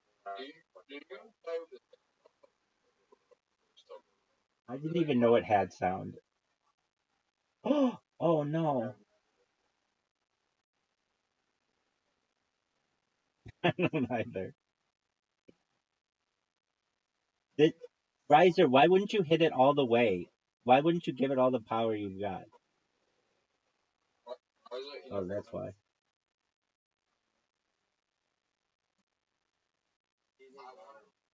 Easy water bump.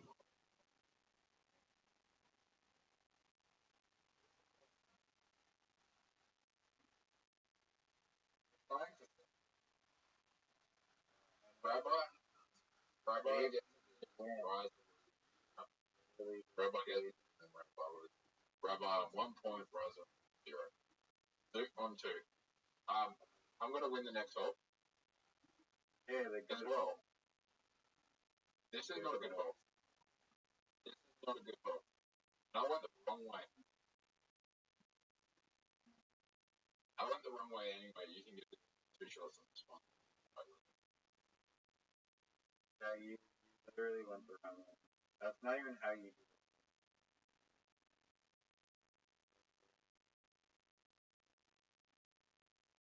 Oh, right.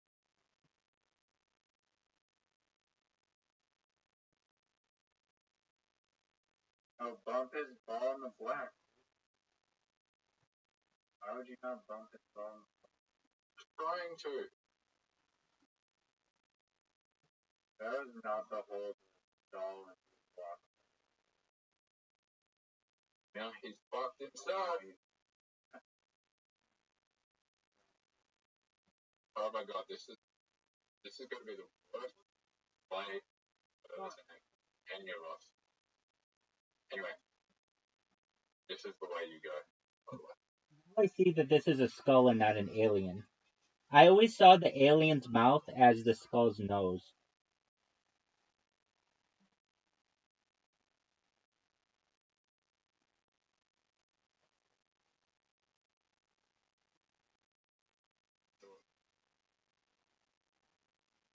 Oh no.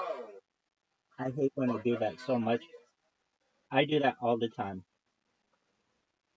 Okay, grab other game. Okay, grab other game.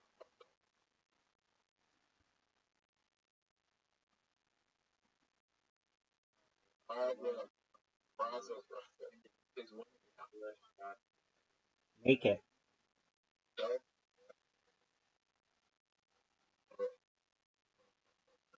Ooh, that would have been nice.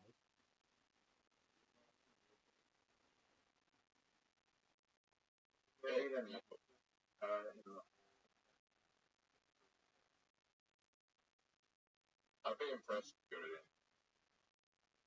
Right, Rabbi, I am second. Yeah.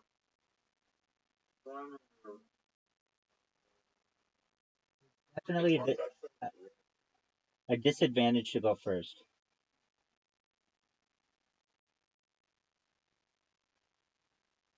Depends on how the skull are set up.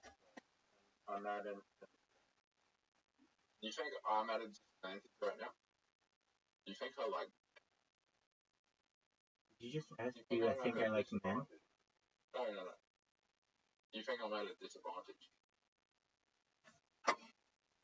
You're the furthest ball in front. Why would you think of it? Oh, now you're not.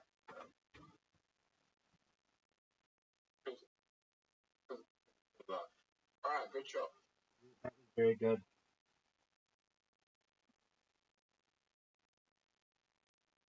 You all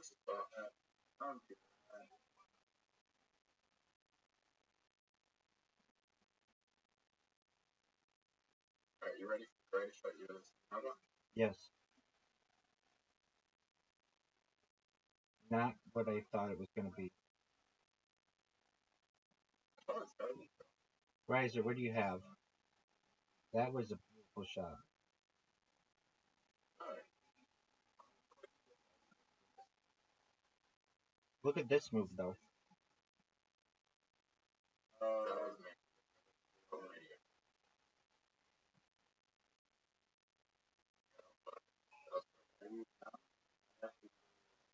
He's gonna hit the Frankenstein all the way over there. no.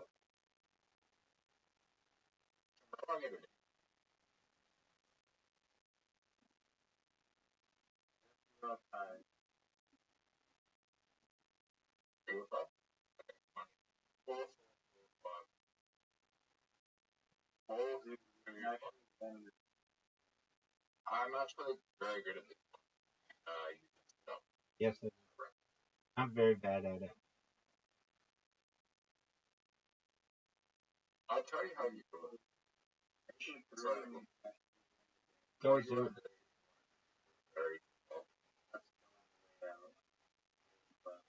Dude, that was not like your normal one.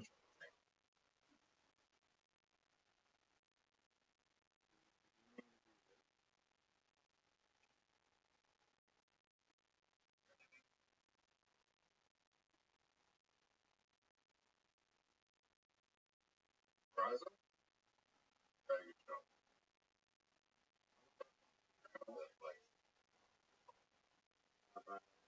Like what I'm meant to do, Riza, you're right. Right.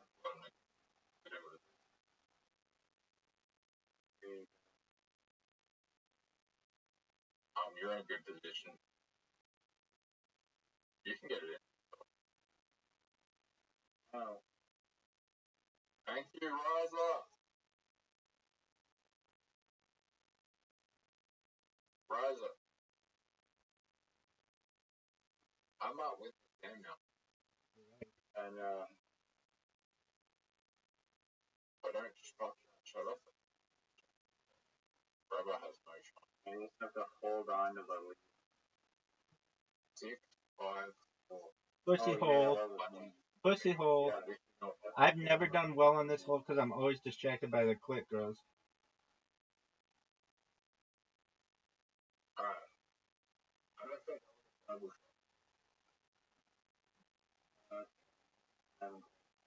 Terrible shot. I think it was awful. and I think Riser is a bad shot. I can already tell. Go.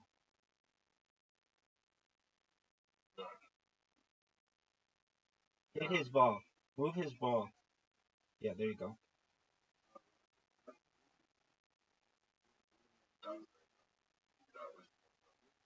Oh,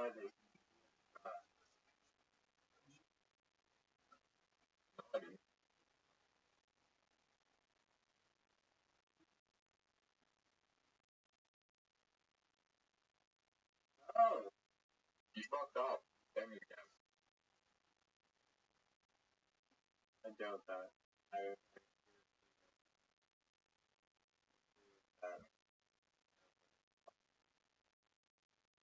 That was a terrible shot.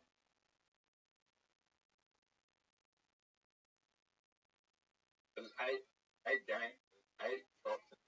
I'm further than both of you, and you're both just gonna keep on hitting each other until like this fucking infinite loop.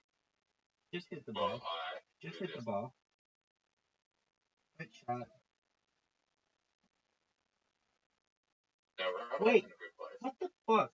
I must not see really well. Because that to me looked like a fine shot. Are you ready? Dude, same shit happened to him. Is it like not open or something? Like the brick is so thin that Oh my god, I just fucked up. it's actually thinner than it looks. What the fuck? Did you see what happened to my ball? What the fuck? Did you see that? I broke the game.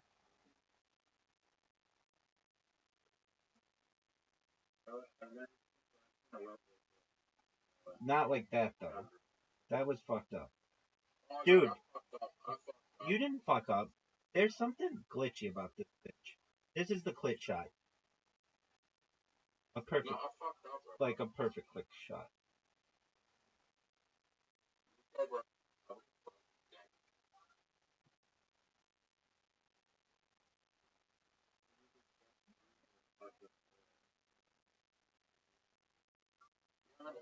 You were there like 3 shots ago. I know. I fucked up. Rubber. Oh, you fucked up. Fucking shot. Rubber. He fucked me. Yeah. He fucked me. No. I know what I need. Fuck him. Tell him. Gave me the win. Okay. Zoot won. No. Zoot definitely won. No way you're gonna make it.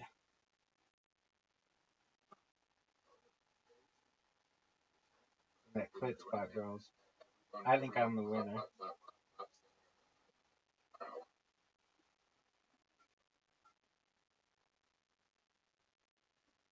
I just.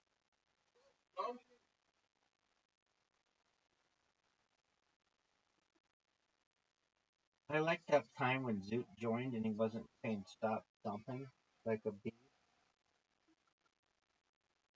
Zoot! What's Riser gonna do? Is he going for Rabbi shot? My trademark shot?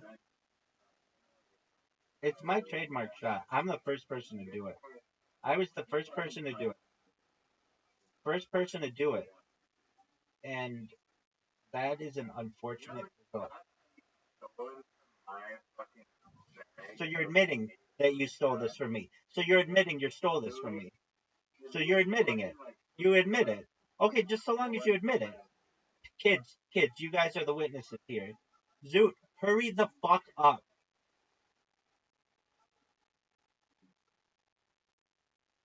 Zoot, shoot the ball. That's not it. That's just absolutely not it. Not only were the angles not calculated, my finger slipped. My finger slipped.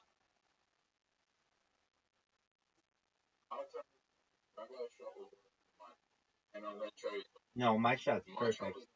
My shot is perfect. My shot's exactly where I want to be. That's awful. You're just helping the enemy. Now watch this.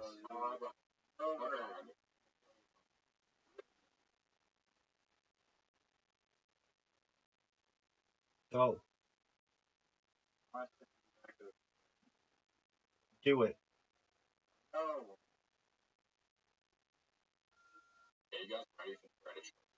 Yes. You guys are both doing absolute just dog shitty.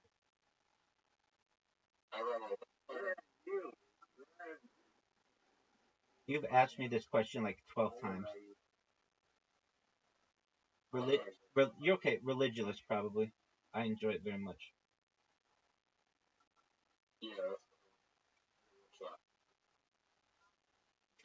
Riser, that was a really good shot. Dude, that was not. But this is going to be the longest, thickest shot you've ever seen.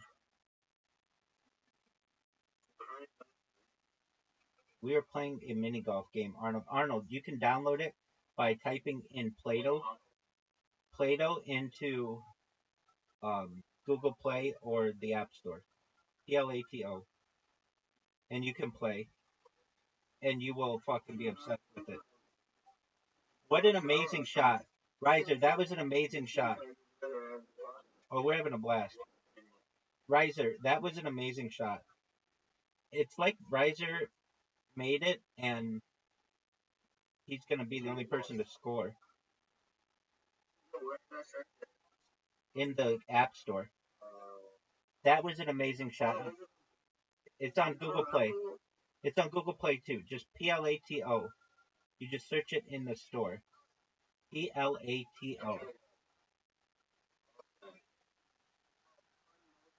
Game, huh? Word. Yo, this shit has 10 million downloads. Yep. So just download it. Does it have that many? Yeah. Yo, I bet you're making a lot of fucking money from it, huh? Oh, $0. I didn't make it. Riser made it. Oh, right, Riser didn't make it. None of us would trust any app that Riser made. If Riser made it, it would come out next century. Go, Riser. Oh, shit. Riser, I made a mistake. I meant Zoot. Riser, I apologize. Apologies, Riser. So, Arnold, you want to download Plato, Plato, and Zoot wants to hit the ball. Excellent. You want to create an account? Excellent. Create an account, and then we'll get you in on the next round. Zoot. I already have an account. Excellent. Okay, well then we'll get you in the next round. Zoot, you got to play one more because we want to play against Arnold. Can you do that? Okay, that's fine.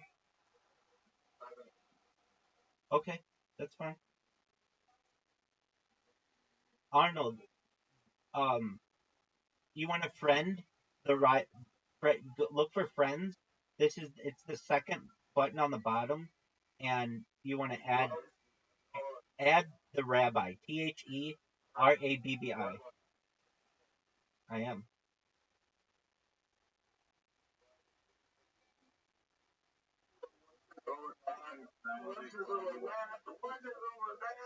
Tell me your username. Ready, set, go. You're not wasting everyone's time for her. Bro, we're gonna stop. Let's fade run this game. Bro. Listen, bro. We're listening, bro. Yeah, seriously. Hey. We're listening. Tell me your fucking Plato ID. Getting I just did. It's the Rabbi. TheRabbi. Alright, ready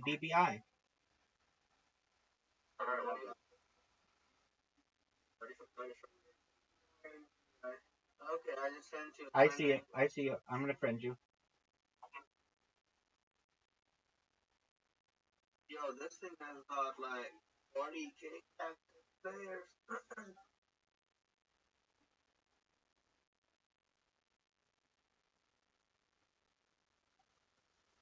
What's the fucking Play bounce while you wait, and if you can make it all the way on down, first I will give you Yo, my cool. Bro, we got pool in here, bro. Let's play pool. All kinds of stuff. So play pool. We have 2 more holes, and then we'll play. I'll send you an invite. Oh, Riser. Zoot, fuck him up. Move that ball. Riser, move his ball. Zoot, hit his ball, right? Zoot. Zoot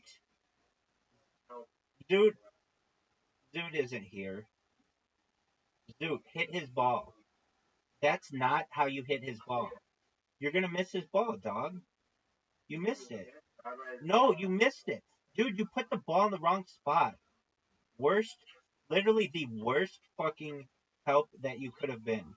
The absolute most dog shit help ever. Ever. Worst. The worst. You just gave him the fucking hole, dog. Zoot, you just gave him the hole. Zoot, you just gave him the hole. Yeah. You're gonna bounce back and hit my ball, and it's gonna make it so that my ball can't go anywhere. Alright, Zoot, here we go.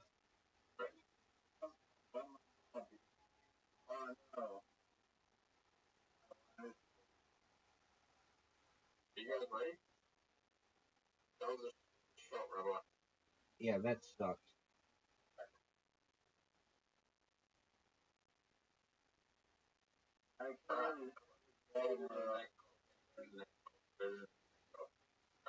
Ready for the greatest shot You keep saying the next hole.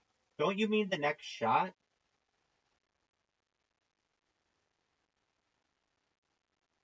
Oh, this is.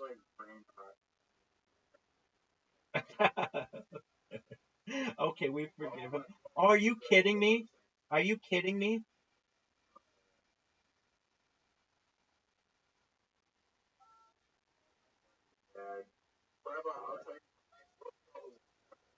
I think so too. It got fucked. Oh, it's Riser's favorite hole. How are Riser and Zoot tied?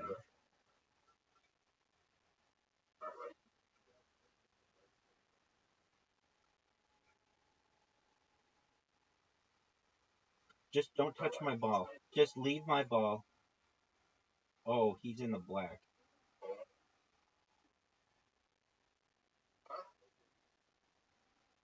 That's a good shot. That is a good shot. Now, I could fuck him, but that's a lot of risk. Oh, dog, are you fucking me?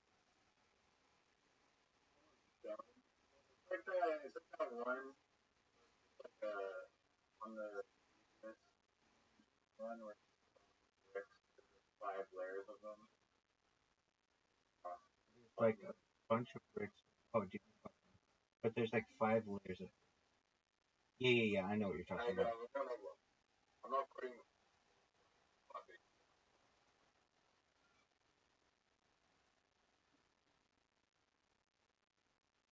What are you talking about?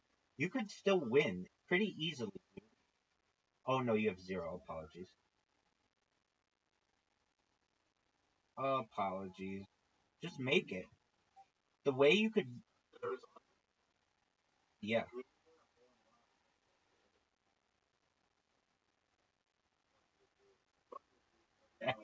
Every hole is makeable. I like that theory. I think that's the spirit.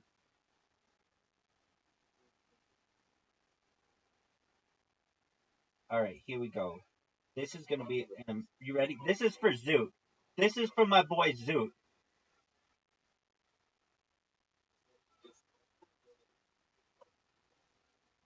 That's really difficult.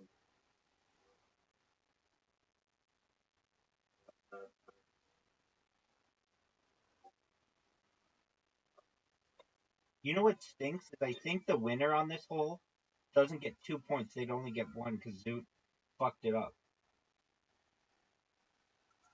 Yep. See,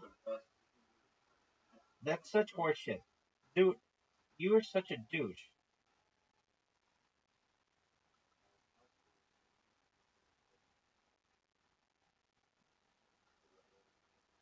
Zoot, you're not hitting the ball. You're out.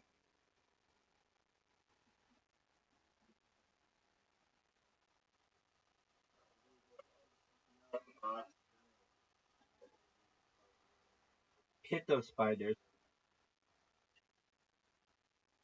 You know, you really kind of helped me a lot.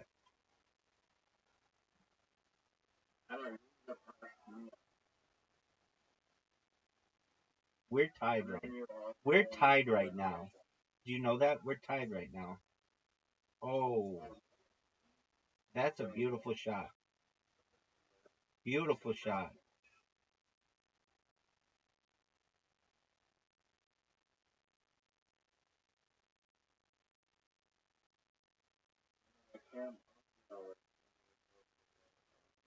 Bump me.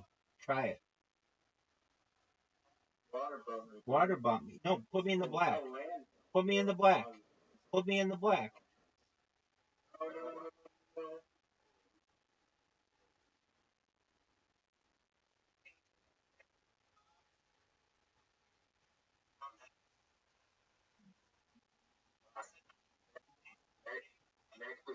Arnold, you ready?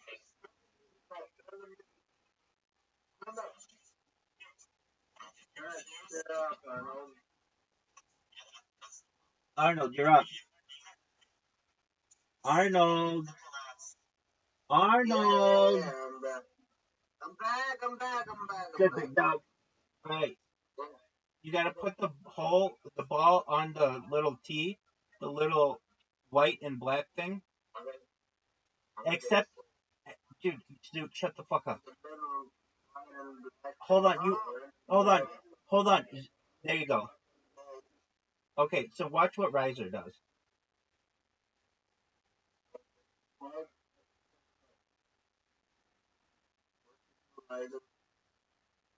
That was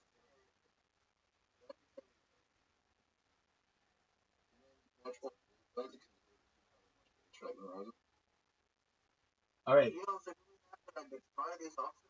You don't have to. Arnold, you have to put the ball on the tee. Press the tee, which is the little. On a starting area. There you go. Ball, dude. We're waiting.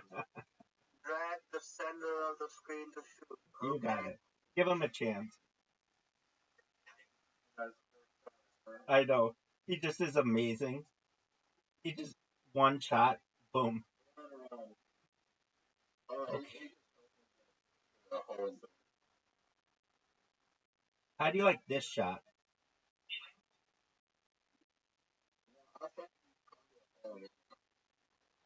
Riser, fuck you.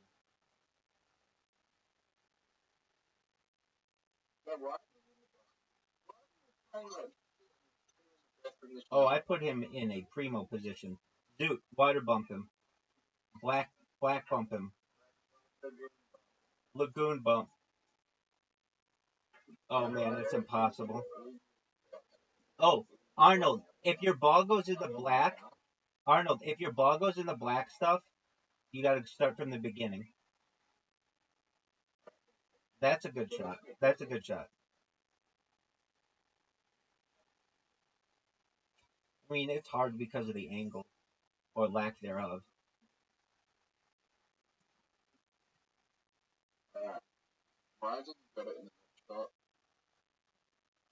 Arnold, if you shoot a red ball anywhere near your ball, hit it backward. Don't tell him that. The whole. And forgetting it. Be careful, be careful. That's too hard. That's too hard. It's gonna go in the black, and if it goes in the black, you have to start from the beginning. Don't hit it so hard. All right, I mean, go for it if you want. There you go. That's better. No, slower, less. Okay. He did. Arnold, you did very, very well for your first hole.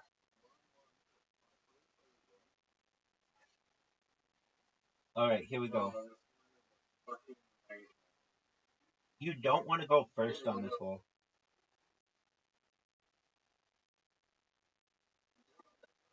I don't think so.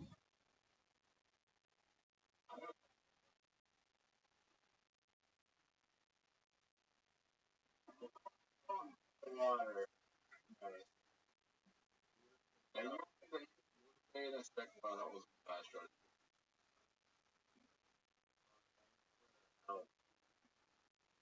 Just fucking try yourself. Do it. Yes, yes. Do it. That did not help.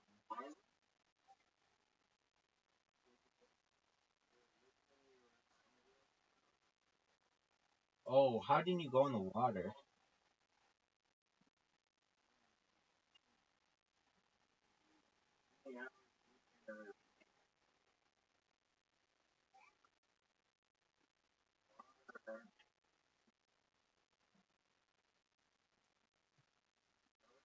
Water is efficient.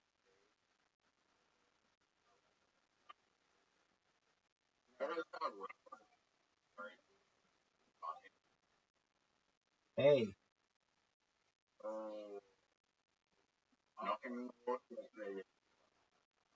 ooh, he almost water bumped me.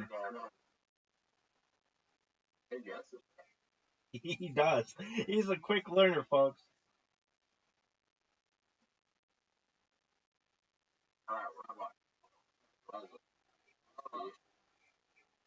This is in the water. Without a doubt, this is in the water. This is so in the water. It's so wet. It's like Aquaman. This is like a mermaid. It's so wet.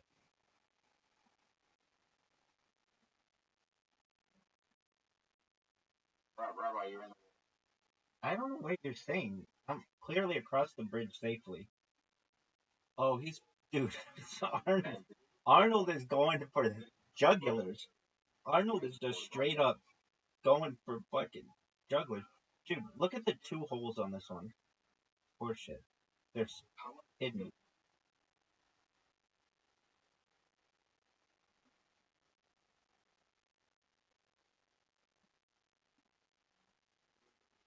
Oh, he got water bumped.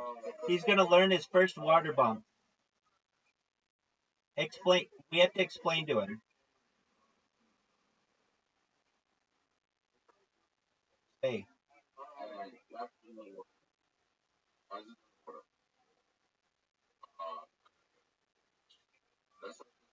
So if you bump somebody and your ball replaces where their ball is, their ball has to go to the previous spot.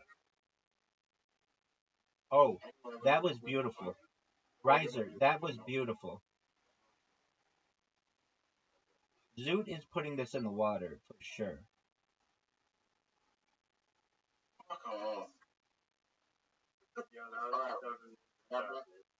Rabbi, you got one shot left. For sure. Oh shit.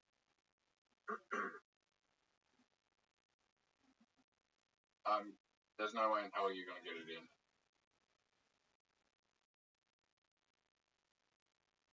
Are you ready? That's in the water. Water. Oh. Obviously water. Alright, Rabbi.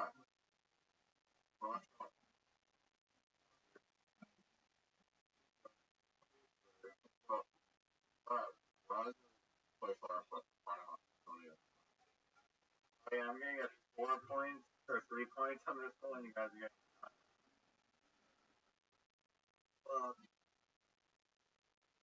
I know next hole I'm gonna get it in. You ready to use my shot? That's my shot. Yeah, where you that block.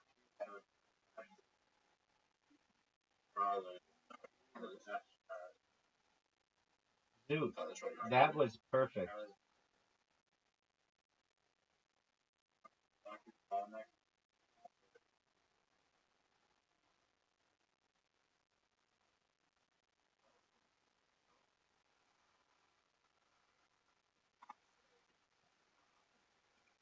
Arnold, hit my ball. Hit my ball. Tag team it. Not what we want. I'm gonna get a 1-1 on this. What? Literally go. Maybe.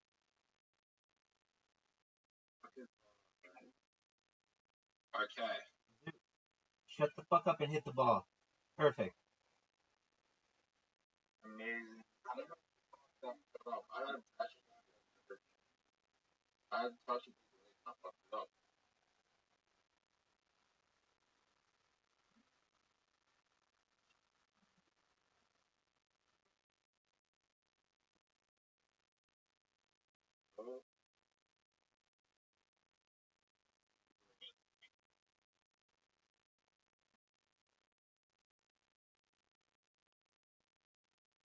Are you guys ready for this?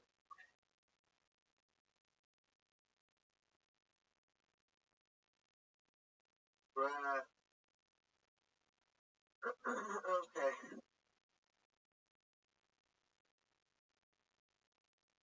Terrible shot, terrible shot.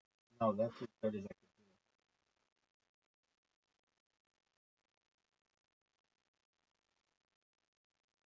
Oh, look What the at fuck? Look at that angle, and he fucks up. Oh, amazing. I'm voting for Arnold.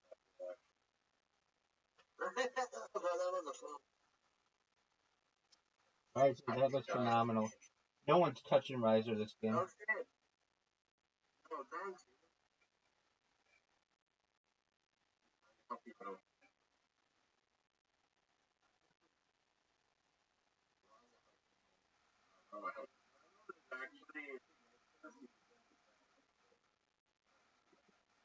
No, you need more power. More power. More power. More power. You need more power, dog. More power.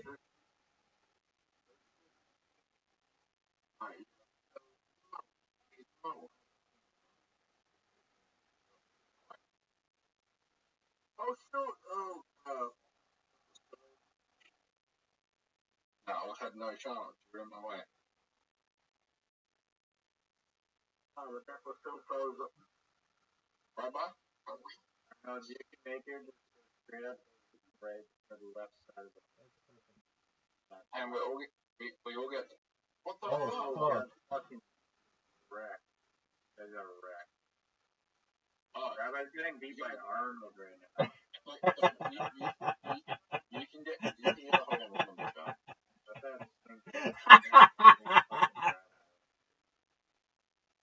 You can get a hole.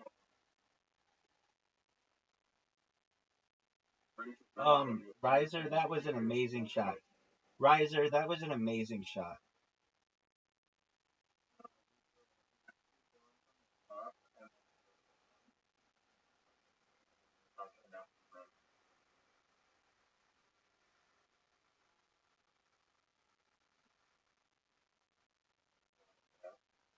Oh shit. Fuck right that idea. up. That was the right idea. Raza, Fuck, but it's too easy to do that. I think.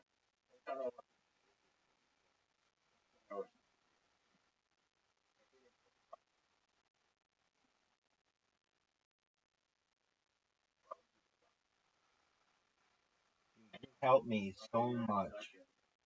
So much did you help me. Oh, you fucking know. Riser, look at my ball and explain to me why my ball is not in the black shit.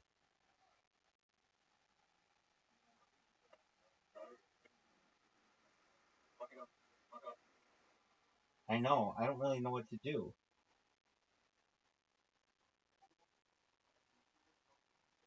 That was a beautiful shot.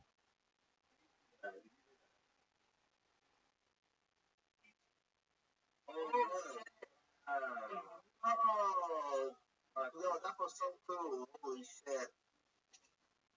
What the?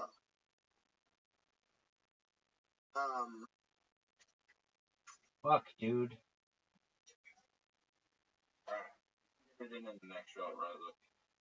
I don't know why you would do that. That was No, bad where idea. am I? You have to Where's start my from the fucking ball? you have to start from the beginning.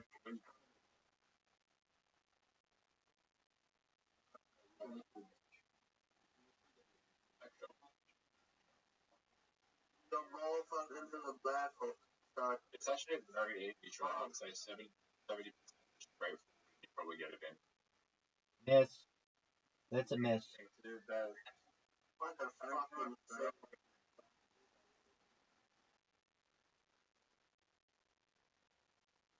70% right in. Way to go, you did it.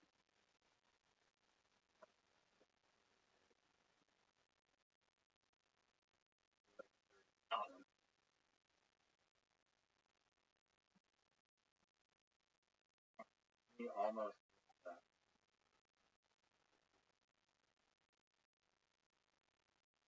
Right, he's gonna get it in.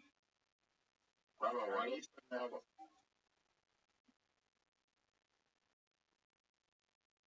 Yes. Bravo, good. Good attempt. Good execution. Oh, Arnold. Who's gonna win? Get further, Arnold or Rabbi? I think Yeah, Rabbi. Nick this. Go all in. Fire right at it. Right at it. It goes in the water, dog. Oh shit. Yeah, it does, dude. Alright. Rabbi for 1 point here. For 1 point. No, what did I do? Did I hit the wall? Arnold is whooping me. Dude, Riser has a perfect game going.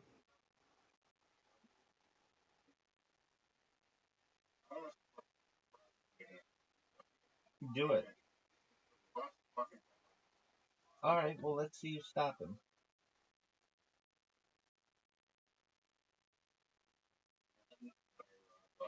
Water.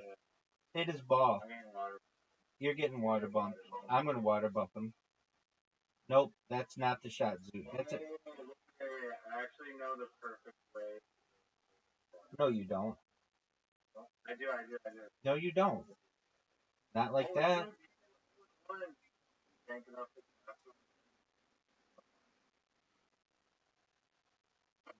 Dude, do you know how hard that shot is? No way. He could do it. He could do it. From the... No, no, no. The angle's wrong. The angle's wrong. The angle's wrong.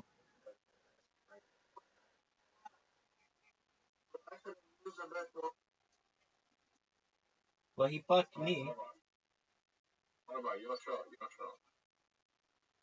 Water bomb. Water bomb, son. Hey. How did I not get it in the water? Water. Risers in the water. Everybody loves that risers in the water. Wicked, wicked, wicked. What a great shot.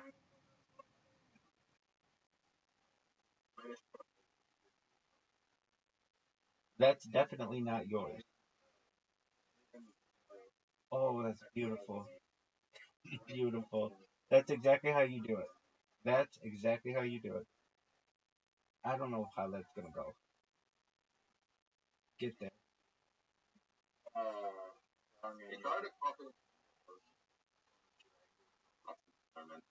Ooh. Make it. Perfect game. He got it. He got the perfect game.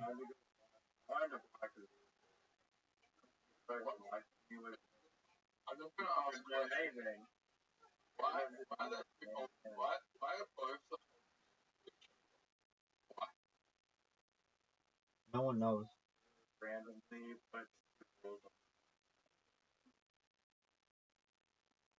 Arnold beat me. No, that's perfect. Oh, too hard.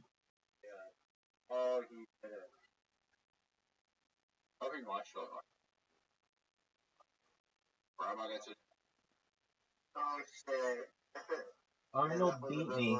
Arnold beat me on the first try.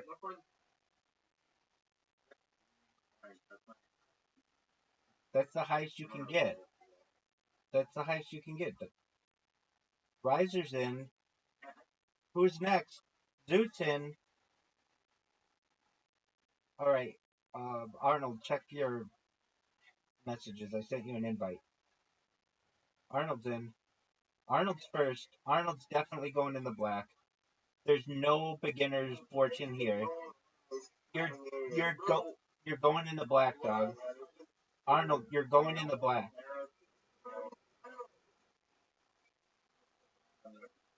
No, not there. We'll tell you where to go. That's a better shot. That's pretty close. No, a little to the right. A little to the right. A little to the right. No, to the right. To the right. You hit the ball. Hit it. Hit it. Hit it. You're gonna miss. Hit it. You're gonna run out of time. That's fine. Because you were gonna run out of time.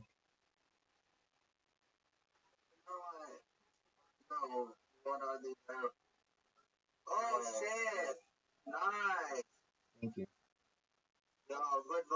Thank you. It's very Riser.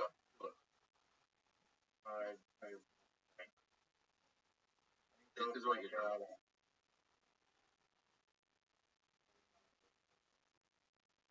I think he's gonna get it. Nice job.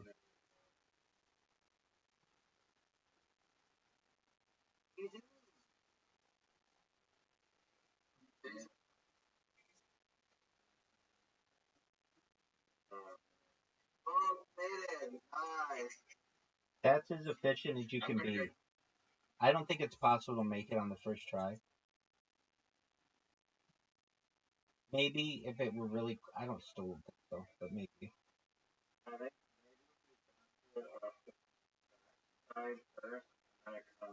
Forward.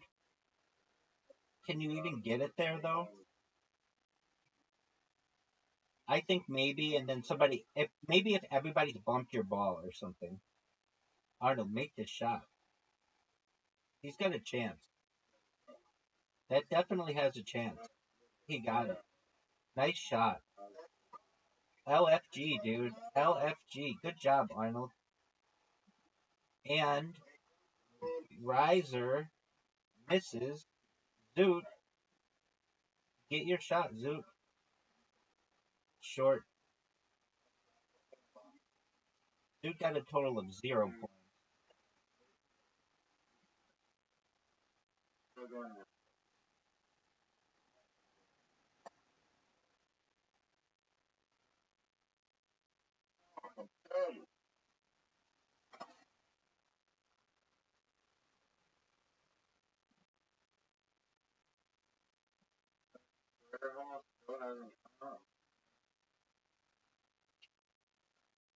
Not what you want to do.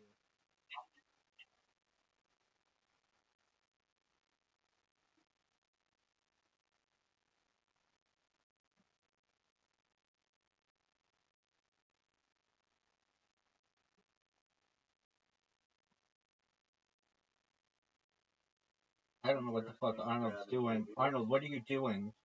You want to hit the arrows. Get the arrows.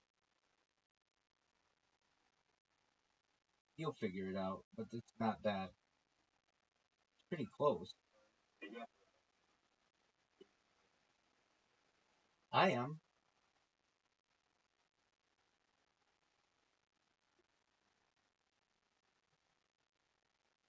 Riser. Oh, Riser, what are you doing? You just gave him a huge lead.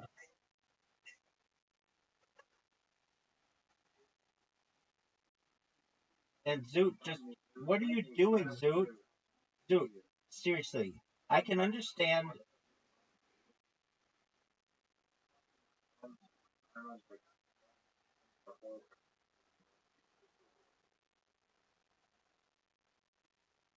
Oh, shit.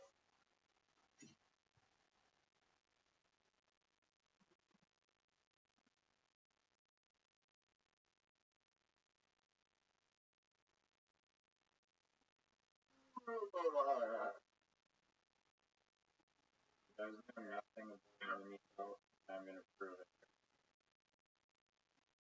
Hi. What was that supposed to be?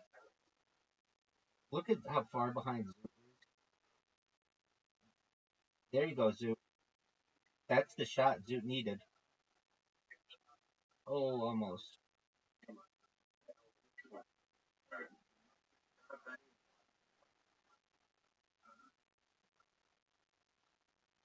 Ooh, not what I wanted, but I'll take it.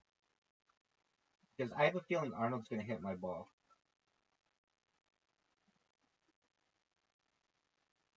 Not now. Too sharp. Too sharp of an angle. What a fucking shot. Dude, that was amazing, Arnold. That was one of the best shots I've ever seen on this hole. Without a doubt. Without a doubt. That was one of the best shots I've ever seen on this hole.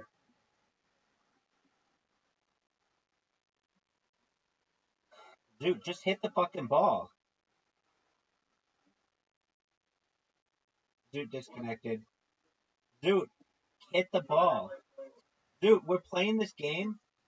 There you go.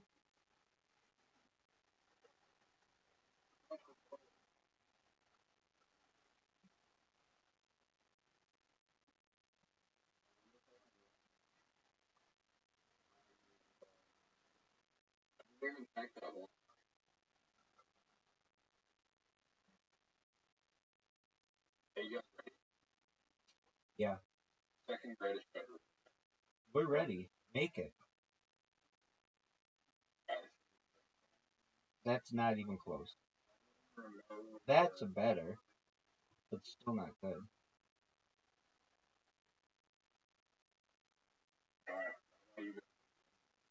Easy.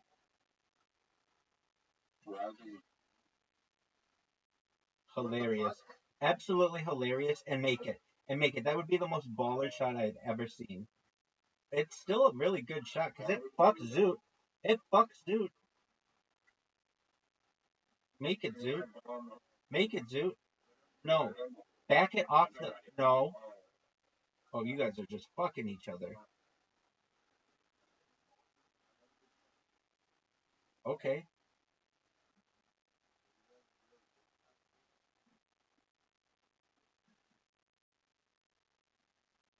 Dude just gained a point.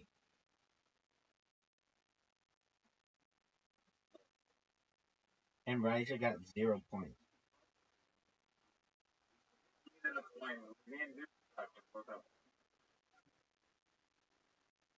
Look how beautiful this shot is. Yo, big dog. Thank you. It could be better. There's no way Arnold is gonna get it down the lines on this one. He doesn't even know percentages. He doesn't know angles. He knows nothing. Too hard. Gonna hit the trees. Gonna run out of time. Shot clock. Oh wow. Not what you want to do. Show him what to do, Riser. That's what you want to do. That's basically a perfect shot.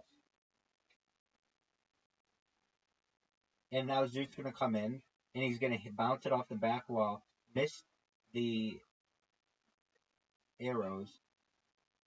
Zoot, are you gonna hit the ball?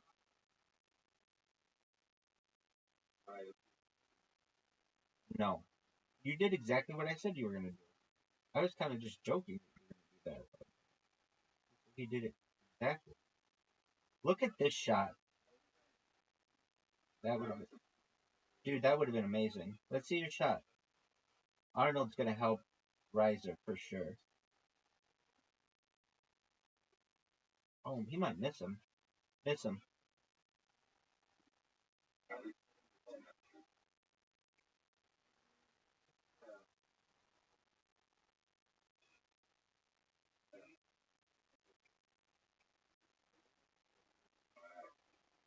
Oh, he's gonna help you.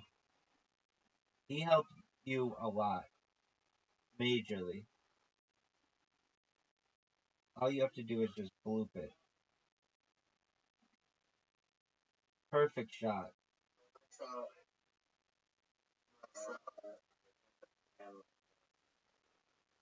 Oh, boo hoo hoo. There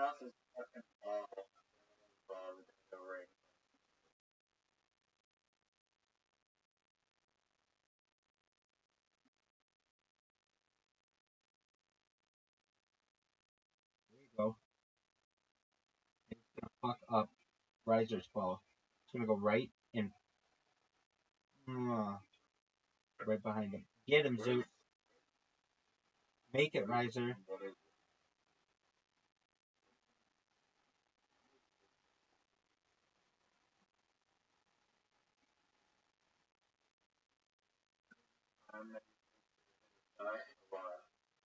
Why are you taking so long?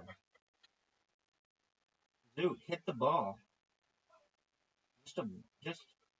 Just dumb luck. Just absolutely, just bend over backwards fortune.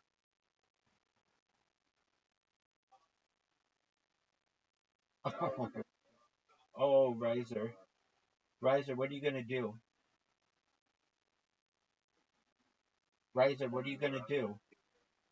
You're gonna knock my ball in the hole?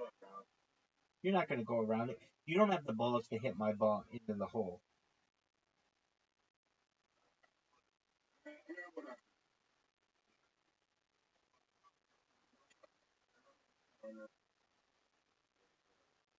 Knock my ball in. Make it. I want to see you do it.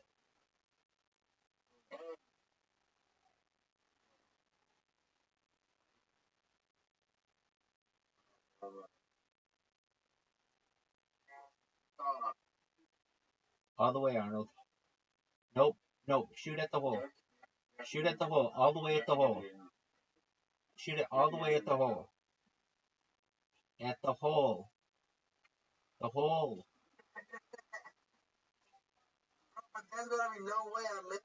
If you go through the sand, you'll make it. No, don't do that.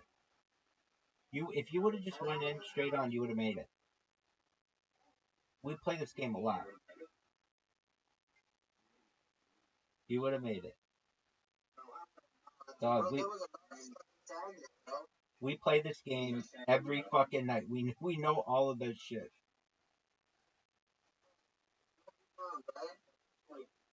Sand doesn't bunch of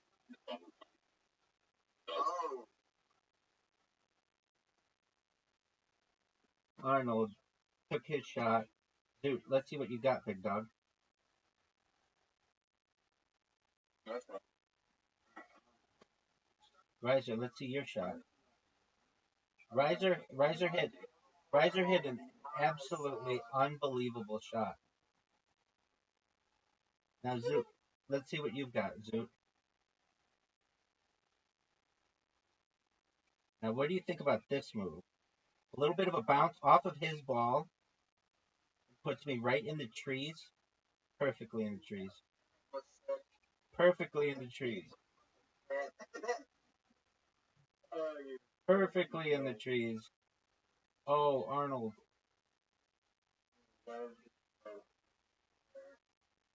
Hit the tree, dog. You know how much that would help me? Oh, that was a perfect shot.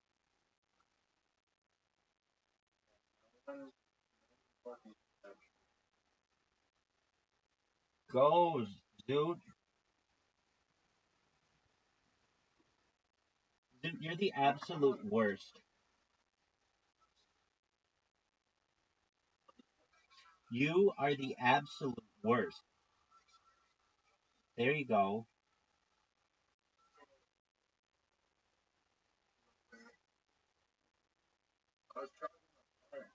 Oh, okay. I almost missed that tree. My phone was on 2%, like 1%, and I nearly died. Great shot, Arnold.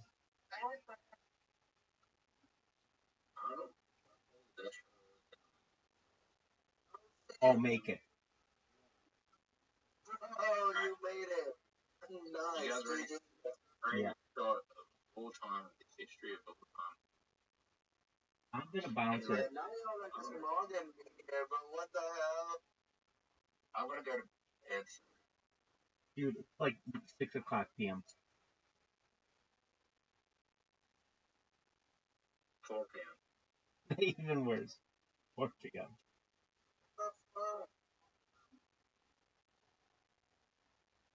Get up the red ball.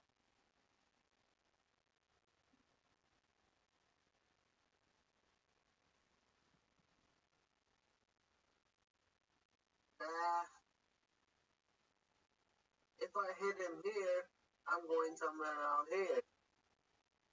You're gonna run out of time. You're running out of time. Hit the ball. You're done. You're done. Oh my! He hit the ball. Not only did he hit the ball, but he hit it with no time left and fucked me.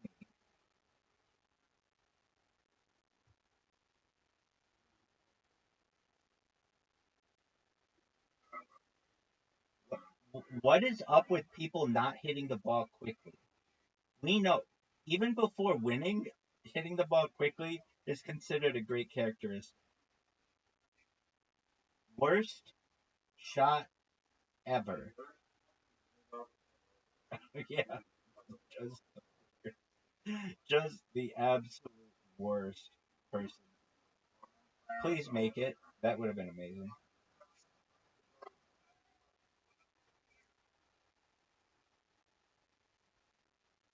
You ball all the way down. It's a pretty good theory. It's a pretty good theory.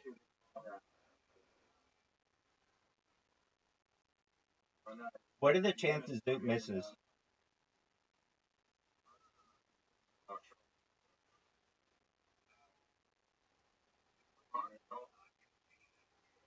Because it's the man, that's right. Good one. GG's. Nice game. Rosie, you want? What? Where's the portal?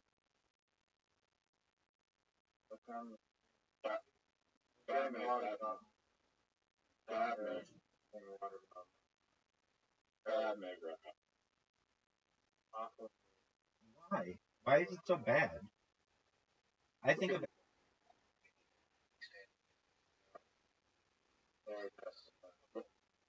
Damn it, you're away from my wife. All I did was help Arnold. Arnold isn't the best addition out of anyone here.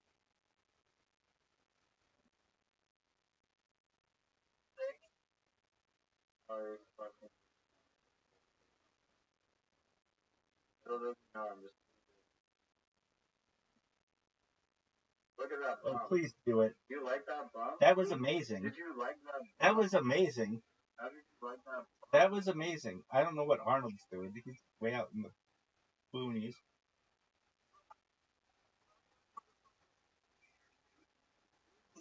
And I have some space, but not.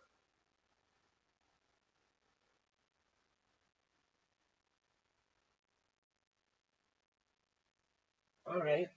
That's good. That's good.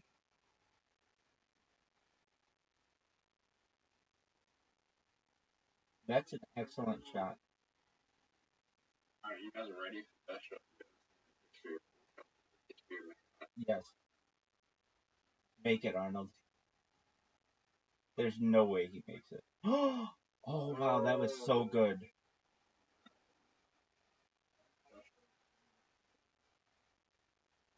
Yep. Water.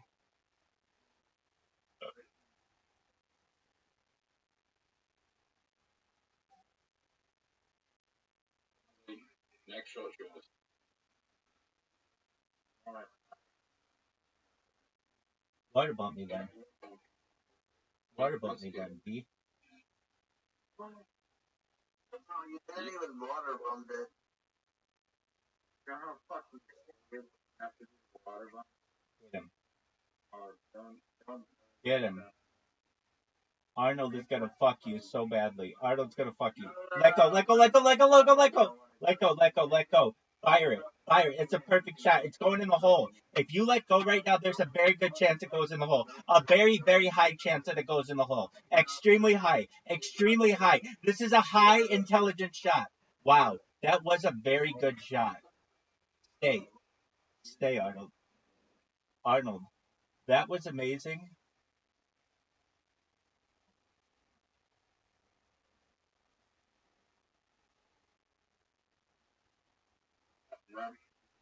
Very hot shot. Oh. Riser. Riser. Remember when your ball riser was so close to going in it? And then it just, you were like, you know what? I'm going to water bump him. And then. Water bump his fucking ball, right? Arnold. I love it. Arnold fucked Riser so that Rabbi got the win. You can put it on the board. Yes.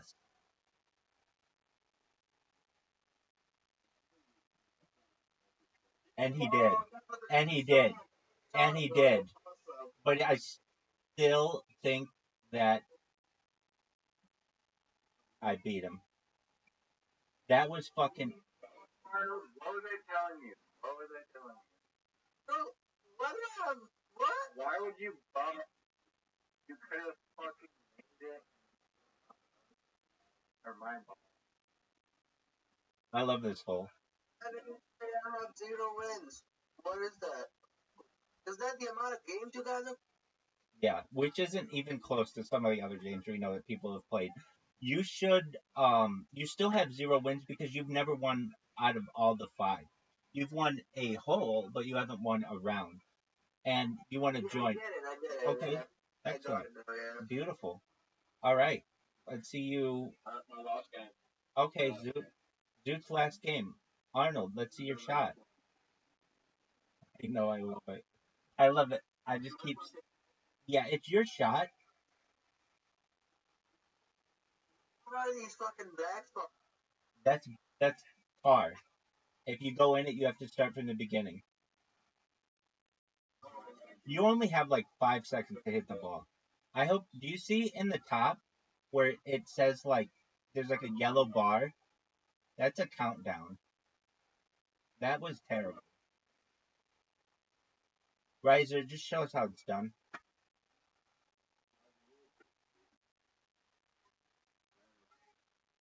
That's in the shit. Riser did exactly what I did, except the other way. That's hilarious. I know, I heard that too. Alright. Together. I want an explanation why you called me. Yeah, that you can't do that though. You just can't say bad things and say because I have Tourette's. Think about it. That's worse than I know that.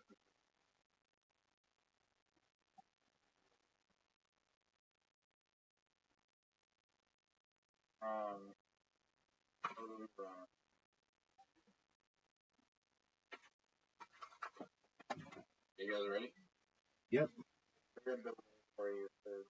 Oh, you. Wow.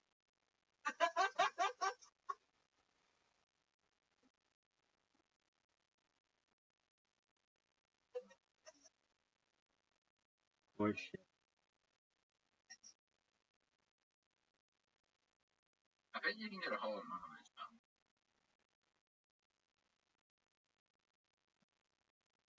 How did that not bump it? You mean like this? Yeah, that.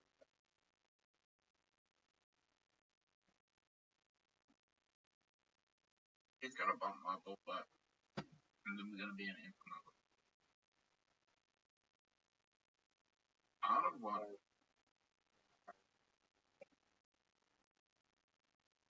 Not that hard of a song. Yeah, Rabbi's an amazing tradition of song. Fuck.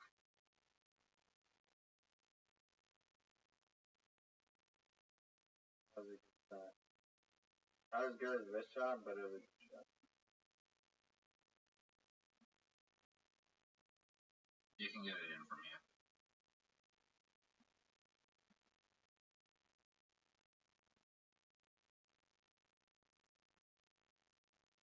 Rabbi. Yo. So got it. So got it. Right, this is gonna be an easy shot for you.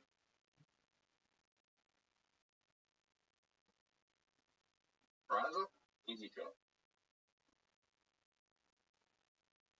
Alright, I got two. Oh, go. Hey, what are you trying to do? Why didn't me and Rabbi get to zero last? Because it was last shot. By the way, last shot. This hole.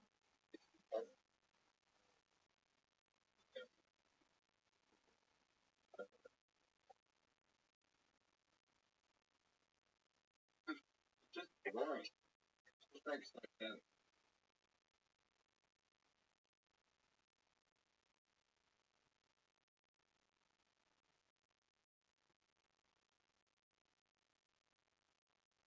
Are we ready? Bro, don't do it. I helped you. No, you did not. I didn't help you.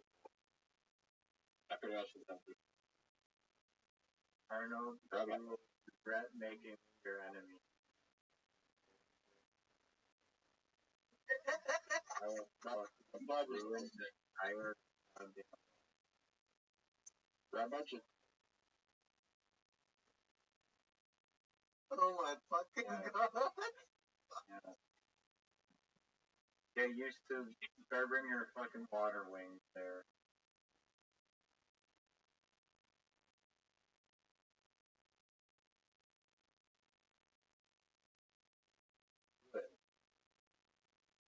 don't have the balls. Water bump. Isn't that a water bump?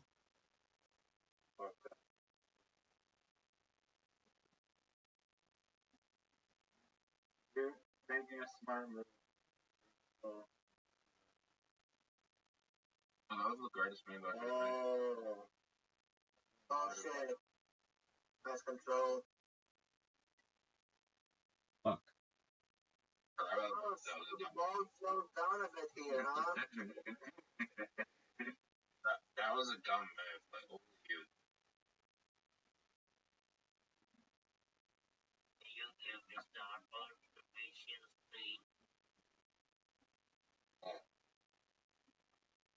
Not today.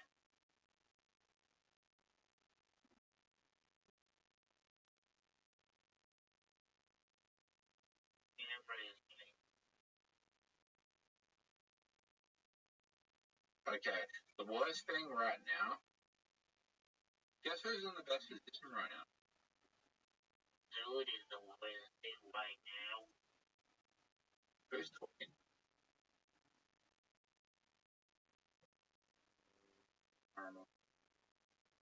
Look at camera. Oh, no, it's Look at your camera, bro. You all suck. Look at your camera. Camera is bro.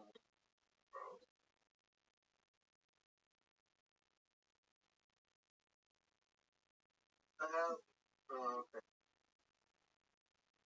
Right, Rabbi. Camera. Rather, you can get it in the next shot. Incredible. Oh, going like this. good shot, Arnold. What if it was fast enough? It would have skipped the water, but it did not. Marty, you pick that puck out. You pick that puck. Just go up there really. Wow, they fucked up your shot. Yeah. Fucked up your shot. Yeah, I'm.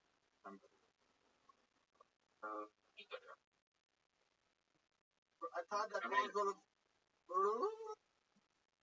Alright, Randall. We scored very good there. Alright. So, I'm in the lead, yeah. I think we should do team two versus. I might have missed it on a fucking tie. Are you kidding me? I have the worst layout. I got no idea. Don't take out any of them. Actually, no. Oh, that was not. That was terrible.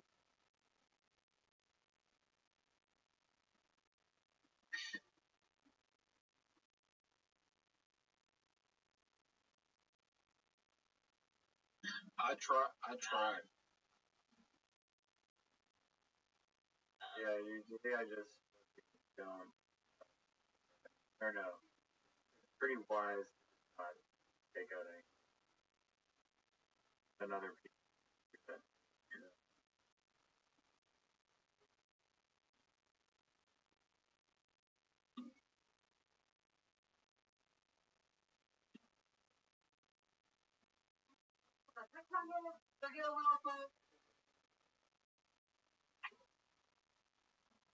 Was that a good job?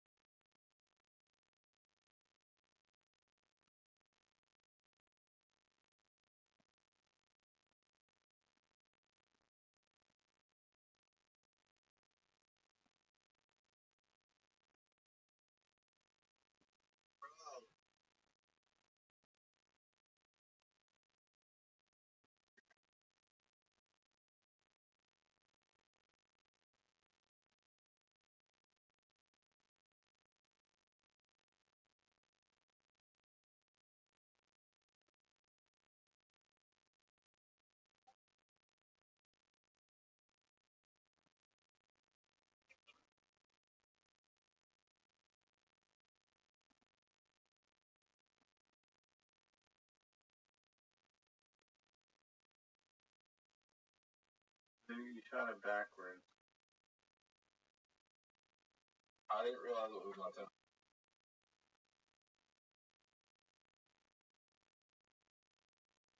Do you realize that I just went from having a lead in this game to fucking it all up in one go? Yeah, because you had to go first. You can get I mean, I can get it in the next shot.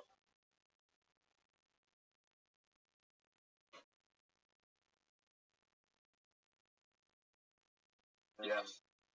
Rise it. That's perfect for me. I need you to do that. Don't. Yeah, go for it. He can get it in, sure. Incredible. Yeah, do it, Arnold. Do it. I'll go. Oh, you just blocked him. Rabbi can get it. What in the fuck was that? So, Fuck. Rabbi, you fucked up my shot. 100%, you just fucked up my shot.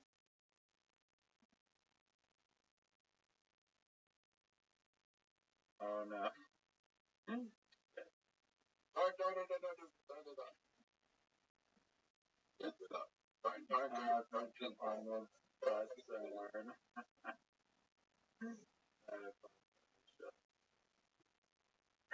Don't. Whatever you do not hit it. Yeah, that's good. He fucked up Rabbi.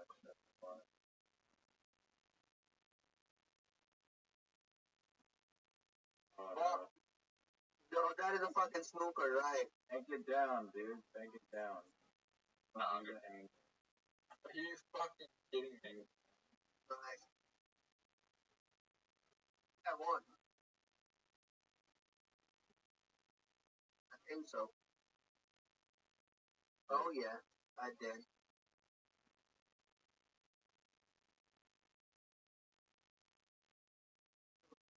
GG's. Oh. I like how Arnold thinks that was the whole game. Yeah. All you had to do was not get my fucking way.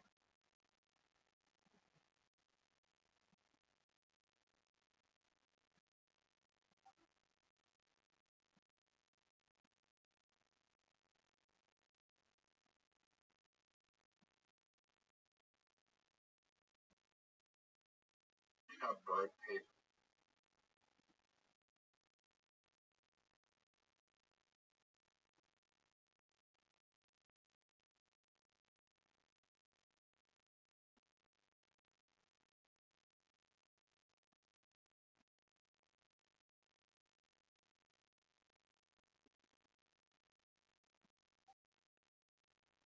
Nice thought.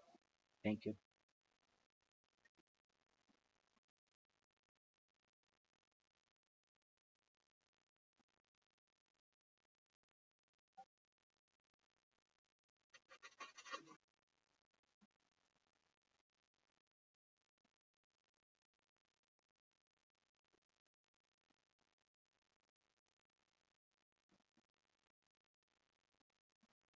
Motherfucking stick.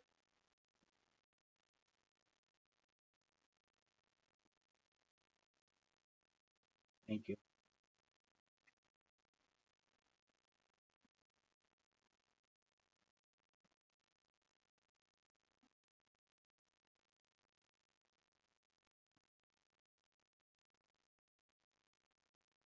Actually,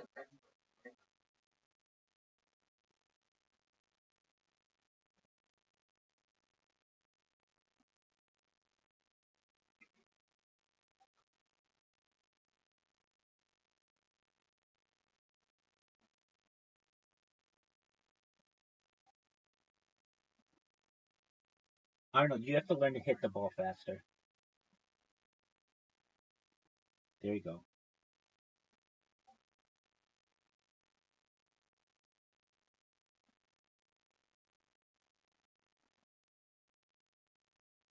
alright, Rabbi, I fucked up Rabbi. Shut up. Big time. I didn't mean to. lies, falsehoods. Who said Rabbi? You fucked up for everyone. You're welcome, everyone. Gentlemen, I'm in a really good position right You know, Rabbi's like, if I don't fucking take it, y'all don't. Exactly. Take him now. out. Take him out. Dude, shut the fuck up because your boss is gone. Oh, you put him in a perfect spot. Why did you do that? Fuck. Alright, this is perfect. Like, I'm never good at those. That perfect? Why is that? Explain to him why that was a job.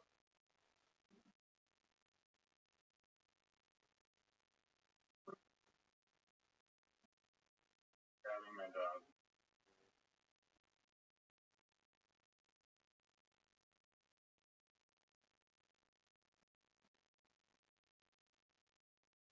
Why you just gave Rabbi the win again?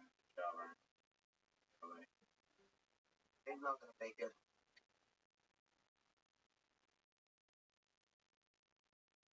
The writer just fucking mess him up. Come on. Ah, shit. No.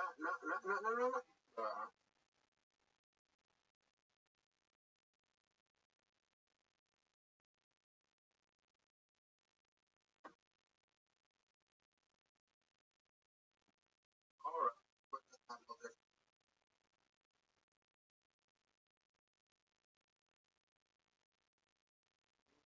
Do it. Arnold might get his first goddamn win. Thanks for followers. Are you seeing this performance right now? I Oh, he's am. got a tough hole. He's fucked. Fuck artist. Oh, he does it. Fucking did it. Yeah. Where did Zoot go? I think he just.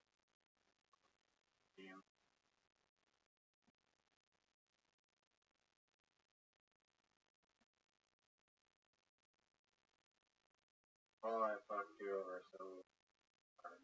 You know, fucking snooker. Seriously? Bro, you're still taking revenge? That was a good shot. That was a really good shot. Now you fucked over Rabbi.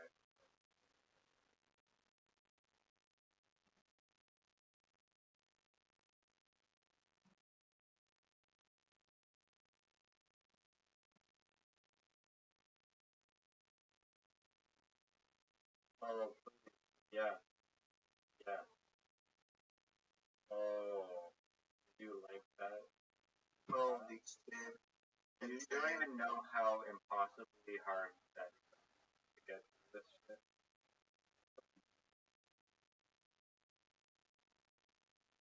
You're gonna have to go up over there. That could work.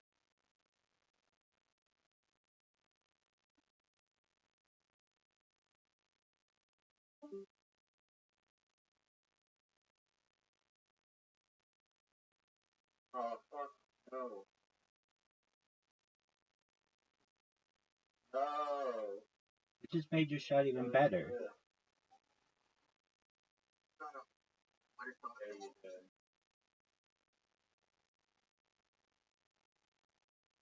Cunt.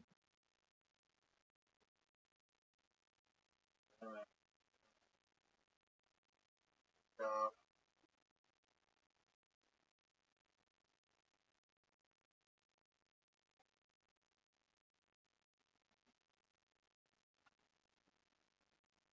Rabbi, you're crazy. Oh, no. I'm not from the wolf. How dare you not be?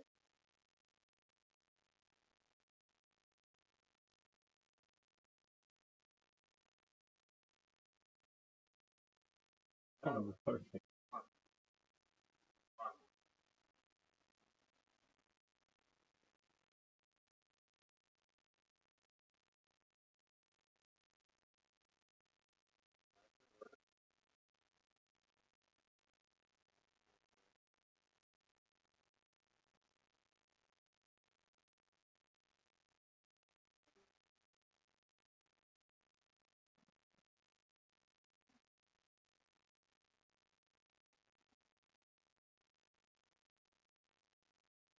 How dare you?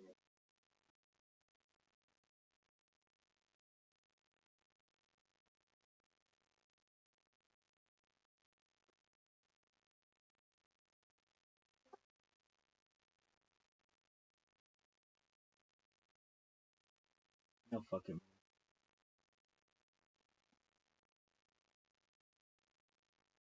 Stop his ball from going in, or else he wins. Don't let him win. Oh, Blast him. Blast him. So you gave him a win. Fuck this shit. yeah, I gave him his first win. Yay! Excellent. Alright, that's all she wrote. People making me win, so I become a fucking addict now. Good win, dog. A mini golf. Bro, send me an invite. I'm out. We're good. I'm done. And Okay. All good. It was nice playing with you guys. In a bit. Take care, man. Peace. Good night. Have fun, guys.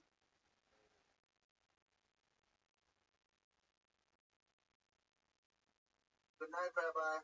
Take care, big dog. You're gonna sleep too, right, Rabbi? One of these days, yeah.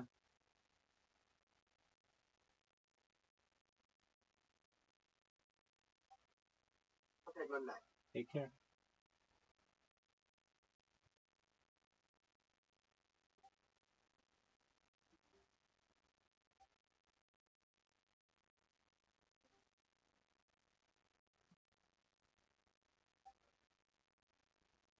Bye-bye.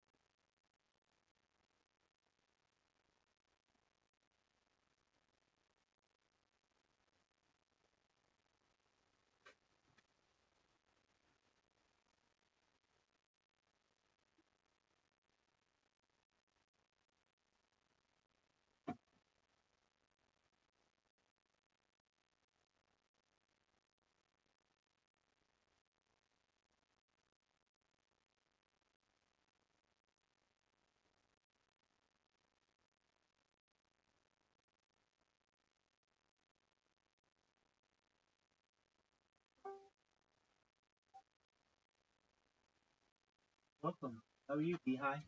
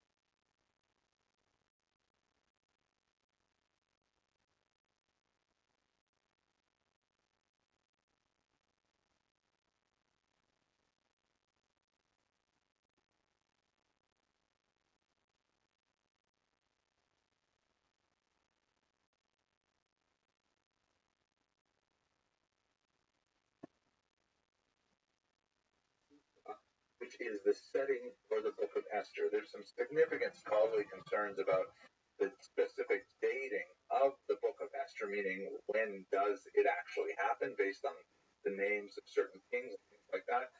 But it is set between the two temple periods, and all kinds of material inside the Book of Esther is in consonance with what we know about the Babylonian reign at that time as well.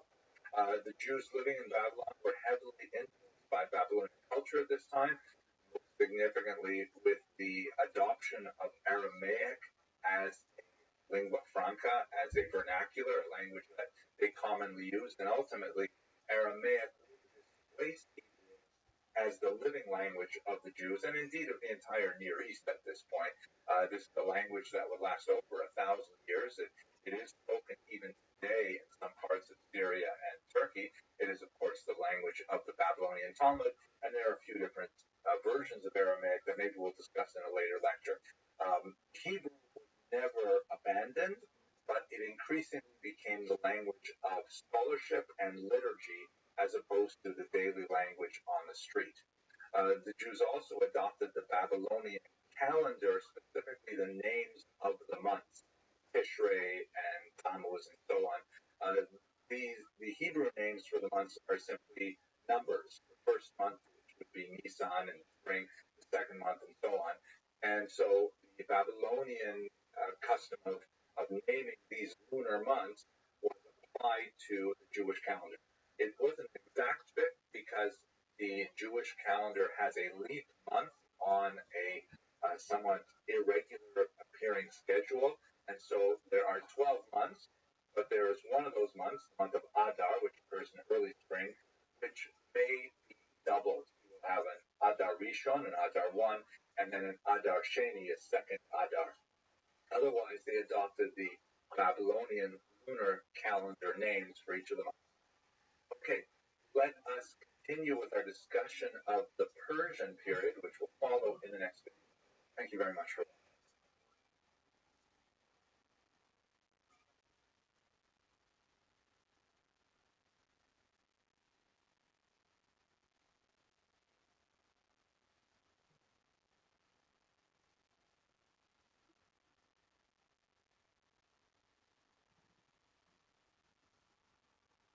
Let us now turn to the Persian period, which basically covers the period between the Persian conquest of Israel towards the end of the 6th century, taking over from the Babylonians, until the Greeks under Alexander conquered the area about 200 years later. The background to the Persian conquest of Israel is within Babylonia. You recall that Nebuchadnezzar invaded and destroyed Jerusalem in 586, and the situation for the Jews in remaining in the region, although a certain proportion of them were exiled to Babylonia, the situation for the Jews remaining was definitely poor. This was especially so under the reign of Nabonidus, who was the king of Babylon, also known as King of the Universe. I find that title rather amusing. And he reigned from the years 556 to 539 before the Common Era. He was an extremely pious sun worshiper. As you can see in this particular stele, he's shown worshiping various planets there. And he actually was, a bit of a zealot. And he wanted to try and impose this kind of worship throughout his entire empire. He was known as the proponent of the cult of sin. I also think that's a rather ironic term, although I imagine sin is translation of something else, although it is kind of funny in English. But at any rate, he was much more, we would say in Hebrew, makbid. He was much more insistent on promoting his religious view throughout the Babylonian Empire, and that turned out to be a disastrous phenomenon because the Persians could then adopt the opposite, much more tolerant worldview and receive a lot more support as a result. One more note about Nabonidus, who actually vacated from the central capital for a decade, leaving his son Belshazzar in charge. And this is a scene from Rembrandt's famous painting, Belshazzar's Feast, which is featured in the Book of Daniel. The chronology of the Book of Daniel and the chronology of the Book of Esther are within this period, but somehow difficult to tease out. But at any rate, this famous scene shows Nabonidus' son, who is the regent, who is technically in charge of the country at this time, receives some kind of divine visitation, which then writes some Hebrew letters on the wall. This is where we get the English expression, the writing on the wall. It's a kind of an acrostic puzzle, which is fairly faithfully represented here by Rembrandt's hand. His well-known association with the Jews of Holland was definitely something that stood him in good stead when he painted these biblical passages. But basically, the message was that you are doomed, your empire is going to be taken over by a foreign power, and in fact, that is what would happen. The Persian Empire would swallow up the Babylonian Empire, and that would include, of course, not only Israel, but even Egypt and Libya, North Africa. This map shows you the extent of the Persian Empire under Darius I, or Yavish in Hebrew, and there's actually some numbers attached to the specific names because of a famous verse at the beginning of the Book of Esther, which describes 127 provinces, and that is distribution of the provinces in the Persian Empire. The one that's especially important to us is within this region called Beyond the River, which is beyond the Euphrates River, of course. You recall way back we talked about the word Ivri, meaning from the other side of the river. That's the name that was used for the Jews when they were in Israel, because they came from the Euphrates River. In this context, beyond the river means from the perspective of the capital, way to the east. This is beyond the river. At any rate, beyond the river, 5 provinces here, and one that's especially important is the province of Yehud. Yehud obviously related to Judah, Yehudi, and the word Jew. This is the Aramaic term used by the Persians to describe the central region of the old kingdom of Judea. You'll notice that Samaria is a distinct population, many Jews living there as well, also Samaritans who are in conflict quite frequently with the local population. But to the south, you see Idumea, very important developments there. The nearby Edomites took advantage of the power vacuum to expand their hold over this province during this period. It even included Hebron, which was, a very important city in Jewish history. It's the burial place of Sarah, for example, and Abraham, and the Maras, Bela, in the center of Hebron. But it was actually under Idumean control, non-Jewish control. We will see how later the Maccabees, the dynasty of the Maccabees, the Hashmonaim, would eventually expand into Idumea as well, with disastrous consequences. But at any rate, here's Yehud, and this is technically part of the Persian Empire. At this point, we're talking about the later third, the last third of the 6th century. Now, as I mentioned earlier, one of the policies that was advanced by the Persians under Cyrus and Darius in particular was the opposite of the late Babylonian policy of intolerance. Rather, Cyrus promised all the denizens of his vast regime that they could worship as they pleased. This is recorded in a lot of documents like the Cyrus Cylinder, and a version of this tolerance of faith is expressed in the Bible. In the book of Ezra, which describes Cyrus' essential blessing to the Jews to return to Jerusalem, to rebuild their destroyed temple, and to resume their worship there. Out of gratitude, by the way, the Jews instituted a daily worship, a daily service, a sacrifice on behalf of the emperor, which has retained its presence in the modern day liturgy in terms of the little paragraph that's inserted on the Sabbath prayers that is a public blessing for the government, meaning for the diasporic rulers in which Jews find themselves. At any rate, the Jews are very happy to return to Jerusalem, at least some of them, and to rebuild the temple as a result of Cyrus's tolerant approach. The two major figures who really stand out as society builders at this time are Ezra and Nehemiah, both of whom have books in the Tanakh which are named after them. There's a lot of really interesting scholarship on the relationship between these two books and the relationship between these two people, which it would take us too far afield of where I want to go. But let's just deal with them as one unit for the time being. The books of Ezra and Nehemiah, which are quite unusual stylistically as well in Tanakh, they are much more like first-person memoirs in the way they read. They describe how Ezra and Nehemiah came to Israel in the 5th and 6th centuries in order to try and restore Jewish society there. There were two major priorities. The first was, of course, the rebuilding of the temple, the reconstruction of it physically, and the reinstitution of the daily worship that went on there. Also related to that was a concerted effort to consolidate the modality of worship, so much so that all heterogeneous types of worship were strictly banned. And some scholars say that the Persian period is especially important in defining the future trajectory of Judaism as a whole, because under Ezra and Nehemiah, the Jews really rejected a lot of foreign worship, and they concentrated on a particular way of understanding the Torah as a whole. Lots more to say here, but once again, very brief video. It is important to note that, as the sages say, if there is no flour, there is no Torah. There has to be some financial support to allow this to happen.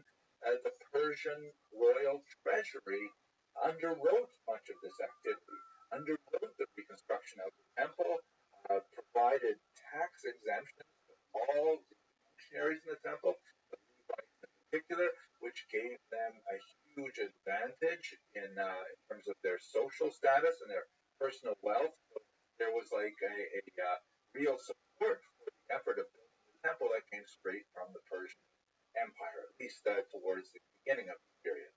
Just to show you some interesting coinage from the period, this is a ma'ah. Those of you who study the Talmud will see this term comes up with some frequency. And on the right, in Paleo Hebrew, is the term Yehud, which means, of course, this province. This is a very early coin from the 6th century before the Common Era. You can see on the right there is an eagle there, which has links to Persia. And on the left is, I've seen it described as a lily, which is interesting, but to my mind does not have a huge connection with Jewish thought. I believe this is rather a representation of a lulav, palm tree, which has huge significance. We may come back to this later, especially when I learn a little bit more about coinage, and maybe I correct myself. But for the time being, here's one coin from Yehud, and here's another one dated from the 4th century. I think this one's just fascinating. This one has a direct facial representation, rather arresting, startling facial representation of Yechezkel, the governor. But as the medieval commentator Rashi says, Haskalos, Kashos, all beginnings are difficult. And so the return to Israel was marked with some very, very difficult issues right at the very beginning. The first is, for example, there was relatively limited enthusiasm for the return to Zion under Ezra. In fact, when you look at the numbers listed, it's less than 50,000 people returned. Hard to estimate an exact percentage, but it's clearly a fraction of all the Jews who were living in Babylonia by this time. Now, to be fair, the Babylonian exile is already, it's been there for several decades, and they're well established. We have some archival evidence from some family records that suggest that Jews were involved in a whole series of types of economic activities at this time, and it's hard to simply uproot and move to a place that has been destroyed several decades earlier. Why would you want to do that? My family all comes from Lithuania, but I am not, burning with desire to move back there. I would like to move back to Canada. I really enjoy growing up in Canada, but to go back to my grandparents, actually my great-grandparents' homeland, I don't have the same kind of enthusiasm for it, and so I can understand the thinking of the Babylonian Jews.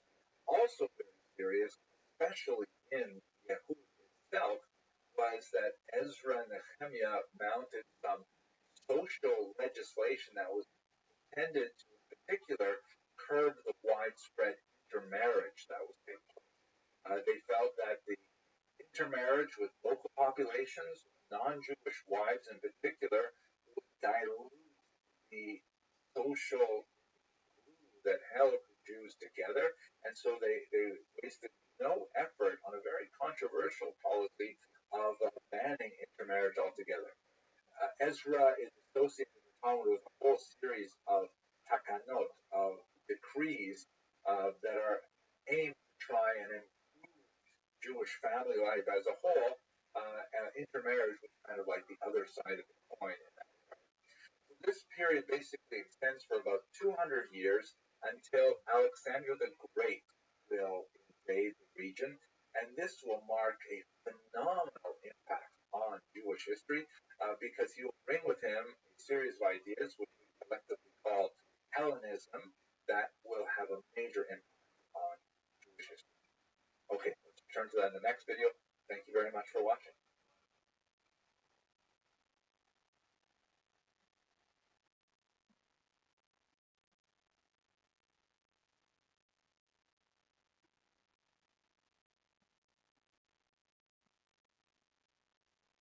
The period we're going to begin describing right now is an extremely important period in the history of the Jews overall. And in many ways, it's a period that has had such phenomenal impact. I am not naked. You can see. Jews today are still encountering two very important cultures that are encapsulated by the words Athens and Jerusalem. Jerusalem, of course, we've dealt with extensively now. We're in lecture 18 of this series.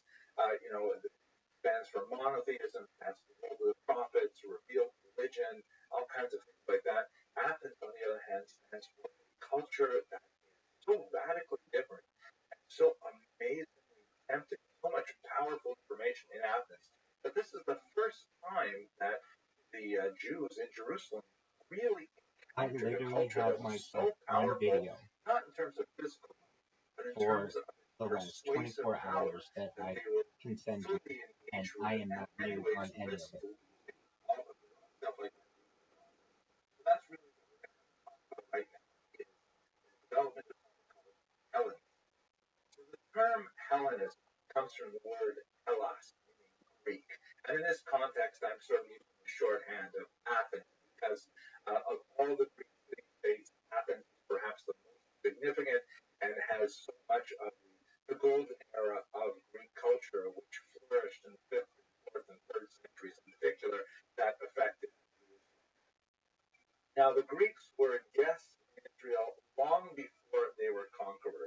there's no question that Hellenistic ideas were penetrating into Israel in the Persian period, but it gets a huge burst forward when Alexander the Great begins his massive conquest of the Near East and goes all the way out through Central Asia until he gets right to Afghanistan and up to the edges of India, really. He dies prematurely on his way back. His soldiers rebel against him, and there's a lot of fascinating stories about Alexander's person. But in our context, we really want to know his relationship with Israel in particular. So there is a story that is related in the Talmud. Apparently, he came to Jerusalem and he encountered the great Rabbi Shimon HaTzadik, who convinced Alexander not to destroy Jerusalem. That much for sure is true. Jerusalem was not destroyed by Alexander, and that's a kindness. It's wonderful. Jews are generally very happy when their cities are not destroyed by conquering armies. It does not happen all that often. The legend goes that as a result, all Jews named their sons that were born in the following year Alexander after this kindness, and in fact, Alexander is a very old Jewish name as a consequence, even though it is Greek in origin, not Hebrew. In fact, my own grandfather, Alav Shalom, and one of my sons is named Alexander as a consequence of this particular interaction. But what we can say about Alexander's presence in Israel is the fact that he brought with him Greek norms, Greek organization, Greek government, Greek economics, and Greek thought as well. And that is extremely important for our purposes because this is the period in which Jews were fully engaged in everything Greek, even to their own detriment, as we shall see. The idealized cooperation of the Greeks and the Jews is encapsulated in a rabbinic reading of a verse in Genesis that Japheth, who was one of the sons of Noah, will dwell in the tents of Shem. Shem being another son of Noah. Japheth, in rabbinic sort of like map of the cultural world, represents Greece, and Shem represents Israel. As we get the term, by the way, Semite, for example, Shem. Jews historically engaged in the thought of these philosophers in a very big way. Platonic elements can be seen in a lot of thoughts, in particular when you look at the mystical tradition. There are a lot of ideas that are congruent with Platonic teachings. Aristotle has a very strong role to play in the way that Maimonides describes, for example, ethical behavior, the idea of the golden mean. There are some very significant differences there, but the central concept is, really congruent. In fact, Maimonides calls Aristotle ha-philosoph, the philosopher. And it said that Rabbeinu Yonah, a very important medieval thinker, said that Aristotle was one level shy of actually achieving Ruach HaKodesh. The thinkers and their philosophies were engaged in a very, very important way. One must not think that the encounter of Athens influenced only the highest intellectual level of the Jewish community. On the contrary, there's abundant evidence to indicate that Jews as a whole saw a lot of value in Hellenistic culture and adopted it in many aspects of human life. For example, as I'm recording this video, I'm thinking a lot about the holiday of Passover. I just finished reading Tractate Pesachim in the Talmud, and there's a lot of discussion in the final chapter there about leaning. Of course, those of you who celebrate Passover, one of the elements of the Seder is that one must lean to the left while eating, which is a little bit awkward in regular dining room chairs, especially if you don't have arms on them. But in ancient Greek culture, this would be perfectly normal because upper class free men would typically sit on these sort of chaise lounges to eat. This is a room called a triclinium, which means three reclining. And it would be a dining room for a wealthier Greek family, specifically the men. It was also called an andron, a men's room, literally, because it's typically men who would eat here, women would eat elsewhere.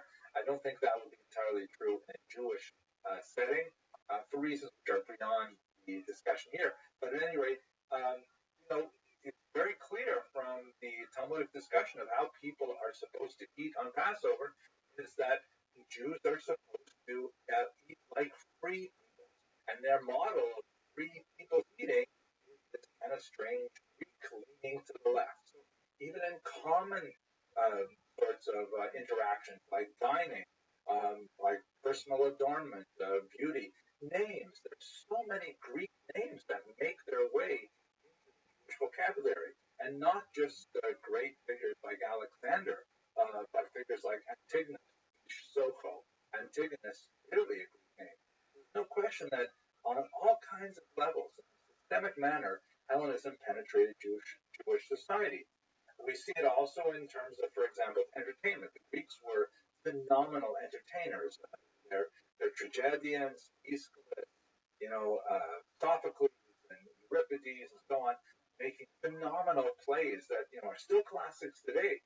The Greek myths were so powerful and so engaging that Jews were also engaged in theatrical presentations, quite often against the wishes of the rabbis, especially later. Theater was associated with inappropriate behavior in all kinds of ways, but that didn't stop the Jews from going to the theater in general. Here's a beautiful view of the theater at Caesarea that was built later on by Herod, not in the Greek period, but in the successor to the Greek period. The Romans, in many ways, followed a lot of Greek culture as well, and Jews were frequently in the theaters, much to the consternation of the rabbis. Even things like the Sanhedrin, which is, of course, a deeply Jewish institution, Sanhedrin being the great court of the Jews. And the idea of the Sanhedrin is already described in the Torah with gathering of a certain number, a large number, in case here is 72, men to judge cases of Jewish law. But the very word Sanhedrin is Greek in origin. This is not a Hebrew term. And these are just a few examples of how Athenian culture really penetrated Jewish culture in so many ways. What was going to become a kulturkampf, a culture struggle, but in the first 150 years of the Greek presence in Israel, Jews were grabbing onto it with both hands. The period that I'm describing right now is primarily the period from Alexander the Great, about 332 before the Common Era, to Antiochus Epiphanes IV, which is the wicked king associated with the Chanukah rebellion. That was the year 165 before the Common Era. So we have about 150 years of this kind of cross-fertilization of culture, and even a degree of slavish imitation of Hellenistic norms. But let me just give you a little bit of a Gedanke experiment for a second. So let's say you have a bowl of chicken soup, and it's delicious. It's aromatic and flavorful, and it's got so much nutrition and so, but it's really too hot. It's too much, and it's hard to eat it when it is so hot. So you put an ice cube in there, you put a little bit of water in there, you wait a little bit. It's still delicious. But the fact is, it's still too hot, and you really want to eat it, but it's still too hot. So you put in some more ice, a little bit more water, and at a certain point, no one knows exactly when that point is, but at a certain point, it becomes certainly cool enough to eat, but it's no longer chicken soup. Now it is chicken and water. And this is precisely the problem of the Hellenistic era for the Jews. This was a moment where Greek culture was so overwhelming, so powerful, that they were absorbing it so heavily and were at risk of submerging their own identity and their own value. There would be a reaction to that in the period of Maccabean revolt, which we're going to pick up in the very next video. That's basically when the more traditionalist elements of Jewish society stood up and said, no, this is too much. Enough with the Greek stuff already. You are taking on so much of it that you are sacrificing core values in Judaism. So that's where we're going to pick up our story in the next video. Just want to kind of set the scene of the very powerful and tempting culture of Greece that encountered Jerusalem in the 4th century before the Common Era. Thanks very much for watching.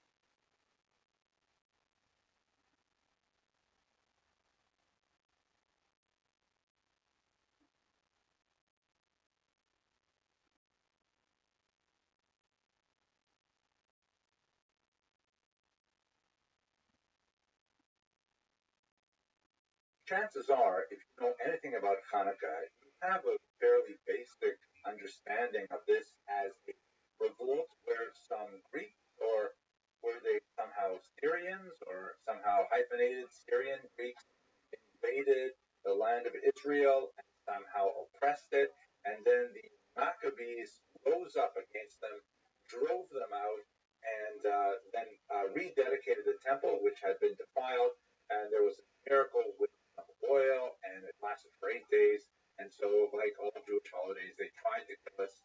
We survived. That's the basic understanding of the Maccabean revolt that we tend to get in, after school classes at Talmud Torah or on Sunday mornings and things like that. But when you actually get into the history of it, there's so much other fascinating material. First of all, we should understand that the Maccabean revolt was, at its root, essentially a civil war. It described a fissure between two large groups of Jews and how they felt they should relate to the world around them. This is the result of the political situation in which Israel had been under Greek dominance, that is, Hellenistic dominance, Greek cultural dominance, since Alexander conquered the region and then died somewhere in the year 322 before the Common Era. As I mentioned in the previous video, Greeks were guests of the Jews long before they became an occupying power, but let's just try and understand the political circumstances first. So here, if you have a look at this map, you'll see that after Alexander died, his empire was divided among his successors. The two empires that are especially important for us are the Seleucid Empire, which is in yellow and occupies much of Central Asia, and the Ptolemaic Empire, which is based in Egypt. Now, the reason why the Seleucid Empire is often called the Syrian Empire is because much of their activity was based in what would today be called Syria, but they were fundamentally Greek in orientation. The original leaders, in particular, were all of Greek descent, and they were all participating in larger Hellenistic culture.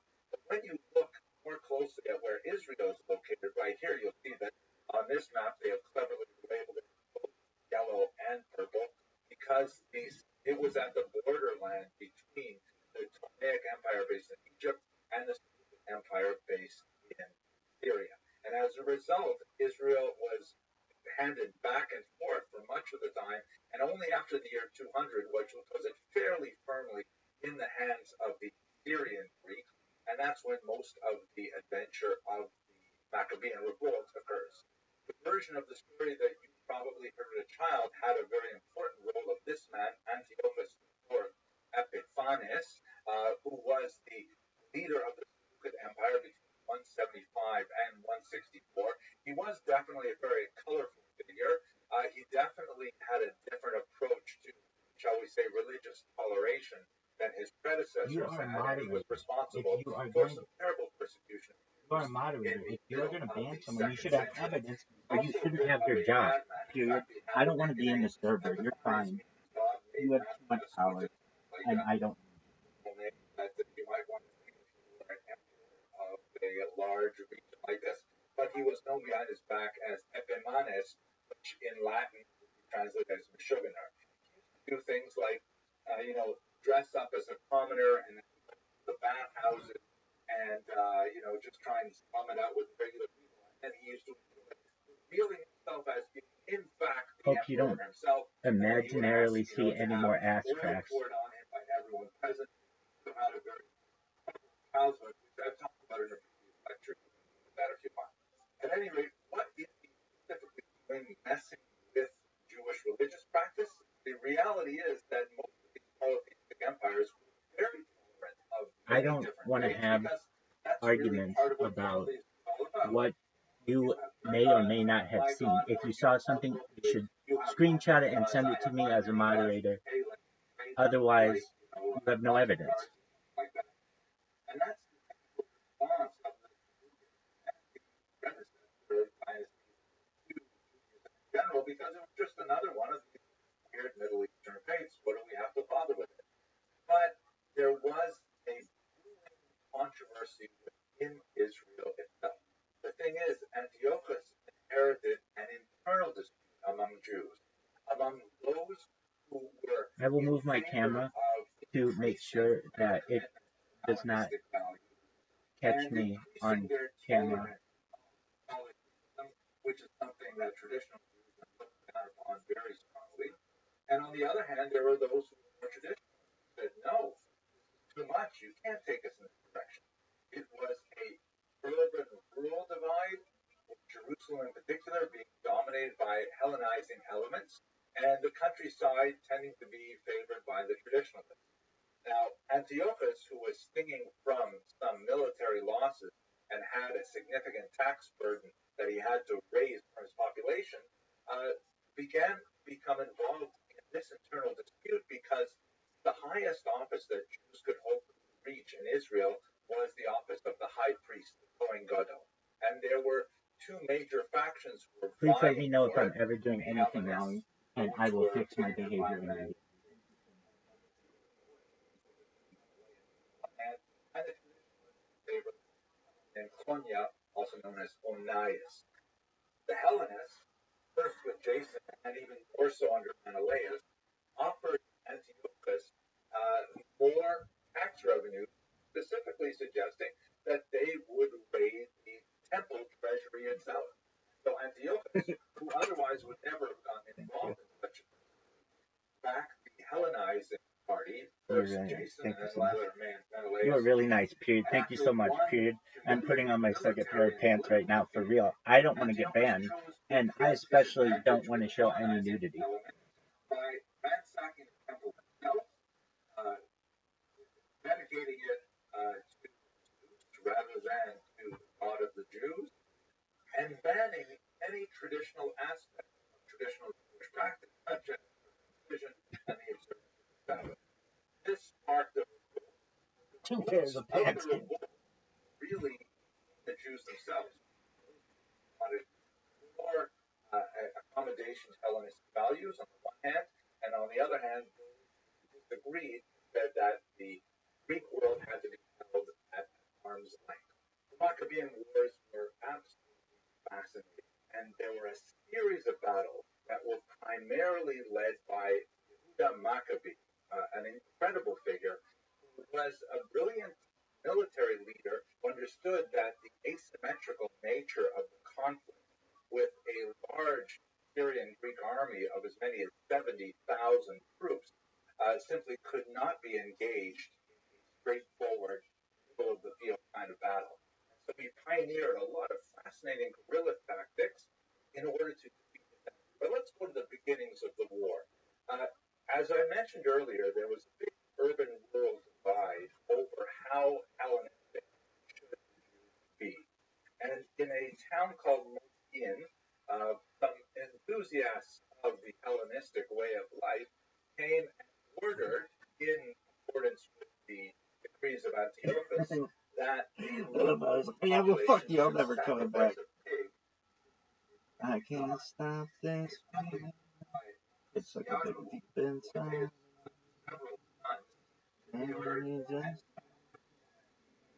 Welcome, welcome. How are you? Glad that you're here. You're amazing. Hey. What's good? Hey, how are you? How's your day going?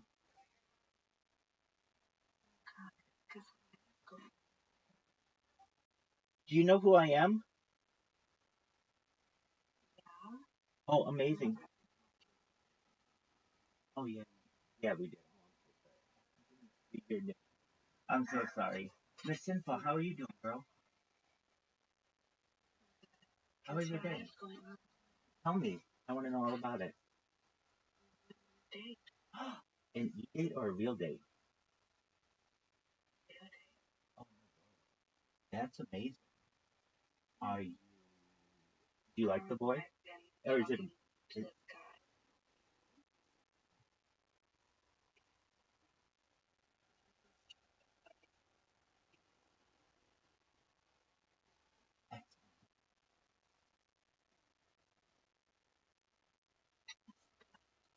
Stuffed mushrooms. Oh, wow. What an amazing meal. Yeah, they're really good. Amazing. Do you really like it? Yeah. That's amazing. Oh wow. You you have one of his shirts? Wow. That's amazing.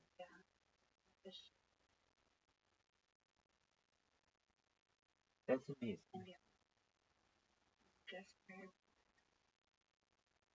Uh, where'd you meet Discord? Kick. No way, it wasn't Kick. Okay. Was it? What'd you say? Oh, Reddit. Oh, amazing. Oh, wow. You're so smart. Oh, good on you. I love Reddit. Literally, I'm on Reddit 10 hours.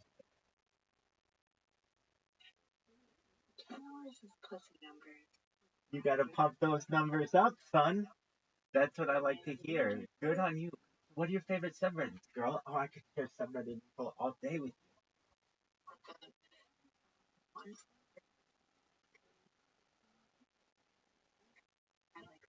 I'm in that one. I'm in that one.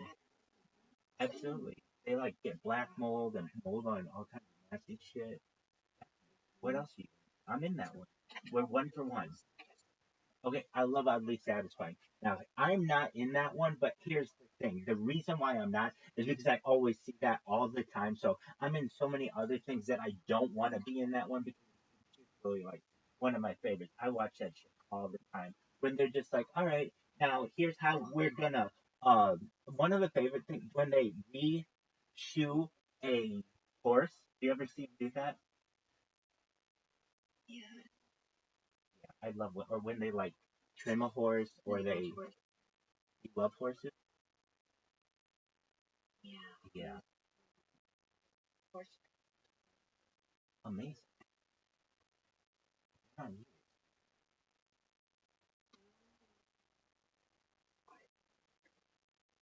good to know.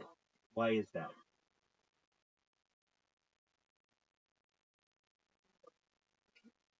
Okay, interesting. Wow, you you're very intelligent. So, what other stuff?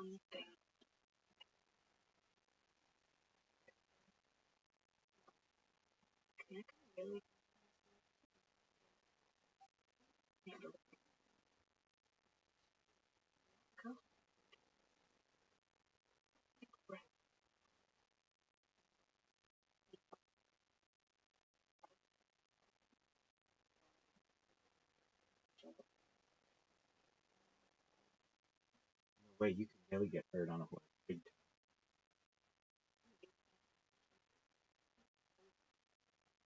absolutely. I haven't, but I know it can kill you. Have you been kicked by a horse? Oh no way. It can kill you. What happened?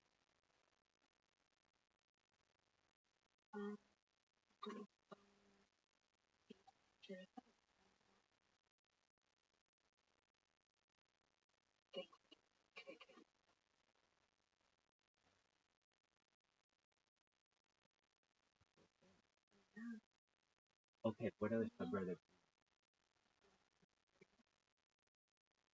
You're in what? Boys over you.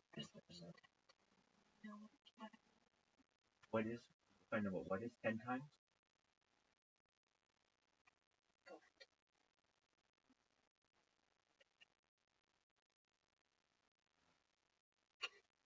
What was the name of the horse you rode?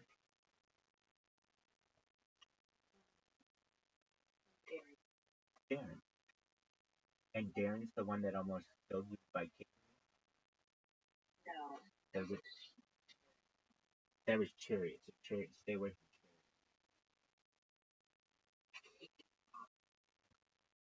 this info. I am so happy that you are in love, or the beginning, the best. That's the absolute best. But all the new stuff with someone, that's amazing. Okay, so you guys met on Reddit. So you guys are so cool. That's very common. Redditors meeting up. That's very common. What subreddit, if you don't mind me asking, did you meet in?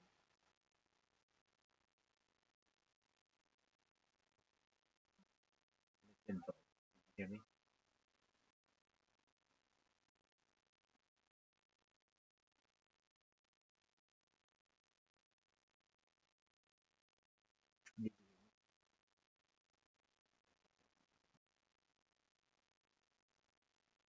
If you can hear me, Miss Info, you should know that you're amazing. I'm happy that you. Like, I can hear it in your voice when you talk about this guy. I've talked to a lot of girls in my time, baby, and I love when a woman is in love. You're not like in love yet. It's just the beginning, and it's like the best time. Great, you made him stop much. I don't know if you can hear me. Can you hear me? Because your mic, you're muted right now. Maybe you did know. I'm just talking until you come back, and if you don't come back, that's okay. I'll do my thing.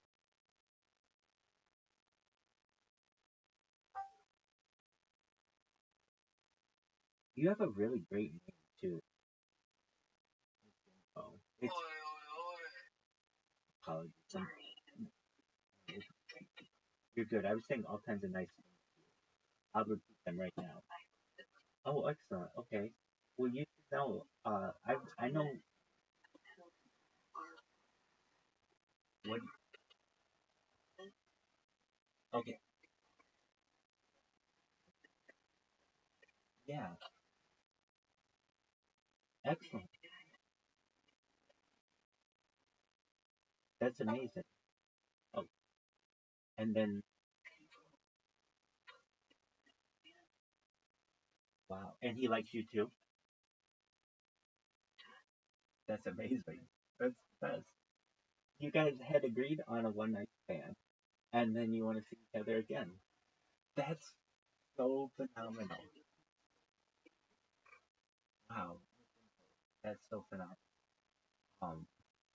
Wow. That's great. So, what subreddits is he in? What is he like?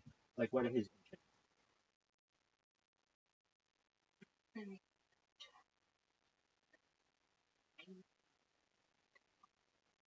All right, that's a little forward.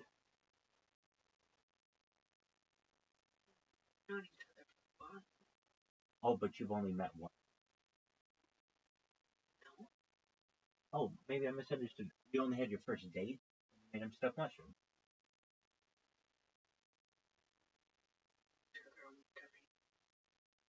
Oh, okay.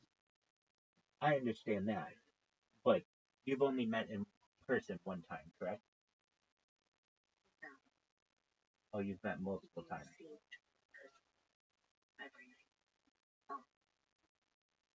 In person? Oh, okay. So you guys are like almost getting to relationship status.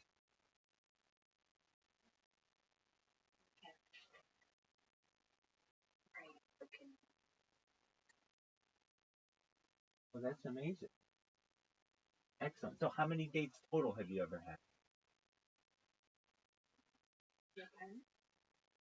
Or maybe I'm misunderstanding. Basically, and it's fine. Like I talk in real terms. You guys are meeting each night, but not necessarily doing the dating thing. You made him stuff mushrooms for the first date, and then your second real date is tonight. Is that correct? Okay, that's absolutely cool.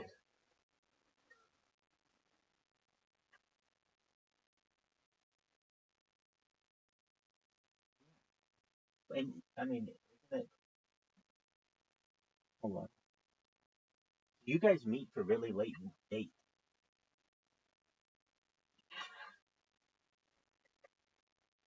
Yeah, I understand that. Okay, so you're really good. You're you're everywhere. Like the corporate headquarters. Wow. info. You are firing on all cylinders. Good on you.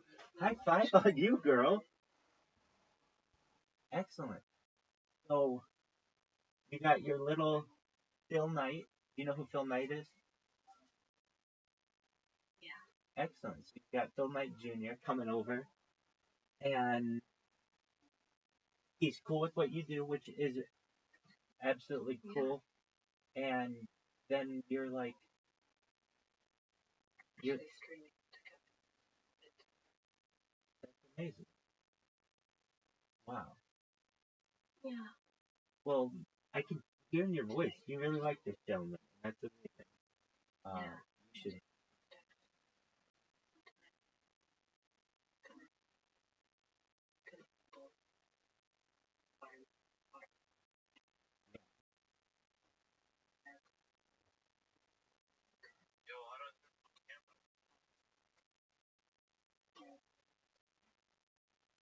Excellent.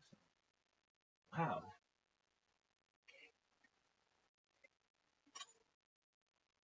Well, that's amazing. This info. You have an amazing, amazing night. Well, I wish I could give you any advice. I'm watching your screen right now, but it's not showing anything. Oh, watch your stream. I'll watch your stream right now. Oh, it's not good. Okay, so you're gonna stream with him tonight. You're gonna stream with him tonight. Yeah. Excellent. So he's a kick person as well. No, Twitch, YouTube. Oh, he's never done it before. He doesn't stream. So he's gonna be on your stream, or you're gonna teach him what to do. He's gonna be on my. Amazing. Wow. So you're gonna open him up to a whole new world,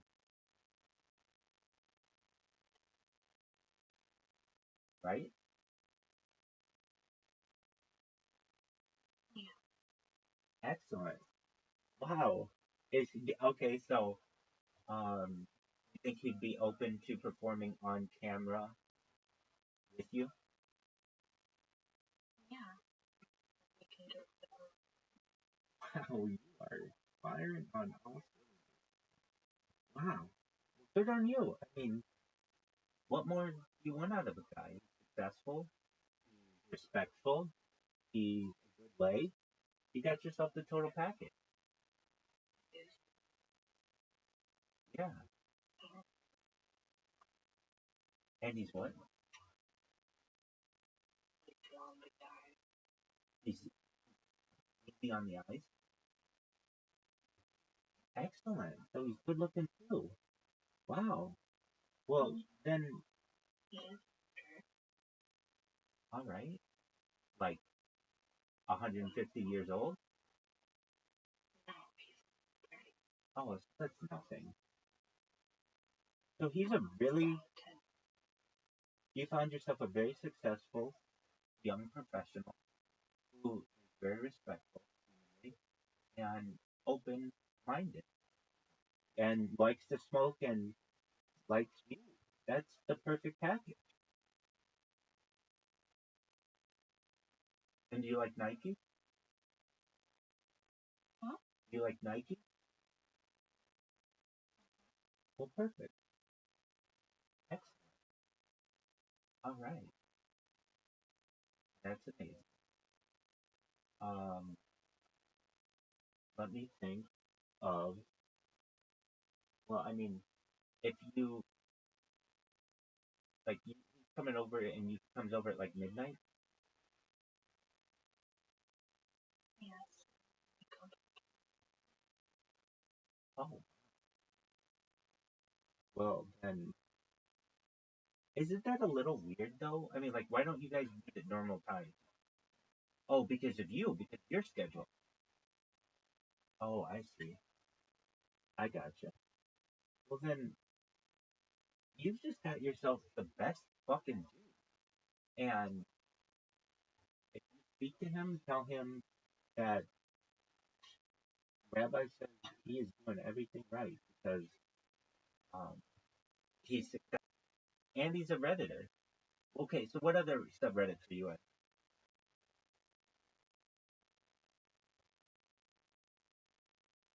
You're in boldly interesting and interesting or and oddly satisfying. Are you in interesting as fuck? Excellent. So, um, I go into that one all the time, but like like if it's really mainstream, I almost stay away from it because I know I'll get it from off the other place. Okay, so you've got oddly satisfying, and then also satisfying as fuck. I imagine you're in both. Is that correct? Excellent. Okay, so I can tell you. Are you in Today I Learned? Oh, amazing. All right. Are you in like the bit and what? Today I fucked up. Ooh, okay. Heck, one of my favorite ones is That Looked Expensive. Have you ever seen that? I love that one where people who really, really had a bad day, you get to see what happened. Like, oh well, at least that didn't happen to me today, where they drop a crane or smash a boat. Definitely. What else? Um, oh, are you an old school cool? Oh, you're missing out, girl. Old school cool is where it's at. Old school cool might be the best subreddit of them. Um, I definitely check it out. All right, what else? Would I think that you might be in? Um, like your big one, meme. Are you in meme? Okay. Are you in like? So the easy ones would be like funny gifs, all that stuff. Oh, are you in cute or awe or like any of that stuff? No, so that's not why you're on. You know what? I don't know if you're in this one. One of the best subreddits I've ever been in is called Cool Guides. Have you ever been in that? Oh, it's the infographics you get out of that bad boy are just phenomenal. Um, okay, my favorite. Let me think. Let me think of. Cause I'm trying to think what you would want, but then I don't know you that well, and you're smart, and so you're probably in a lot of things that I think smart people would be in as well. Okay, so you're an interesting as fuck. Oh, are you an interesting as fuck? Yeah, that's a good. So I'm definitely in that one. Wait, there's interesting as fuck, and today I learned. I think I'm not in today I learned, but maybe I am in interesting as fuck. Or maybe let's see. There's you're in moldy interesting. So are you in mycology, like the fungi ones? Yeah, I'm in that one too. Do you see how big some of these mushrooms people get are? And then they make like a whole like they'll get some kind of mushroom and they'll make like a steak out of it. It's just incredible. That or that, yeah. Which oh, and then they're giant puffballs. And then the thing that they call chicken of the woods. Have you ever eaten these? Oh, amazing, amazing. All right,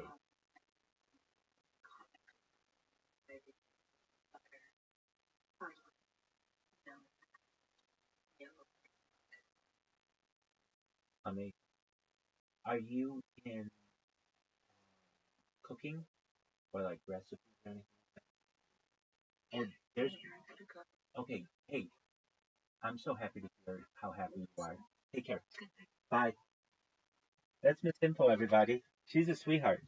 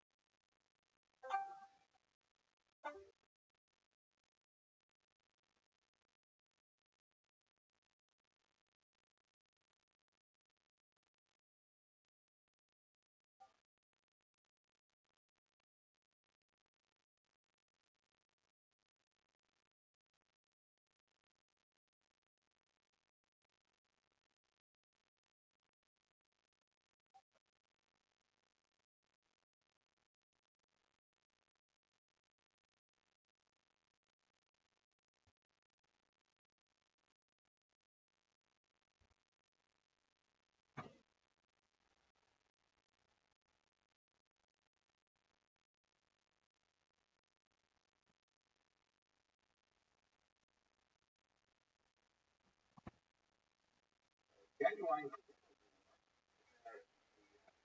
sons of Yahoo, and he fled to the hills, quite literally, the Judean mountain. And from there, they engaged in small attacks on the Syrian Greek forces, and more significantly, on Jews who supported them. Tremendous amount of internal conflict here that made it a local conflict. The Syrian Greeks were not brought in big numbers until it was discovered that the local Jewish authorities simply could not handle them, and then increasingly large groups of real formal soldiers were brought in. This is Matisyahu himself passed away early on in the conflict, and his son Yehuda Maccabi proved to be an incredibly capable general.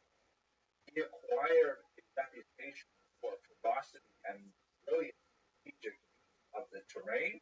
At one particular battle early on, he seized the enemy commander's sword, and he used it personally, symbolically, for the rest of the campaign. At another very important battle at Emmaus, he managed to defeat a group of regular forces who may have been as many as 4 times the size of his own ragtag band by force marching his own soldiers to attack the base when half of the enemy was out looking for Yehuda Maccabi. They set the base on fire so that when the group that was looking for Yehuda returned, they found that they were outnumbered after an exhausting search, and the entire city was destroyed. Remarkable strategy in battle. One of the most dramatic battles, however, was a battle that involved Greek use of war elephants, absolutely terrifying creatures. Imagine what it must have been like that they would put some kind of fortified station on top, or more than a on top of the elephant, and then attack from above. And so one of his brothers, Lazar, thinking incorrectly as it happened, that Antiochus himself might be in one of those war elephants, Eleazar decided to attack the elephant from below, stab it, which he did successfully. However, the elephant death throes fell upon him and crushed him. This particular incident, by the way, was celebrated in Christian art. Let me just take you through some of them because they're just so fascinating. As you know from this particular example, the Europeans are describing this example. They don't know what an elephant actually looks like. They sort of imagine some kind of a horse, maybe. It's got some kind of a funny nose. Okay, fine. So a big horse, and the artist, obviously, in this example, could not believe exactly how Eleazar would get underneath the horse. So he put him on top and striking it from above. Here's one that makes the horse look something like sort of a happy Doberman pinscher of some size or something like that. This one's great. I think it has kind of like a cat-like, tiger-like look. And this one is truly original, right? It's got sort of a salamander kind of effect going on. Back to the horse again, and it looks a little bit like a Dr. Seuss kind of representation. At this point, you might be wondering, what about the miracle? What exactly is the miracle? So this is the part that usually gets first billing, but in the historical sources, it actually gets remarkably little billing. So ultimately, after a series of reversals over several years, we're actually not speaking about 1, 2, or 3 battles. We're talking about a long, drawn-out conflict that took several years to resolve. Eventually, Yehuda was able to take back Jerusalem, take back the temple grounds, cleanse it of all of the Antiochus-inspired idolatry, and restore it back to its original function as a monotheistic site of worship of God. Let us recall the very name Chanukah, dedication, in the sense of dedicating the temple. And one of the key elements is the menorah, which is shown here in the famous Arch of Titus. This is a piece of Roman monumental art that commemorates the defeat of Judea by the Romans in the 1st century. Dude, how fucking amazing was the W that I got tonight. I want to thank That motherfucker candelabra. This is, by sucking the dick. way, more or less how it looks today. Stephen Klein of University has done some chemical analysis of paint flecks and has been able to determine that it would have been moments like this in the painted version, which personally I actually like the way we have it today. It's much less garish and so on. But here you can see on the left there's a sign, the law of the Jews in Latin, which presumably would have been some kind of representation of the Torah. And then you can see labeled the candelabra of the Jews, of course, the menorah, and on the right, the holy thing of the Jews, which may have been the shulchan, the table, or perhaps part of the altar, or something like that. At any rate, none of the earliest sources have a really clear description of the miracle, which gets such high billing. The earliest source that we have May I ask a question? of this miracle is a Baraita that occurs How do you in the get Talmudic video tractate of sharing Shabbat. permissions? Okay, I appreciate it. Thank you. Which ancient nature and oral tradition handed down, but it was not included in the important collection of teachings that was brought together in the early 3rd century by Rabbi Yehuda Nasi. So it's difficult to date the Baraita very well, but that is essentially the place where we get the source of the story of the oil that continued to burn for 8 days when it should only have burned for once. There are other elements in other early sources, such as the Megillat Ta'anit, which is a scroll of fast days that lists not really fast days per se, it mainly lists days in which fasting is not permitted. And other early sources do make reference to the need for a new menorah, the need for some kind of way of lights because of the defilement. The day story is actually not represented there. What is interesting on top of this, however, is that the Megillat Ta'anit and others note the date of this event is the 25th of Kislev. That's the first night of Hanukkah. It's on the 25th of Kislev, which happens to be the exact date that the Antiochus first defiled the temple. And so it is an anniversary of the defiling of the temple that marks the rededication, Hanukkah, of the temple once again. So what I would like to say about all this is that the miracle of the oil is fascinating and there's a lot of interesting things written on it. But in my humble opinion, the most significant thing, at least from a historical perspective, is this incredible military victory that represents an assertion of Jewish independence from religious persecution, quite arguably the first such successful rebellion against religious persecution in recorded history. That's an amazing thing, and that's an amazing miracle. The story does not end with the dedication of the temple. Yehuda Maccabee's earliest supporters were called Hasidim, meaning pious ones. And these were the traditionalists who really wanted to get rid of all these Hellenizing elements. And they followed him with tremendous zeal and with tremendous self-sacrifice. The book of the Maccabees describes some amazing stories about the lengths that they would go to, like Eliezer, in order to defend their religious values. And Yehuda Maccabee's remarkable serial successes could only bolster their support for him and for the importance of it. However, he had so much early success that ultimately the Greeks had to sue for peace. They did not, however, leave the country. And in fact, the Maccabees would not have full independence, that is, including economic independence and the freedom from paying tribute, that is, taxes to the Syrians, for another 20 years. They wouldn't get that until long after Yehuda was gone, in 142, and then only briefly. So we're not talking about a full political independence. What happens is the Syrian Greeks realize Antiochus has died. There are succession conflicts over who's going to take over after him. And so the general Lycia said, you know what? Let's have a do-over. I say we go back to status quo. Obviously,